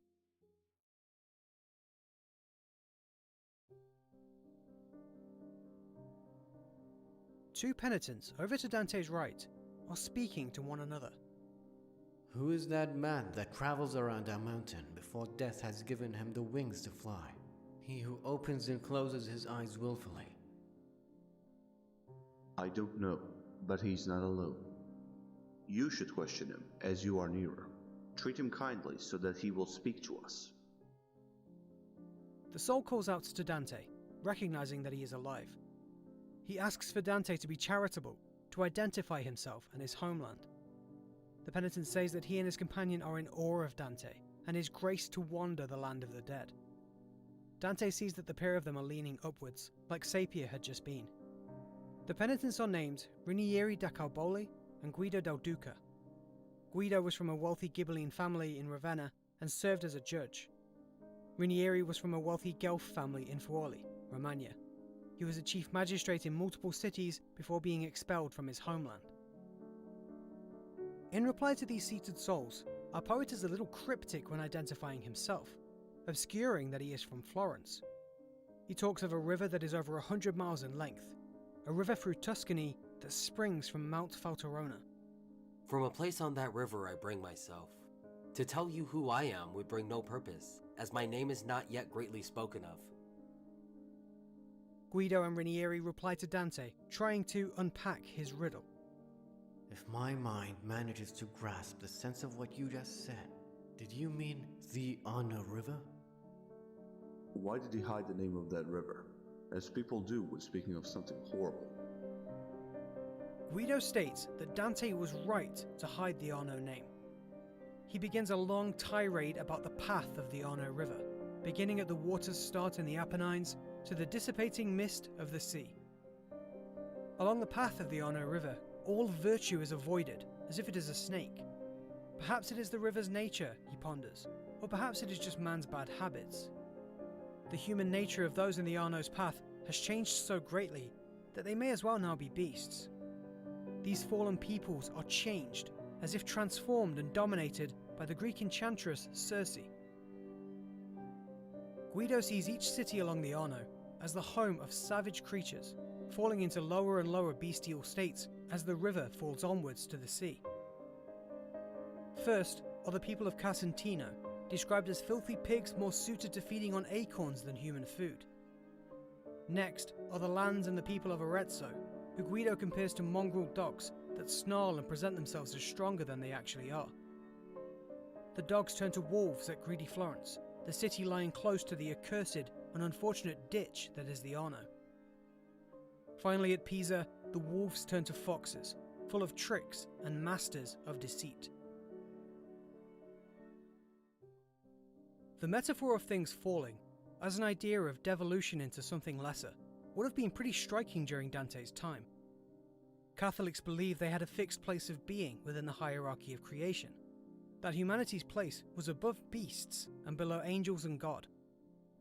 The idea of becoming a beast was the ultimate expression of a man truly falling to the bottom, losing what it is that makes him a person.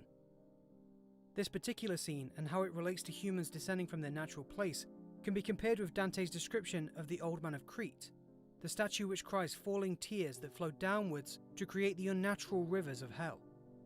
Perhaps coincidentally, both the extended talk about the Old Man of Crete and the Arno River happen at similar points in Inferno and Purgatorio.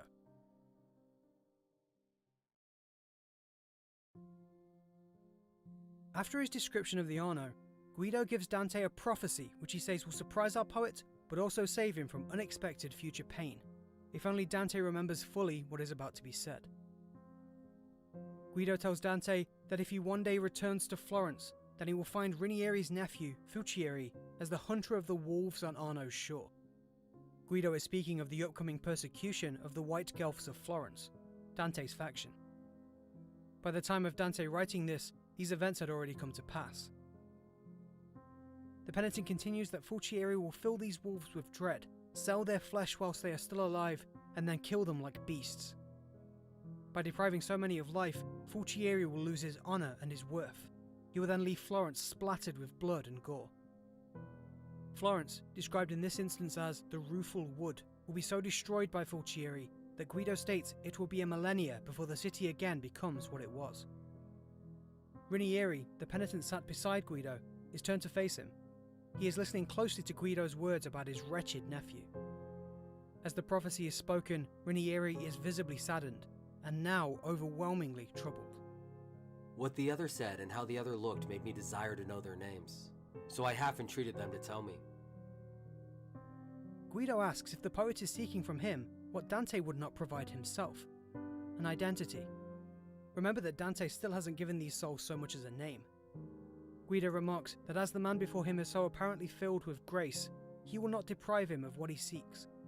He finally gives Dante his name and talks about his envy. My blood was so set on fire by envy that if I had seen a man with cause to be glad, he would have seen my face discolored. O human race, why do you set your hearts on benefits that cannot be shared? Guido identifies the man beside him as Rinieri, the noble head of a great house. He notes that none of Rinieri's descendants have yet inherited the man's better qualities and virtues.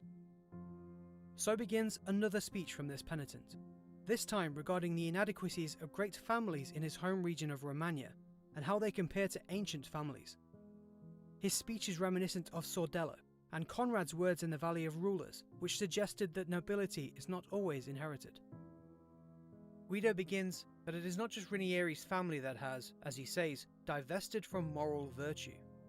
He describes Romagna as a boundary filled with poisonous brushwood. The penitent asks where all the virtuous ancient Romagnols have gone, naming Lizio de Valdobona, Arrigo Monardi, Pietravecero, and Guido di Carigna.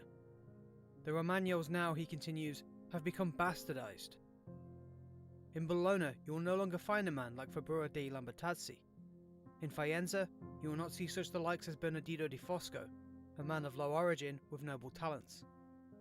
Do not wonder if I weep, you Tuscan, when I remember Guido de Prata and Ugolino Dazio, those who lived among us. Guido notes of Federico Cignoso and his troop, the houses of Travesero and Anastagi, lying ruined without heirs. The ancient knights and ladies, once with a heroic ideal tempered with courtesy and love, now fallen to evil ways.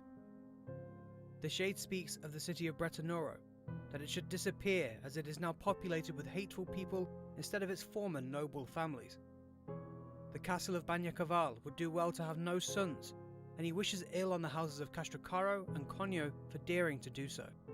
The house of Pagani, Guido continues, will mostly recover once their infamous child, Machinado, or the demon, finally succumbs, though they will likely be stained forever. Finally, of Ugolino de Fantilin, Guido says there is no need to fear the degeneration of his name, likely because Ugolino is very old, and unlikely to produce an heir that would taint it. Go your way, Tuscan, for now I would rather weep than talk. Our conversation has put my mind under such constraint. With those words, Dante and Virgil turn and leave the two penitents behind. We knew that those dear souls heard us go. They said nothing, so we could be confident of the way.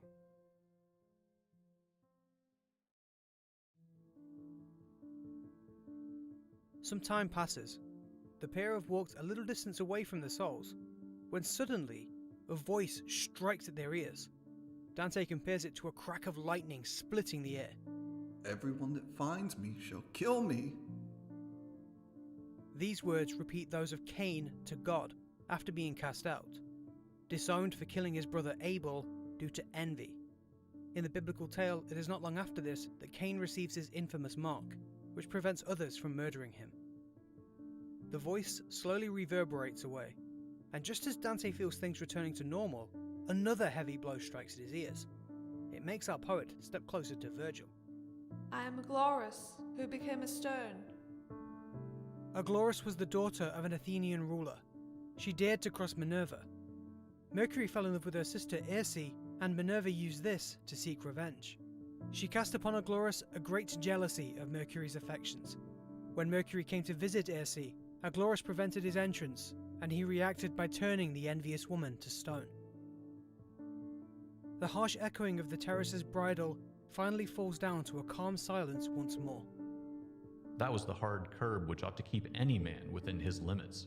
But you ignore it, taking the bait of the adversary who then draws you to him instead. The heavens call to you and revolve around you, displaying to you their eternal beauties, yet your eye looks only to the ground. It is for this you are punished by God.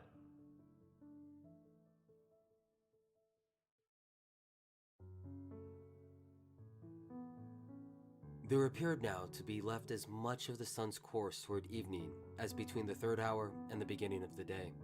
It was now vespers there, and midnight in Italy. The light of the sun is directly in front of our poets now. They have encircled the terrace, as the sun has made its usual path across the sky. Dante notes that he and Virgil are now walking westwards. A bright, dazzling light starts to strike onto Dante's face, and he raises his hand to shield his eyes from what he believes is the sun. As he walks, he begins to realize that the light is coming from beneath him, not above, like a reflection in a mirror or a pool of water. He looks upwards to examine the same angle as the reflected light, and his eyes are quickly thrown away from its brightness. Dante asks Virgil what the blinding light is. Do not be astonished if the servants of heaven still dazzle you. It is a messenger who invites us to ascend. Soon you will find things of this kind are not a burden, but will give you delight. Our poets step closer to the angel of mercy. It speaks to them with a pleasant and gladdened tone. Now come in here, by a stairway, much less steep than the others. The poets begin to climb up the staircase when Beati Misericordiae, or Blessed are the Merciful, starts to triumphantly be sung behind them. Dante feels he would benefit from Virgil's wisdom. He asks what Guido meant when he said that humans always set their sights on benefits that cannot be shared. Virgil answers that Guido understands the negatives of his offence, so his disappointment in others for committing that offence shouldn't be so surprising. For insofar as your desires are fixed on things which are diminished by being shared, envy will pump sighs out of your lungs. The mentor continues that those that look for the love of the divine will no longer have fear of envy. In heaven, the object of good is treated as ours rather than mine. The more that good is shared, the more that all are blessed with love. Virgil's explanation further confuses Dante. How can it be that good divided up among many can make those who possess it richer than if only divided amongst a few?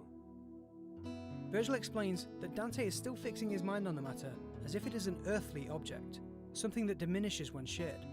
The idea is that envy is only a living world concern, where sharing something on earth divides it, enforcing the sin of envious desire.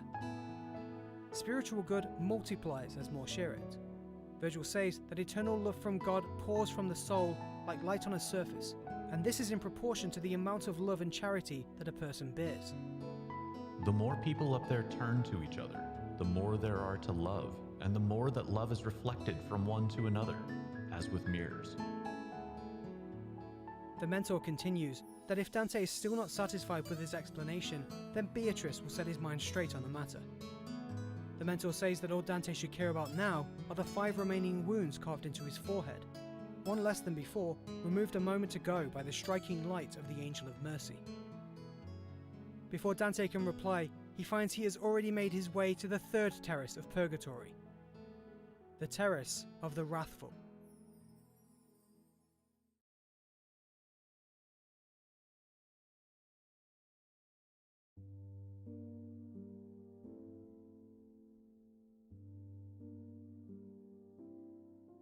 The poets have arrived upon the 3rd terrace.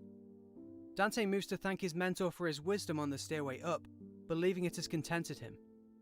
He is stopped from doing so, however, because immediately upon arriving, Dante is struck by a series of powerful and ecstatic visions. He sees many people inside of a temple. A woman that Dante describes as having a motherly bearing is entering that temple. She speaks. Behold, thy father and I have sought thee sorrowing.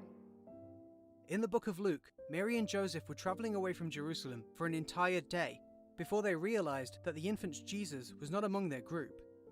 They returned to Jerusalem and discovered him teaching in a temple.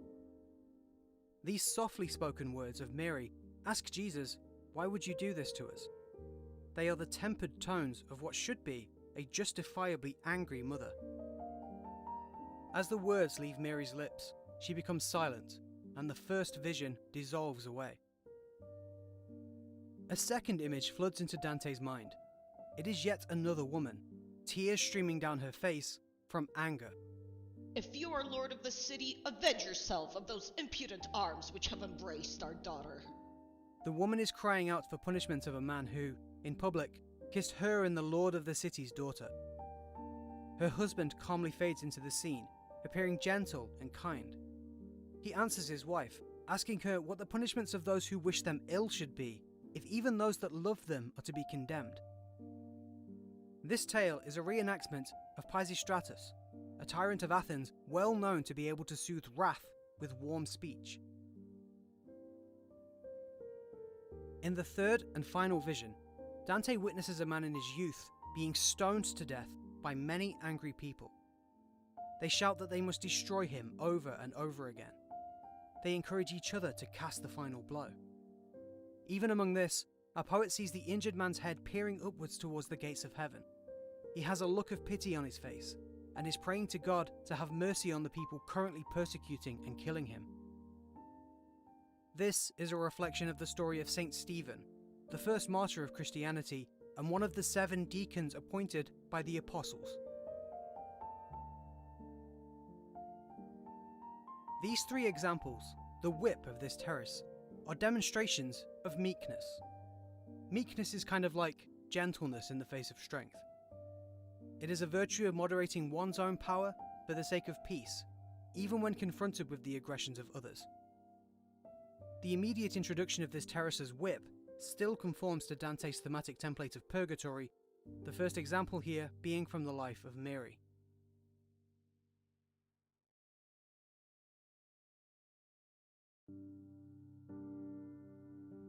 After the last vision falls away, Dante attempts to regain his composure in the real world. He thinks that he was as if dreaming, but of real things. When my soul turned from these appearances to things which are true independently of itself, I recognized my errors, which were not falsehoods. During his escapades, Dante had now fallen a slight way behind his mentor. Virgil turns, seeing that Dante is in a condition of a man waking up and ridding himself of slumber. What is the matter? Why aren't you keeping up? Virgil then asks how Dante managed to walk half a league on this terrace with his eyes shut and legs staggering about, like a man in a drunken stupor. Our poet begins to reply, readying the tale of what just happened, but is quickly interrupted by his mentor. If you had 100 masks upon your face, still your smallest cognition would not be closed to me. Virgil can easily read Dante's thoughts. He doesn't need to say a thing. Virgil explains Dante's visions to him, that these images are pushed into Dante's head to stop him closing himself off to the virtue of meekness.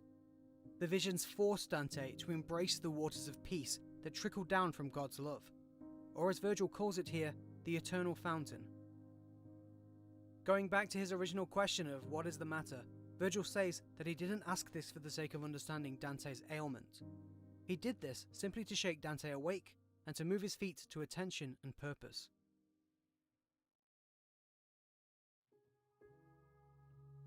We were going through the evening with our eyes straining to see as far ahead as possible in the face of bright evening sunlight. Little by little, a smoke came towards us, as dark as night with no escape. It took from us the clear air and our sight. A great dark fog has approached and enwrapped our poets. Dante eloquently describes the completeness of it, noting its blackness in comparison with other extremely dark places. If one were in the darkest parts of hell, he says, or out at night with no stars in the sky, shadowed by as much cloud as there could be, it would still not compare to the deep veil now surrounding him. Dante finds that he is struggling to keep his eyes open in the deep fog. He finds that the now dirty, foul-tasting air is prickling at his flesh and harshly stinging his eyes. Virgil steps closer to his charge. He offers his shoulder as an anchor for our poet to hold on to.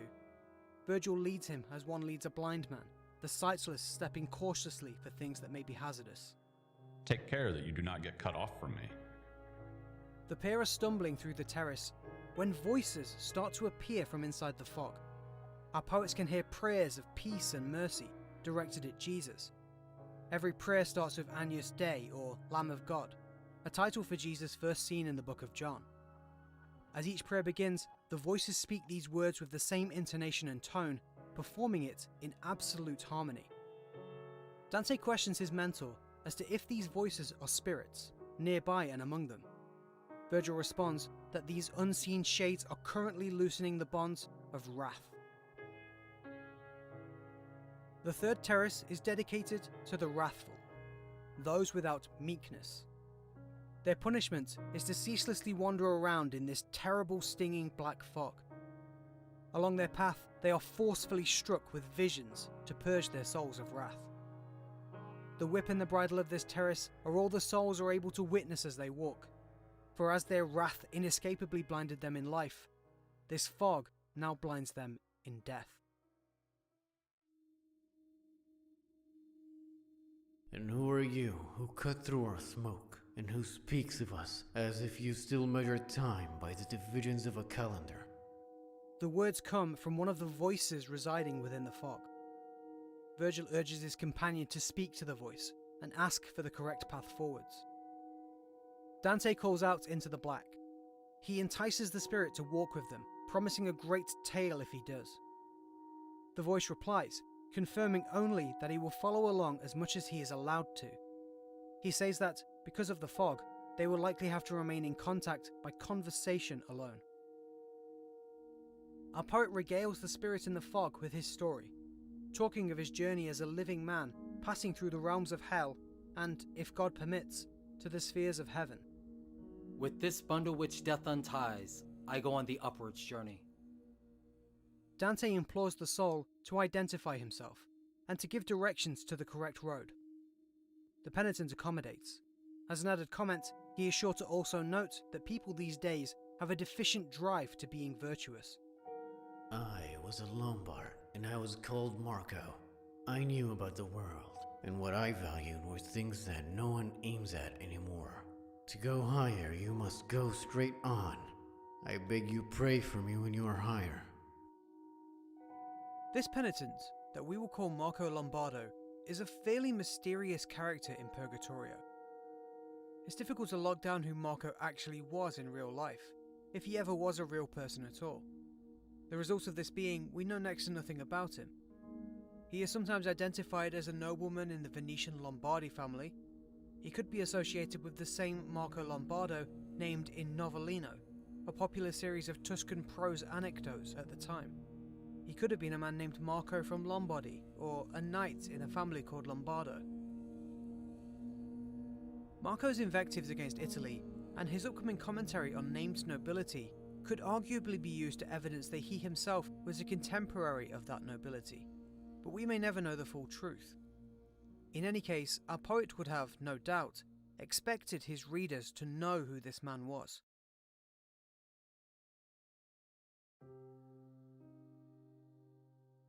Dante tells Marco that there is a growing doubt within him, and if he doesn't express it, it will burst. It is a doubt which has been compounded by both Marco's own statement just a moment ago and the words of Guido del Duca on the last terrace. The world is devoid of virtue and is now flooded with malice. Dante believes this to be true, yet doesn't know why the world has become this way. He says that some believe this state of being to be the will of heaven, and others an effect of the actions of men. He implores Marco to explain it, for if Marco tells him the cause, then he can tell that cause to others. Marco begins with a deep and exasperated sigh. Brother, the world is blind. You, who are living, attribute all causes to the heavens above, as if everything there is responsible. If it were so, that would mean the destruction of your free will. Marco continues that if free will is nullified, then there would be no justice for the wicked, and no reward for the virtuous. Heaven only initiates things, and only influences human desires. People have the light to distinguish right from wrong themselves, and their intelligence and will is not subject to heavenly influence. How people choose to follow their path is purely of their own volition and wisdom. So if the present world is going off course, then the reason is in you, and should be sought there. The Penitent describes that on its creation, a soul is like a newborn baby, weeping, laughing, and childish. It knows nothing except the first influences of God, moving it to glad desires. The soul turns to whatever brings it joy, finding delights in earthly goods. However, it is inexperienced, and cannot yet tell which of those goods are deceptive and which ones are truly good, at least not without guidance. Without guides and curbs, or bridles and whips, the soul can fall into a pattern of twisted love, constantly reaching for the wrong objects of gladness. For this reason, the Penitent says, laws exist, and kings and queens exist to apply those laws. Marco begins to pull the conversation back to why Italy is in such a dire state.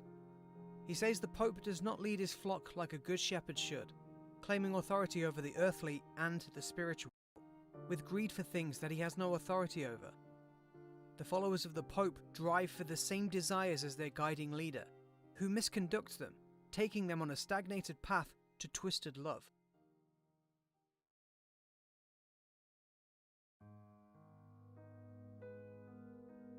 This section, arguing free will over strict determinism, is a very important part of the entire Divine Comedy. The conversation with Marco sits right in the middle of all three parts of the poem, presenting that Dante's tale is, at its literal heart, a tale of justice, made possible through free will. It's a poem about people given what they justly deserve, dictated by the choices that they freely made themselves. Dante is presenting here that, because divine reward and punishment exists, because a person's ultimate fate is decided by their good or evil actions, free will must therefore be unconstrained by heaven. Without free will, there would be no way to distinguish those in hell or heaven, as good and evil would be arbitrarily assigned. Condemning some or rewarding others without free will would therefore be unjust. Justice as a theme has actually permeated Dante's comedy since the very beginning. The words on the gate of hell state, "Justice is what moved my exalted Maker." In hell we also see the idea of perfect justice, with punishments mirroring or balancing the crimes themselves. In Purgatory, the theme of justice continues. When the New Island Penitents fled from Cato's outburst, Dante goes on to call the mountain a place where people are ransacked by justice. Purgatory is a place of whips and bridles to better conduct souls into freely reaching for the correct sources of joy, and therefore act more justly. We even see justice itself feeding into those whips. We saw Emperor Trajan moved by justice to help the grieving woman on the Terrace of Pride, or, in the visions a moment ago, Pisistratos considering if the punishment of his daughter's love would be just. To tie back to Marco's usage of inexperienced free will as a drive to twisted love, this also applies to Dante. Inferno was a place where pity on souls was seen as a lack of understanding, and therefore unjust. Dante was conducted to the correct learning by Virgil, freely acting more just over time. In Purgatory, much the same is happening, as Dante learns more and more that people are exactly where they are supposed to be. Those in hell deserve to be in hell. Those in heaven deserve to be in heaven. Marco explains that at this moment it is not so much the evil of people as it is the evil of bad governance presently leading people astray in Italy. The Penitent speaks of Rome, that it used to have two sons, one to conduct the people on roads of the world and one to guide the roads towards God. When the Pope decided to do both, it's not really surprising that things began to fall apart. He explains the conflicting hybridization of the powers and how they can often be confused. He then quotes the book of Matthew with a biblical reference that speaks of wolves in sheep's clothing and false prophets. One has put out the other, and the sword is combined with the crook, the two held together. One does not fear the other. By their fruits you shall know. The Penitent continues. He talks about the river Adige and Po running through Lombardy. Before Emperor Frederick II was hindered by the Pope, Lombardy was a land of courage and courtesy.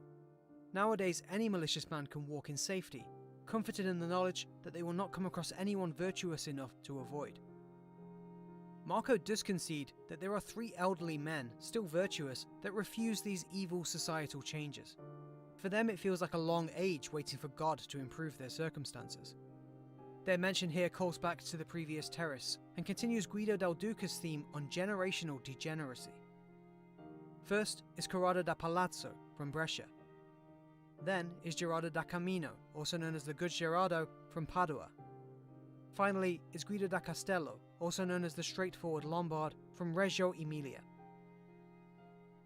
The Penitent puts it to Dante that as the Pope now confuses power, the Church stumbles and falls into the mud, dirtying itself and the load it carries. Our poet replies that Marco has laid out his arguments very well. He continues that he now understands why Jewish priests, the sons of Levi, were denied inherited access to earthly goods. Dante asks Marco who the good Gerardo is, the example of the bygone virtuous generation who proves the degeneracy of the day. The Penitent asks if Dante is trying to trick him or tempt him. Dante is speaking in Tuscan. There's no way he hasn't heard of this person. He tells our poet that he knows Gerardo by no other surname and that he can only discover it from Gerardo's daughter, Gaia. Goodbye now. I may proceed no further with you. See the angel's light which streams through the smoke. I must go before I appear to him. Marco then turns and leaves our poets to their task.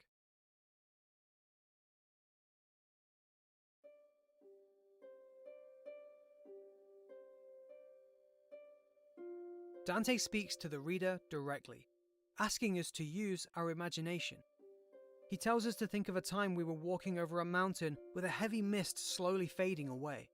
He asks us to think of the light of the sun re-emerging through that mist. This is how Dante says he feels as the black stinging veil is drawn back and the sunlight reaches his face. So keeping my steps with the trusted steps of my master, I came out of that cloud when the sun was already dead on the low shore. Continuing his thoughts into imagination, our poet ponders the nature of imagination itself. He wonders if imagination could exist without the senses, and if so, what then would drive it. He thinks heaven perhaps, or maybe it would be free will. This is a profound concept that Dante is pondering, especially relevant now after just travelling through a sense-depriving blackness where imagination is the power of the realm. As if on cue, Dante suddenly snaps into another series of powerful visions. The bridle exemplifying wrath is on its way. First, Dante sees a nightingale fly through the air, recognizing it as her who changed her form into the bird that most delights to sing. Our poet says that he can focus on nothing else but the bird. This bird is likely a reference to the Greek mythical character of Procne.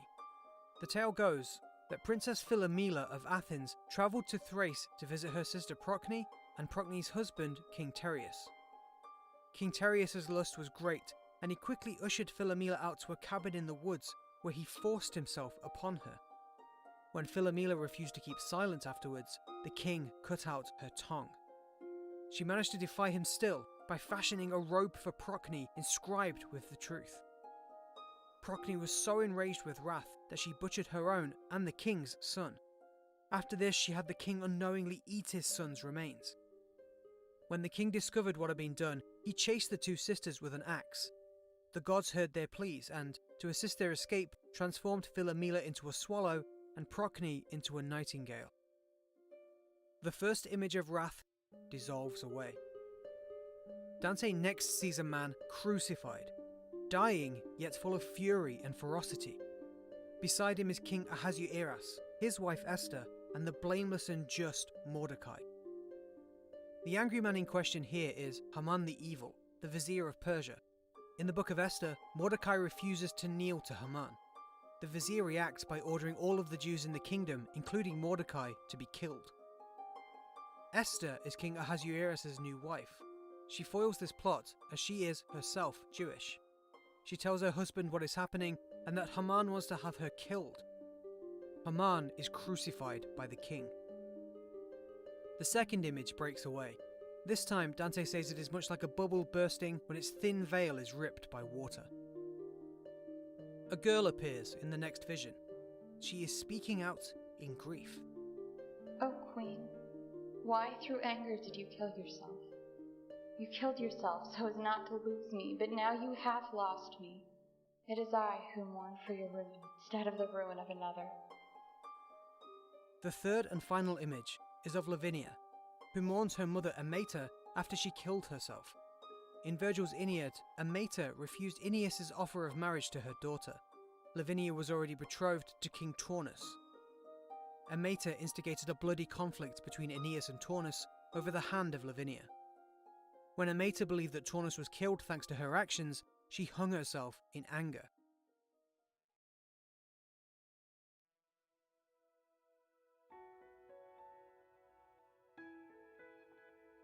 Dante describes he is waking up like a man shaken by the first light of morning, striking against closed eyes. So what I was imagining collapsed as soon as my face was struck by a light greater than any we were accustomed to. Dante turns around to see where he is, and a voice speaks out to him. It is here you come up. All other thoughts leave Dante at the sound of the voice. Our poet has a great desire to see the being who spoke. Its head is embedded in light. He concentrates hard, trying to see the face to match the voice. However, he finds that just as his eyes are deficient at seeing the brilliantly bright sun and perceiving the sun's true image, so is his vision also deficient here. That is a divine spirit who shows us the way up without waiting to be asked. It conceals itself within its own light. Now let our feet follow the invitation. Let us try to climb before it grows dark, for then it will not be possible until the day returns. Virgil and Dante begin their ascent towards the next terrace. As Dante reaches the first step, a fluttering movement of wings flies past his face, carrying with it a flowing gust of wind. The air is followed up by a voice speaking the words Beati Pacifici, or Blessed are the Peacemakers. Another P has been removed from Dante's head. Already, the last rays, which are followed by night, had risen so far above us that the stars made themselves seen in many directions. With the oncoming night approaching, Dante feels his legs beginning to lose their power. This strange loss of strength harkens back to the lesson of nighttime will that Sordello taught our poets. Dante reaches the final step and can move no further, imagining himself like a ship berthed on the shore. He and Virgil have arrived at the fourth terrace of Purgatory, the terrace of the slothful.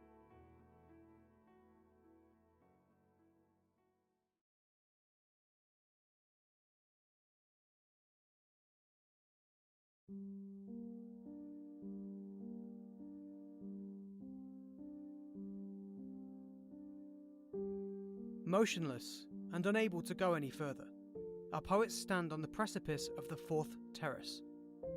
The stars of night shine upon them brightly, but the moon has not yet appeared in the sky. Dante turns towards his trusted mentor. My gentle father, tell me, what offense is purged in the circle we are on now? Our poet adds that even though they can no longer continue, there's no reason they cannot talk to one another. The love of the good, defective without its duty, is in this place made whole. Here the idle rower dips his oars again. In Inferno, at a time of rest, Virgil once described hell's logical structure, explaining the categorization of sins as incontinence, violence, and fraud. He spoke of what Dante was to expect, and why the ordering of the circles was given as so. Virgil will now, in this new restful spot, once again play the role of the great teacher. He tells Dante to listen to him, as to do so will greatly benefit Dante's understanding. Dante listens.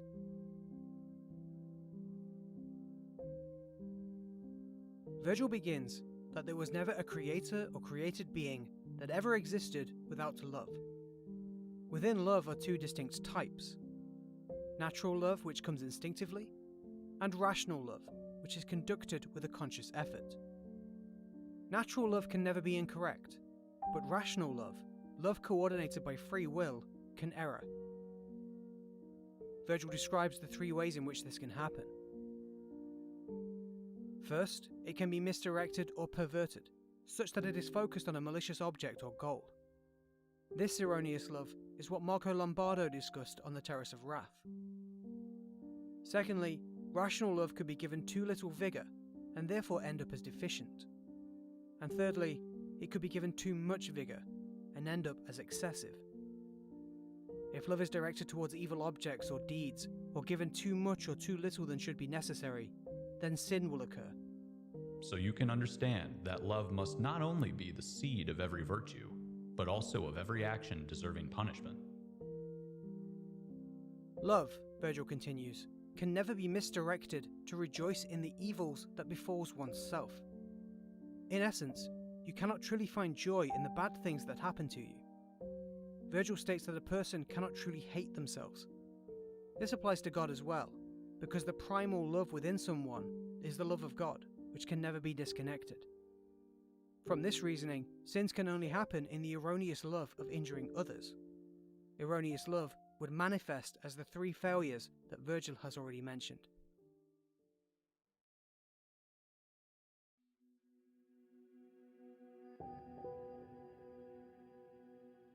The mentor begins to list off where sins are categorized within each of the three failings. The first sins are those we have already seen on the three terraces below. These are the people with misdirected or perverted love. First are those who seek to trample others and suppress their neighbours for the love of excelling, creating the sin of pride. There are then those who fear to lose honour, glory and power because of the successes of others. Their fear turns to love for the opposite goal, creating envy. Finally, there are those that take offence at harm and find they have a greedy love for revenge, blindly seeking a way to harm others in the form of wrath. Upon reaching the fourth sin, Virgil moves on to speak of defective love. He says that souls that fall into this category find themselves on this current terrace. This is the terrace of the slothful, where the idle souls suffer. Finally, Virgil speaks of the sins of excessive love. Virgil is defining here what causes sins similar to those of incontinence that we saw in hell. The three sins representing this aspect of erroneous love are the three terraces that Dante and Virgil have yet to reach. The mentor leaves it to his student to discern what those three sins will be.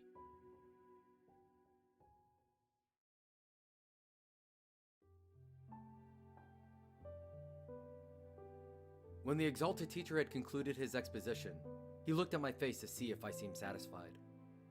I remained outwardly silent, despite my thirst for more, fearful to be asking him too many questions.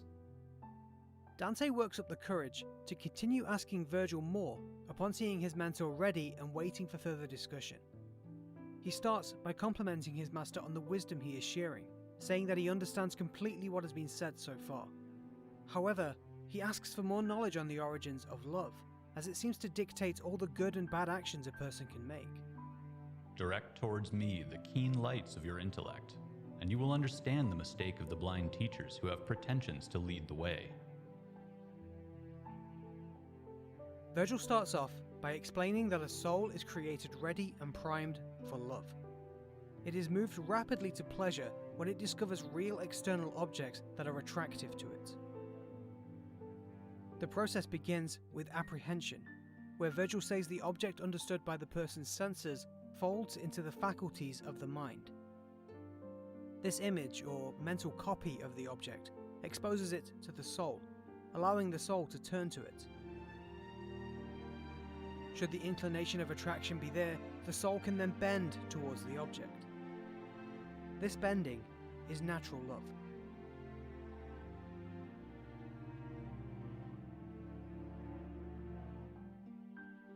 The mentor compares the bond of love between the soul and the object to that of a rising fire, drifting upwards to its natural condition. The soul, in its captive and captivated love for the object, reaches naturally to the thing it is bended towards, for as long as it finds gladness in doing so. Virgil talks about the origins of desire here, describing desire as the spiritual motion of that natural movement of love.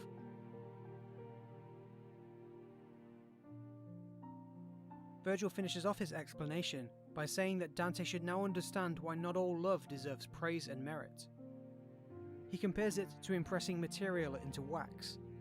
There may be nothing wrong with the wax, and the material being thrust into it may always seem good, but that doesn't mean that every imprint turns out well. What you have said, and the attention I have paid, have made clear the nature of love. I am, though, more full of doubt than ever.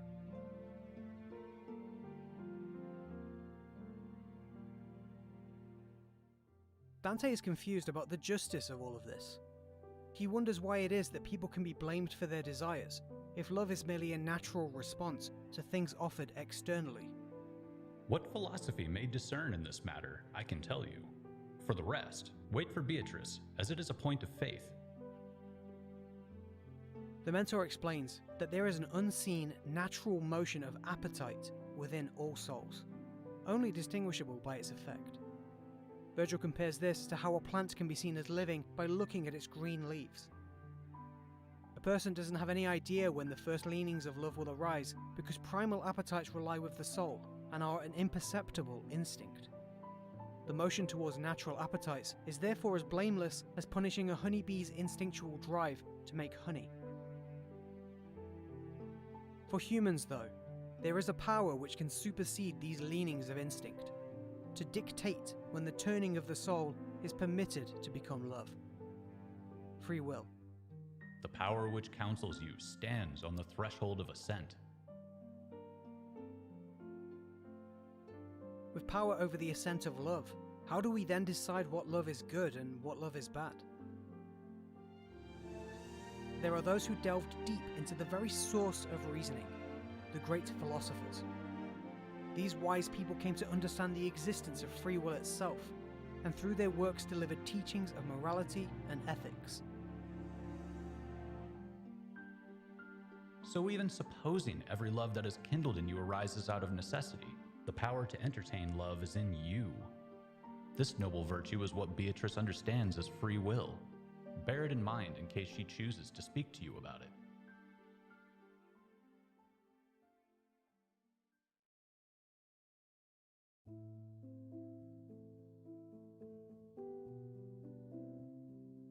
Before we carry on with our tale, it's worth taking a second here to recognise some of the additional references at play.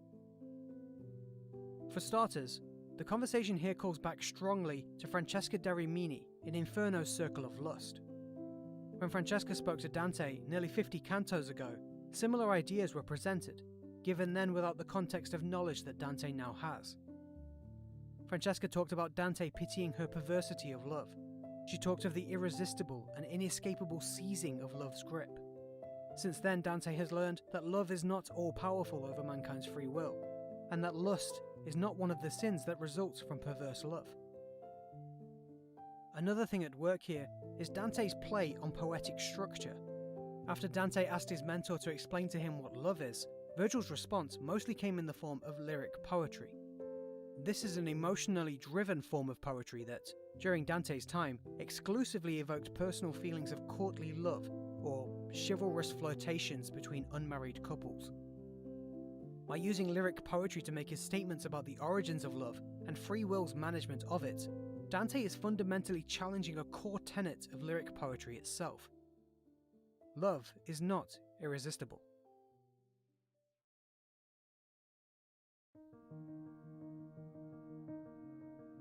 Midnight has fallen over our poets.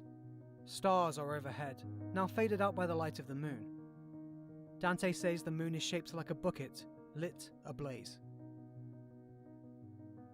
Our poet speaks of the noble soul beside him.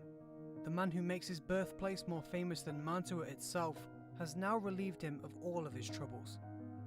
The philosophical conversation has now fallen to the back of his drowsy mind.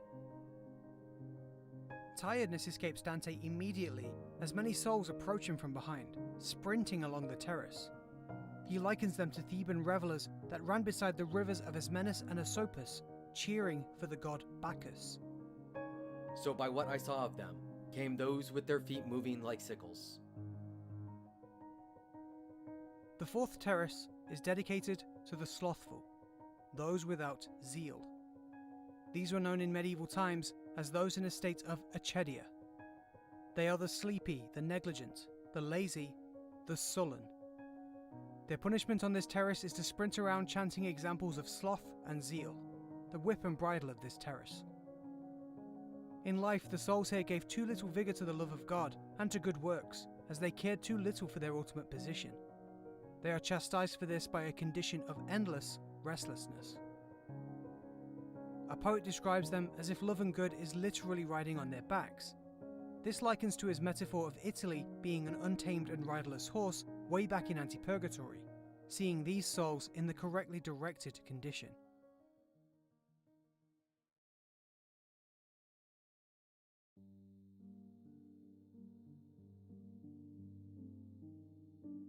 The two at the front of the party are shouting out examples of zeal whilst crying. Zeal is sort of like great enthusiasm or fervour. Mary went into the hill country with haste, then Caesar struck at Marseilles and raced into Spain. The first example here speaks of a passage in the book of Luke, just after the Annunciation by Gabriel. Gabriel had also told Mary that her cousin Elizabeth was with child. Mary sped off with zeal to the mountain city of Judea to visit her cousin. The classical example following up from this speaks of Caesar. It talks about his fervour to fight his next conflict with Pompey's generals in Lerida, Spain. The poet Lucan describes this moment by saying that Caesar sped off to Spain like a thunderbolt. The other souls in the sprinting procession cry out behind the first two, declaring that no time must be wasted through lack of love. O people in whom this sharp fervor now perhaps makes up for your tepidness in doing good. This man, who is alive, and I do not lie, wants to go up as soon as the sun shines on us. Tell us the shortest way to the opening. In the great rush, only one of the souls is able to respond. He tells our poets to fall in behind them and they will come to the next stairs. He asks forgiveness for ill manners as he is absolutely ransacked by desire to continue moving on. He manages to state that he was an abbot of the famous San Zeno in Verona during the time of Frederick I. I know of one that has 1 foot in the grave. He'll soon weep because of that monastery.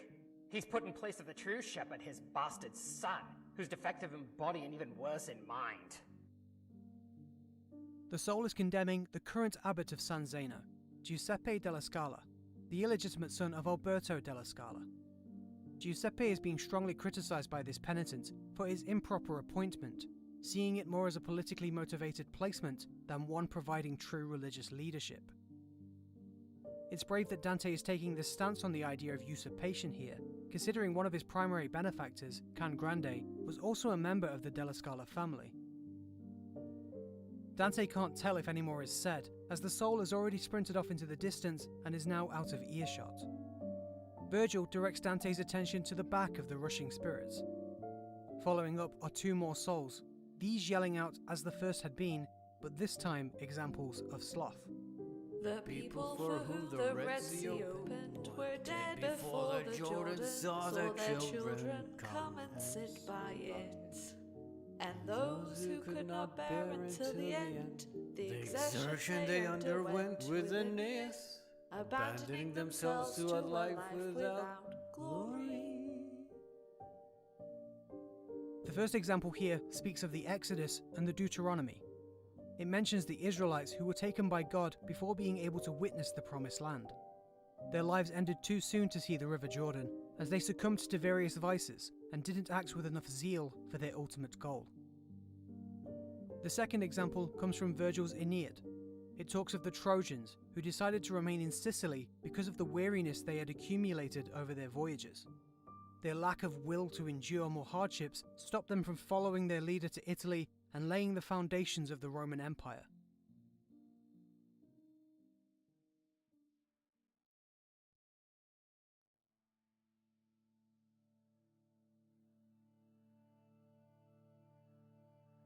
The souls have finally escaped the sight of Dante and his mentor.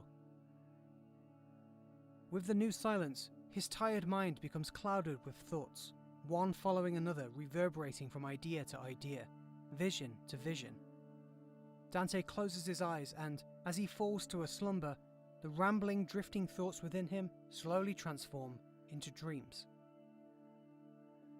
It is near the dawn. The earth is cool and the constellation of Pisces has risen into the sky. Very little of the night remains. This is the second time that Dante has slept on this mountain, and just as before, he ends his slumber with a vibrant and terrifying dream. There came to me in a dream a stuttering woman, cross-eyed and lopsided on her feet. Her hands were maimed and all of her color was washed out. Dante stares at this pale woman. As he does so, he feels like he is the warmth of the sun, colouring her pallid complexion, cleansing the sound of her speech and straightening her crooked appearance. His gaze upon her transforms her into what his love would expect of her, or love's hue. The woman's loosened tongue begins to sing, and Dante is enraptured by the sound. I am the siren who leads sailors away on the seas.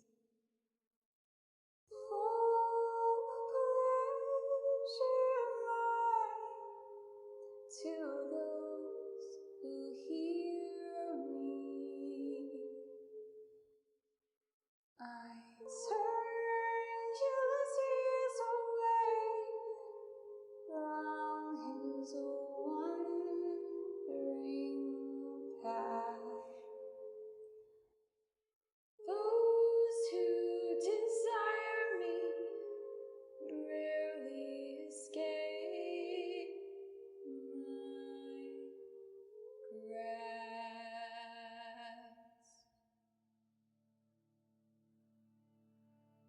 A woman appears beside Dante with a look of holiness. She confuses the beautiful song of the siren. She speaks out to Virgil in Dante's dream, asking who the siren really is. She approaches the siren and rips open its clothes, displaying the siren's belly. What emerges is a great stench, which awakens our poet back to the world. The mystery woman in question here is sometimes seen as the physical manifestation of philosophy. She calls upon Virgil the teacher, the philosopher, to expose to Dante the irrationality of his desire for the siren. This section calls back to Dante's conversation with Virgil about love, about how evil love can appear from the bending of the soul through the irrational consent of free will. In this, philosophy is the agent blocking assent, moved by reason to prevent evil love taking hold, represented here as the siren. Dante, now waking, moves his eyes around to survey his surroundings. I have called you at least 3 times. Get up and come. Let us find the stairs for which we are to go on. The sun is already upon our pair, hitting them at their backs. Dante speaks of his brow, and that it appears like the arches of a bridge, weighted down by heavy thoughts. He is thinking upon his dream. Come, this is the way through. The voice is spoken kindly, with a gentle tone. Dante says it is much different to how people in Italy speak to each other these days. With widespread wings which seemed those of a swan, he who had thus addressed us directed us up between two walls of hard blue sandstone. The angel waves his feathers at Dante's head and removes another P. It follows this up with Beati qui lugent, or Blessed are those who mourn. With that, the poets begin to climb upwards to the next terrace. On the way up, Virgil asks Dante about his concerned look. Our poet's eyes are fixed on the ground. He replies to Virgil saying that he is full of fear, as the dream he just experienced is flooding his mind. You saw that ancient sorceress on whose account alone there is weeping above us. You saw how a man frees himself of her. As already mentioned, the siren represents evil loves. Virgil is explaining here that she explicitly represents the evils of excessive love that Dante will encounter on the terraces above. He calls her ancient to state that the external temptations of sin have been around since the very beginning. This terrace highlights a long-running metaphor of the poem, that the soul is set forth through purgatory to heaven as if on a voyage. The first lines of Purgatorio talk of Dante feeling like he is setting sail on gentler waters than hell. Souls begin their journey on literal boats to the island. In Anti-Purgatory, Virgil compared the mountainous ascent with a boat going along with its natural current.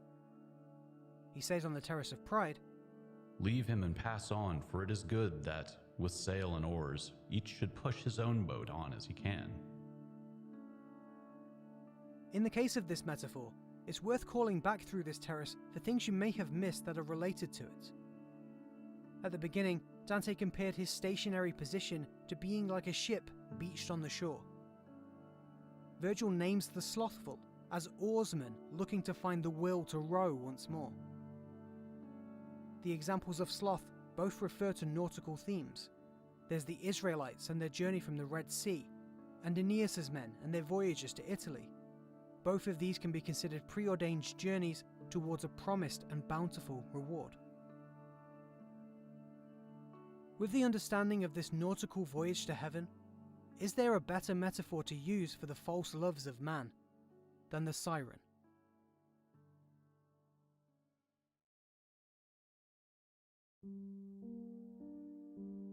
Virgil instructs Dante to march on, to direct his eyes towards heaven and God. Our poet compares himself to a falcon let loose in search of promised sustenance. He compares that flight to the stretching will of desire. His feet drive onwards and upwards through the split rock passage all the way to the next area of Purgatory. Dante and Virgil have left the lower terraces and are entering those that purge the sins of excessive love. They have arrived on the fifth terrace of Purgatory, the terrace of the avaricious and the prodigal.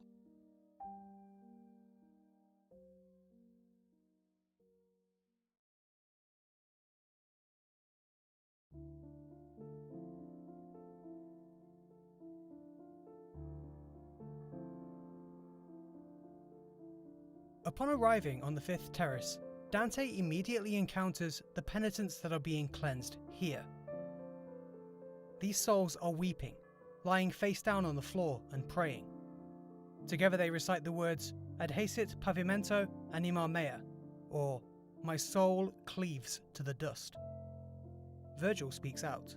He asks the souls for directions to the next stairs. If you come without having to lie here and want to find a way as quickly as may be, keep to the open side of the track on your right. The reply comes from a spirit a little further ahead. Dante feels the desire to approach him and give attention to what is hidden. He wants to converse with the penitent, who is currently ignorant of the hidden knowledge that he is still alive. I looked towards my master's eyes. He gladly showed his assent to the desire which my look expressed. Dante walks forwards and stands over the penitent. He verbally pays heed to the tears the soul is shedding, saying that the cries ripen the fruit of penitence. Despite this, our poet petitions for a moment of the Shade's time, asking him to identify himself and explain why he is in this prone condition. Dante ends his introduction by asking if there is anything he can do for the spirit once he returns to the living world. The penitent starts off by first promising that he will explain his face-down position. But before that, he recites the words, "Scias quod ego, fue suces or petri," or, "You should know, I was a successor to Saint Peter." Dante is speaking to a former pope. As to who he is exactly, he says his name comes from a lovely river that flows between the Chivari and Sestri. By deduction, this soul was of the noble Fieschi family. The penitent in question here is Pope Adrian V, born Ottobuono de Fieschi. He was pope for just 38 days between July and August of 1276. At the time of his elevation, Adrian was only a deacon of the church, and he actually died before being officially ordained as a priest.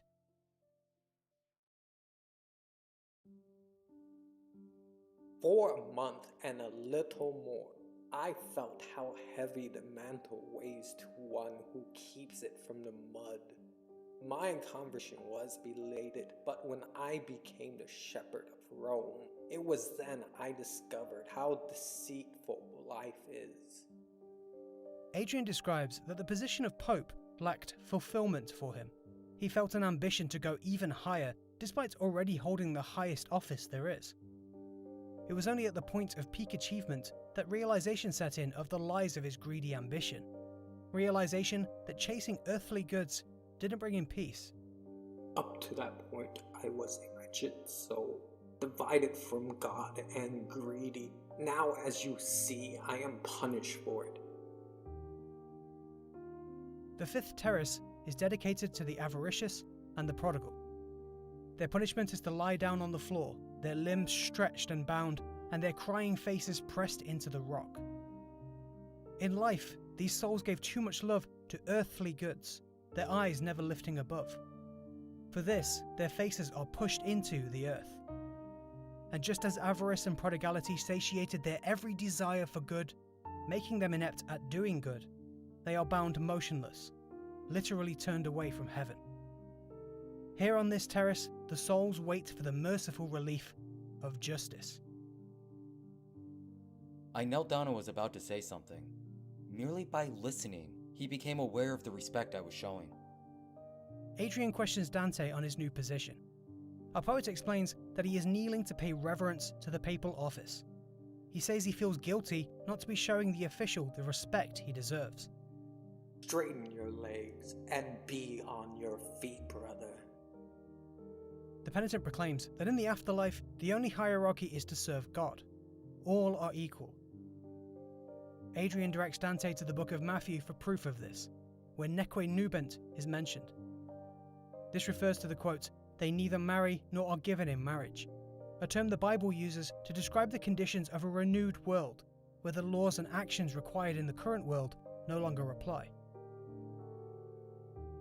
Now be off. I do not wish you to stay. You being here interrupts my weeping, for which I will bring the ripeness you spoke of. Pope Adrian finishes up by telling Dante about his niece, Alaja, who is filled with virtue. If anyone would be around to pray for him, he tells our poet that it would be her. Dante wants to continue his discussion with the former pope, but sadly cannot refuse Adrian's strict directive to depart. The will puts up a poor show against a better will. So against what I wanted, because of what he wanted, I drew the sponge from the water without filling it.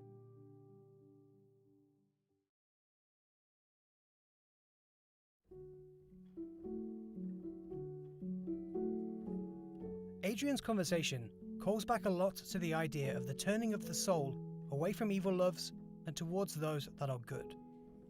Here, Adrian chose to turn away from the bad excesses of his materialistic life to one of religious and spiritual focus. His journey is reminiscent of the metaphor of the voyage of the spirit towards its ultimate goal. In this, the voyage Adrian took was directed too excessively to an evil purpose. It was the wrong path to the wrong goal. He luckily realized that just in time to save himself. Dante connects Pope Adrian with the Abbot of San Zeno on the Terrace of Sloth. To link sloth and avarice, Dante's idea of clerical avarice appears to be that greedy clerics are slothful in their religious duties. This is fairly evident in the fact that the slothful abbot decries a religious appointment by seeing its avaricious goals, and Pope Adrian decries his late, almost slothful will to abandon avarice. There's another character that is sandwiched right between the abbot and Adrian: the siren. Put simply, these clerical souls should be seen to be married to the church. They should be mirrored reflections of the church. Having the two officials here reflected by the image of the siren, in those days seen as a whore, says a lot about what Dante thought of the church. Adrian especially seems to be connected to the siren here. He shares a canto with her for one, and they are linked either side of Dante's self-described arched bridge of concern, almost as if they are two pillars of that bridge. Further still, the siren mentions Ulysses, whose story closely resembles Adrian. Ulysses sailed all the oceans of the populated world and still desired more. Just like Adrian, when Ulysses eventually faced divine justice for his need, he was turned away from heaven. To add some more flavour to all of this, it's worth mentioning Inferno a little more. In the circle of the avaricious and the prodigal in hell, the only souls described there are those of a clerical background. To tie into the marriage of the clerics to the siren, we can look at the exact same canto of Inferno as this canto in Purgatory. That canto discusses the punishments of the Simonists, where Dante condemns 3 popes. He chastises them for offences related to the selling of spiritual goods for earthly gain. These sinners are punished upside down, restrained, with their heads buried into the earth. Our poet also began that canto by explicitly saying that the sinners there are married to greed.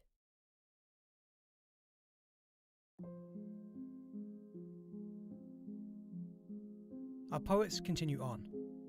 The crying souls stretch out across much of the breadth of the terrace, all the way to the edge.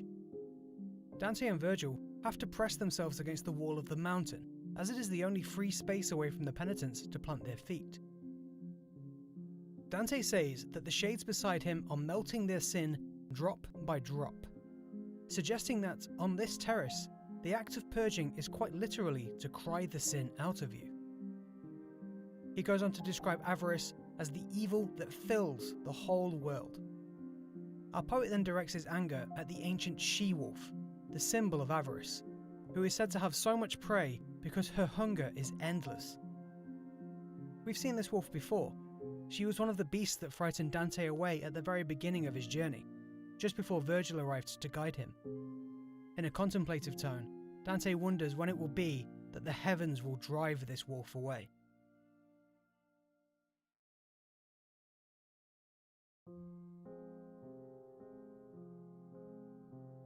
The poets are walking slowly. Dante is watching the penitents as he moves. Tears flow down their cheeks as they wail their complaints.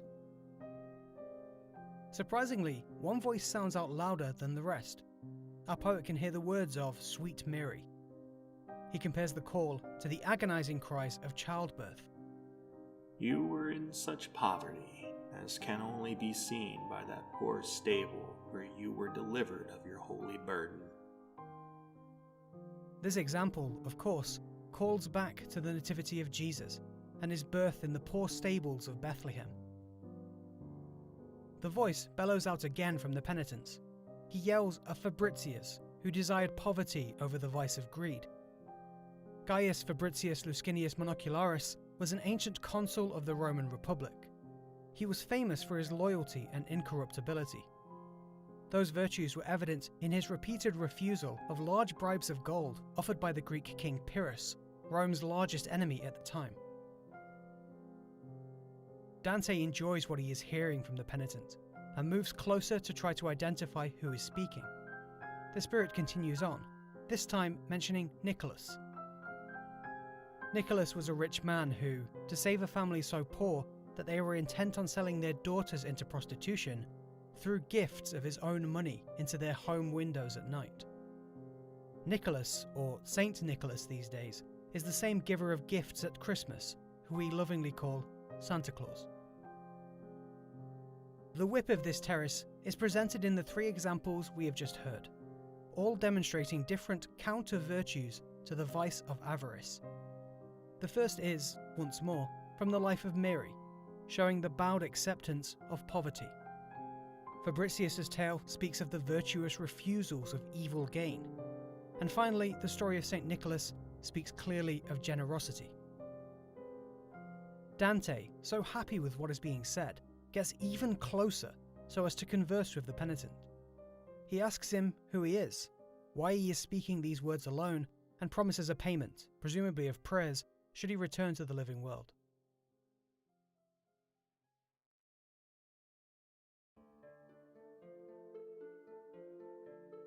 So begins a long speech from this soul, 83 lines long in fact, with no cuts back to our poet at all. He starts off by informing our poet he will recount his tale, but not for any love of promised payment, but because of the grace that must flow through Dante to be among him whilst still alive. I was the root of that evil tree which darkens the whole of Christendom, so that good fruit is rarely gathered from it. If the cities of Flanders had it in their power, there would soon be vengeance. I beseech this vengeance of God. The penitent names himself as Hugh Capet, apparent progenitor of the famed kings of France. As Hugh says himself, descended from him are the Philippes and the Louis. His lineage from 987 to 1792, and then again from 1814 to 1848, is called the Capetian dynasty. Louis XVI, before his execution in 1793, was known in state documentation as Citizen Louis Capet. It was so successful, in fact, that the last king of France, King Louis Philippe I, was actually of this same dynasty. Hugh proclaims that his father was a butcher from Paris, in a time when all the ancient French kings had died, bar one who had resigned himself to a clerical position. I found the reins of the kingdom firmly in my hands. With so much power from newly acquired lands and friends, the widowed crown found its way to the head of my son. That was the beginning of my line of consecrated bones. Until the extremely valuable annexation of the county of Provence, the dowry of Provence, the Capetian bloodline was mostly doing good deeds, although it was not altogether noteworthy. It was not until this annexation, where Charles I of Anjou married Beatrice of Provence, that the Capetian line became violent. Charles, one of the souls we saw making amends in the Valley of Rulers, went on to become so powerful that some consider him to have been an emperor in all but name. Hugh sarcastically speaks of the Capetian family making amends for its evil deeds and falsehoods by seizing Ponthieu, Normandy and Gascony. Charles then made amends by executing Conradin, the last heir to the Holy Roman Empire. Then he made amends again by ordering the poisoning of the philosopher and the devout friar Thomas Aquinas.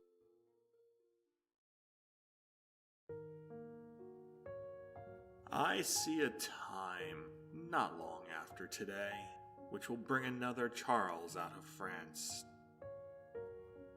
Hugh is here prophesying the emergence of Charles of Valois. This Charles will not come with arms and armies, but with treachery, or as he calls it, the jousting lance of Judas. Charles will stab Florence so hard that its belly will burst. He will win great spoils from his victory, but not in new lands. With his boons of gold, he will simply amass shame and sin. It's worth remembering here that Hugh is essentially Dante's mouthpiece, and that anything he says is littered with the biases of our poet and his experiences. In reality, Charles descended on Florence under the guise of reconciling the white and black Guelph factions, directly leading to the events of Dante's expulsion from the city. I see the other who was taken prisoner on his ship. He who is selling his daughter, haggling as pirates do about slave women. This prediction speaks of the marriage of the youngest daughter of Charles II of Anjou, Beatrice, to Azzo VIII d'Este. The marriage arrangement was settled for a massive amount of money, ranging anywhere from 30,000 to 51,000 florins.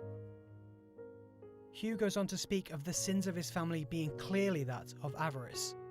His descendants are so dominated by the need to acquire that they are willing to sell each other to do it. I see the fleur-de-lis enter Anagni. I see Christ imprisoned and mocked a second time in his vicar the Pope.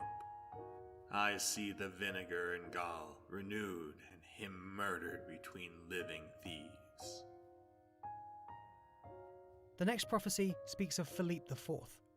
This Capetian king ordered his men to Anagni to attack the palaces of Pope Boniface VIII. Boniface was nearly murdered in the attack. The Pope was imprisoned for 3 days, starved of food and water, until a local uprising drove the attackers from the city. The Pope was so shaken that he died only a short time after. The indignation Dante shows the attackers here is noteworthy, as Boniface VIII was one of his biggest enemies, accused of all kinds of sins in the comedy. His defense of Boniface really shows that, despite his hatred of the man, Boniface was still the Pope, and in Dante's eyes, his office didn't deserve that level of rampant disrespect. I see the new Pontius Pilate, so cruel that a lack of wealth does not satisfy him. Without authority, he bears his covetous sales against the Templars.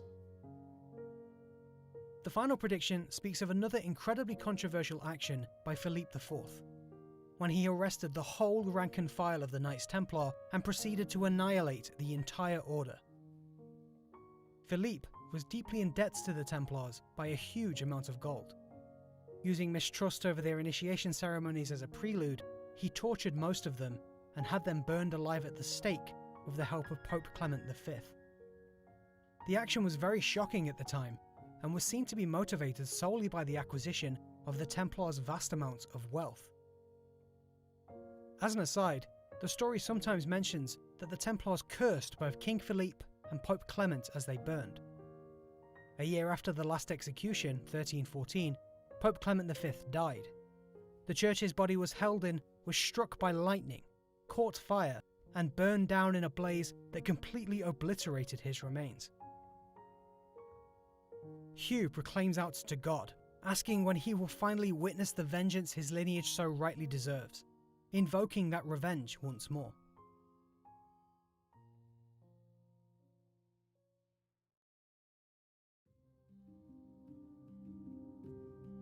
Hugh suddenly, very sharply, deviates from his speech about his lineage here, and finally goes back to the words he first uttered, to which Dante was initially drawn.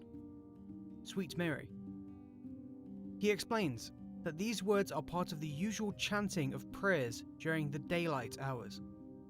During the evening hours, though, these recounts of virtues against avarice are reversed, and famous examples of avarice itself are reenacted instead.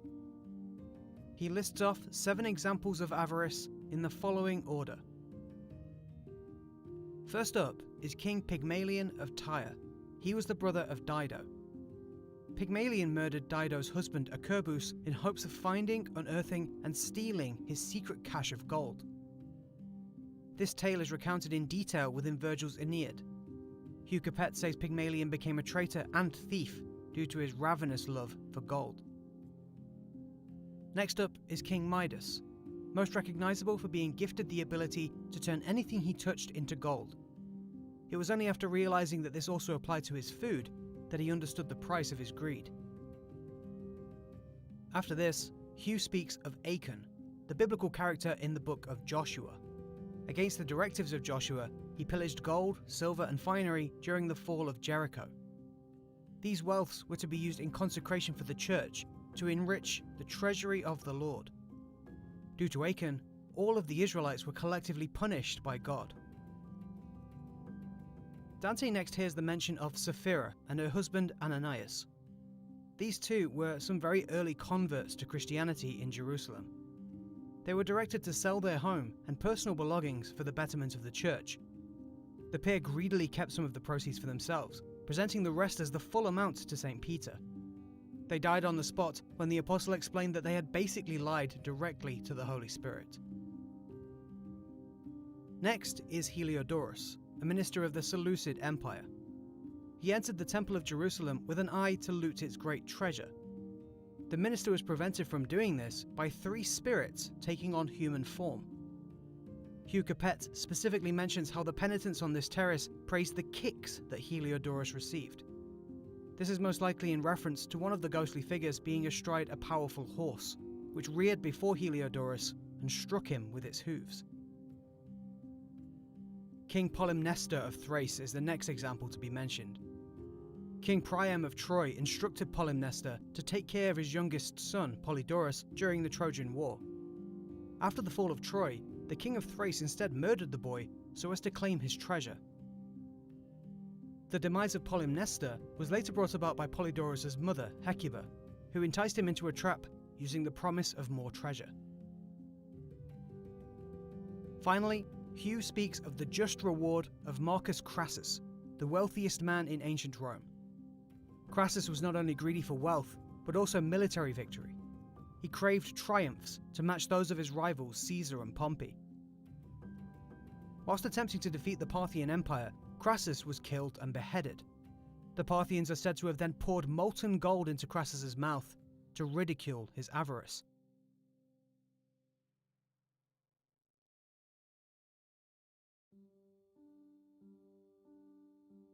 Hugh resolves the final query that Dante had when he first approached. Why was he alone in crying out, whilst the other souls seemed silent? He explains that all souls here speak the tales, but some are louder or quieter depending on how the tale stimulates them personally. It just so happens that as Dante was passing by, his was the only voice bellowing out. Without so much as a reply, our poets move on, leaving Hugh Capet to his devices. Before we finish off here, let's take a few seconds to recognise some inaccuracies in Hugh's testimony, illuminated by modern research. For starters, Dante possibly combines the butcher's son named Hugh Capet the Great with Hugh's son, also named Hugh, attributing features of both to a singular person. When Hugh goes on to speak of the Capetian line making amends by acquiring lands, Dante confuses the current state of affairs in the locations that he explicitly names. He's correct in his assertion that the Capetians were driving the Plantagenet kings out of France, but not entirely correct in his apparent timeline of those details. Hugh, the mouthpiece of Dante, also seems to have convenient knowledge of events that benefits our poet's arguments, but is lacking in knowledge on things that may go against them.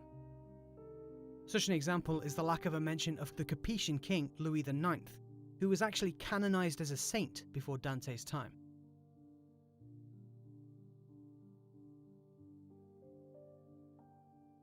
We had already gone away from that spirit, and were battling to get the better of the road, when I felt something falling.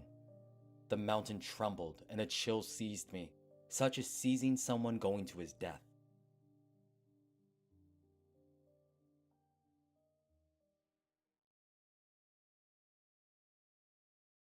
Alright, that was a really long video. That went on for a long time. Let me go back to the old chatting screen. Okay. Oh, no, it's starting to play something again. Okay, so, obviously that's all we've got to in terms of the videos, but we do have scripts for the next about 2.5 episodes, which I'll go through now. I'll read those live.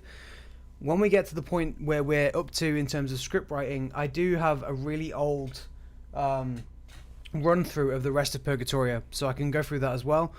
I can't promise that the rest of that will be accurate or very detailed, but at least you'll know where we'll get to at the end of that. When we finish Purgatorio, I'm going to go straight into a read through of Paradiso as well, because I've got a similar thing for Paradiso to go on for there, so we can get all the way to the end of the Divine Comedy.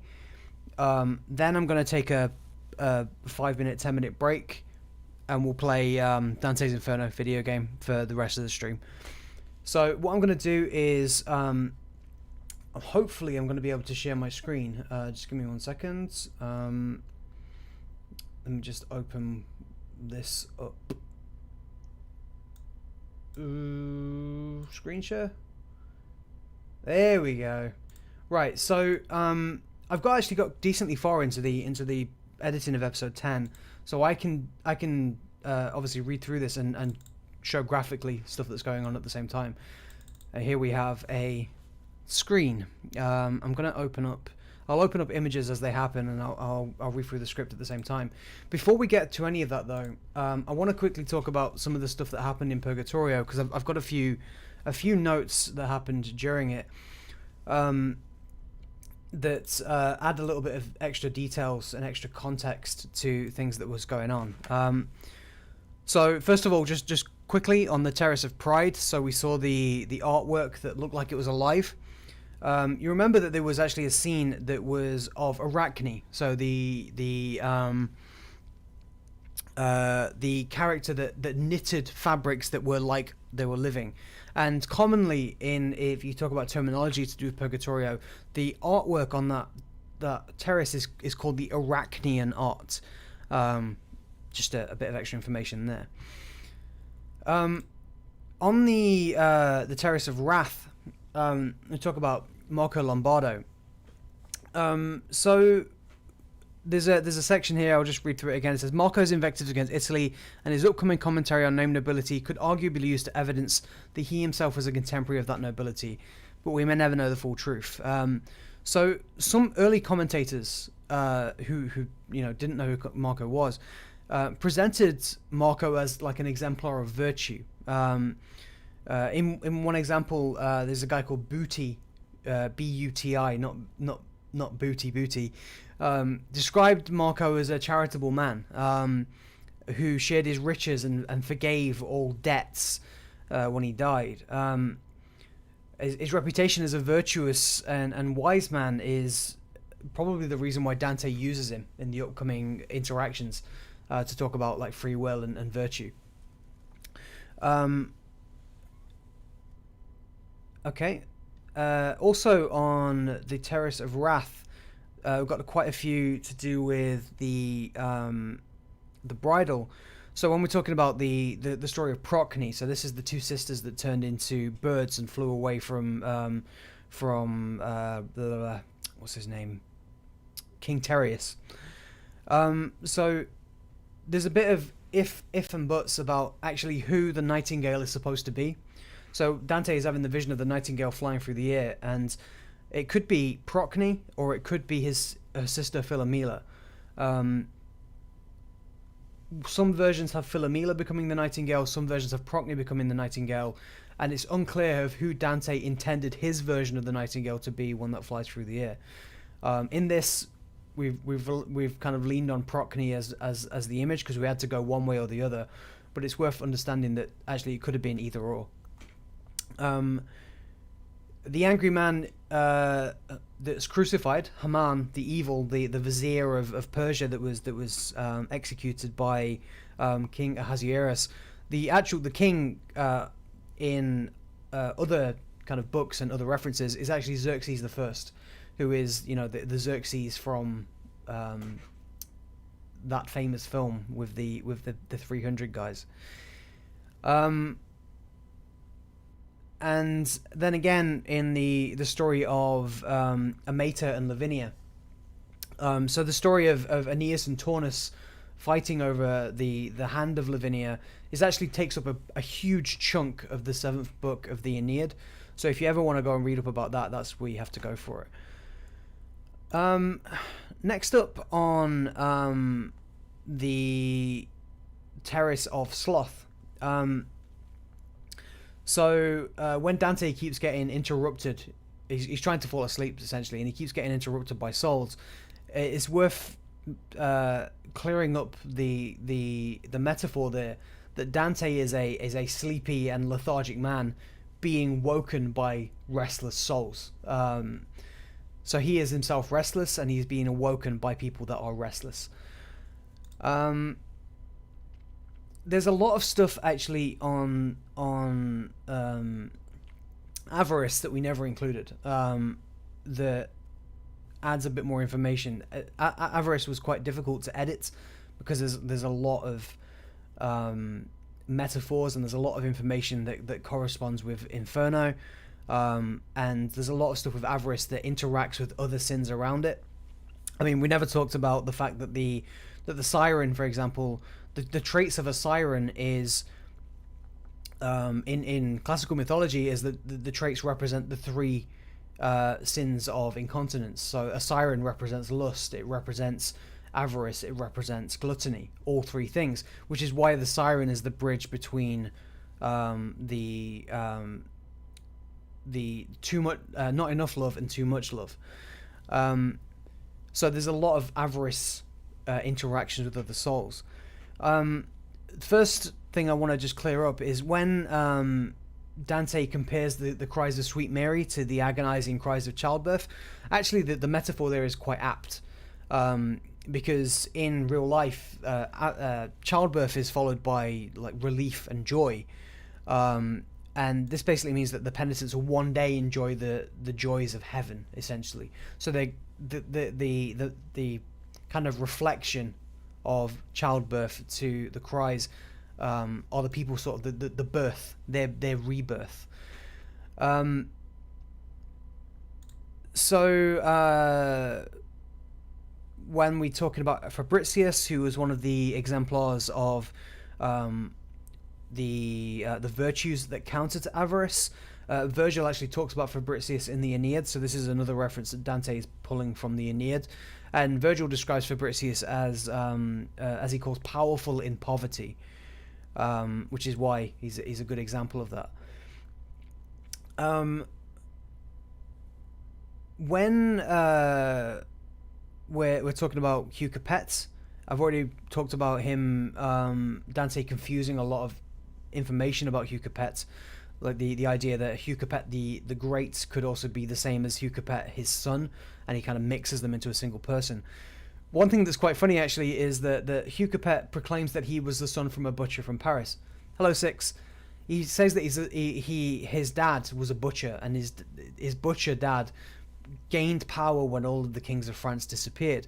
But what's interesting is that obviously all of his children became kings and princes of France themselves, and when you start seeing references back to the original Hugh Capet from those characters, so you talk about Philip IV and so on, when they talk about the original Hugh Capet, they don't like the idea that he was the son of a butcher from Paris, because it makes him seem really unseemly.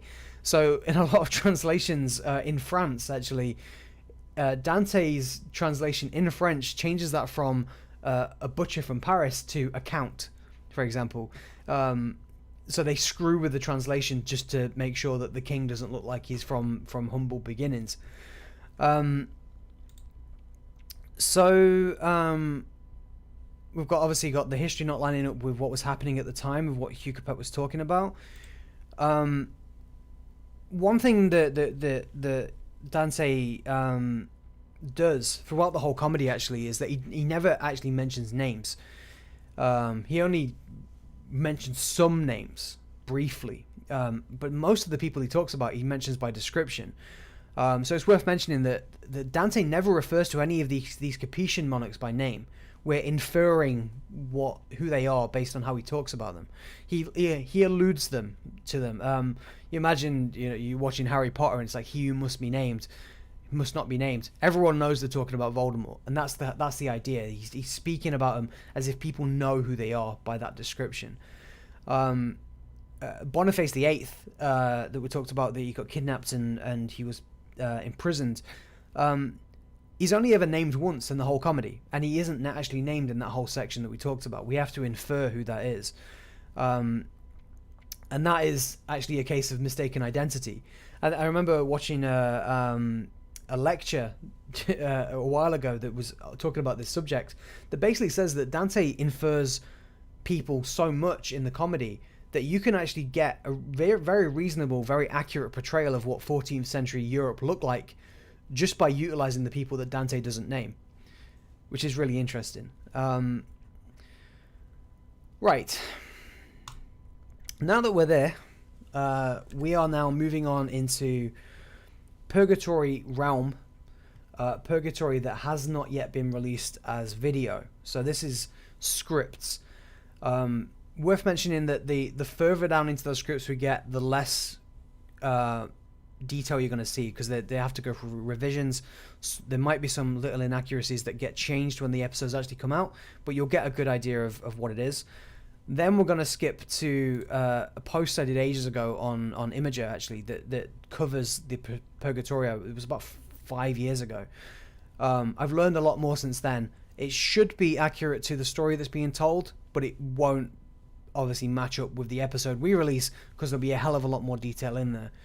And then finally, after that, I've got the same thing for Paradiso. So I did a huge post about Paradiso ages ago, and I'll read through that and obviously share graphics as I can when they come up. So the first thing, obviously, that we've got is the part B of Avarice and Prodigality, and that was split up because it would have been absolute nightmare to edit them together. You would have been looking at about an hour episode, which isn't fair to the audience, isn't fair to the creators. Oh, excuse me.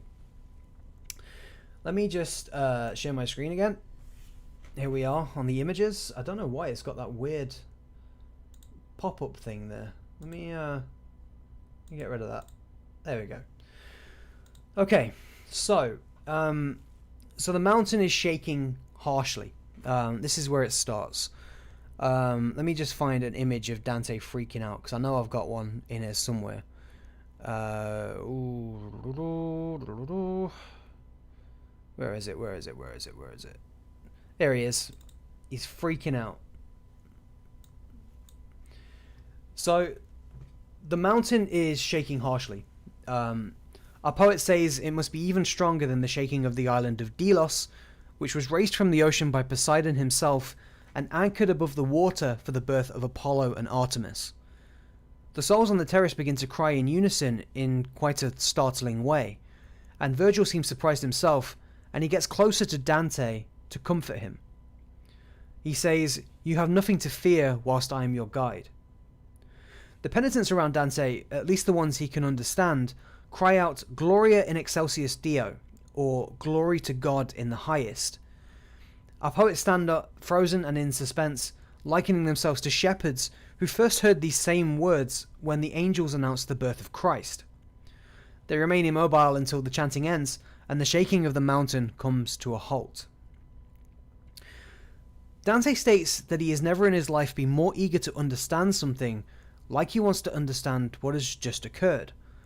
As the obtaining of that answer isn't obvious to him, and as he is afraid to be wasting more time, he holds his tongue and continues with it in his thoughts. Let me move to the next image. Okay. Let me find one that matches. Sorry. Let me find a good one, actually. Ooh, let's go with this one. So, the confused Dante is moving along the path of the terrace, and he's still puzzling over the earthquake he just experienced. He compares his thirst for knowledge to the tale of the woman of Samaria, who requested the eternal waters of doctrine, or in this case wisdom, from Christ by Jacob's well. Unlike the Samaritan woman, though, Dante's thirst is unfulfilled, and he says that the lack of knowledge is goading him, and all he can do for now is follow his mentor as hurriedly as he can muster. In the book of Luke, the arisen Christ suddenly appears to two apostles wandering from Jerusalem, and just like in that instance, a spirit suddenly appears behind Dante and Virgil. They're so distracted by their task that they don't even know he is there until he starts to speak. He says, "My brothers, may God give you peace." Our poets stop and they do an about turn. Virgil replies to the soul with a respectful salute, before then saying, "May you be put in the council of the blessed by that infallible court which relegates me to eternal exile." Virgil is, of course, speaking of his banishment to Limbo. The new soul continues on with the pair as they move, and he questions the two of them how they've made it this far up to heaven if God himself has deemed them unworthy for entry by putting them in hell. Virgil directs the soul's attention to the remaining P's carved into Dante's head, explaining that the angels have anointed him with the unrestricted freedom to wander among the denizens of paradise. He goes on to speak of Dante's mortality, referencing the ancient Greek fates as he does so. Virgil describes that Lachesis has not yet drawn the strong thread of Dante's life in preparation for its snip by Atropos. Virgil says, "His soul is coming up here could not have come up alone because it does not see things as we do. So I was taken out of that wide throat of hell to guide him. I will do so as long as my teachings can be of service."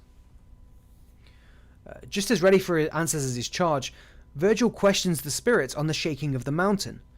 It seems like from peak to shoreline, everyone chanted out what he and Dante had heard.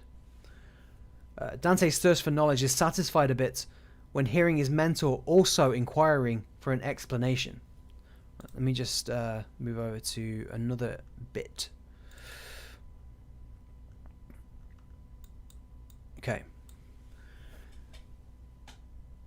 The spirit says, "The rule of this mountain admits nothing shy of order.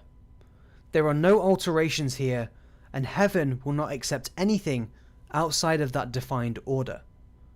Above the 3 shallow steps of Purgatory's gate, you will find no rain. You will find no hail, snow, dew, frost, or clouds. Here in Purgatory, you will see no lightning, no rainbows. Not even vapor rises above the feet of Peter's deputy, he who holds the keys." The Penitents is describing here that from the entrance of true Purgatory, the landscape is governed by a purely unchanging celestial rule. This is instead of the usual complex climate systems that occur on the terrestrial Earth. A reference after this is made to the concept of earthquake weather, something Aristotle had once proposed. The theory of this was that strong winds trapped inside of caves caused the shaking and the rattling vibrations of earthquakes underground. The Penitent says that earthquakes can occur on the island's shore, but for some reason unclear even to him, no earthquakes have ever been caused in Purgatory by the winds beneath the earth. He explains the true nature of the shaking mountain to our pair. He says, "There are quakes when any soul feels purified of sin and moves to make its way to paradise. A great shout follows this." Right, let me just grab another image. Something good, something decent. Let's grab our boy.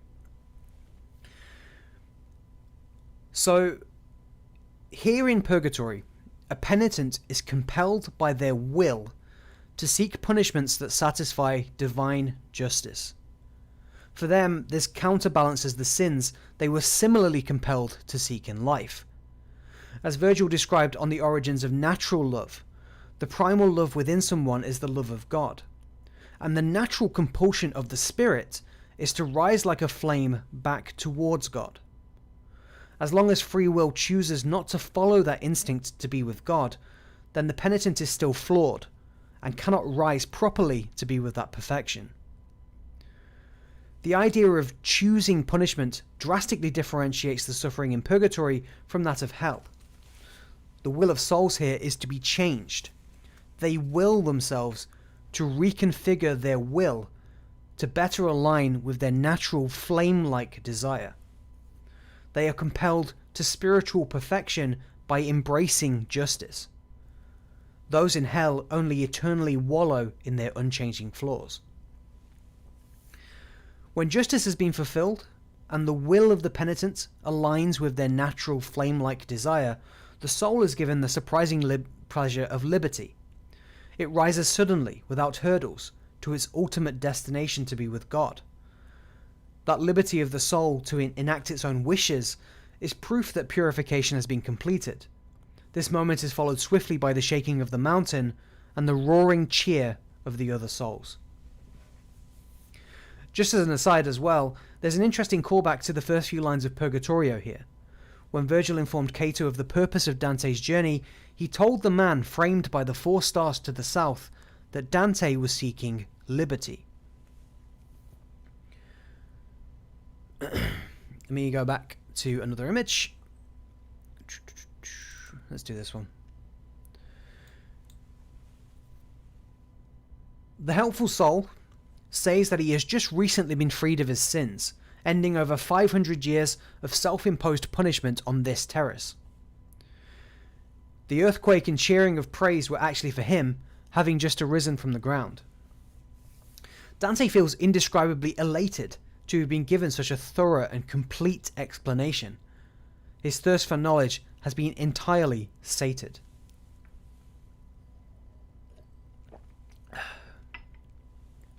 Virgil says, "Now I see the net which traps you here and how you escape from it. Please let me know who you were and why you have lain here for so many centuries." The spirit replies that he is from the time of Titus. He speaks of the revenge of the crucifixion of Jesus by this ancient figure. That tale goes that when Titus's father, Emperor Vespasian, became the protector of Rome, Titus captured the Jewish city of Jerusalem and destroyed its temple. The spirit describes that he had a reputation that lasts longest, presenting himself in this regard as a poet.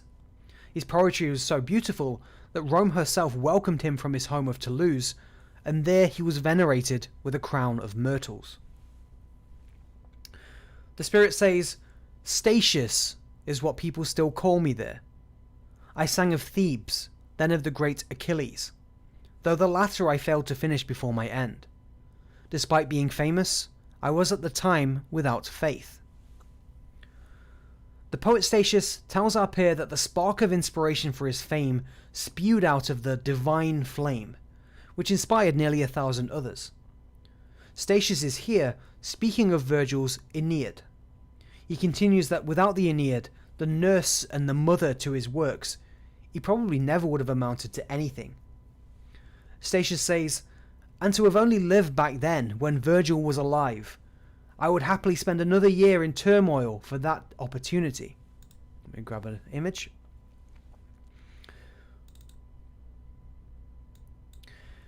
The poet's Virgil turned to me at these words. This is Dante. Virgil turned to me at these words with a look that said, "Be silent." But laughter and tears follow so closely from the passions of those more openly honest, that willpower doesn't have the strength to exceed them. I merely smiled as if to convey something. Statius spots Dante's smile and then peers into his eyes. He asks why, if our poet is so serious about completing his task, why he just exhibited the early signs of laughter. Struggling, Dante finds himself caught between Virgil asking him to stay silent and Statius imploring him to speak. He sighs, and Virgil has to give in. Virgil says, "Speak, and let him know what he is asking." Dante expels that the guide he is standing with is none other than Virgil himself, the very same Virgil who gave Statius the inspiration to speak of gods and men. The laugh he concealed was simply a response to how Statius talked about Virgil and nothing more. Statius throws himself to the feet of Virgil to embrace his ancient mentor. Virgil quickly intercedes him though, pointing out that both of them are now merely spirits, and that the gesture is therefore meaningless. The pointless act reflects the first few sections of Purgatorio, when Dante tried and failed multiple times to embrace his good friend Cassea. There's very obvious parallels here as well between Statius's kneeling and Dante's attempted kneeling to Pope Adrian. Even the lyrical terminology Dante uses is very, very closely related. How are we sounding so far? Are we going alright? Sounding good?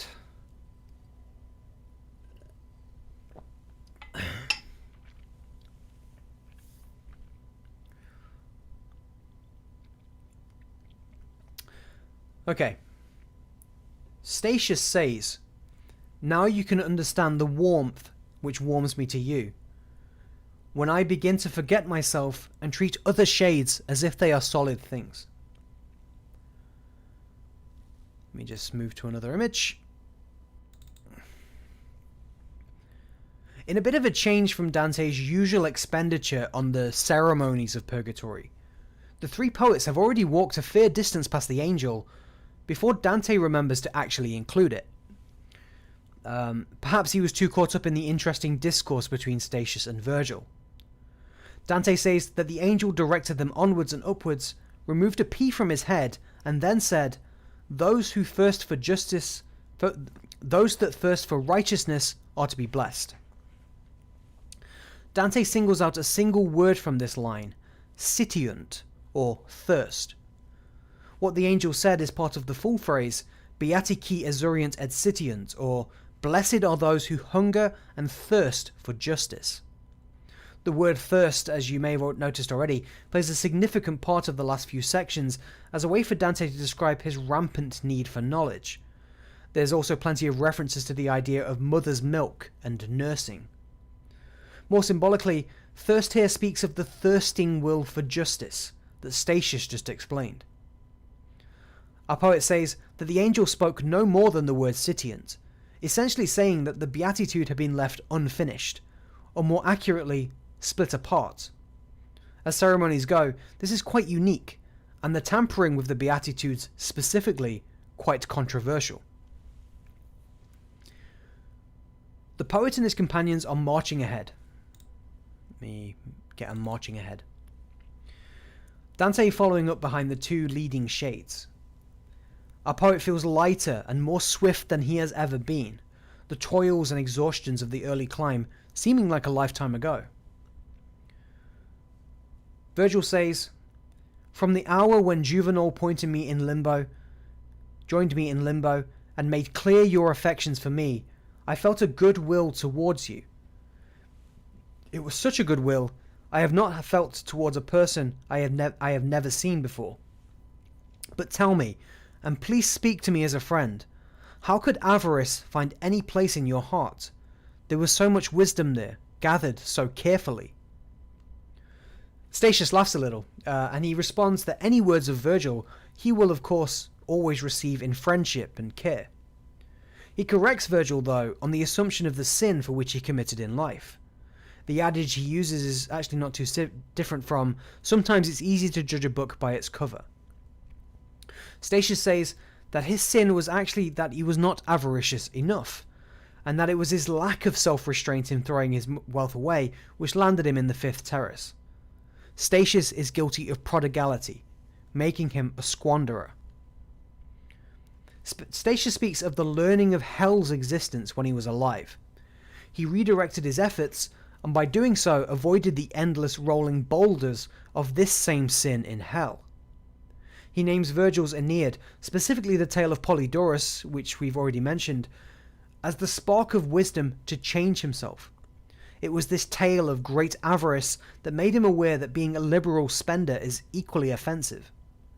Statius mistranslates a quote from Virgil's work here, which is likely Dante presenting the evolution of this character in a more Christian-friendly way. Statius says, "Then I perceived that our hands can spread their wings too far when they spend, and I repented of that, as I had done with the other sins as well." Statius goes on to say that it is here, on the terrace seemingly dedicated only to avarice, that the sin of prodigality is also purged. However, the whip and bridle for this secondary sin run counter to those of avarice, as the prodigal actually mourn for their lack of avarice. He wonders how many will find themselves in hell, having not repented for this sin, not obtaining the wisdom to see that it is equal and counter to greed. The interesting note on this is that Dante is presenting here that virtue is not always as black and white as it looks. Virtue in this case is really the measured point between the two sinful extremes of avarice and prodigality. Virgil begins his second question, inquiring as to how the pagan Statius converted to Christianity merely through poetic works. Virgil's works were not instructional on faith, and without that faith, even if otherwise virtuous, Statius could not be moving upwards. Virgil is essentially asking, what made Statius a Christian? Virgil says, What sun or what candles gave you the light that set sails to follow in the way of the fishermen? Statius replies, you did as one who, walking by night, carries the light behind them. It does him no good, but is of advantage to all who follow. Let me change the image. Statius again references Virgil.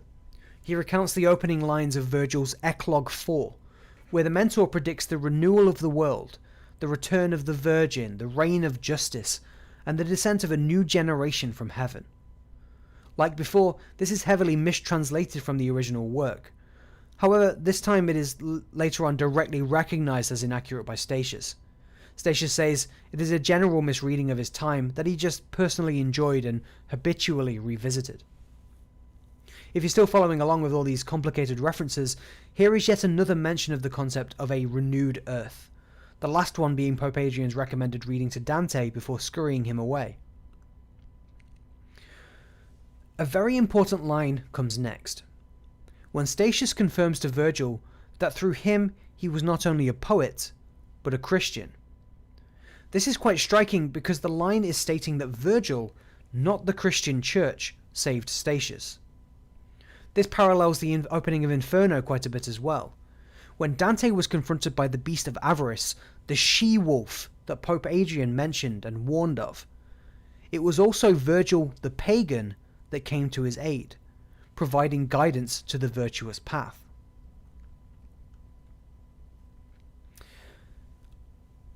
Just as an artist begins with an outline and then fills the colour within, Statius says he will go into a bit more detail about his conversion. He speaks of the persecution of Christians by Emperor Domitian, saying that it brought him sadness and tears. He speaks of giving the Christians assistance to aid in their truthful ways, learning at the same time to hate all other religions. Statius then lived his life as a secret Christian, baptized in the faith, but outwardly a pagan to all others. This latter laxness in piety actually meant he was stuck purging sloth for 400 years before. Statius returns a question to Virgil, asking about some famous names and where they are, whether damned or in some part of hell or otherwise. He asks about Terentius, Caecilius, Plautus, and Varro. Virgil says, they, Perseus and I, and many others are together with that Greek to whom the Muses gave more milk than any other. In the first circle of the dark prison, we often talk together on the mountain, which still has our nurses on its slopes. Virgil continues that Euripides, Antiphon, Simonides, and Agathon can be found in Limbo. There are also those that Statius himself wrote about, including Antigone, Diphyle, Argia, and the sad Ismene. He names more, Hypsipyle, Manto, Thetis, and Deidamia with her sisters. Dante says, both those poets were already silent once more, with their minds on what they saw around them, now free of the need to climb. The three poets, whilst conversing, have made their way all the way to the sixth terrace of Purgatory, the terrace of the gluttonous. And that's episode 10. How was that?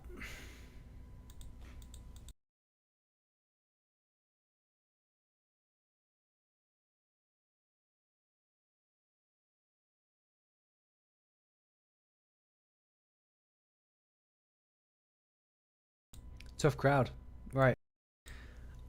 So, after this, I have no editing for episode 11, so I'm going to move into what I do have, which is Dore images. And he did quite a few for Gluttony, so we can rely on those. Here we have the three poets entering the Terrace of the Gluttons. But before we do that, actually, there is a little bit to explain before that. Let me go back to episode 10. Talk about Statius. I'm just going to shove him here while I talk about him. So this is the beginning of episode 11. We'll begin the penultimate terrace of Purgatory by first speaking about the new, third poet of our group, Statius. Publius Papinius Statius was the 1st century poet that lived during the time of Roman Emperor Titus. The man was quite distinguished in his field, winning numerous awards even before his most notable works were created. 2 of these works, which Dante has already mentioned, are the Thebaid and the Achilleid, the latter of which was left unfinished before the poet died. Statius was a native of Magna Graecia, a section of Italy that was populated by ethnically Greek settlers. There he lived in Velia, until eventually moving a little further north to Naples, and then after the death of his father, he migrated further north to Rome. There's already been a couple of incorrect assertions by Dante regarding Statius. So, firstly, during the character's introduction, there's talk of him moving from Toulouse to Rome, which we now know to be incorrect. Dante is accidentally confusing his Statius with the French teacher of rhetoric Lucius Statius Ursulus, who lived during the time of Emperor Nero, not Titus. In fairness to our poet, though, this was a common mistake by contemporaries of his time. Secondly, and most definitely on purpose, Statius wasn't a Christian. There's no classical example of the secret conversion of Statius to Christianity, or some kind of private baptism ceremony that he claims to have had. By all historical accounts, Statius was, until his death, a pagan. Within Purgatorio, Statius is used as a device to allow Dante's teachings to continue past the expanse of Virgil's pagan understanding. Excuse me. Virgil is ignorant to the ways of the Christian faith, and over the last few terraces, we've seen him having fewer and fewer answers to Dante's questions. On the Terrace of Sloth, he instructed Dante to speak to Beatrice about free will to clarify the aspects that relate to faith. On the Terrace of Avarice, he was just as in the dark about the shaking of the mountain as our living pilgrim. As Dante begins to move more and more into the range of heaven, with its spiritual devices and reckonings, Statius will begin to take more of a centre stage as Dante's guide. From this point on, it's worth paying attention to that transfer of guardianship, the slowly diminishing presence of Virgil and the slowly increasing presence of Statius. Okay.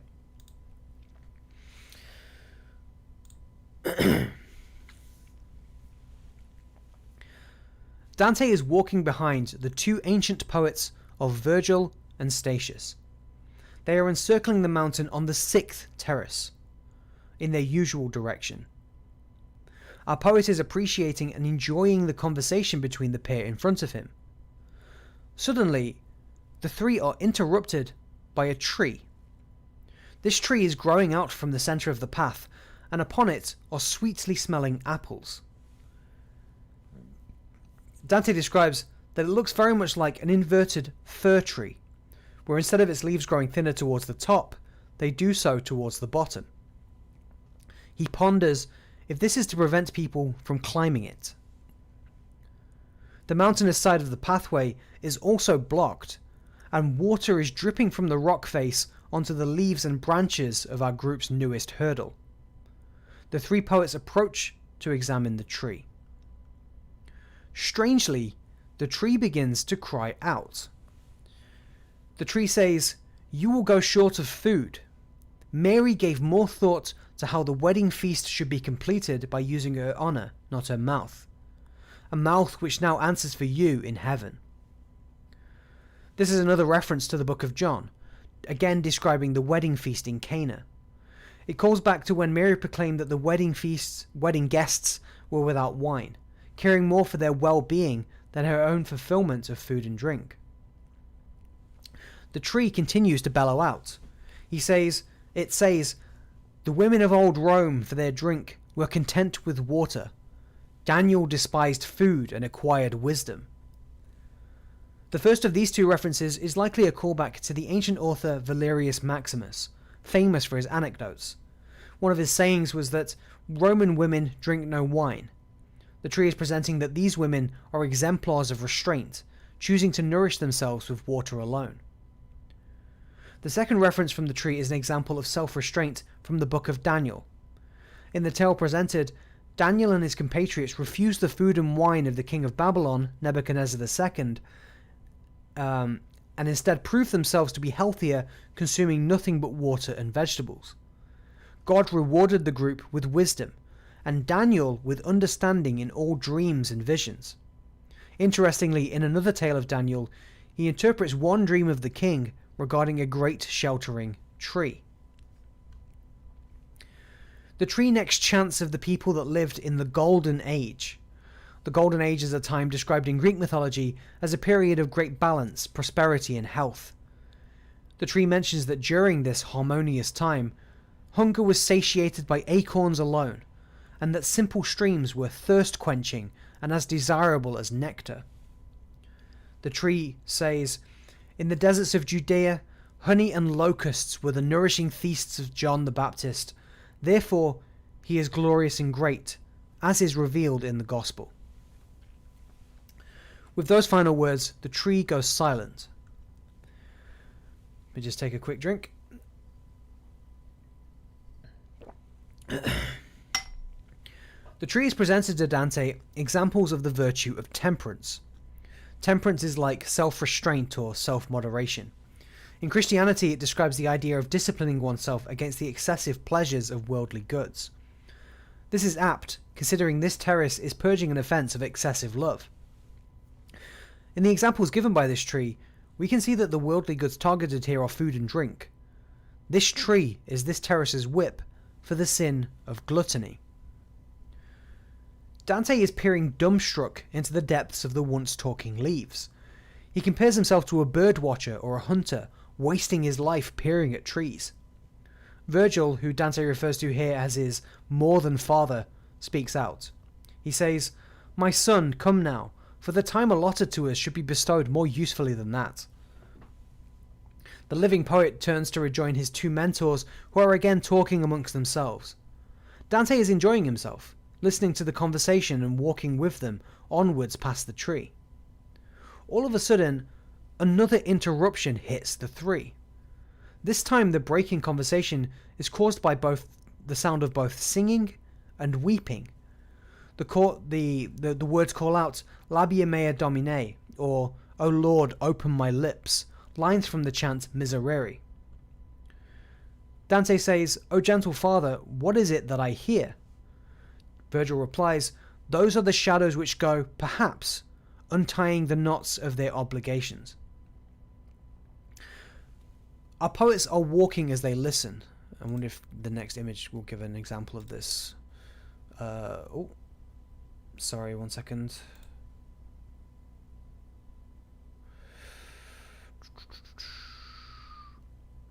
I'll get to the next one in a sec. So, our poets are walking as they listen. They are interrupted again, this time overtaken from behind by a group of souls. Group of souls, next.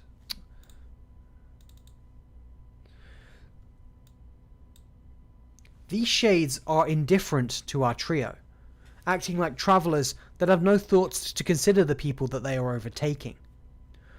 Dante describes them as silent and devoted, but also apparently emaciated. You can see. Our poet begins describing them by speaking of the tale of King Erisichthon, the Greek mythological character cursed with endless hunger by the goddess of famine, Limos. No matter how much Erisichthon ate, he was never satisfied. The king starved so much in his tale that he ends up devouring himself completely. Dante compares these souls to this mythical king, stating that he doesn't believe Erisichthon to have ever been as dried up as the people he is currently witnessing. Dante next speaks to himself, that walking among him must be the Jews who lost Jerusalem in the ancient siege by Titus. He mentions Miri of Betasuba, who was left so starved by the horrors of the siege that she killed, roasted, and ate her own baby son. The obvious allusion here to a woman named Mary and her baby in the city of Jerusalem cannot be ignored.